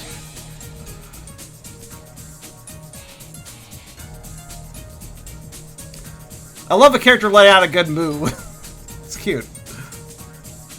Some great merging content, too. Yeah, that's true. I think some of the other, like the major other comic he did, I can't remember. I think it's all safe for work. I mean, aside from the other thing, which some might find questionable, but... Like, it's a very sensual comic, but not sexual. If I recall. It's been going for a while. Guys, I really want a freaking udder picture. I want to color an udder. I want to do a collab on an udder picture. That would be pretty great. Actually, I do have one udder sequence in my folder here. It's just, it's okay. It's not bad. But it's not me with the udder, and that's the problem with it. problem with the udder picture I have is that I'm not the one with it. Which is obviously something that needs to be rectified. No, I just love udders because they're just like really great, and also they're safe for work, which it's kind of win-win.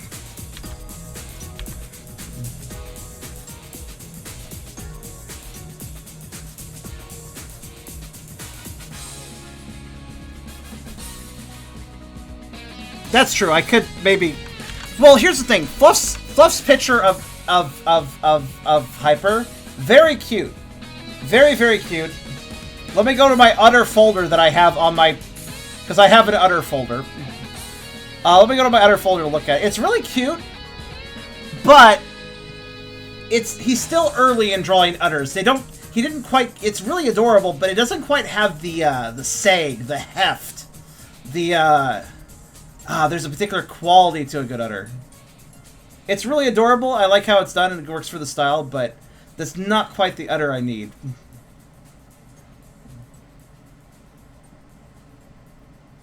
The sag, the bloat, the heft.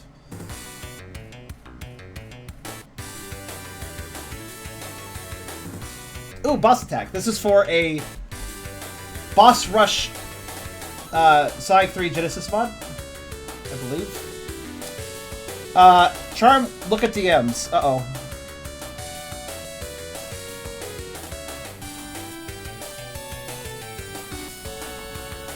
You have the pass.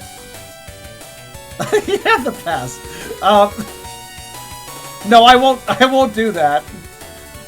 First off, the pass you gave me will not be redeemed, and Twig will not redeem that either. I want to stay away from that word, whether or not it has that or not. But also, on the more recent subject, I see that fucking emote.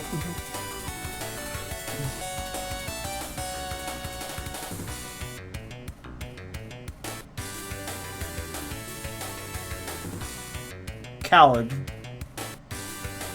Nah, fam, I just don't want to go that far. Even Twig's like, I don't...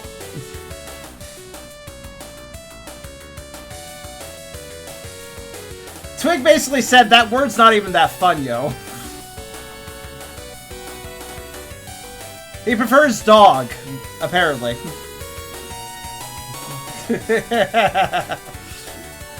But I assume that emote is for the current topic.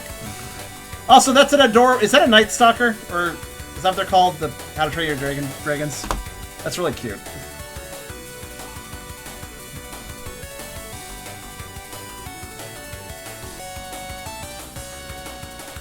A deer that knows how to dog ya, homie, he says to Abiris.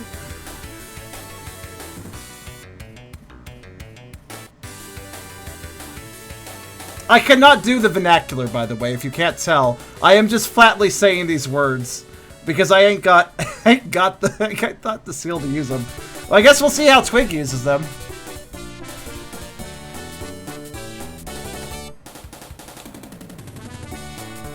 This is not my vernacular in the fucking slightest. But, well, it'll be interesting how Twig uses it when I allow him to come out. What do you mean by that? His immediate response was a scoff and saying, allow. What do you mean by that, Twig? Yes, allow.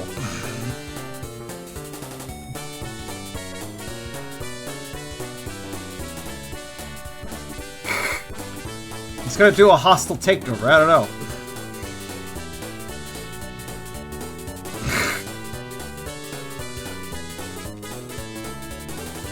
Fucking hell, man.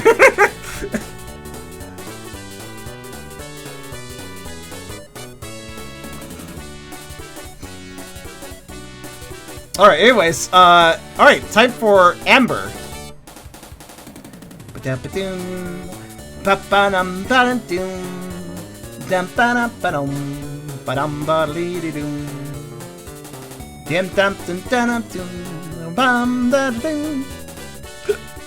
Excuse me.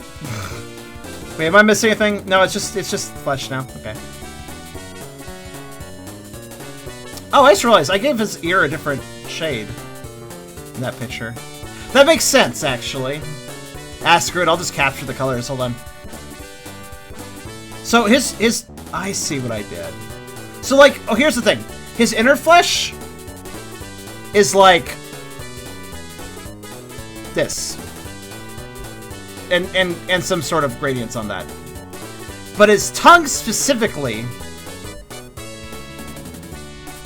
is this. And shades off of that. His tongue has a distinctly different shade.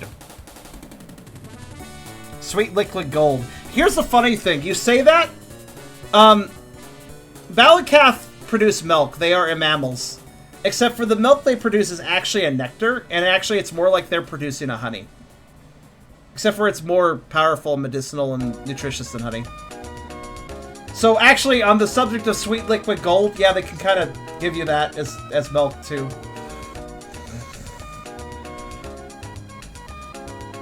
Yes, it's they produce milk, but the milk is effectively a nectar. It's very interesting.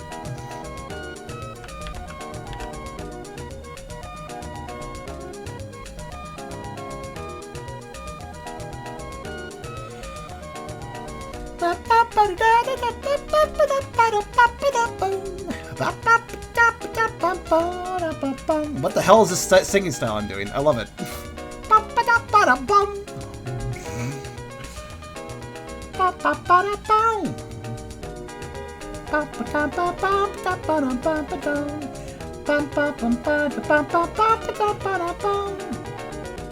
Because, well, you could say nectar. There's a proper word for it, though. Again, this species has a lot of development. There's specific words, vernacular language that's invented by them. I need to look it up again. What's the word? I forgot it again. Hold on. I'm gonna tell ya.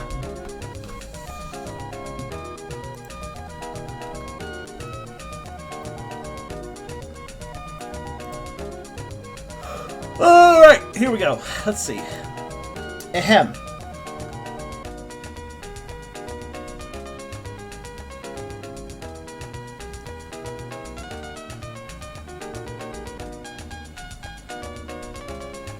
Yes.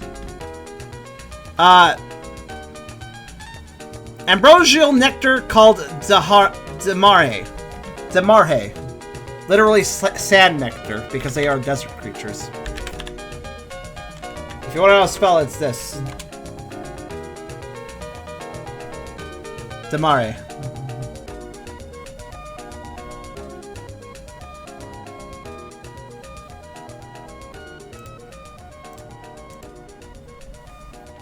But you can just call it a nectar. Wow. Ooh, fuck. Ow. Fuck.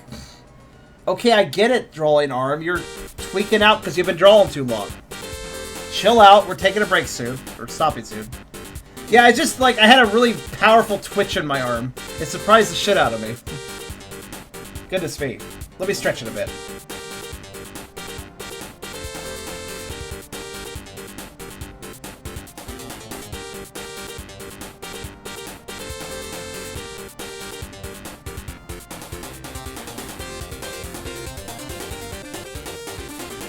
Kind of went down the wrist. It's really weird. Really uncomfortable. It didn't hurt. It just felt really uncomfortable. I have a powerful twig in my arm. No. Twig took over my arm. No.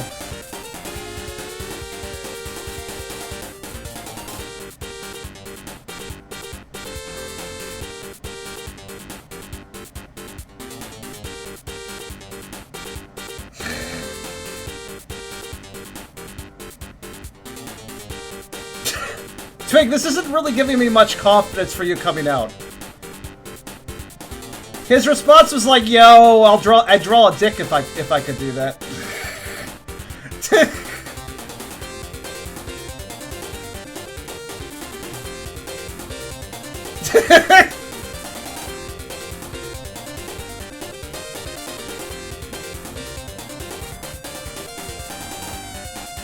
Because to be fair, it was the drawing arm. I see why he's saying that. You better be joking.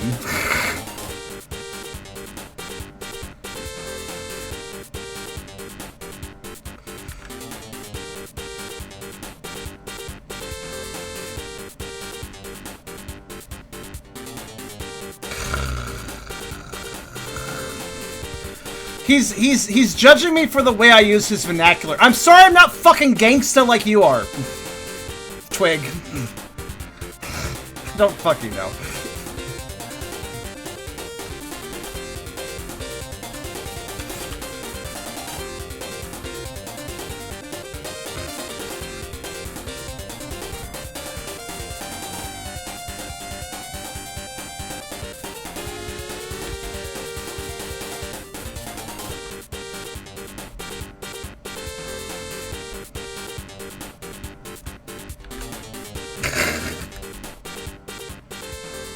Just stop, apparently.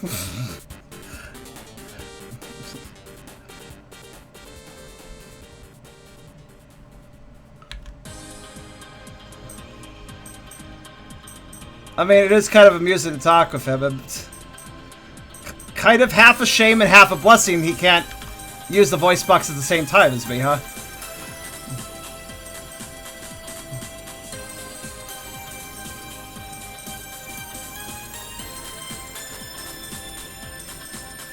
Well, I can agree to that, Key.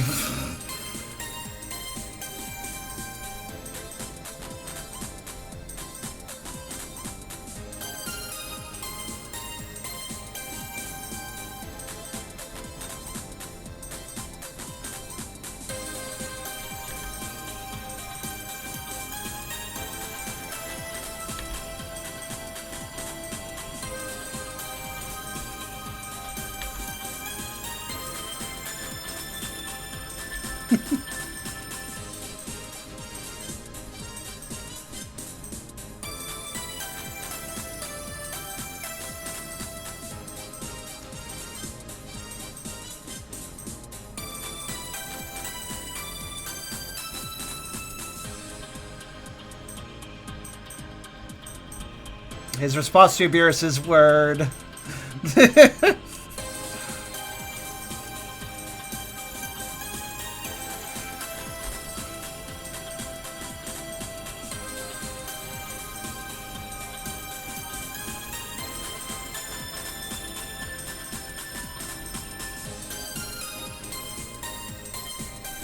Alright, enough shenanigans.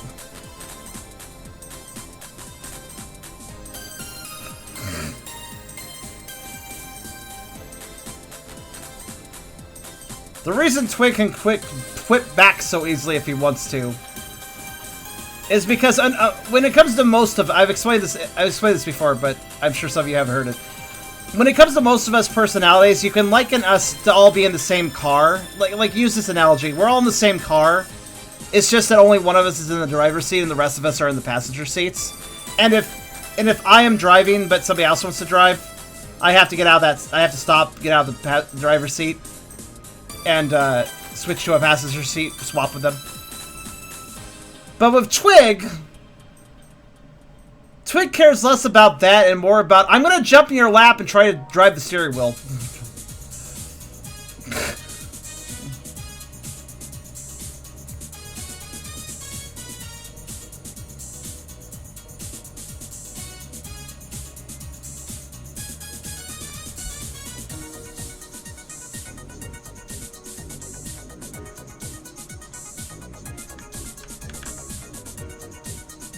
Stream, I feel like I pinned a pill to pin on a metaphorical hand grenade of chaos. It's okay, you can make up for it by drawing me with an udder.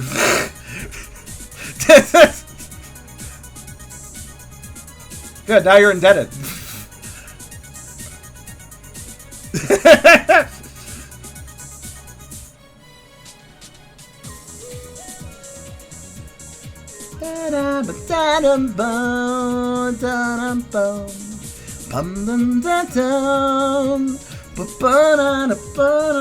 I fucking... Guys, I need to be a milk boy, come on. The question is, what form should be the milk boy? Should it be Shadox? Should it be... Shadoxian? That'd be interesting. Should it be... Twig needs udders? Wait, really?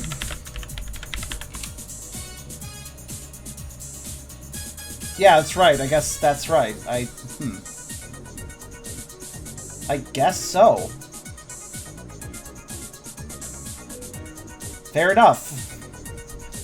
Deer have udders. If you didn't know.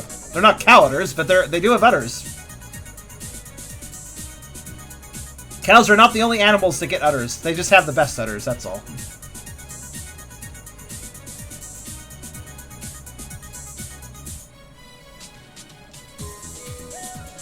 I already drew that. It's like one of the most popular rocks. Wait, what?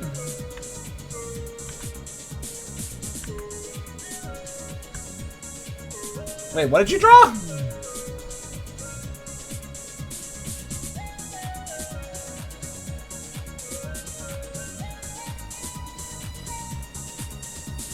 I can't... Key, wait, you drew an udder? I can't remember. Maybe my... Miltank form! Okay, well, that's true. Miltank form... Wait, you drew my Miltank form? I'm broken. I don't remember. Because of my memory being amazing. Hold on.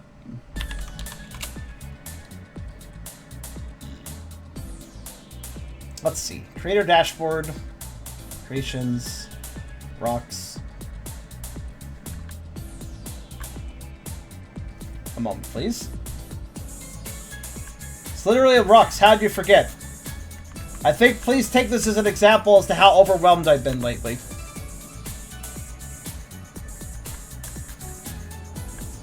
It's for rocks, you say.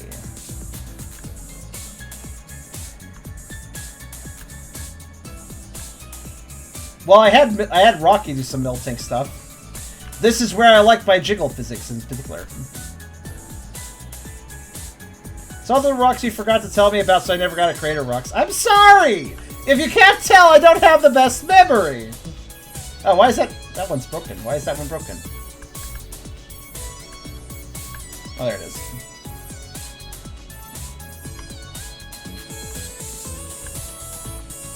Alright, let's see here.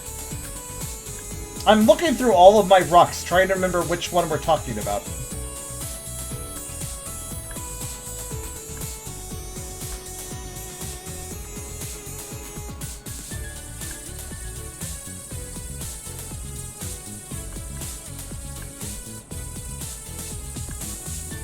It was what I released, right? I just went through all my rocks that I released. Is it a draft? Is it one that I haven't released?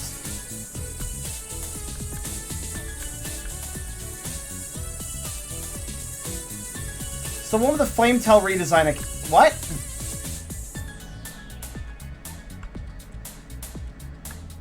It's been released. Press X to doubt. Let's see. Well, let's see. Which ones have you done? Zygarde? You done the Zygarde one with me. You did...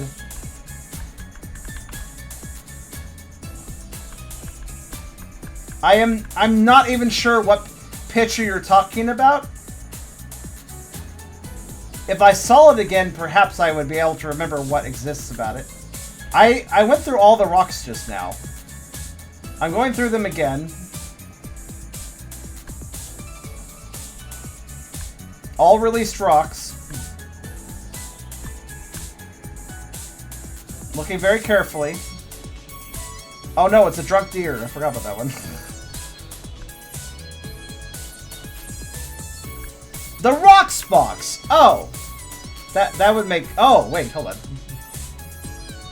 Wait, I still forgot. How do I check my old boxes? Oh, wait, they're there.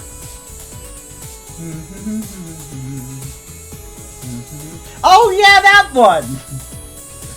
Right, that one! The really cute one where I'm, like, spilling a glass of milk.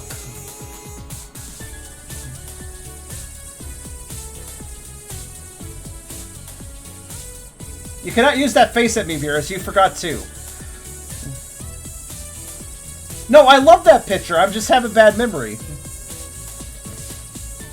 Okay, true. You have drawn me with an udder, technically. However, when it comes to Miltanks, I do not consider that a traditional udder.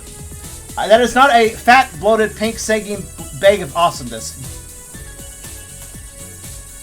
Miltanks are adorable in their own right. I love them.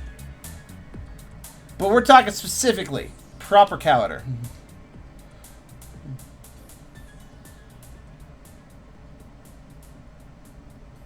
Belly udder is cute too. But it's a different taste, but I have different taste buds for different udders. Or something like that. I don't know. Charm, my god.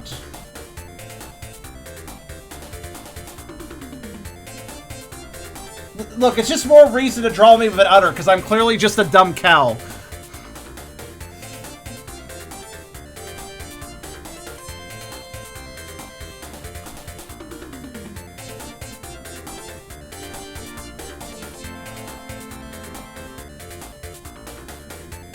Oh, I figured it out. Did you die? I looked it up on the rocks box.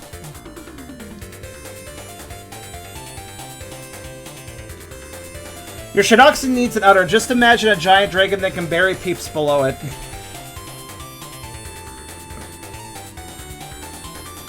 That is kind of intriguing, actually.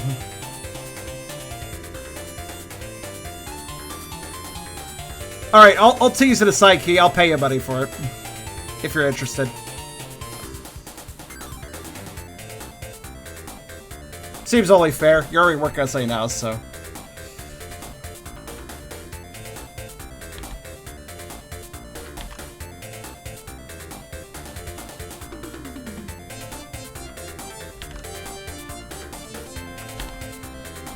You're getting to be a surprisingly good artist, bud. You keep drawing, you can go places, I know it.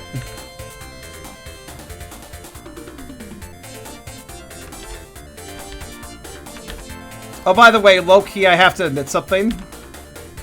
It might just be another case of forgetful memory. Or it might be the case that I don't judge people by appearance, but I completely forgot you were black until you mentioned it earlier.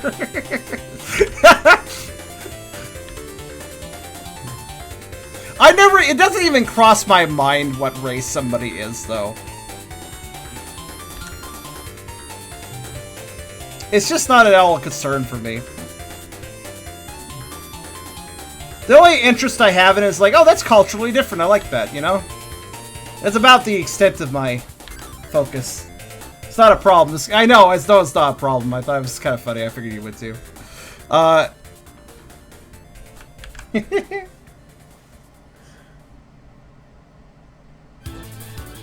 If I had funds, I'd donate to sponsor the drawing. Don't worry, I can certainly afford it with the lovely donations that have already been sponsored towards me effectively.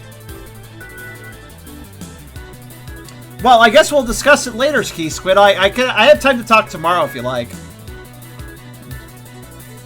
Also, I love this song.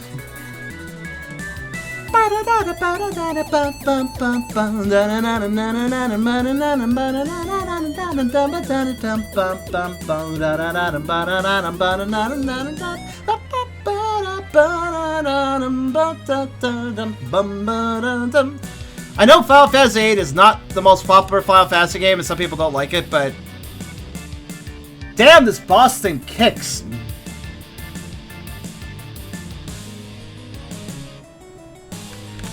I love it.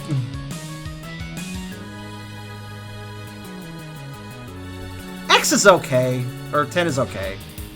I think it's pretty good.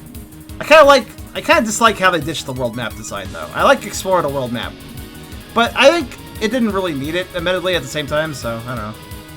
It's okay. It's no big deal.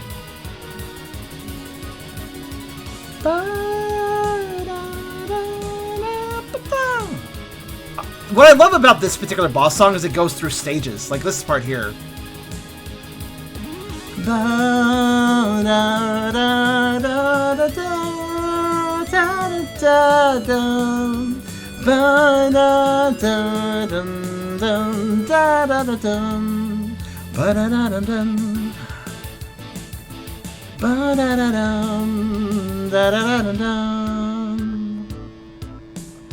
Alright, so I don't know. I think it was very invincive. No, yeah, Amatsu was very invincive with this particular boss theme, I feel. It's just like, why the hell would you use a rock organ, though? Like, why would you? But also, great idea.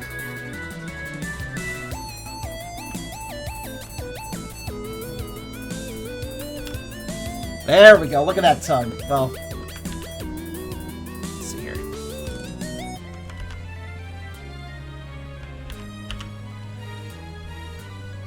That's pretty good. Except for that little bit where it, fuck.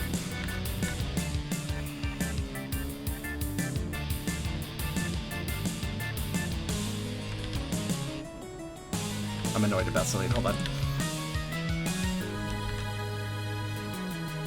I see a little blip I need to fill in there. That's annoying.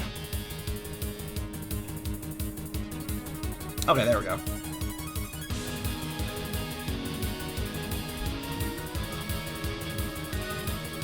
Now I gotta think of another game I want on Steam, because it's the only way I can take commissions right now. That's fair. I can work with that.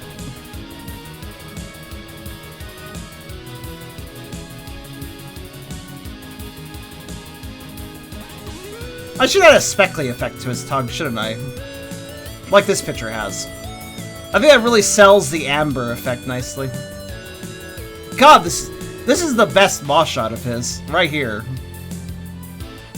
Literally the most fucking inviting thing. His amber tongue is like one of his best traits, definitely.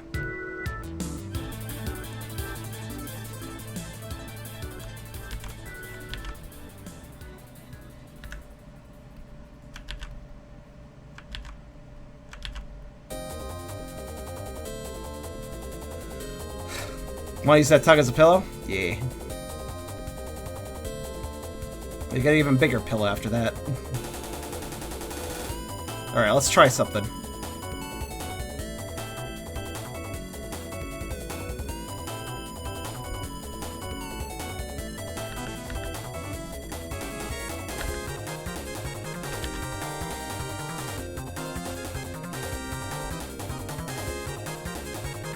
Oh my god, why there too? Come on. Sorry, I'm just getting really annoyed because I keep seeing little bits of missing pixels. Why all over, though? It's really annoying. There, better. Okay. Right, a speckly effect. This will be interesting. I guess I need to go to my texture shading layer. I need to crank up the blob stucco. And then select white, and... yeah, like that!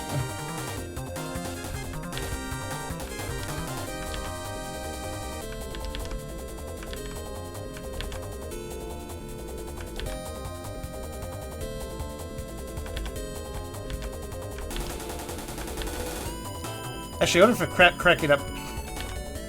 noise, no, I think blob stucco looks... oh, how about both of them? That's pretty good.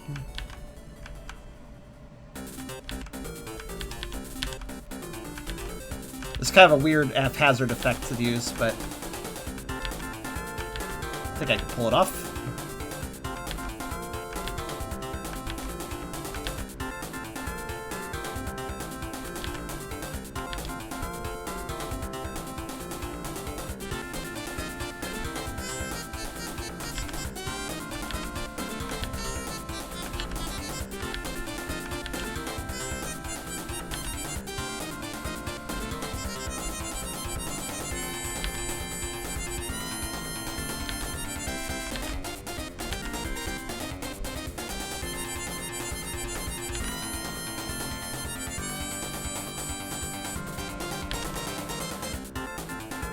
Well, that'll work effectively, I think.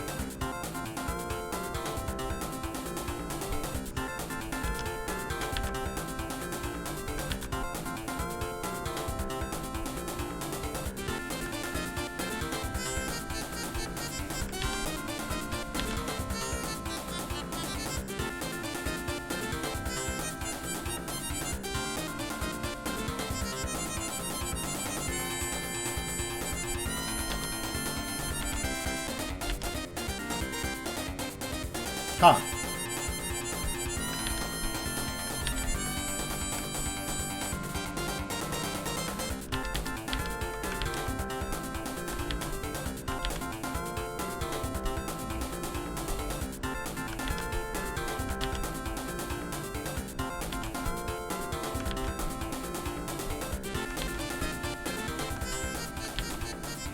experimenting.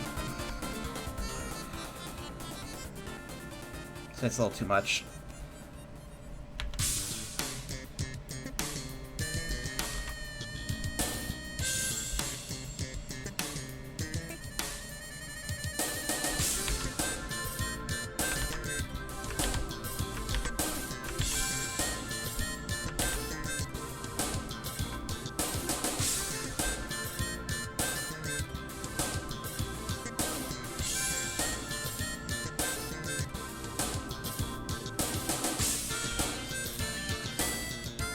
Looks pretty good down here. Oh yeah, I like that. What do you guys think? Casual speckling on this tongue. I need to work on it better on the other one, though. I think it does a nice little accent to it. I wonder if it's too much still, but... it's pretty good. Overall, though.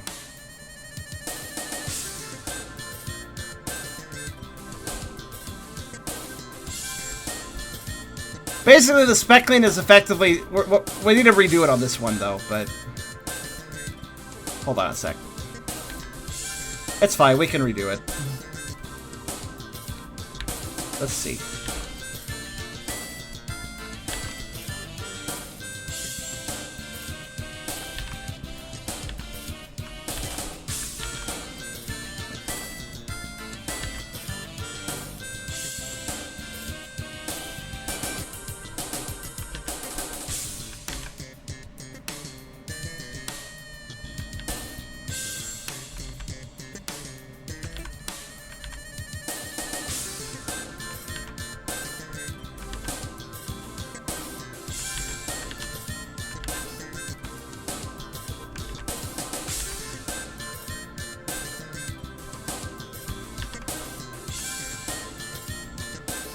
That might work. Let's see.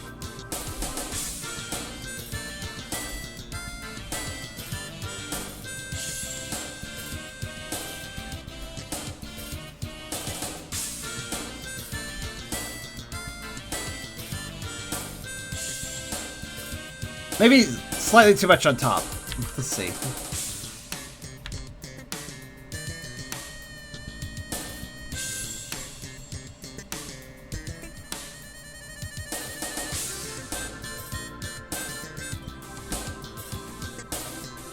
Yeah, that probably works. That seems to strike a decent balance. If I could get a little bit more in the middle, that'd be great. There. There. There. There. There. There.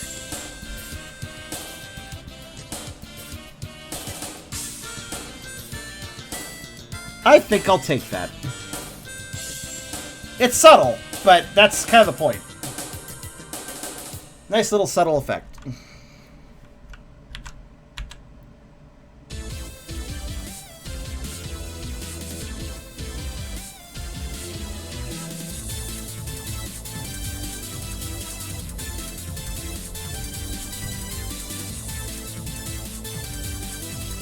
Yeah, that's good.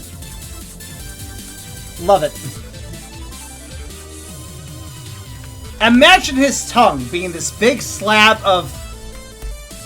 it's a tongue. It's fleshy, it's soft, but it's also got this sheen and this smoothness like amber. It's like a squishy amber. Not only in color, but in texture.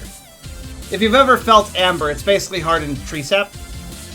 So imagine hardened tree sap, but it's squishy again. Without being sticky.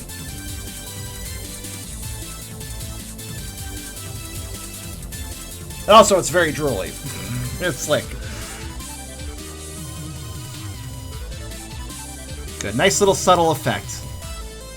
Nicely, nicely done. Cool. That's a nice tongue. I'm very happy with that. Also, I should remember that speckle effect. It's very good at creating a... well... it's basically... what the speckle effect basically is this is catching a lot of light. In, like, little spots, because there's, like, texturing or... well, it's smooth, but it's like got little parts where the light catches specifically on that point. Okay, you can see what I mean here. This looks like solid amber But then if you look at the back of the tongue, you can see it's squished back here and clearly be soft and floppy. Imagine a material you're used to being hard, but it's actually squishy. I think it's a better way of putting it.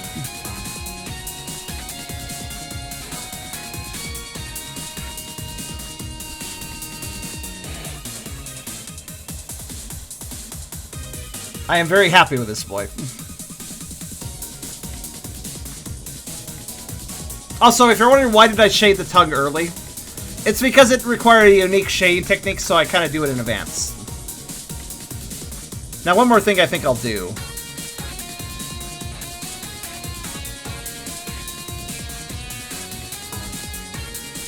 Boy. Well, they are worth getting numbed by, I would say. I'm going to continue to use the textured shading and do this.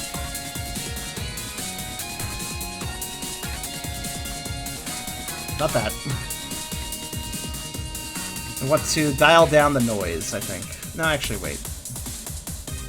Blob. Blob off. There it is. That's what I was looking for. Now to put... And then he put snow on his tongue. Kind of looks like snow now. No, what I'd like to do is create a little effect. Let's see if I can pull it off.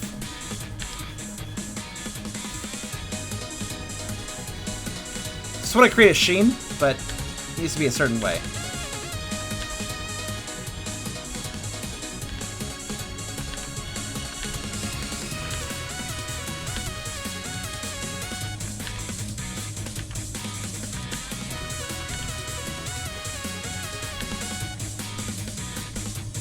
I guess I could just do that. I see. Remember that their species produces a nectar. I wouldn't be surprised if his drool is a bit sweet as well. So in other words, if I could present an exceptionally lewd but technically not sexual thought for a moment, if you were to, like, suck on his tongue, it might be nice and taste. It might have a nice sweetness to it, actually.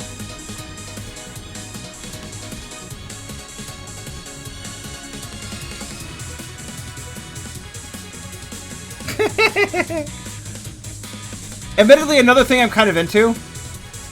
I like the idea of a larger creature, or at least a creature with a large tongue, lurking into somebody else's throat. Basically doing a really dominant French kiss, essentially. It's, you know.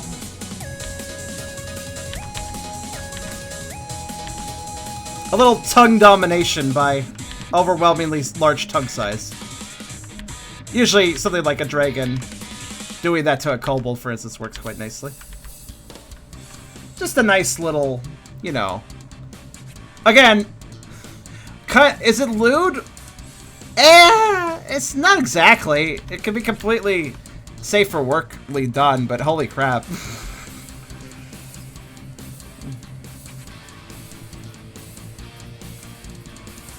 By the way, I've never done a picture like that. Just a random aside. It's something I like, but I've never done it myself. Never been involved in any art with it or anything. Perhaps I should change that at some point. Actually, once my Shidoxian form is done, I would love to tongue glurk somebody.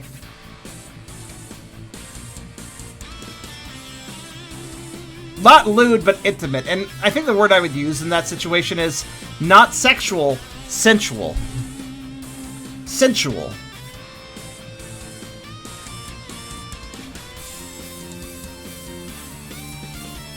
How do they do that shine? They have a little dot on the end. That's interesting.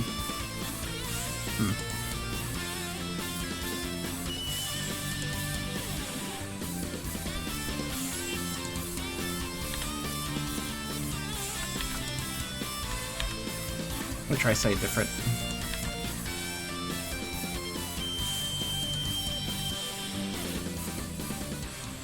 Your kiss isn't wholesome enough if you don't have to deep throat the other's tongue.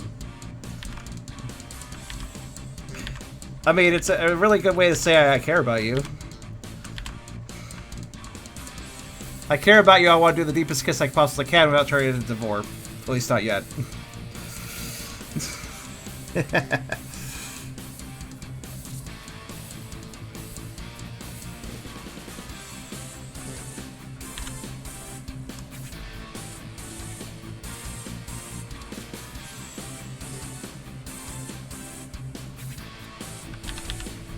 Yeah, I think that's a good spot for it.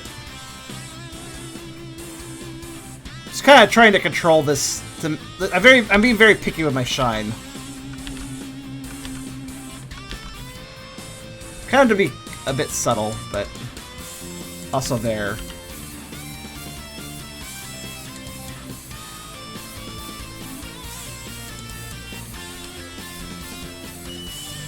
There is such a thing as too subtle, though.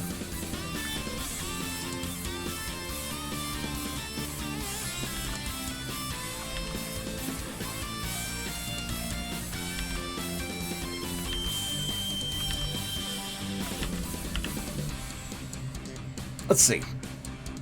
Yeah, you know what? That's probably good. Just a nice little bit of... Yeah, that's good. What do you guys think? Is that good, Sheen? It's subtle, but I think that's kind of effective. That plus the speckles, and yeah, we got a nice tongue. I'm just hoping it doesn't get in the way of the speckles, you know? I don't think it does, though. It does do the nice little extra bit of enhancement. I'm trying to make that tongue look ambery. I feel like that is an important goal at this point. I think I achieved that fairly well there. That looks pretty special. Charmy made Beerus, Blink, Key, and Seer all together have made the stream experience for me worth every second I have been here. Well, thank you. See, some people would be going, oh god, what the hell is going on here by now. But, you know, some people, though, would enjoy it. So it's good. Okay, what about this tongue bit?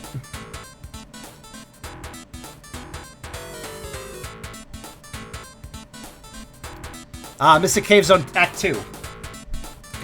Good fan song, this one.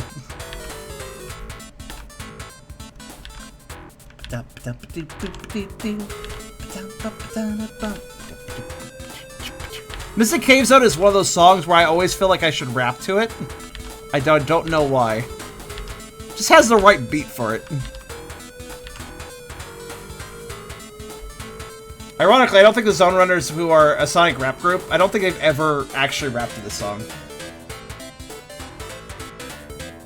If I recall. They really should fix that. Looks pretty good. I am happy with this boy. Or do I want the... hold on a minute. Or would it be better over here? Let's see. I mean, it's kind of debatable. If I want to go the extra mile, I could just...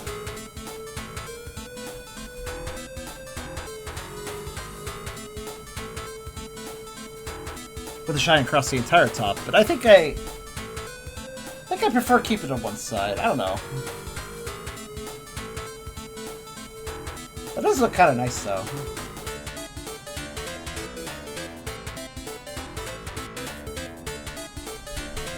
We're dealing with very subtle details, so I have to think carefully.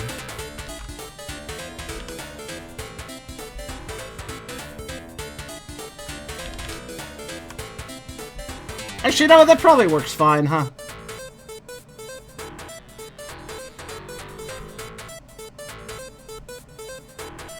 The only thing I might do...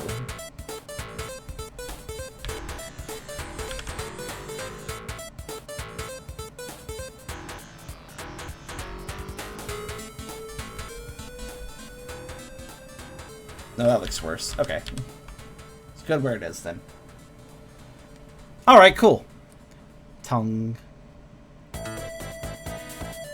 Actually...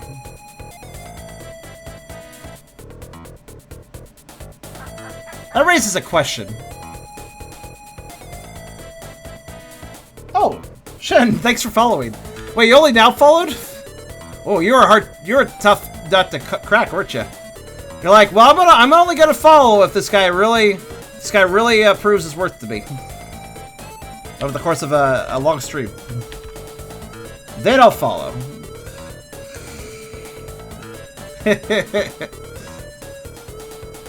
Yes. I added a little bit more shine on the end. I feel like maybe I should tilt it up, though. Or even...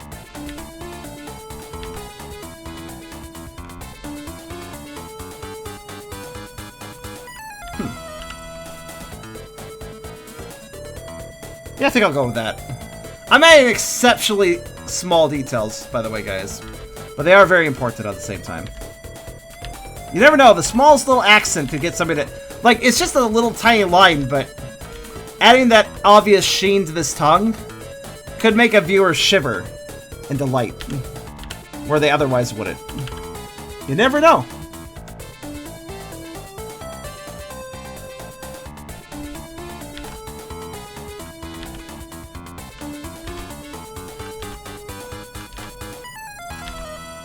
Again, sensually, not sexually. Well, I mean, it can be better for some if they want, but that could be their business, not mine. I aim for sensual enjoyment.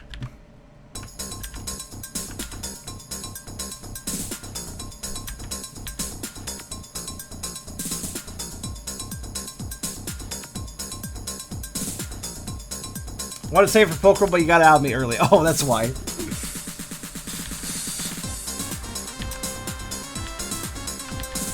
I find that amusing.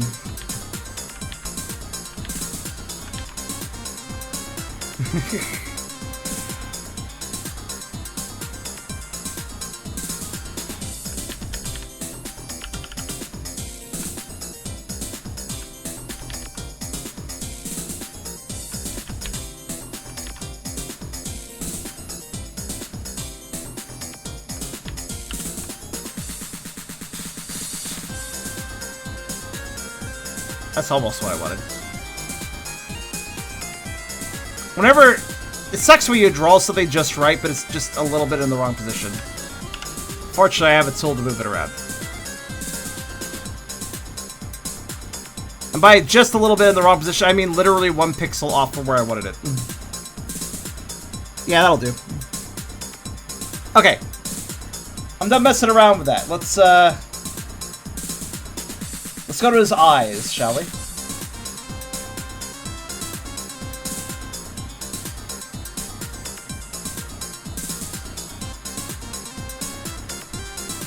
Man, that really did enhance his tongue. That is a lovely tongue. Alright. I think we should do the eyes. Because that's a lovely pun. Why not say it? God.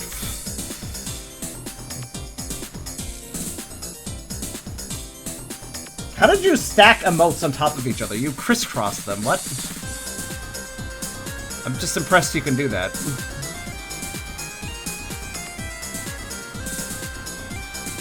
Yeah, good thing I'm not doing shading. I'd have an hour and a half to do all the shading. Yeah, that's not gonna happen. Also, I'm so glad I am breaking this up, though, honestly, because... Oh, right, my mistake. I just remembered an important trait about his eye. A very important trait. A few people have drawn his eyes wrong.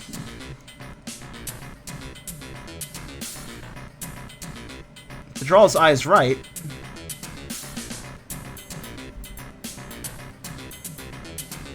Grab that color. Grab that color. There we go.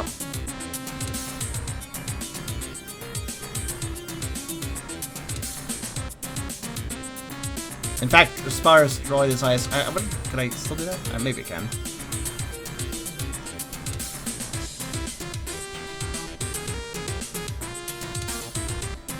Because he is blind, his eyes are actually done in a different way.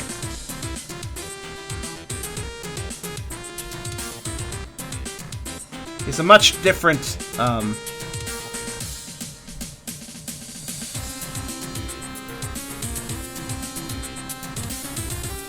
Okay. Those pupils are too big. Hold on a minute.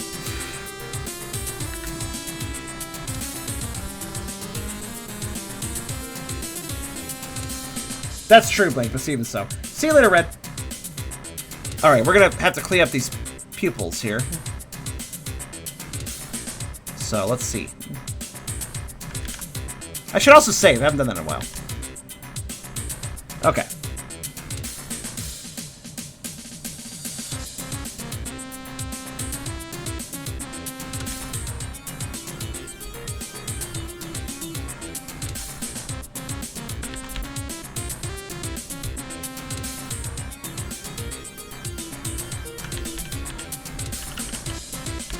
I do like the side look. I think that's good. Just need to be smarter about the positioning of the eyes.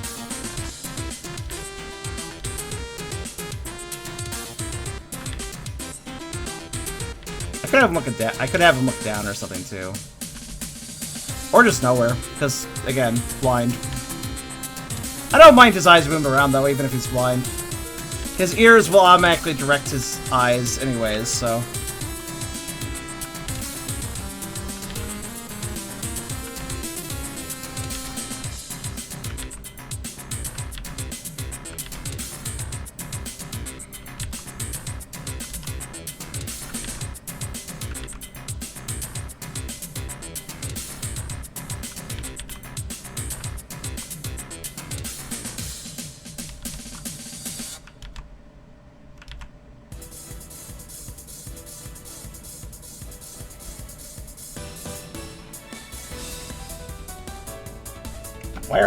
Why am I suddenly having trouble here? Makes you think of Discord, the smug look? Really? Is Discord a very smug character too?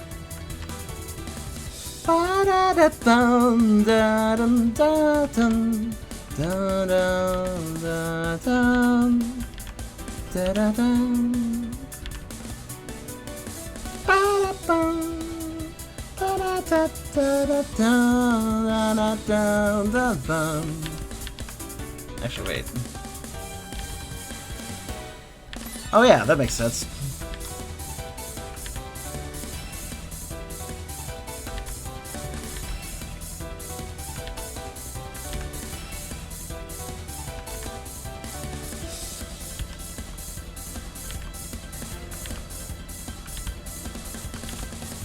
I really don't know what he's so grumpy about in this particular frame.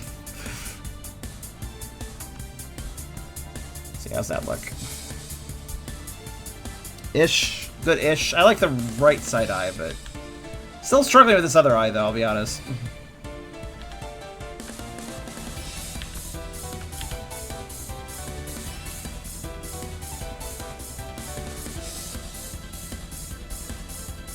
He is so freaking cross. Wait, Discord becomes a good guy? I thought he was like the embodiment of chaos and never a good guy. Interesting. I had no realize. I mean, what about, you know, Moon Princess was evil at first, but then she wasn't. And didn't they kind of end up working with the, I don't know any of their names, so Moon Queen Pony was evil at first, but then good. She's had to work off some rage issues. And then there's the leader of the Swiss cheese ones. The ones with the Swiss cheese legs, the leader of them, who I thought she also kind of chilled out later, right? I mean, it's a show about friendship, so be friends of all your enemies, I guess, right? Yeah. Swiss cheese lady. Oh, does Swiss cheese lady say evil? If I recall, she fed on people's... She literally fed on people's sadness or something, right? I don't remember. Changelings, yeah. Look, dude, the only way I really know her at all is because of a bunch of, like, really good MLP Vore she's in. So... My extent of knowledge of MLP usually starts and ends with the interesting MLP art I have found.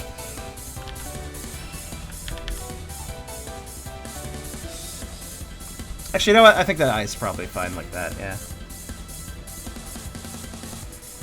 Though maybe should add a little bit of...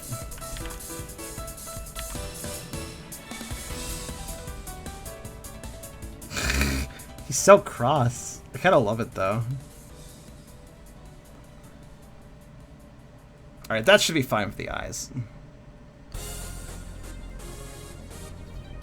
I think I will remove something, though.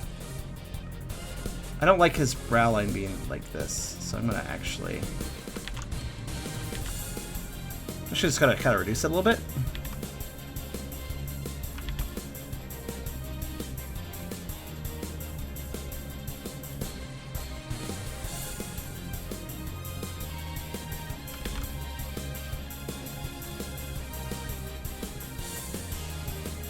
Evil contemplation villain pose, yeah.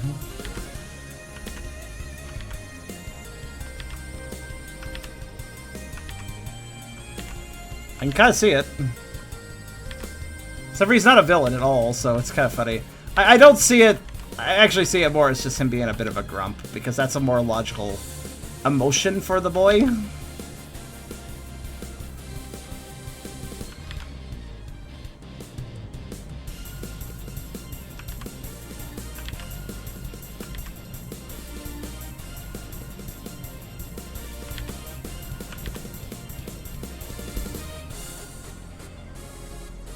I feel like he could get he could get grumpy over something. I don't know what he's grumpy about. Didn't get enough food or something.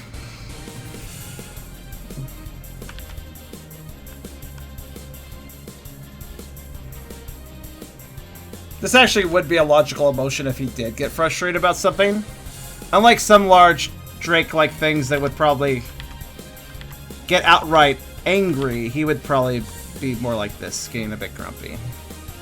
He's too passive to really get angry. Okay, he can be angry. But you have to be threatening his life or the lives of those he cares about, like his rider.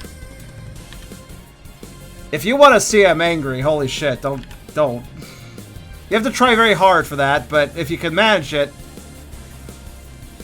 please note all the weaponry he has. First off, Sand Breath can be shot at, what was it, 130 feet? I think it was like 130 feet or something. No, it wasn't quite that far, but it was damn far. So please imagine the velocity at which the sand comes out of his mouth. It may just be sand. 150, right? It may just be sand, but it's sand mixed with internal chemicals stored in a sand sack to basically maximize its ability to not only shoot out, but also fuck you up. Remember, sand is effectively glass.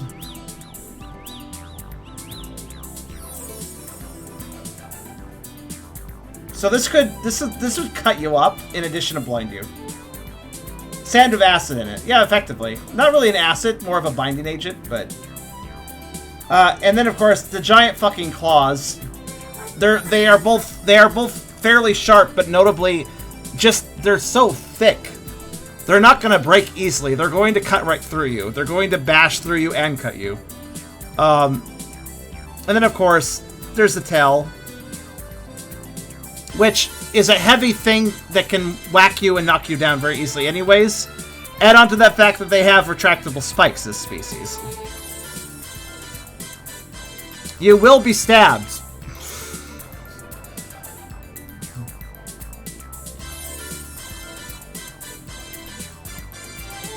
Not to mention their powerful jaws. Admittedly, their jaws are not full of the sharpest teeth ever.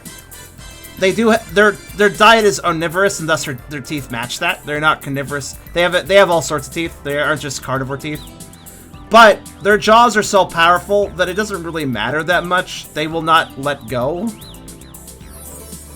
And they have a lot of crushing strength. They don't need sharp teeth when they can crack your bones with the sheer pressure of their jaw. So, in other words, Balukath are very strong. It's just that you're not going to get Baadan to be using all these traits. He rarely, if ever, retracts his spikes, for instance. But if you got him to that state, holy shit. Watch the fuck out. Also, get the fuck away. Like, time to leave. He probably won't pursue you unless... if you are threatening something of his. But,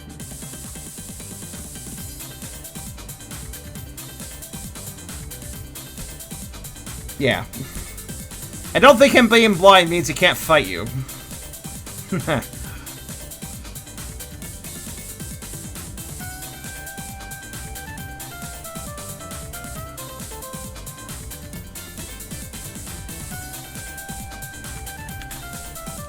He's cuter when he's mad.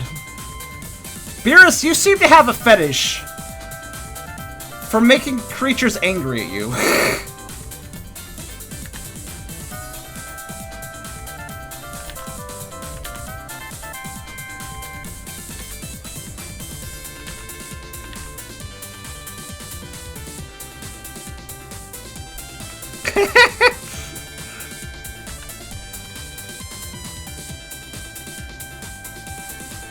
Also, he would respond to most annoyances that, like, if somebody was actively trying to bother him, his response would probably be to send them to his gut for a while. But if they were actually openly, like, violent and hostile and dangerous, then he would do more than that. He would not eat, actually. Well, he might eat your remains afterwards. Not in sort of a super violent way, just after taking you out, probably would. They are, nonetheless, you know, omnivorous. They are carnivores as well, omnivores, so... They may well do so.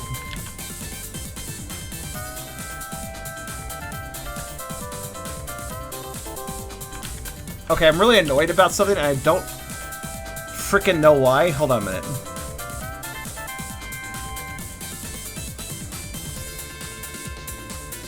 Just a minute. I need to see what's bothering me. Okay, nothing? What? I could have sworn there was a white pixel I couldn't quite fill in. I guess not. Weird. Okay, well, anyways, I guess I'm crazy.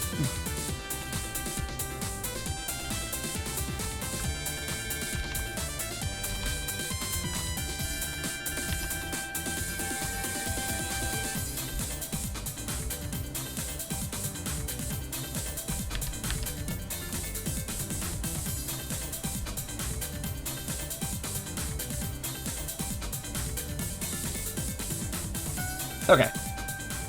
Anyways, back to what I was doing before distractions.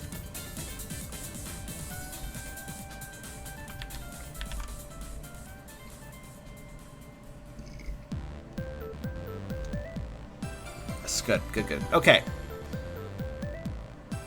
Alright, that's step 1 for his eyes. Now step 2. And the best example to follow is definitely this one. This one gets his eyes perfectly. His eyes are obviously cloudy and blind, but they're also something like a jewel as well. That was an important trait for him. That his eyes are clearly cloudy and blind, but at the same time very pretty. At the same time, like... They aren't just dull and ugly. They're very pretty.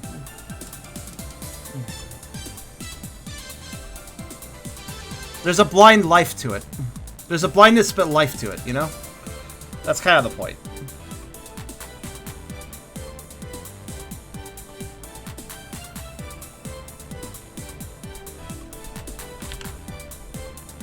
Okay, now...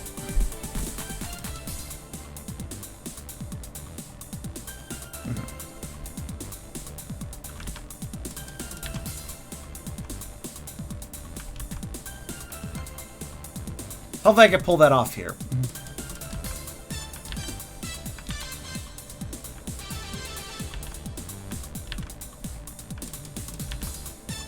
Which way should the light be catching, I wonder?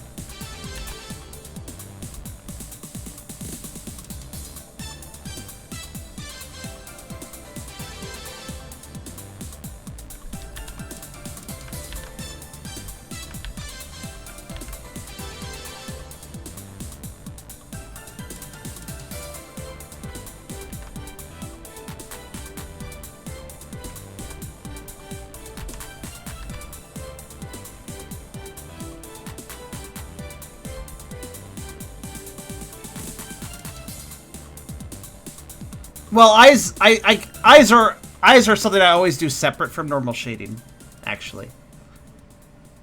Let's see. I think I just understood something.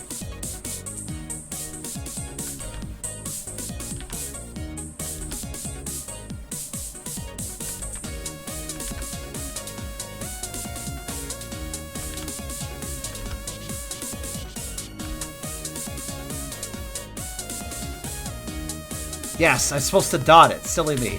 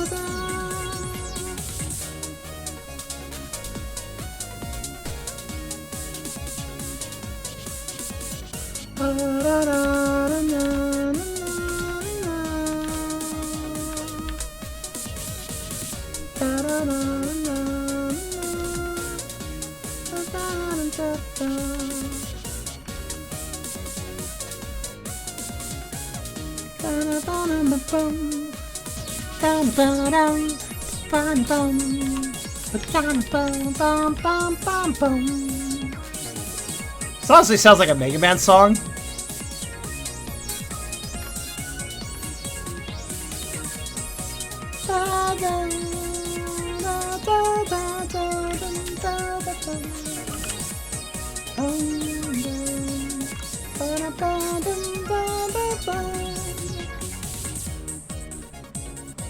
Yes, that's good. See, I want to do a speckly effect because that implies the cloudiness that I need. So that was my mistake. Let me try that again.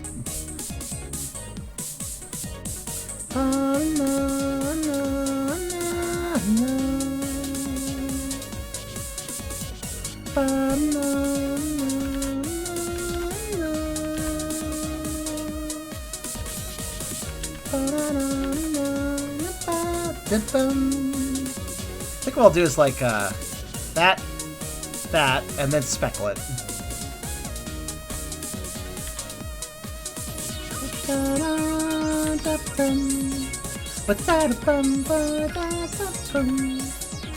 Specifically, it makes me think of Mega Man Legends, actually.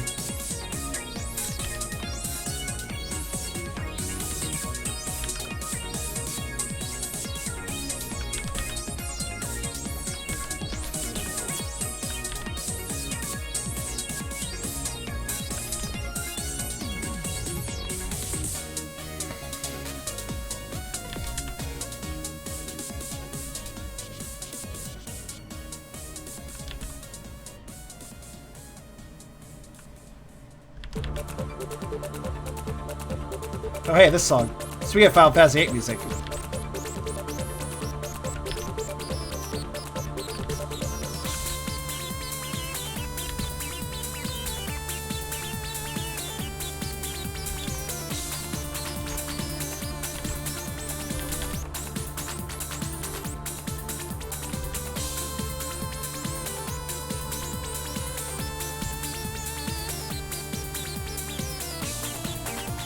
Kind of liking it, not quite there.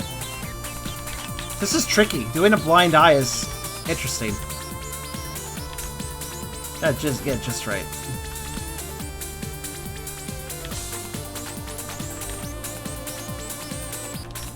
Oh wait.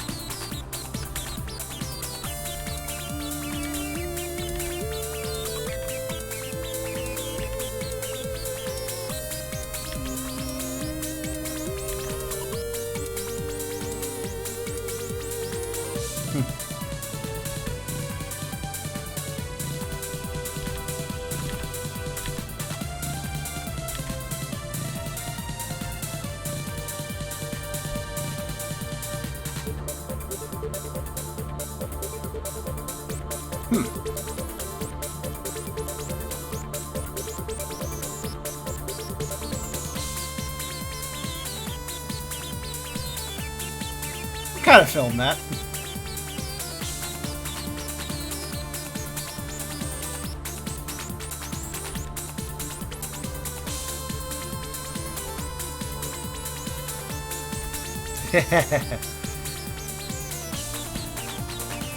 That's a good quote.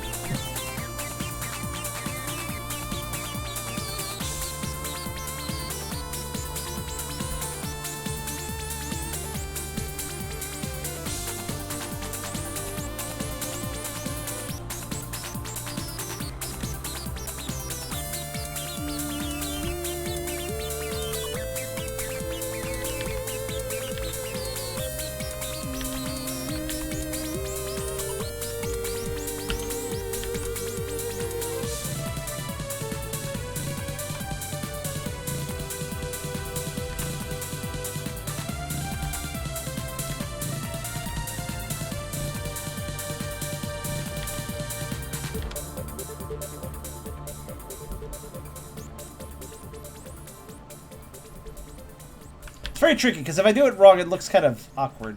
Almost like an alien eye, and I don't want that effect. I want it to be just right.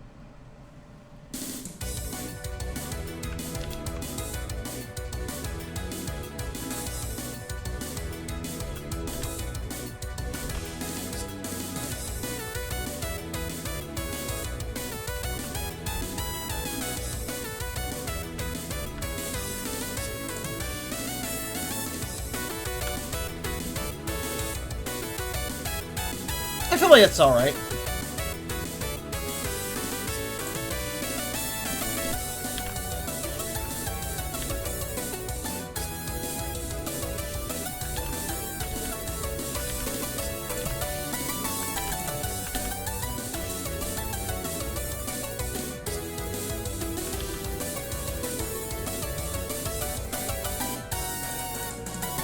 Yeah, I think I accept that. It looks blind, right? I think he looks pretty blind when I do that.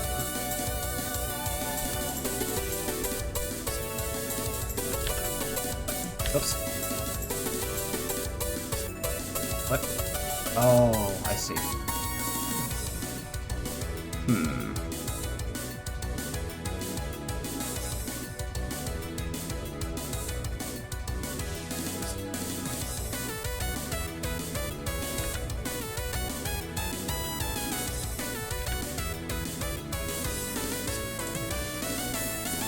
Mistakes were made.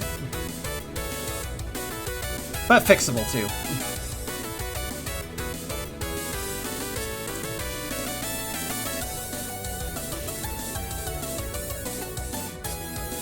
Right.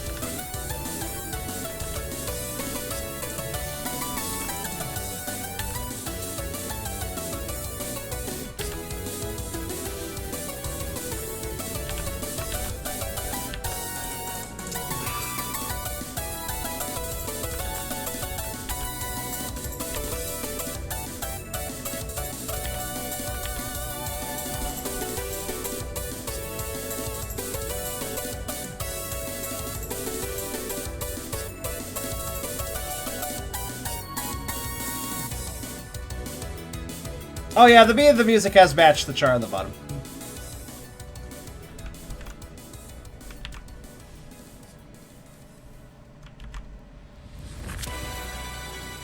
That's happened.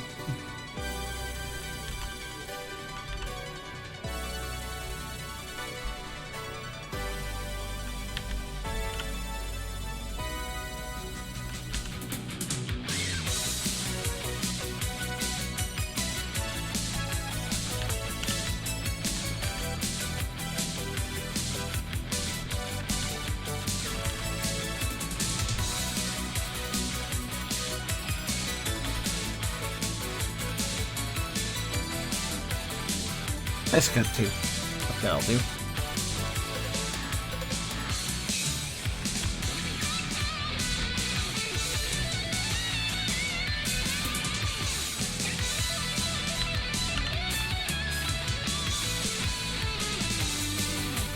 Good blind blind. Good, good, good. That being said,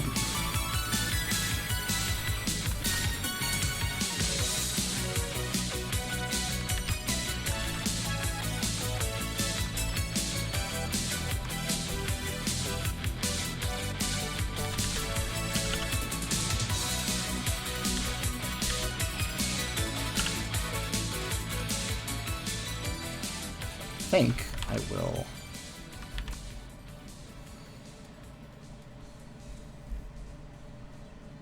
There.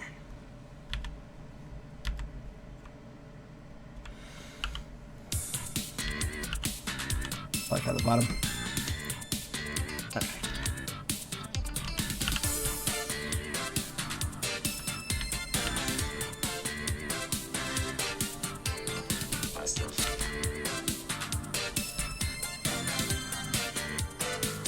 I'm doing very subtle things. Just checking, seeing if it looks good.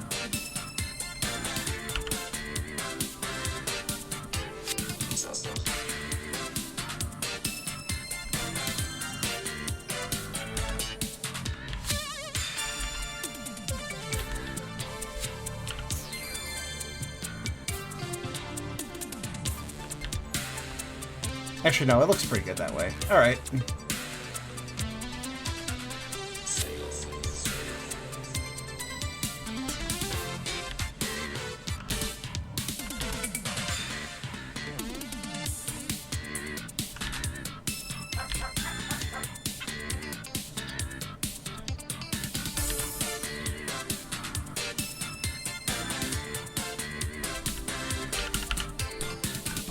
Nice. Yeah, I think that'll do.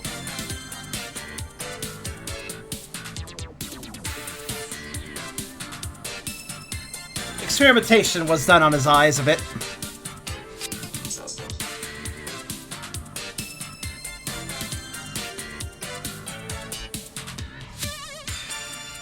Hello, Pure Cure. Pure Core. Welcome. He is a drake, not actually a drake, and actually he's even a mammal, but he certainly has a draconian air about him at the same time.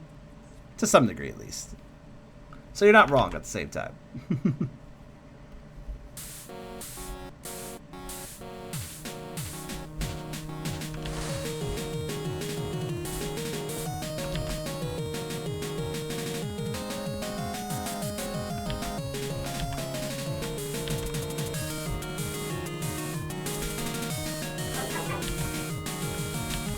Oh, Cargies. Thank you.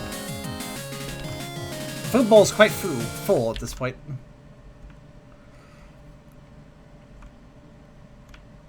We should eat it. Methinks.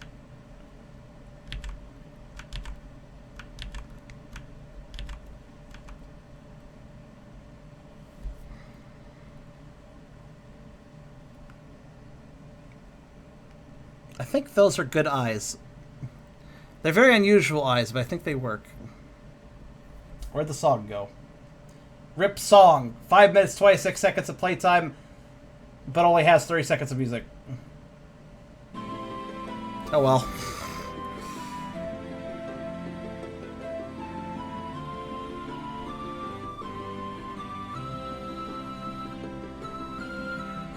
There's a few ways to do his eyes, but I think the way I did it is probably the nicest. Too bad I can't quite get it as pretty as what was done here. I think I'll add that nice little dot of life, though. That's still a good idea.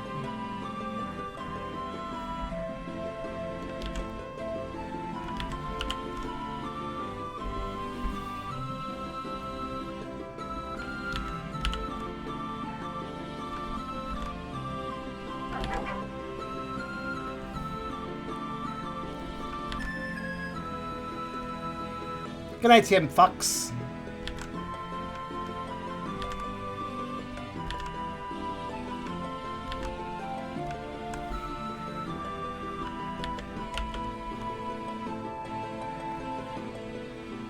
I don't think it's as important I put, you know, actually, hold on.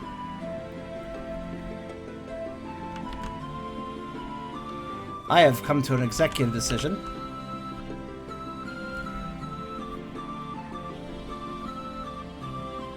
Half opacity.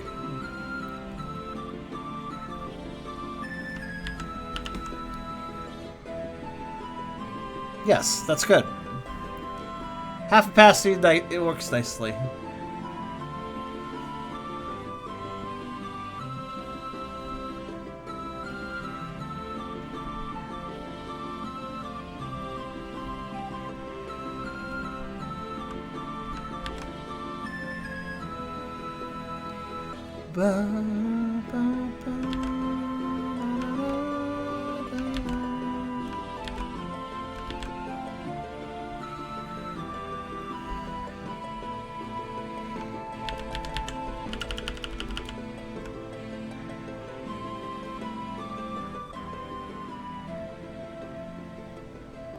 Okay, that's pretty good. This is very subtle work that I'm doing, so I gotta take my time. These are not simple eyes. Not that that's a problem. Actually, I'm quite happy that they are, in a way. Now, let's see. Okay, that's what I thought.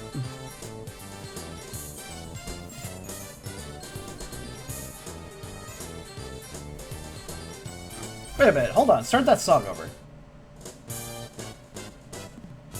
Oh, that starts like a different Mario song. I can't play place which one. Makes me think of something, though.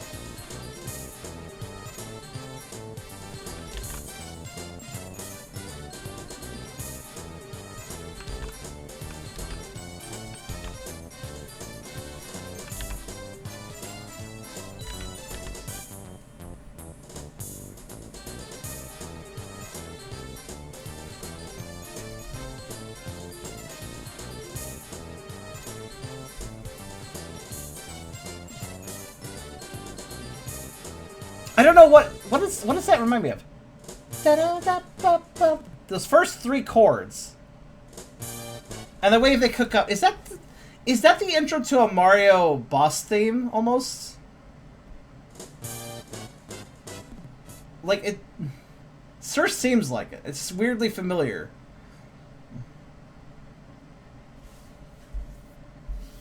I think it is technically the intro chords to a boss theme. We'll play this. Speaking of boss themes. So how about Mario Party 3, the only game that has a final boss? In the Mario Party... that's not true, actually. There was a later Mario Party with a final boss. But this was the coolest one. And it had the best song.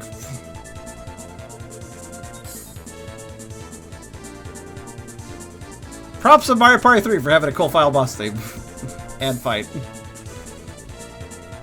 Not what I expected out of that game. But certainly what I wanted.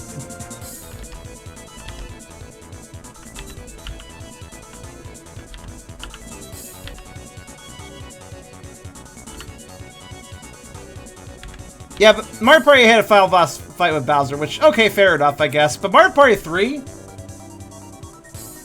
had you fighting the thing you were trying to collect, which was much more interesting. Had you find the Millennium Star at the end. Who was a twist villain, basically.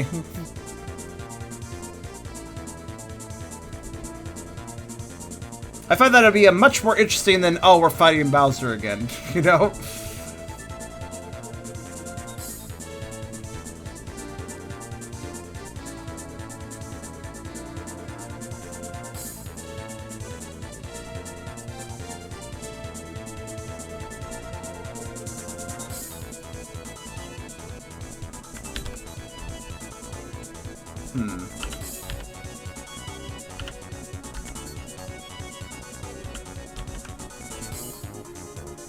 I want some very subtle shading here, I think. Very subtle. There we go.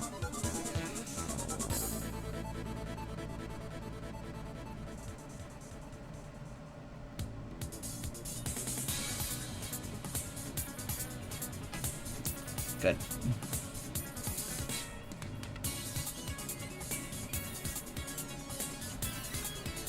Good. I'm happy how I did this. I wanted to make sure... This was hard, because I needed to make sure that his eyes were dull and yet vibrant at the same time. And that was a really perplexing thing to think about.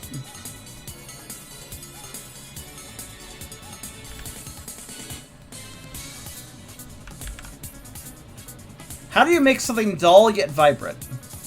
You know? Not quite done, though. There's one more important thing. The shine of life is still needed, so let's put that right here.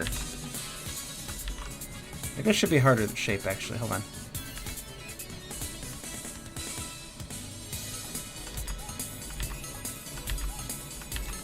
That's the thing. He may be blind, but he's still a living creature. He's still got the spark of life visible in his eyes, you know? That's important, too. Something like that. I'm not great at adding eye shine sometimes, but let me play with that a bit.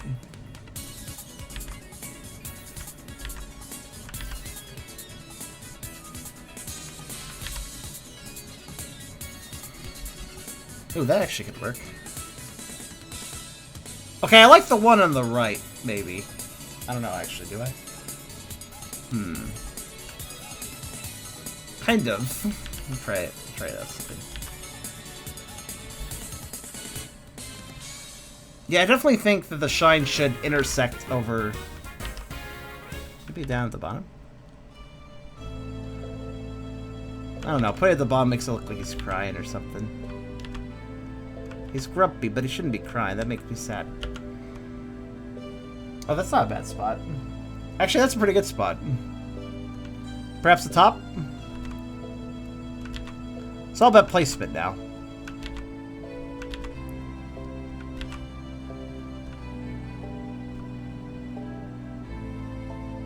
Ooh, that's not bad. Will that work?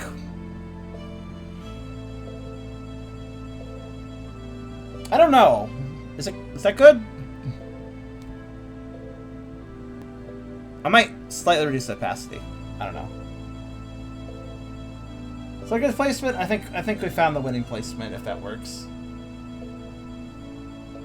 Bum, da, dum, dum, da, da, dum. Zum, zum, da, da, da, dum.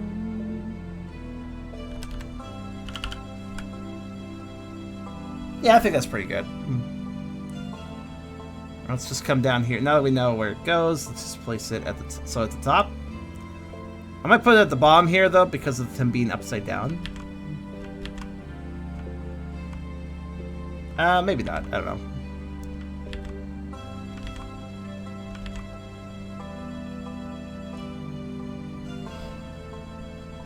Oh, that. Maybe at the top. I don't know. Debating.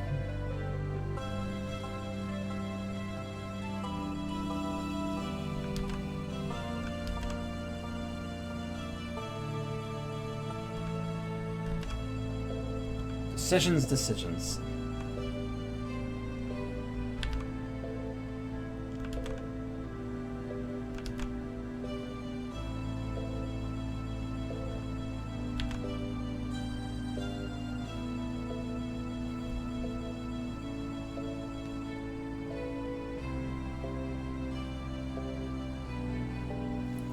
You regret being in bed and not at my desktop.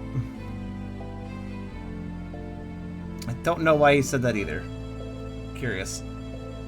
Yeah, it's probably good putting it at the bottom for that picture, actually. Or even, you know, this actually might be a... This might call for putting it in the middle, when I think about it. Oh yeah, maybe that works. Let's see. I don't know, actually it kind of throws off the... Makes him look like he has slitted eyes all of a sudden. Huh. It's not bad. It's not bad placement.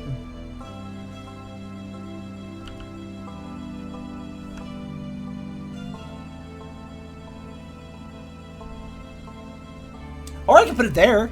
That's strangely... Looks strangely good, too. Huh.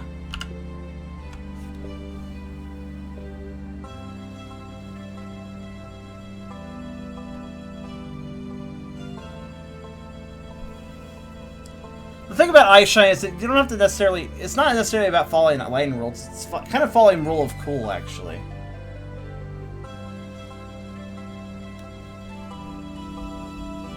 I wonder if that works. Does that work? Good morning, Parker.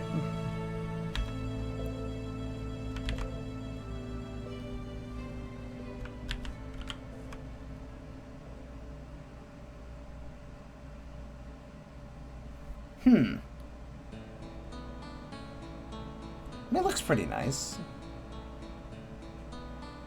It gives a nice little spark to his snarky look. Maybe that's a good spot.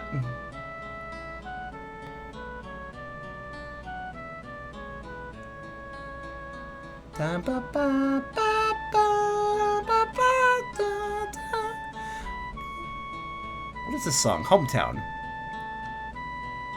But that makes me wonder if my shine should be... Okay, let me try something. That slowly makes me wonder if this shine's misplaced, though. Because I didn't follow the same rule between the shines. Because that would imply putting the shine around here.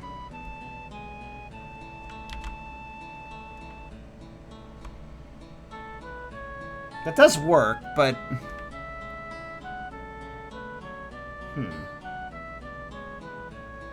Does that make his eyes look unblind, though? Maybe that's why the shine was placed, like, in the middle for this eye. To make it look, to keep the cloud. I think that might uncloud the eye. That's the problem. It technically is correct for a normal eye, but for a blind eye, this might be incorrect. I don't know. I'm having trouble telling. It's like the shine should be kind of around the direction the eye is looking, but not at that point. It's hard to tell. Well, okay. You tell me if the eye looks less blind, quote unquote.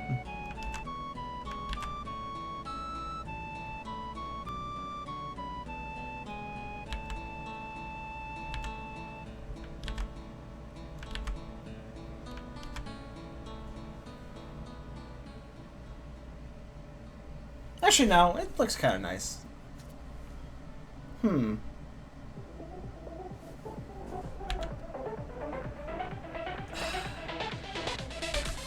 Hard decision, man.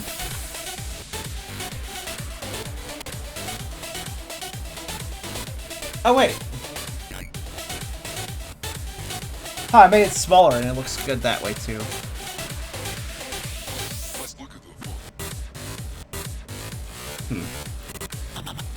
I think, ideally, it goes right here.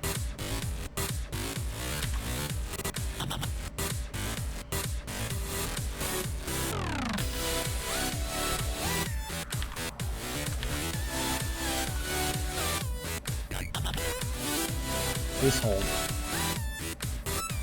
This is tricky.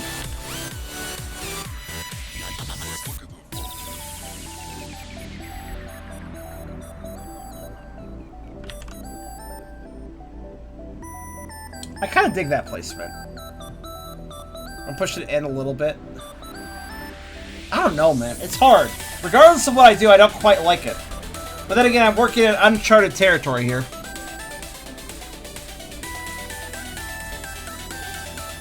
I think this is probably the best so far, though.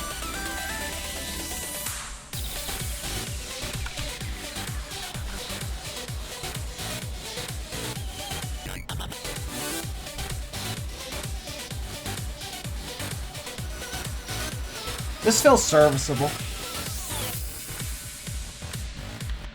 Just need to tweak it a bit. Make it just the right shape. Yeah.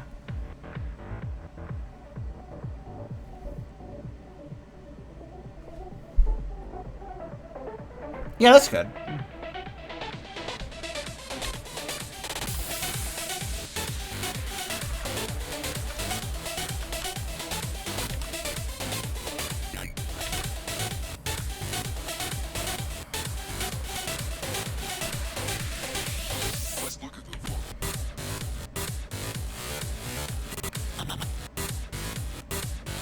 Left eye, the left side eye is perfect. Just need to mess with the right a bit more. It's about size and possibly positioning. Yeah, it's definitely positioning as well.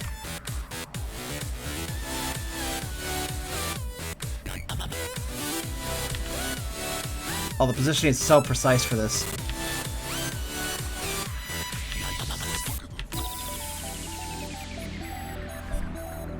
That's it. Yeah, okay, so, like, there's this, right? And then there's... I'm gonna erase this so we can undo to it, but... That makes the eyes look like they have a proper shine, that they're actually able to look at something and see it. While this, it definitely has a shine, but it's clear that the eyes can't focus. Because the shine is not focused. The shine is still placed well. It's still reflecting logically off the eye in a way that looks nice. But with the shine here, that shine is not assisting the eyes in looking at things. That's why this works better. For a blind character. Because the shine should not be assisting them.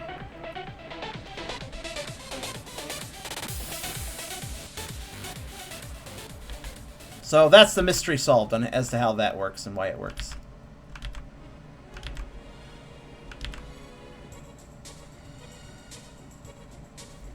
if you were wondering. That is how it works.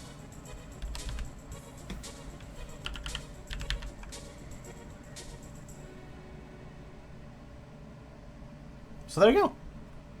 Which basically means that we should go back here and not put this here, because it does look good if he wasn't blind. But since he is, what we want to do, we do want him to kind of to give it an idea of where he's looking, but I think to do that, we just follow the same example. If I put this here... Aww. I don't know why, that's cute, though. Oh, you know what, this song? This is a good song for him, actually. I need to find Baadan a song, you know? A song that fits him.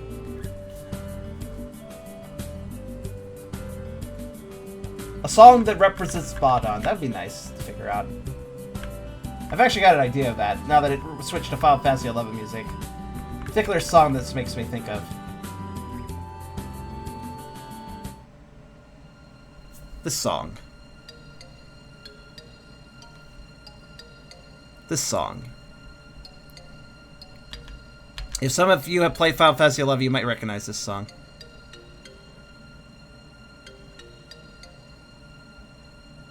That's pretty. I like this eye. It's good.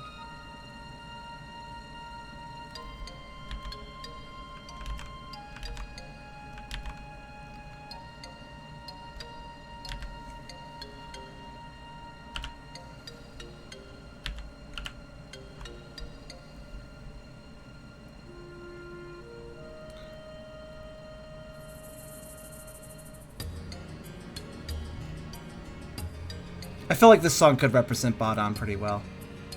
Give it a listen.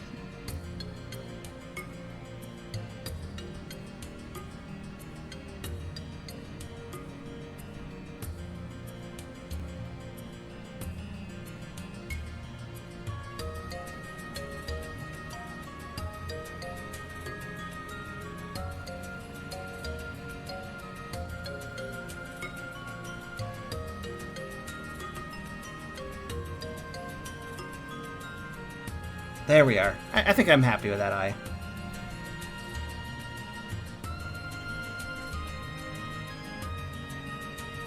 Now, Final Fantasy XI is the first online Final Fantasy game.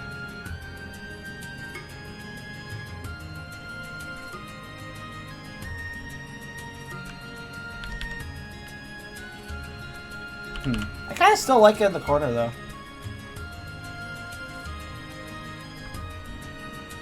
To be fair, if he's looking back towards his ear, and in this picture he's looking towards his ear, but I moved it that way, then the head's upside down, so the shine would...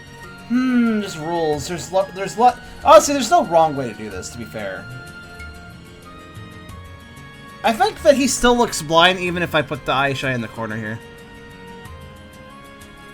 I don't think he's quite focused. He's kind of looking towards the viewer. But there's no focus because he's blind. And I don't feel like the eye is focused. I feel like it is very much blind. I think I'll leave it in the corner. I think for this middle. For this corner.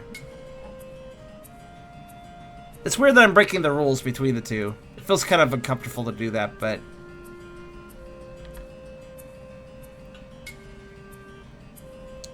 But yeah, you see what I mean by this song? This is for Gustaberg. It's not a desert, but it is a Badlands. It's also a very pretty song. And chill. Which all kind of matches him, I think.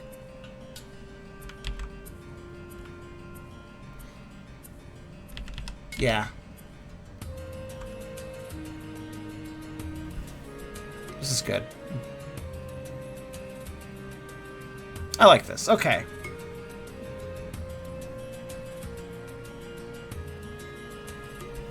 Makes you think of a forest-like area, huh? It's got some Badland instruments, though. I see your point, though. Well, I feel like it's a desert, but it's a bit warm, a bit comfortable, too. Like a desert oasis is kind of what it feels, this song. At least that's my opinion.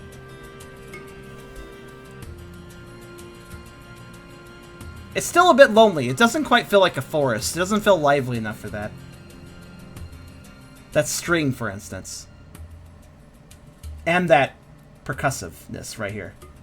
That is a very...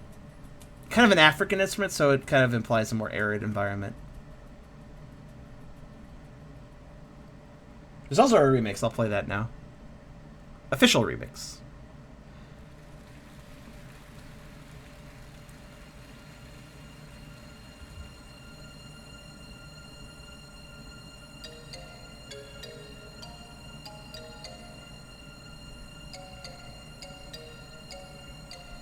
The reason I think the song fits him, it's not quite happy, but it's not quite sad, and it has a piece about it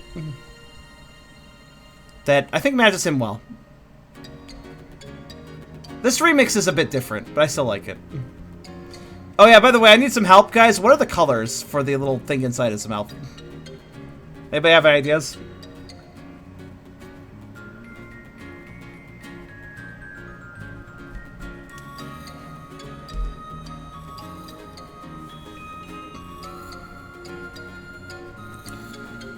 Shrugs. Yeah, same here, honestly. I have no idea. I have no idea what this little squiggly thing is supposed to be.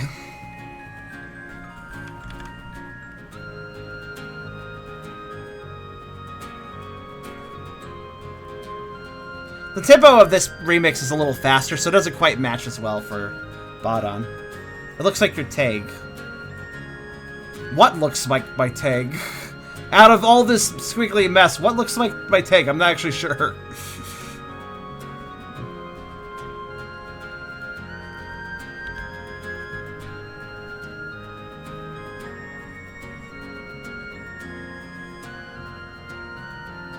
Part of me is exceptionally tempted.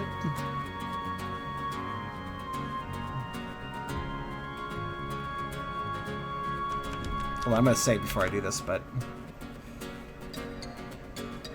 part of me is tempted, due to the position of everything, to, well...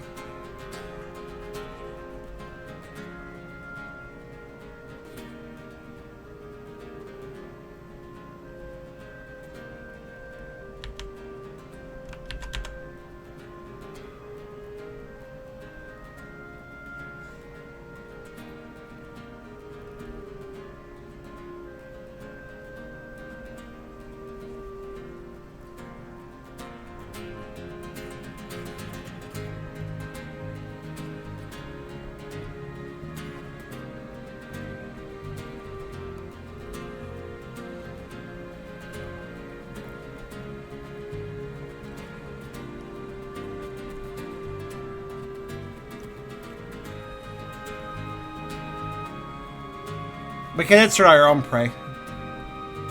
If we wish to. There's room for it. Whatever.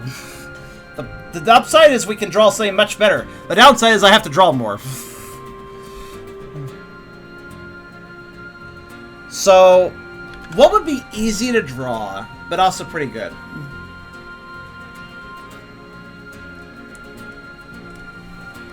I guess the easiest thing to draw would be like... a tail. That would be the easiest thing to draw.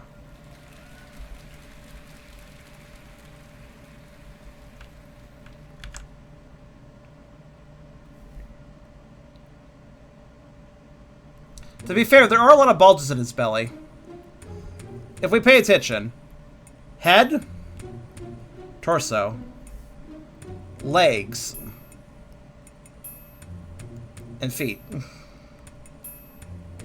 So, shoving a thick tail in his mouth, implying he ate a pretty big creature, wouldn't be unreasonable.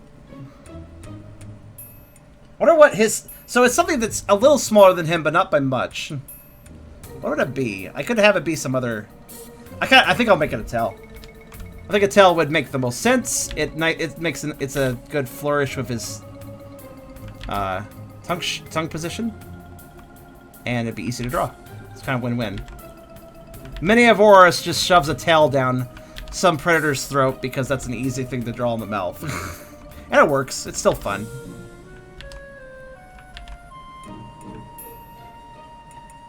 Just gotta get the position right.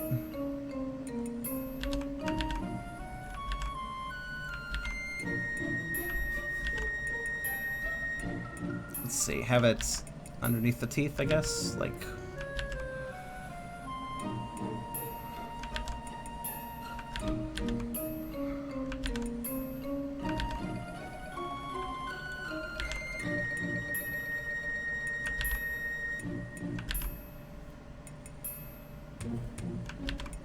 Trying to make sure this line actually matches the rest of the picture. Always a tricky thing, that.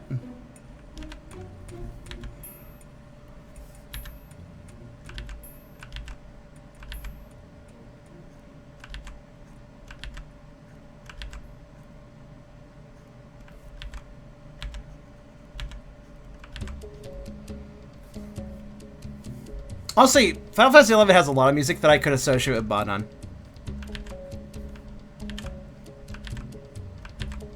Or even its species.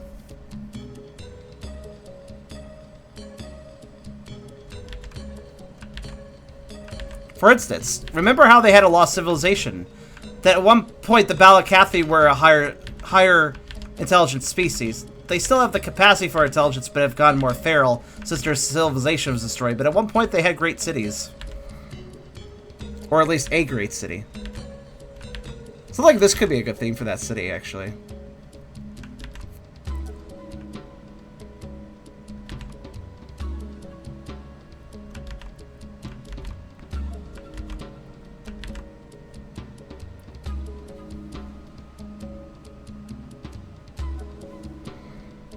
Still ain't big enough.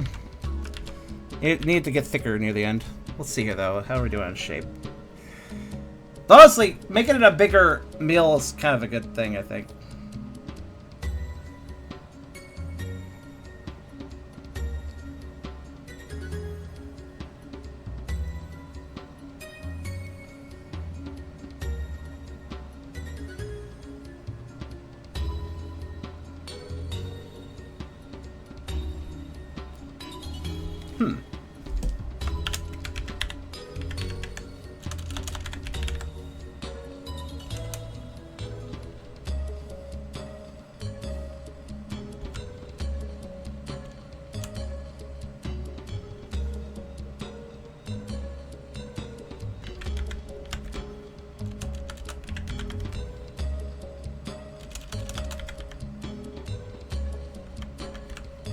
I'm thinking.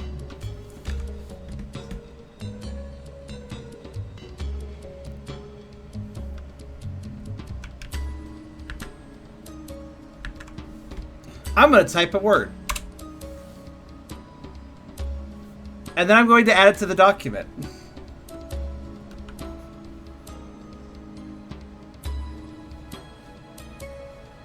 Sardine. Because I think I just came up with the name of their long-lost civilization. Rather, the city.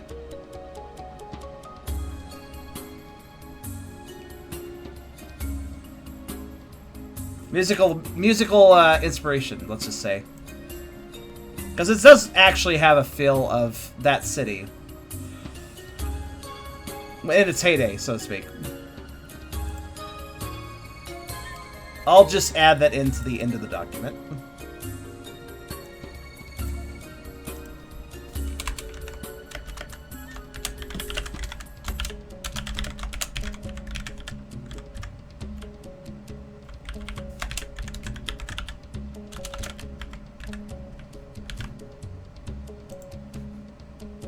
Like I said, Final Fantasy XI music kind of has a very Balukath-y sort of flair to it at times, I would say. Like it's this music has the mood that I would say fits this species and also this world, for that matter.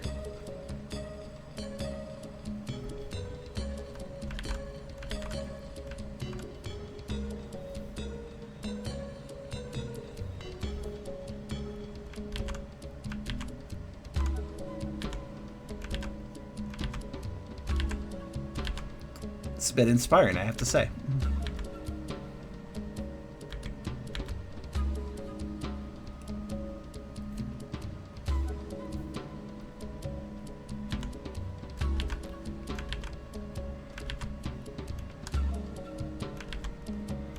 Also, I like the idea of just making this prey bigger. Not only does it work better, the bulge is already in him, but I'm kind of getting the impression that it just is a better representation of the fact that this fella is pretty strong and can take down something that is something similar to his size.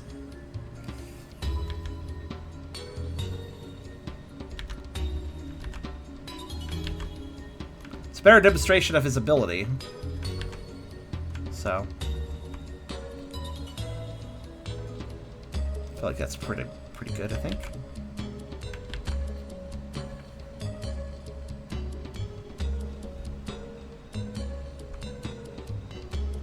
I wonder if that should go over his teeth, though.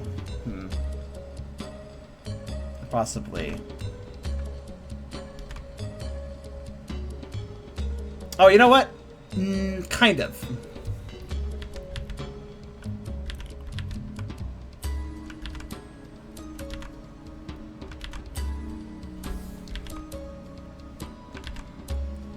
Specifically the first tooth. And possibly the third tooth.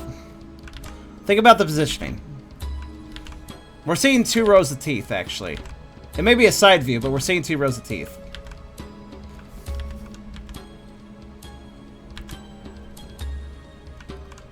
See in row 1 here, which this tail would cut into front of. Just trying to think of the positioning. Hold on.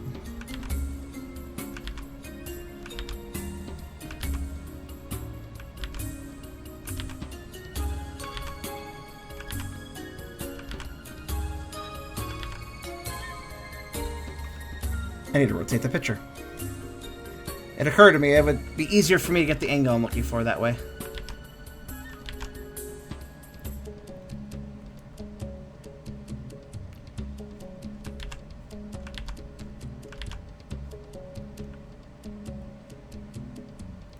That's about right. Bum ba da da ba da bum bum da da ba dum.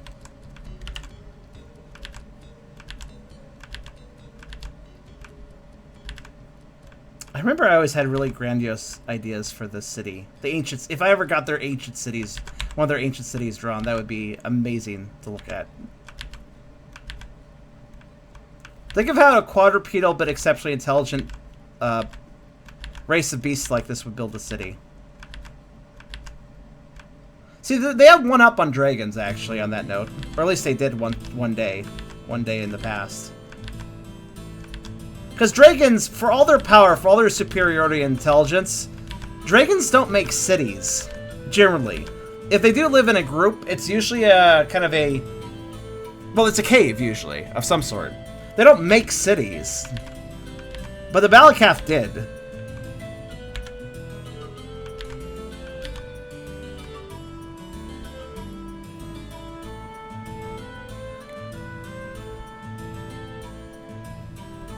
And that by its alone makes them very intriguing.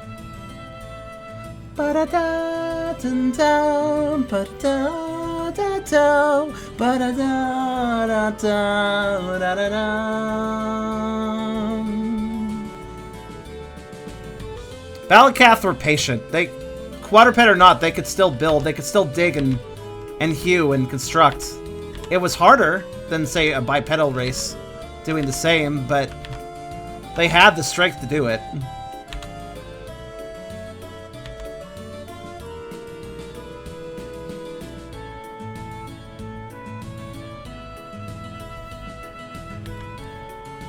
Ba-dum, ba-dum, ba.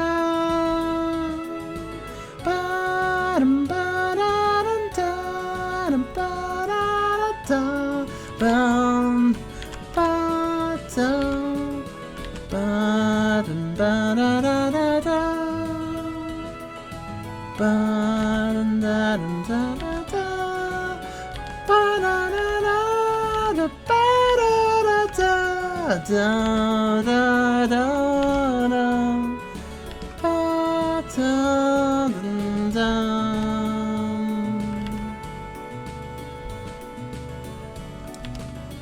Yeah, even just drawing a tail is kind of difficult if you want to do it right. Which I do.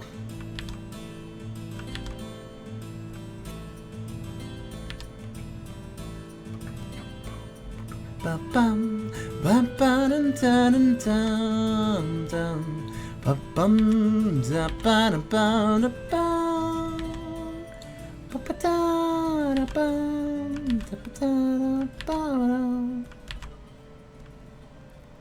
There we go. That's pretty good. Okay, yeah. Then I can go in front of that tooth, and I'm going to have to ruin some teeth, as in remove them, but that's okay.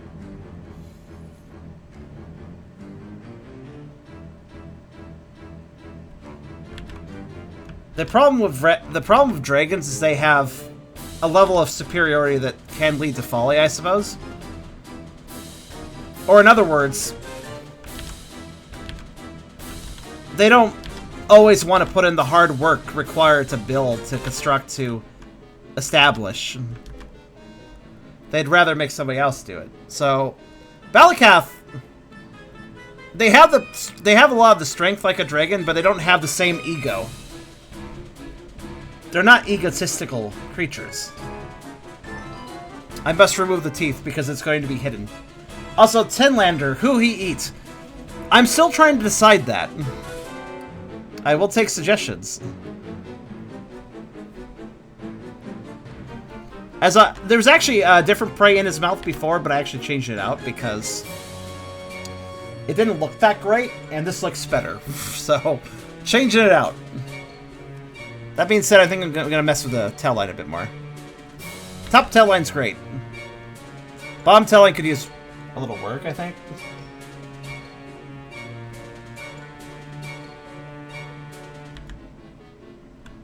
Could be a lizard. Maybe a dragon, I don't know. No, probably not, but... There are dragons in this realm.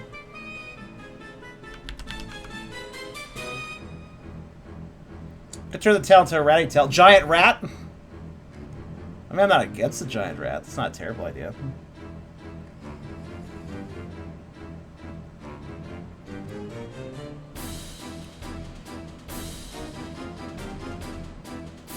Yeah, actually, wait. Yeah, that shape probably works pretty well. Yeah, I guess it works. Alright, time for a little bit of the tooth, which I feel a bit bad about. I do like these teeth, but... You must commit to the idea. You know? So, let's see. Yeah, for the sake of death, I need to remove this tooth, and this tooth needs to go as well.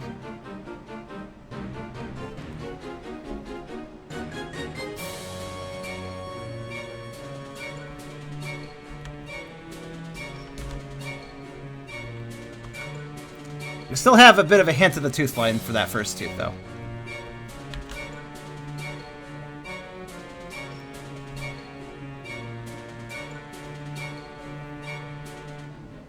Good. This will do fine. Oh, giant rats are not unreasonable by any means. I'm just pondering now.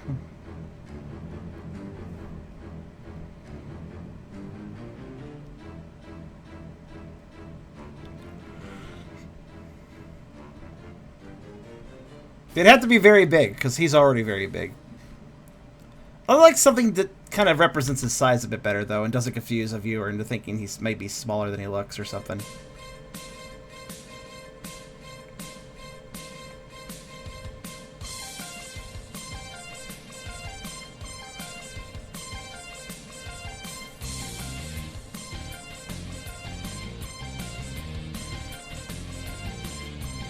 I'm thinking... Why not have something a bit dinosauric? Oh, this song. I like this song.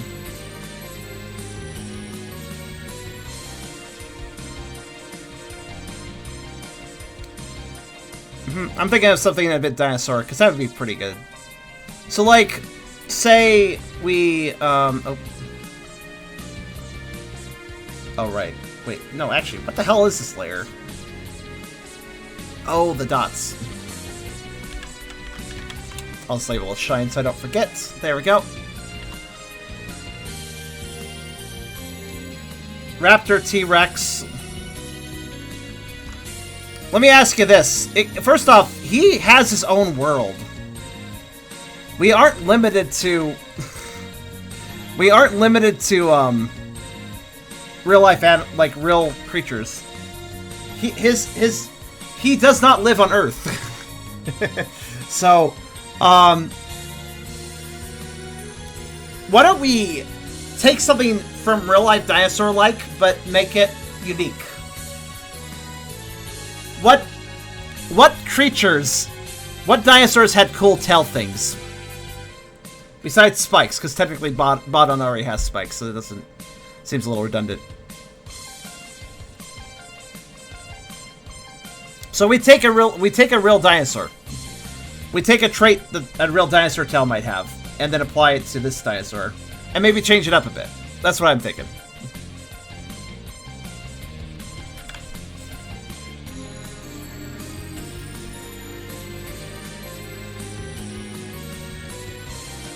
Spike ball. Spike ball dinosaur. That'll probably tell me which one. Ah, yes, the Ankylosaurus.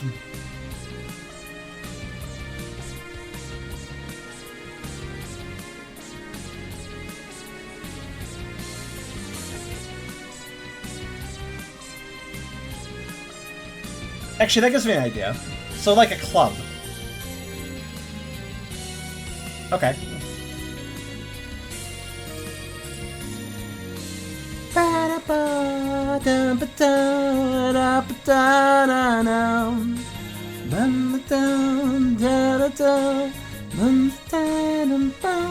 It's no small feat taking down a dinosauric creature of any sort, whether or not it's an herbivore. Right. So we're going to.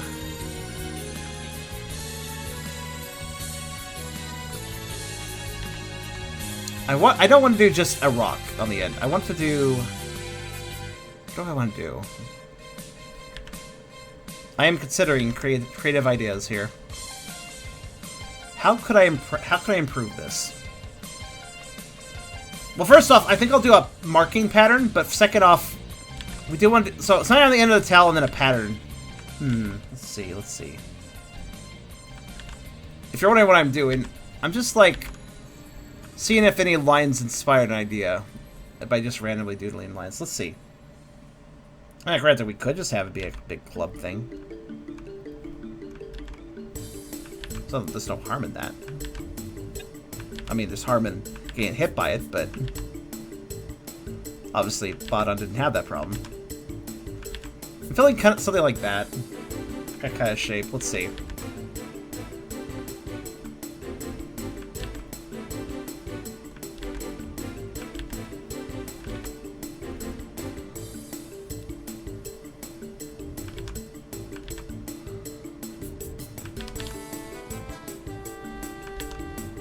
Don't ask me what I'm doing yet.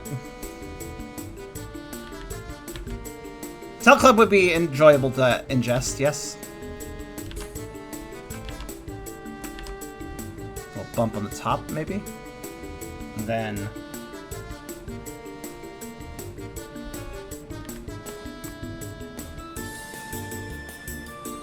Ah, I see the problem. Hold on.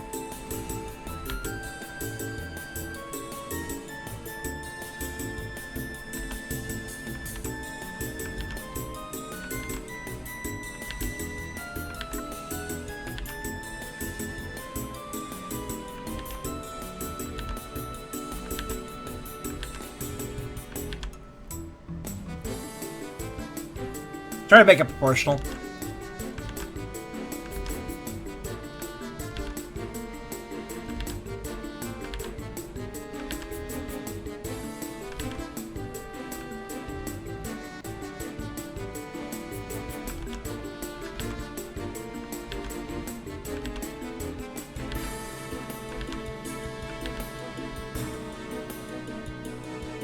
That's about right.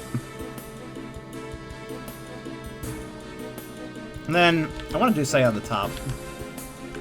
I don't want it just to be round. So maybe a little protrusion on the top. Just to get a little more shape. Actually, I could actually make it like...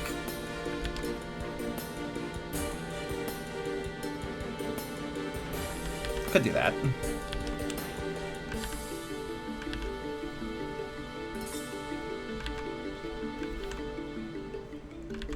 I feel like I'm just matching another dinosaur tail club shape, but it's fine either way.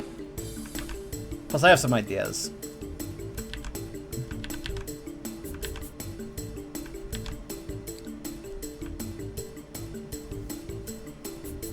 Made of bone? Yeah, probably. That'd be the most logical thing for it to be made of. I'm gonna rotate this. Makes it easier to draw. Actually, so it makes it easier to see where I messed up.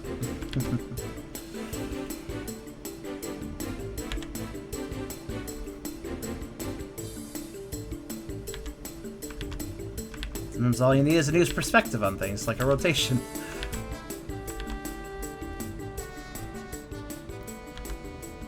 I can see here that we messed up right at this point. Most of the shape is fine, it just needs to kind of come in at some point. That's pretty good.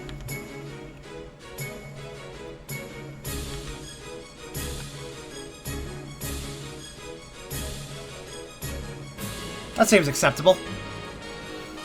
Then let's do this.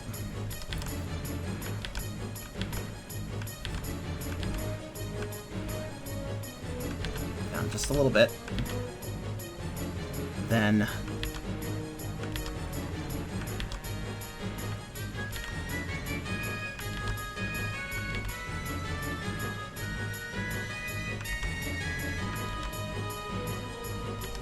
this is tricky. What I want to do.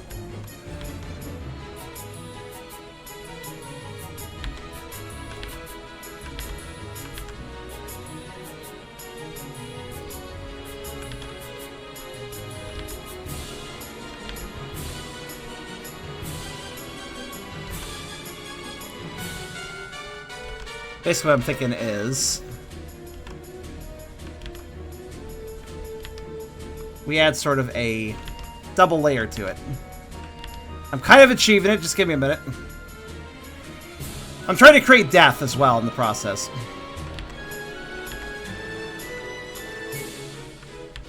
So all makes sense when I erase some lines too.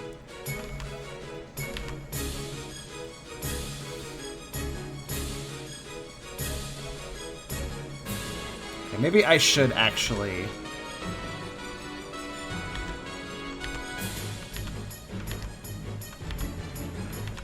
I'm just fucking around with shapes until I like it, basically.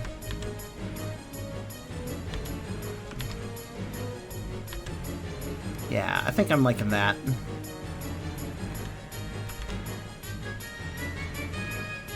Okay, so we have that, and... Notice I have now made death. This now seems to curve. Perfect. That effect will sell better once I erase the tail lines a bit. I need to figure out how this sits on the tail.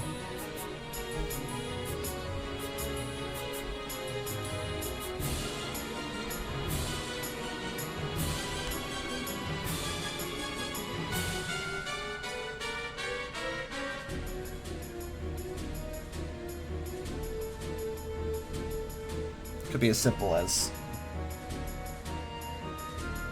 you have now made death. Not really, but sure, why not? Just call it that.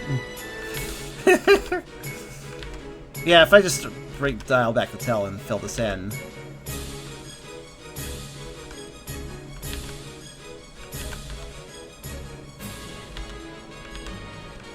Oops, I should probably erase this.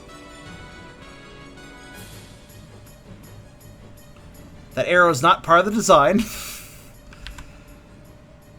And, you know, just... It's a donut with a spade in it. Perfect. Actually, no, it kind of works.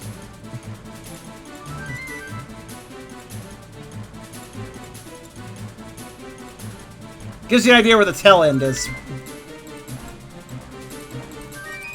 Alright, now let's reshape this a bit.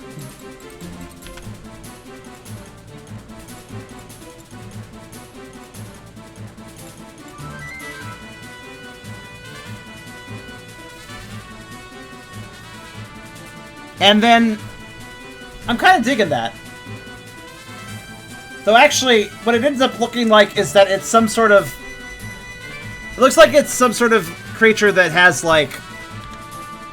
It has like a tail, and it has a spade on the end of the tail. But then, oops, it got a donut stuck on its tail at some point. Actually, it kind of works, though. In a weird way.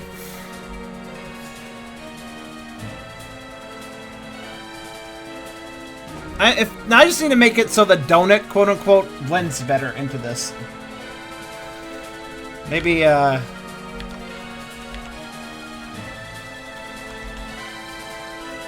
Oops, wrong layer.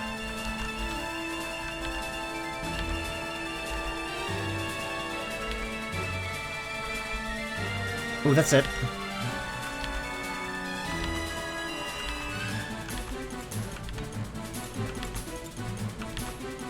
Subtle details.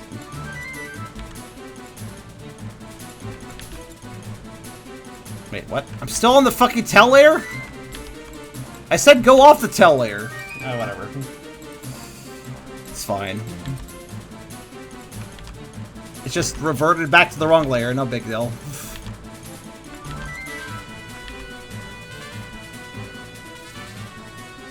I'm just thinking here.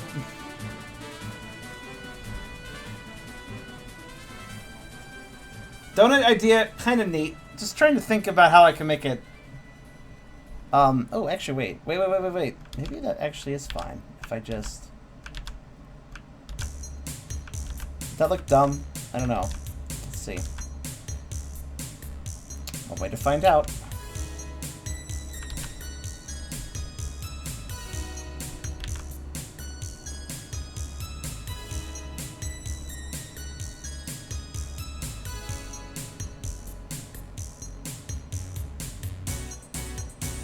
No, actually, that looks better like that. I think I'll take it. It seems like I've made some convincingly odd-tailed creature.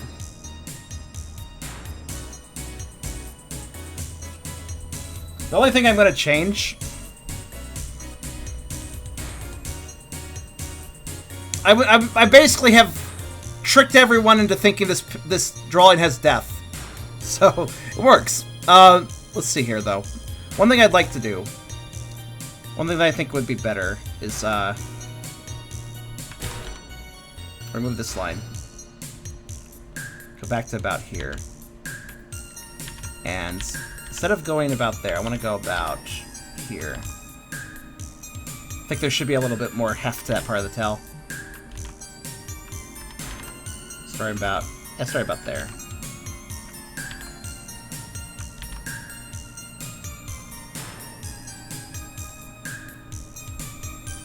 Yeah.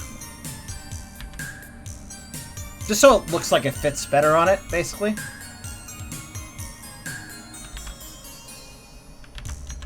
Another thing we should probably touch up is right here. Just have this curve just a little bit.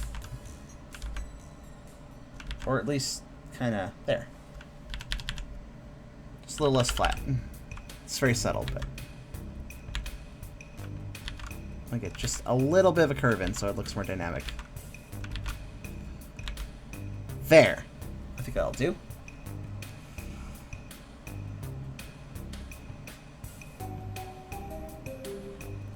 Now I've got all the trouble of doing what I did. I think I might tweak one more thing. How does it look if I... Oh.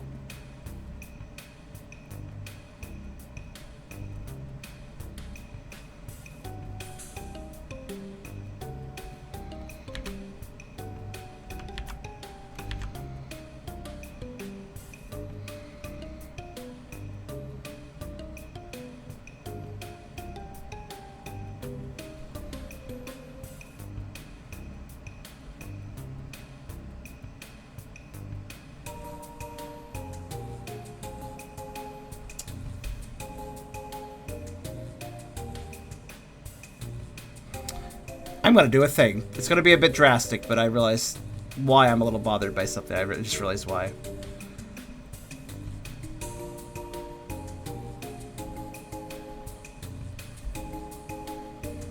It shall make sense. I know this will work.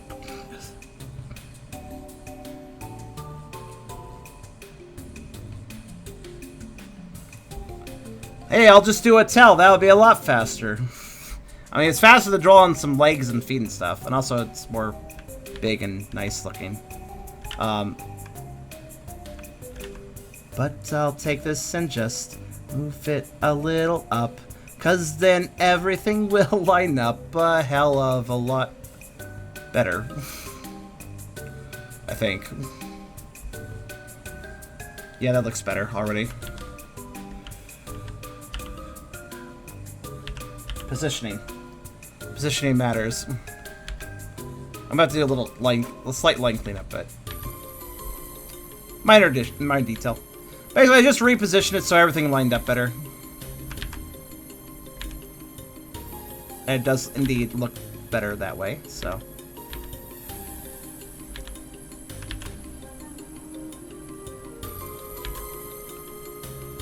Oh, we have more than enough time, yeah.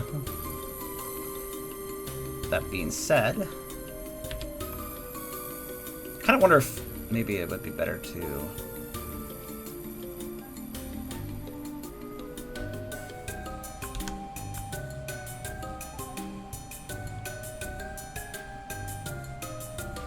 I mean, yeah, I think that works.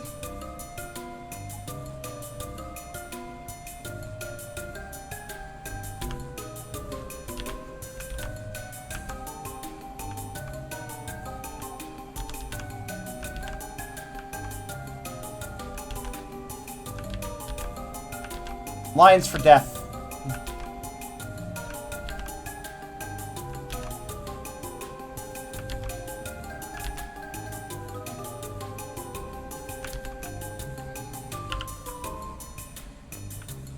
I'm bad at adding lines for death, apparently. Hold on. Really, how easy it is for me to draw a line all depends on the positioning of the picture, I've learned.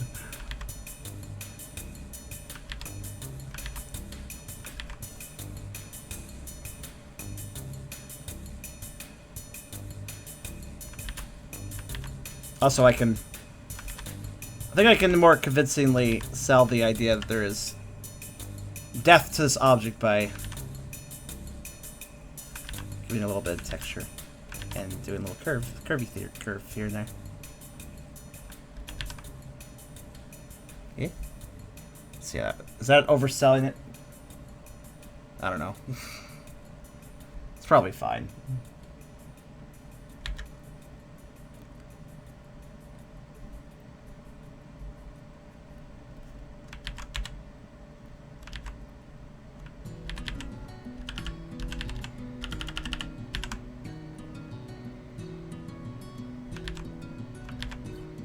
Actually, yeah, I kind of like that part being like that. That looks pretty good. Also, hi there, Golden Freddy. I've been working on this for 10 hours, I'd say. And this is just a part 1 and part 2. We're going to do a part 2 later, which will be shorter, but it's best to break it up. Not overwork myself. Alright, so I'm imagining this is some sort of spade-tailed creature that has a ring of bone grow at the base of its spade. And it does encircle the actual tail. It's built into the tail, kind of like a tortoise shell is built on top of a tortoise, I guess. Or around a tortoise. Liken it to a turtle shell, where it is part of the animal, but it's also kind of apart from its main body. I think that looks pretty good. I think that looks like it works. Now to do the cool thing. So here's the cool thing. We're gonna do a few patterns now, which will give this part depth and stuff. So we're gonna start with the tail itself, though. What I want to do is I want to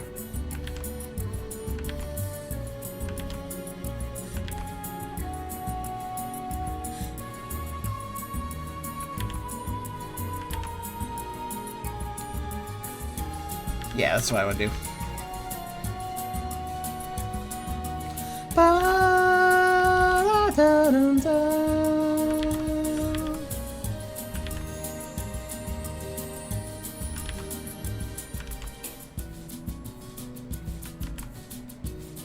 Keep in mind, this is not... Actually... maybe I'll do... Should I do maybe a...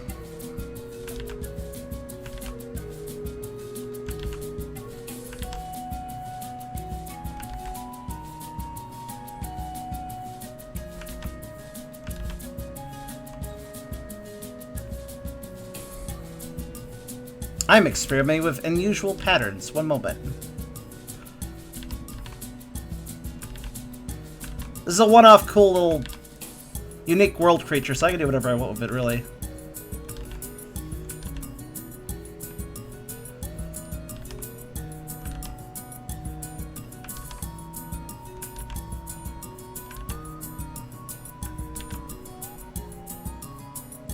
I like this. I don't know what I'm doing, but I like this. Oh, maybe if... What if I, oh, shoot.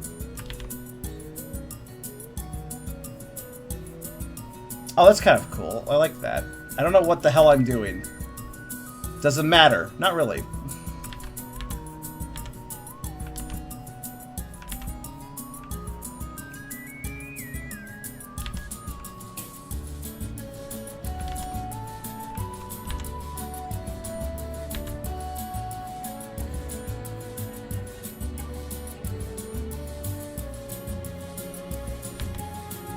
I am wondering if I should maybe... Hold on.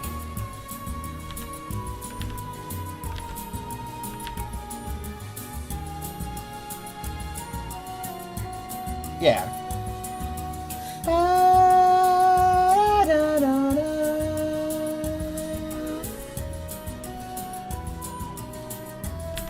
Actually, I'm over-complexifying this. Hold on. Perhaps what I want to do...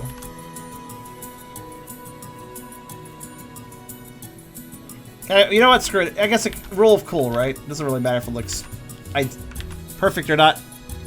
Rule of cool can apply and just make it work.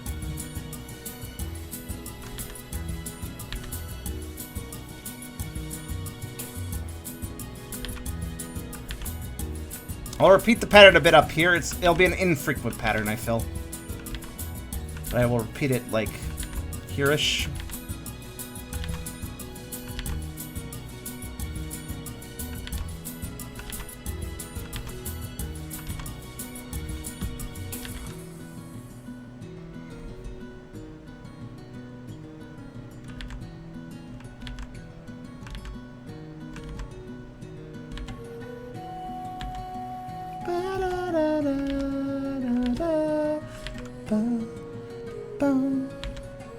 Another song that makes me think of Baadan, this song. A little bit.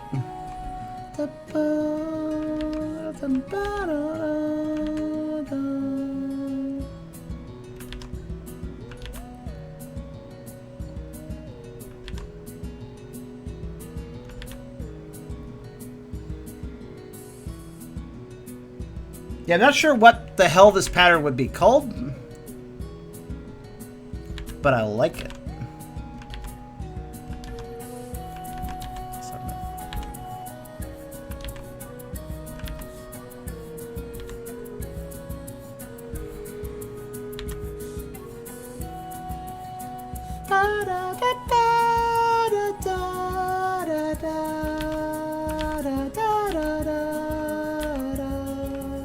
Oh, thank you.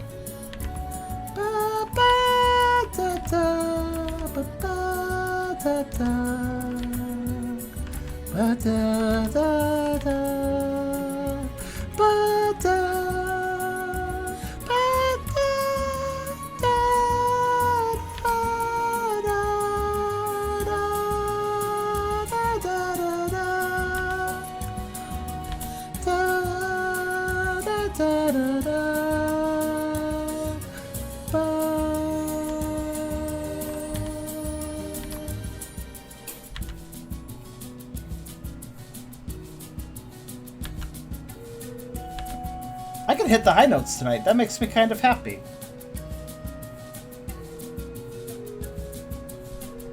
Man, I'm like, okay, that pattern made this creature a lot more expressive by its tail alone, I would say.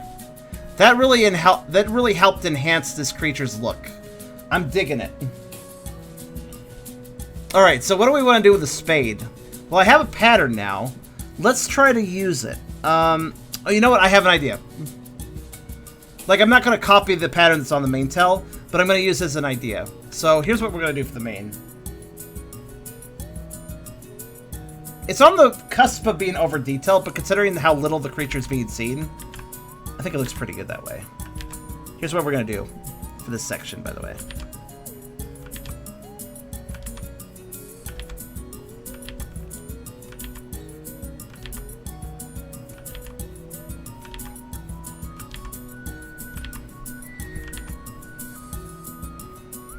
There. Difficult to get shape, but there we go. And dial it back a bit. Dial it back a bit here. Okay.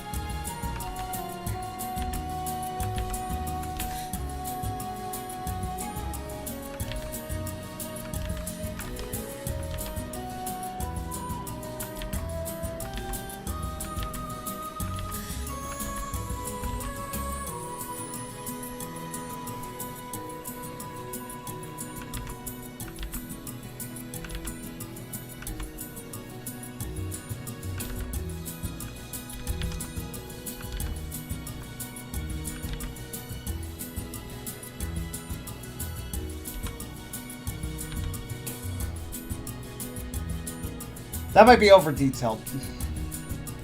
Kind of makes me think of a scorpion for some reason. Not a bad design by any means. I think just doesn't quite work.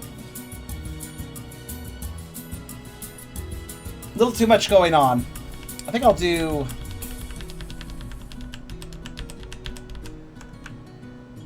bat. Doesn't quite work either way. Instead, how about we... I'd love a symmetry, but it's not required. We could break for symmetry. In fact, that might be a better idea. Because then I could do something similar to the below pattern. So let's try something here. Hold on.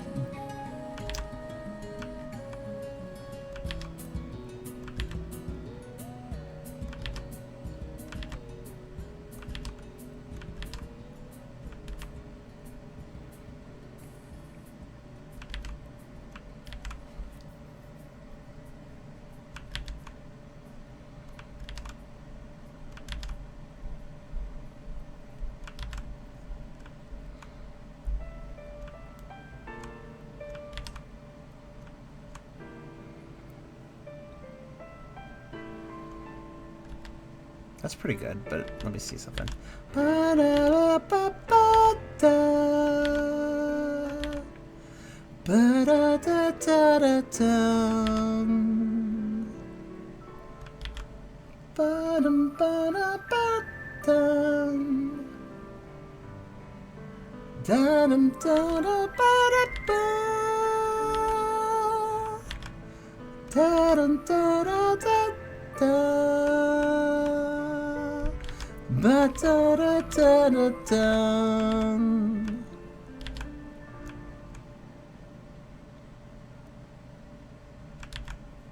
It's a good little song.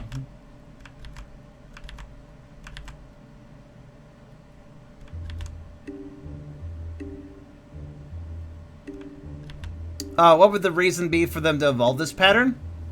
Well, as soon as I started realizing how spiky the pattern I was doing was at the tail, my immediate impression was this is an herbivore that has very spiky, aggressive patterns on its tail to ward off potential predators. Basically, I look dangerous, leave me alone.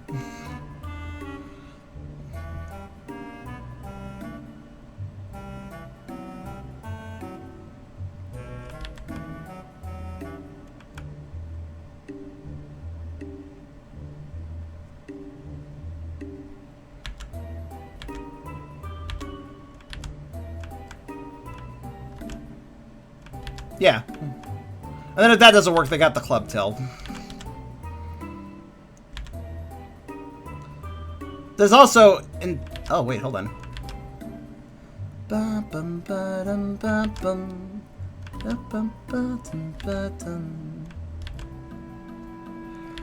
debating how I want to do this. I think I want to actually do that.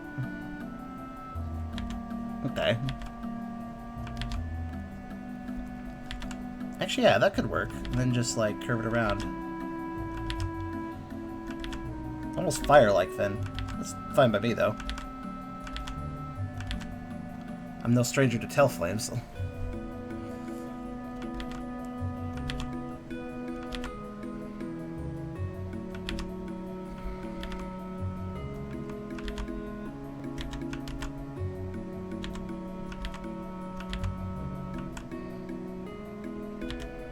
Yeah, patterns are a pretty cheap thing for evolution to stat into. As far as, like, starting to achieve something. So a lot of animals use patterns to... I mean, there's certain animals that literally intimidate the patterns of a poisonous version of their species. Even if they're not the poisonous ones. To pretend, I'm poisonous, leave me alone. So patterns are a really cheap way to have an evolutionary advantage. Compared to some other evolutionary features that require a lot more evolution points, I guess you could say. If that makes sense, anyways.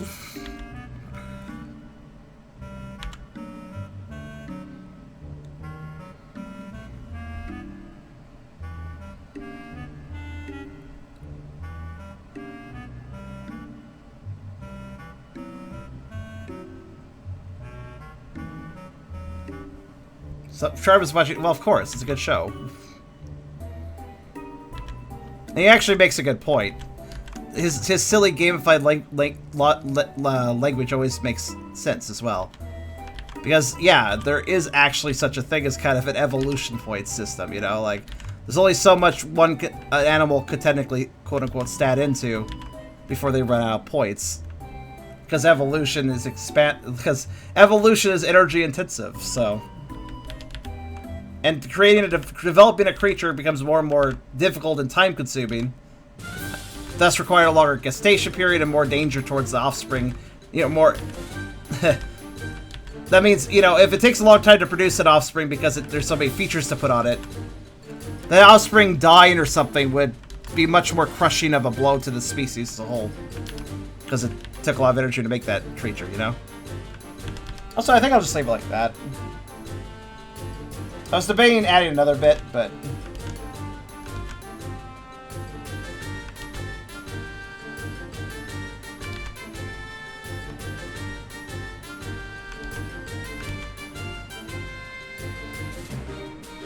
I could, but I think I'll leave it like this. And then just add some, like... No, actually, I don't even think it needs lines. Maybe? I'm trying to debate with myself if I actually like this. You know what? I'm gonna veto what I did, but... We're gonna keep it, we're just gonna move it. I realize now why I don't like it.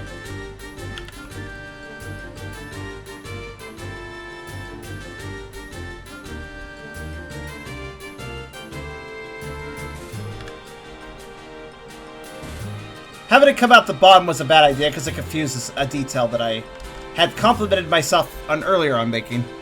And that is to say, the tail connecting up with itself nicely. Instead...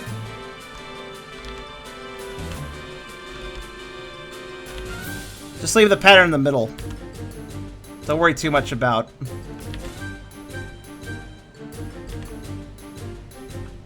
you know.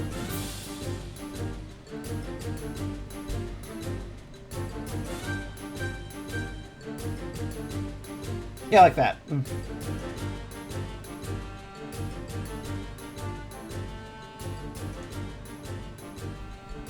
That's a quite flowing shape all of a sudden.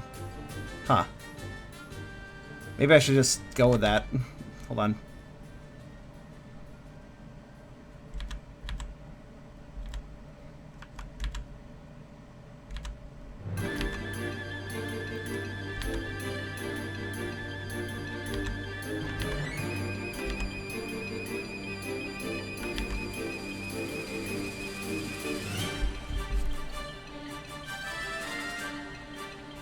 kind of dig it. I think I'll take that.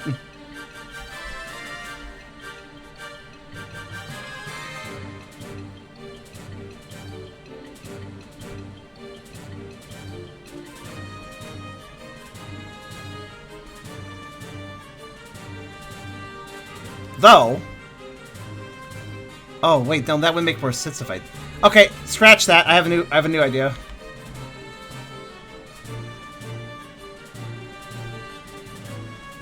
Well, I might still go back to that. Let me try a new idea though. Something similar to that. Just gonna use the edges for a second to check something.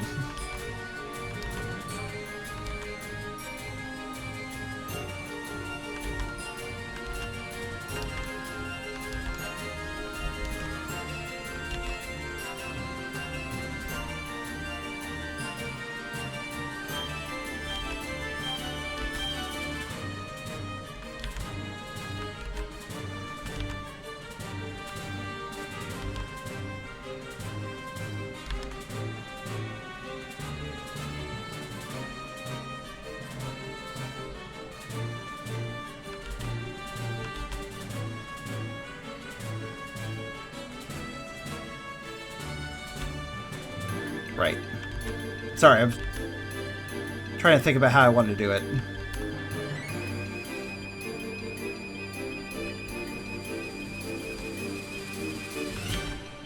Not quite.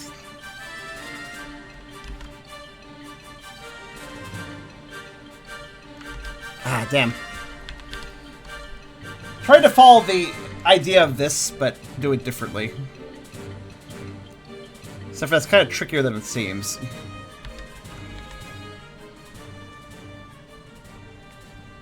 When you have a spade shape. It's like, let's see. Curve, and then... Oh yeah, I would cut here, wouldn't it? Right.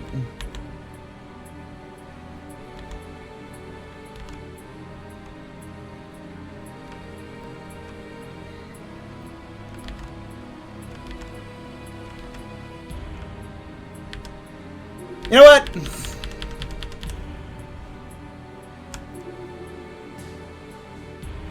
I can't use that though because it doesn't allow. Oh fuck it! You know what? I'm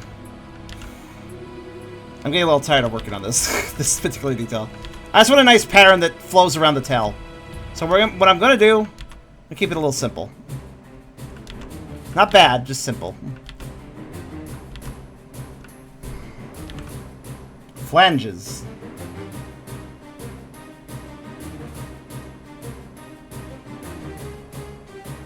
Might look good more like a mace. I think it looks fine how it is.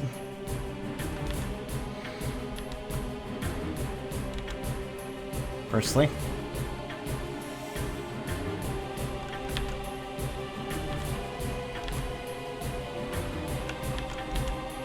Hello, Squishy.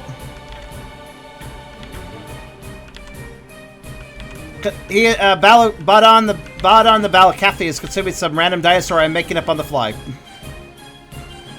Because he lives in a different world than Earth, and they might have dinosaurs too, but they're not the same dinosaurs as what we have. Or had, rather.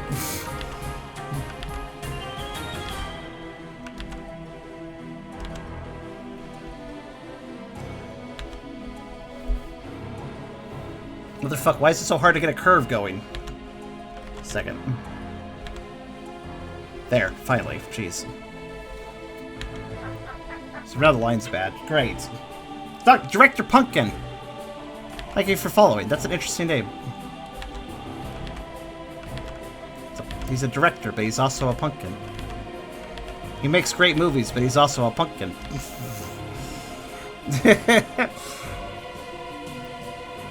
Your rewards are quite pricey. What they are?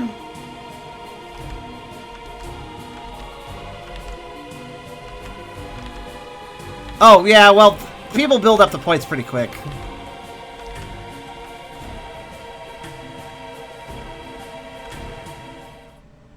A spiral-like pattern? Good thinking, too. Though I was thinking more like...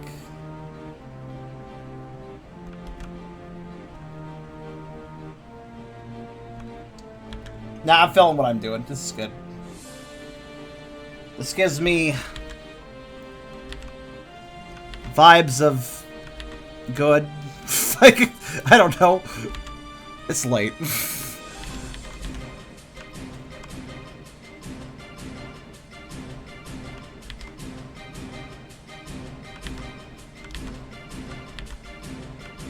I finally found something that's a bit symmetrical, too. Nice.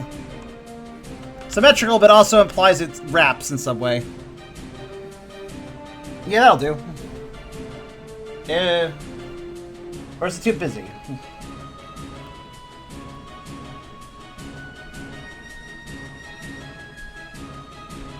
Maybe it's too busy. Like this part. So what should I do at the top? Something a little simpler, maybe.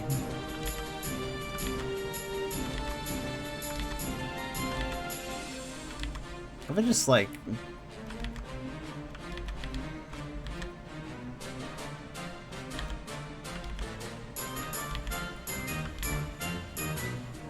I mean, I could just do a little curl.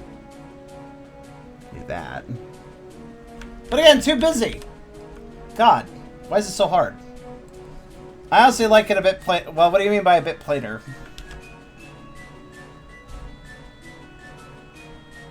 Like, without the pattern on the top? That's kind of not work, does it? Like, anything I try doesn't seem to work. Very frustrating. But nothing is bad. It needs something. I guess I could just give it, like... lines. But...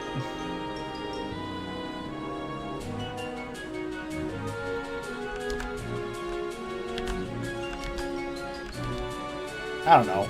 Actually, wait, what about just...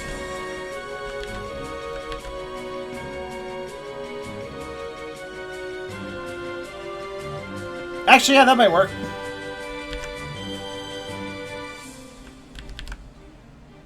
Yeah, maybe just that. Okay, we'll just go with that.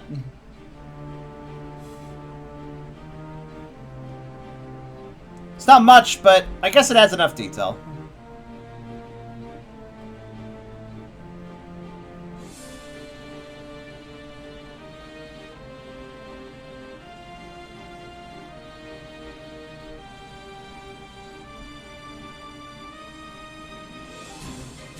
Decent, he says. Picky.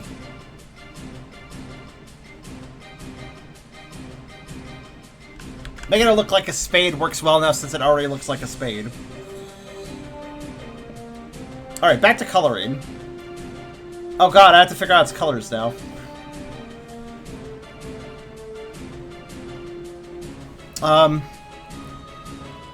Instead of figuring out its colors this moment, I'm going to just kind of put down some colors and then change them later.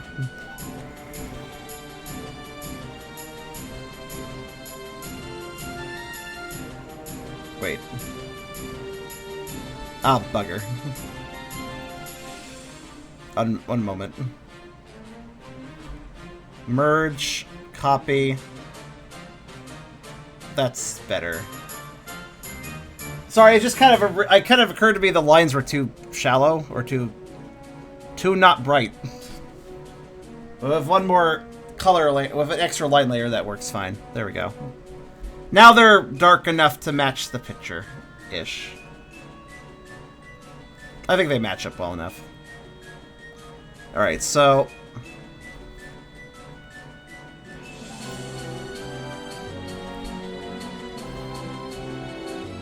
if Baadan was streaming, it would be funny to rate him. I'm a... maybe. But also, I'm a little too camera shy for that. Wonder if he would... nah, probably not. Sandy color too? Maybe. Again, I could swap these colors out really easily. I'm just gonna lay them down for new starters.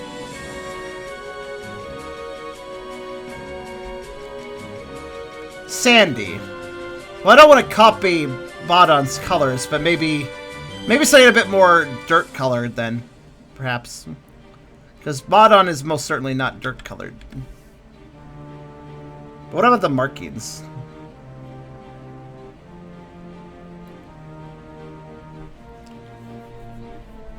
I mean, you're making Vore art. Does Beta like that? I don't know Beta at all. I don't watch his content either. I didn't know he exists. He's very popular, but...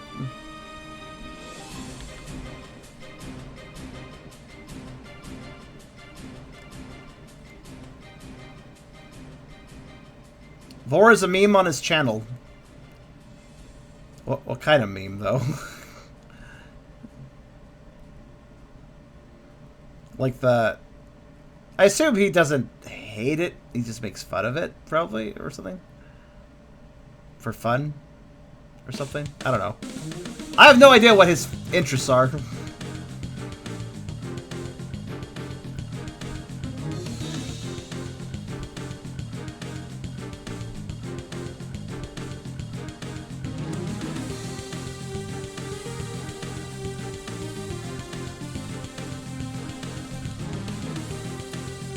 He kept just tweeting Vore randomly and became a run-on joke. I mean, fair enough, Vore is weird.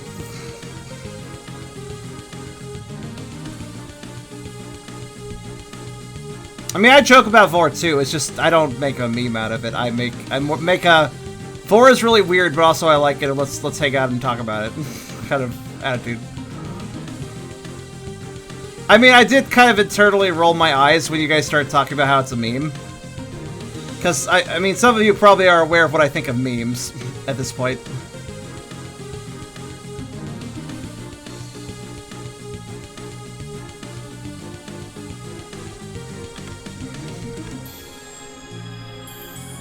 But I get it.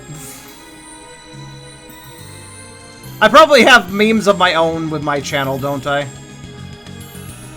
I mean, if you're a streamer, you're gonna become a medic at some point, right? Like it or not. I prefer to say it's a recurring joke if if there's something that recurs. Less meme, more recurring joke.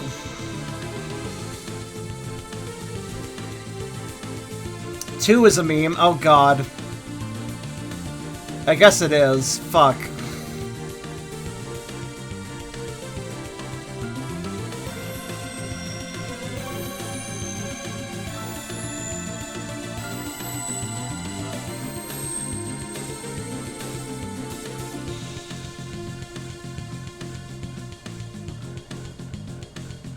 How the fuck did my channel make a fucking number a meme? But you're right, it did.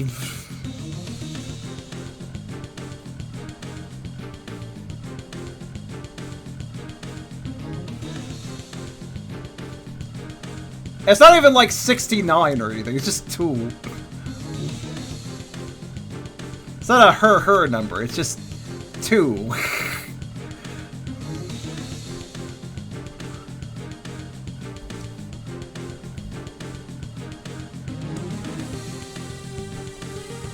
Yeah, I mean, I know why it became a meme. I guess memes, I guess that's the definition of a meme, huh? It's just something that kind of happens. Also, if you want to, Punky, you want to know why some of the rewards are expensive? Because I didn't want everybody to fucking spam 2 highlights all the time. That's part of the reason too, maybe. Also, please ignore the color choices. I'm just slapping down things right now. Because I don't care what it is. I just need to lay down the colors. Then I'll change them. Because I'm too lazy to think about what colors I want right now.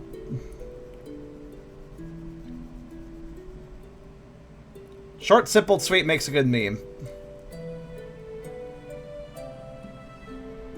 Wait, isn't that kind of an in-joke, though, too? Because anybody just joined the channel like Pumpkin has absolutely no fucking idea what the fuck we're going on about with the 2 thing. So, wait, is a meme just an in-joke?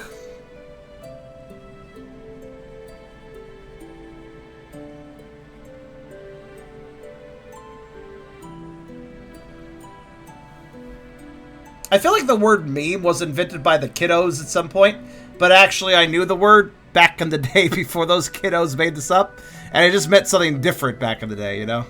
That's what I'm kind of getting the impression of. I mean, it didn't mean something different. It just used a different word. That's what I mean.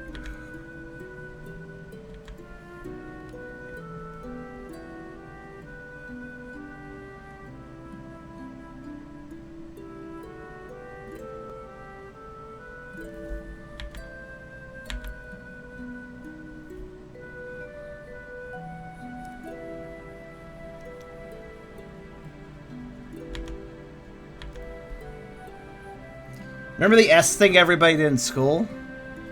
No, what's the S thing? I never went to school, technically. Caleb did, but...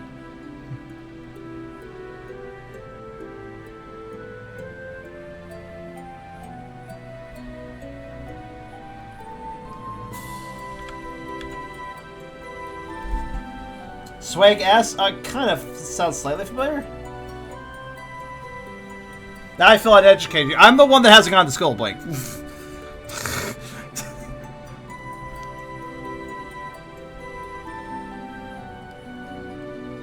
I see it's a website, yes. Okay, so let's discuss colors. Ooh, how about we do like... I don't know. Let's see. I feel like I want it to be kind of bright. But let's see here. Let's go sandy, so let's go into like that shade and then give it a bit of browning. Turn it towards this. Then give it more saturation. Give it more light. I don't know what the fuck shade I want to do. Look, just because it's in a desert, it can't... Just because it's in our desert doesn't mean I'm forced to give it desert colors, necessarily. Especially considering I can't fucking figure out a good hue.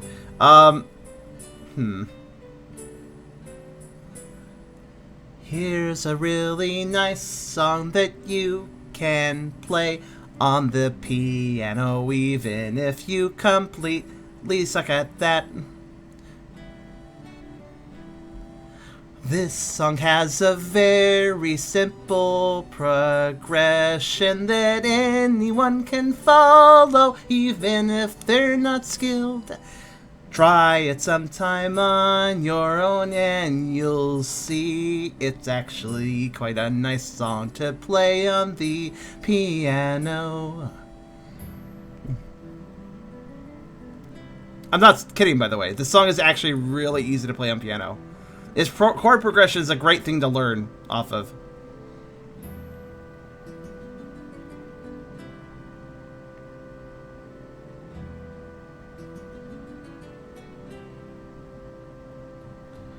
Bum da da da da dum da da dum dum da ba da bum bum bum da dum dum.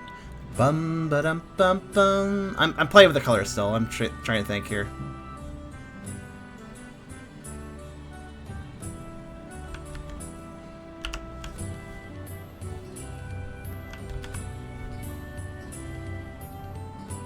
That's not a terrible color, I suppose. I'm just very dissatisfied. I don't know. I just think Dino. I want to go green. You know.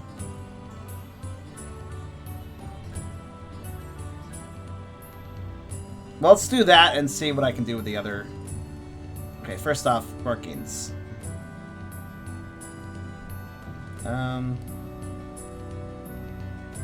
Not all dinos are green, except all the cool ones.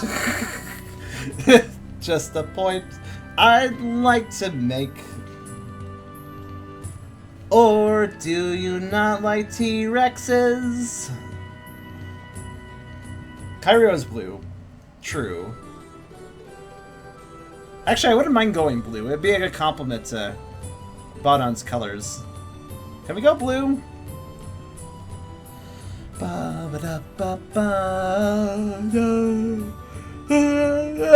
Yawn.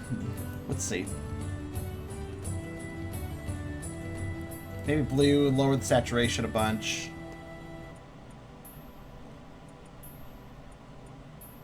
I don't know, fuck. Those T-Rexes I've seen were brown. Ah, yes, because you lived back then, I forgot. Virus is very old.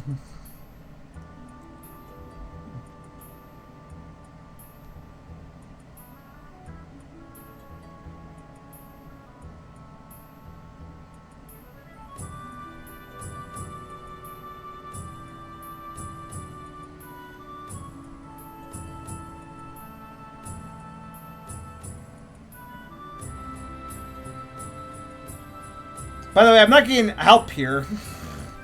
I have no idea what's a good color scheme, guys.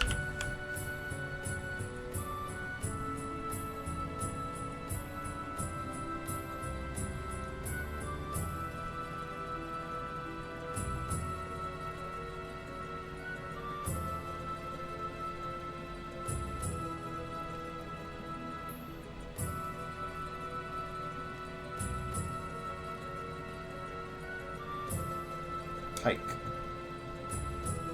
I feel like orange is doing me the best justice. See, I don't want it to be too similar to Baadan because it just seems like such a pointless endeavor. Like, why make it so? Why make the colors similar to Baadan when I'm literally making up a creature? Why would I bother ruining the contrast between these two creatures? It just seems like a dumb idea.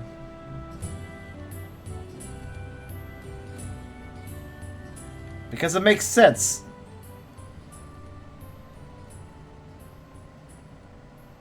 Sure, let's have him make... Sure, we'll go with that logic. Sure, fine. You know what, then? Fine. In that case, I agree. Why not have it be the exact same color as Baadan? Because then it would make sense.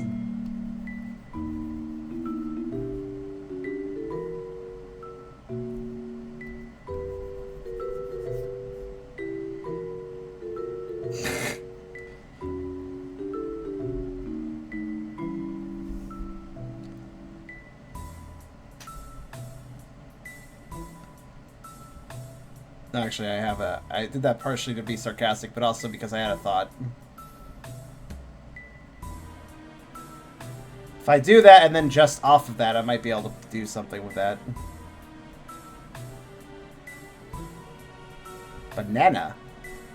Actually, I'm okay with banana.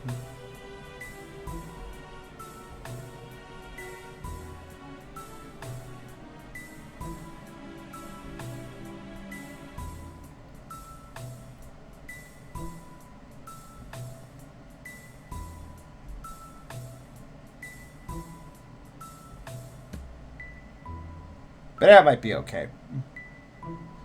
So I don't know what to do with the other stuff, though. Well, actually, let's see. It's supposed to be aggressive, so what if I go, like, red? Hike up the saturate. Not that much. Actually, wait. That might work. If I lower that down a bit.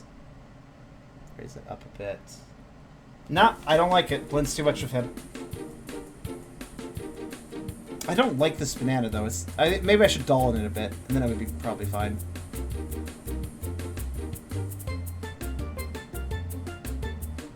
And then banana peel color there.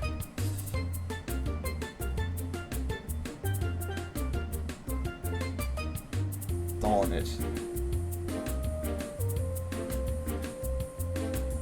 Okay, how much, though? Maybe that much? Yeah, sure, why not?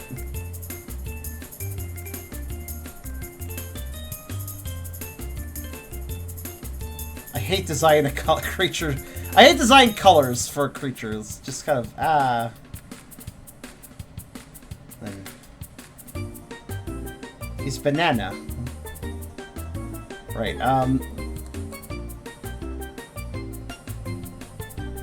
wait. I could have it practically gray, why not? Yeah, sure, why not?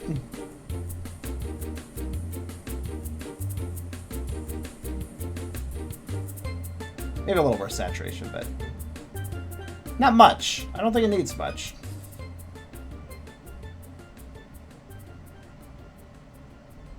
Let's try something.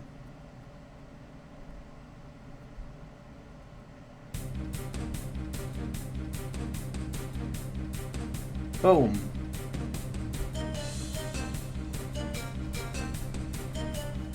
Yeah, it's pretty good.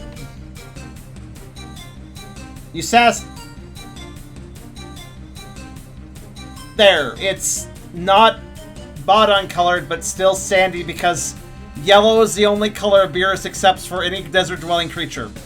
See that cactus over there? It's not green, it's yellow.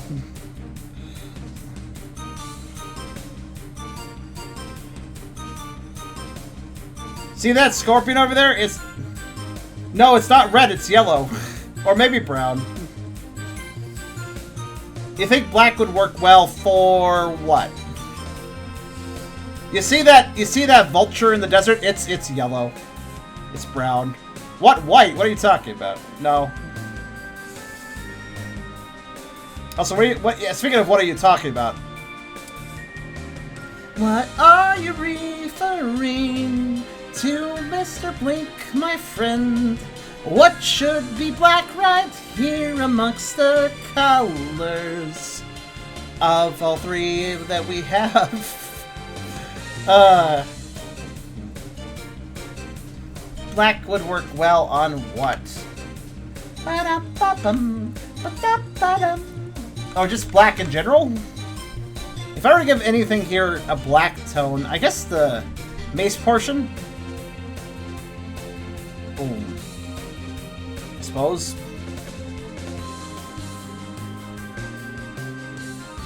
Actually, maybe the markings.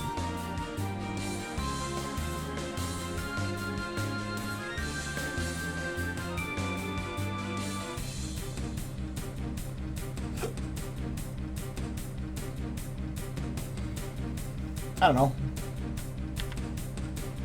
Actually, I kind of prefer that color.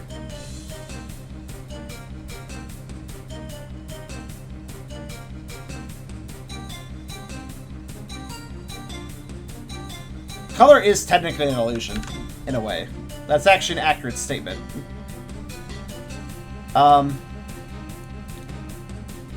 Let's try this.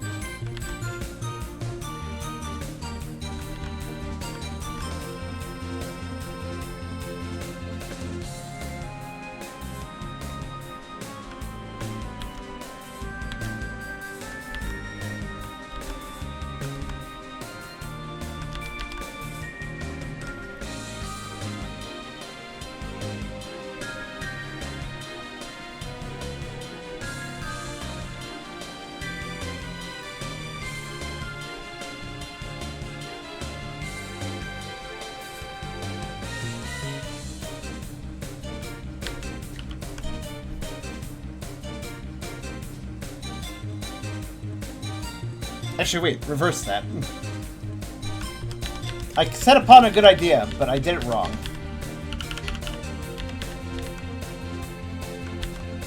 Reverse that.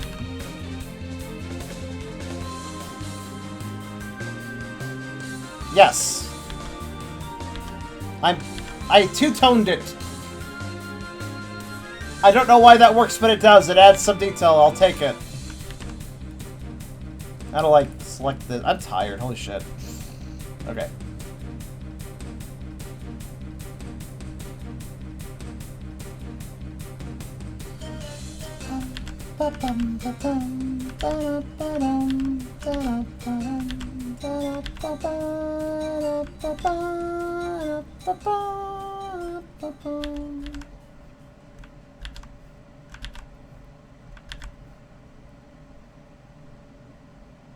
Nah.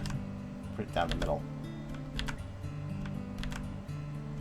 I can't believe this project has gone as long as it has so far. I'm glad Then I'm splitting it up like I said that I would do. Cause otherwise I think I'd probably end up killing myself or something from the workload. So that's good, then I'll do the rest on Tuesday.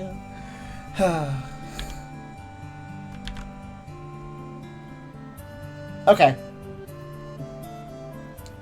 Satisfactory, my dear patriots.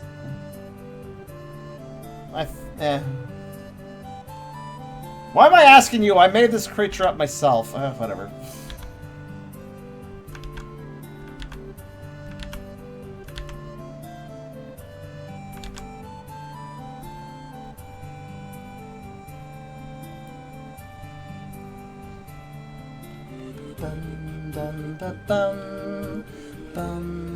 I don't know if I like the banana part, or like, it's like better on the bottom or the top. Bottom or top? I think it actually looks better on the bottom. Never mind. I'll put it on the bottom. Alright. It's subtle. It's a very subtle thing I did, but makes a hell of a difference. Looks far less boring now. Right. I'll let Guan name this species of gulpable dinosaur, since he's involved in this world too. Is that it? Am I done? Can I quit now?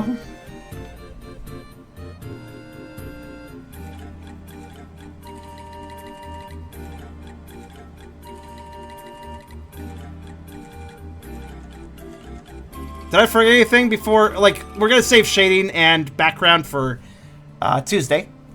But is there anything else I forgot? I don't think so. Yeah, I think that's it. You're gonna have to zoom in on paw. Shove your face in this, lick it, and stop fucking talking so much. You're gonna... You kept making my life difficult. Suck on a paw for a while. Can I quit now? It's up to you. No, I'm a slave to the stream. Anyways, this worked out well. We're gonna... So on Tuesday, we'll finish this up by giving it the proper shading. The spelling needs that shading.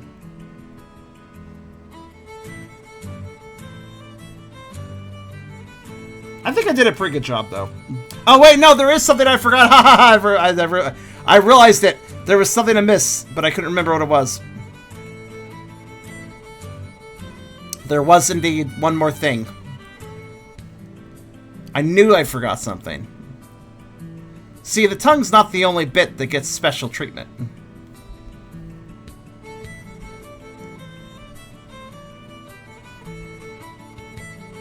The ear also gets a shading based thing that it has going on. Also, why does it look a moment. I swear, I turn off the color layer and all of a sudden I'm like, oh, this bled through all over the place. Great. It's fine, I'll clean it up.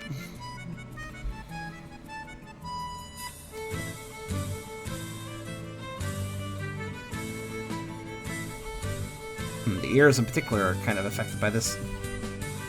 Kind of badly, I don't know why. Well, I'll touch them up, whatever. Actually, kind of looks like the paint tool malfunctioned on them. Like the fill tool. Wonder why that is.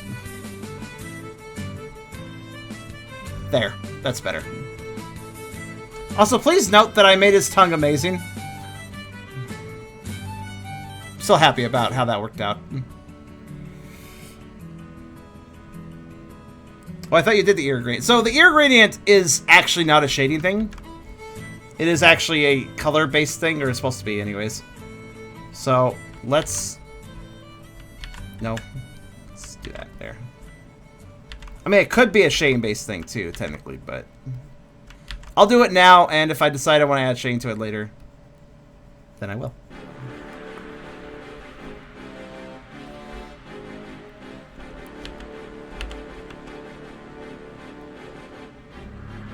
I think the two can actually stack just fine. Because Shane would go in a different location, I guess you could say.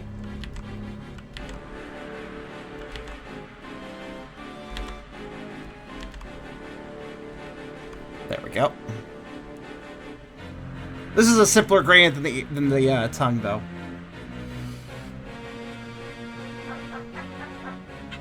I would love to be squished onto his tongue. As would I.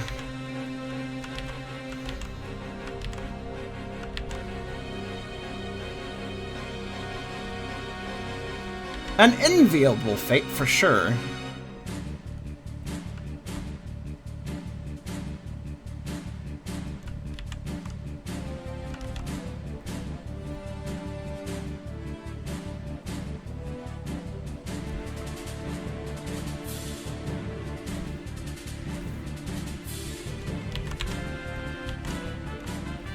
Actually, I'm doing this wrong.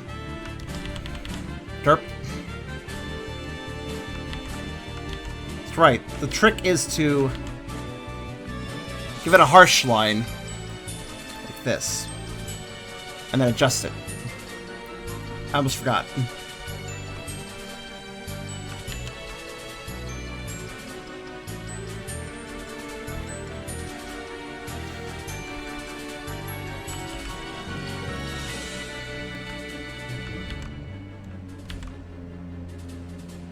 Okay.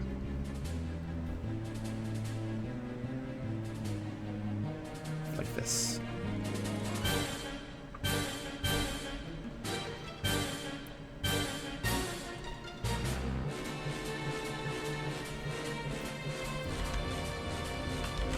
Again, one could argue that this is technically shading, but none the heck less, this is a gradient I always did for him even when he wasn't getting shaded, so I consider it separate from shading. So it gets done now regardless.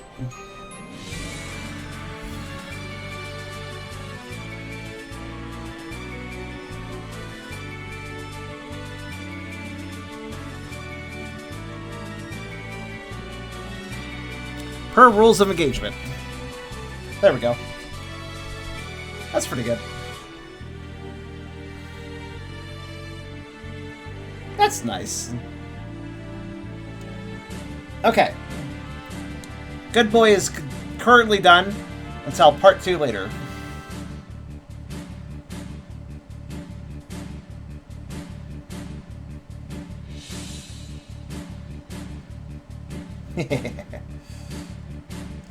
The Blep's great. Protect Alpha Swipe over it with spray brushes and Boila. Yeah.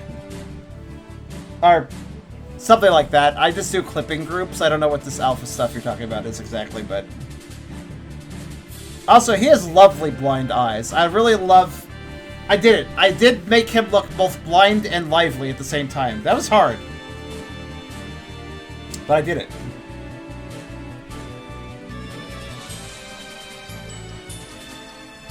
He's a pretty boy. This boy needs to have a comeback.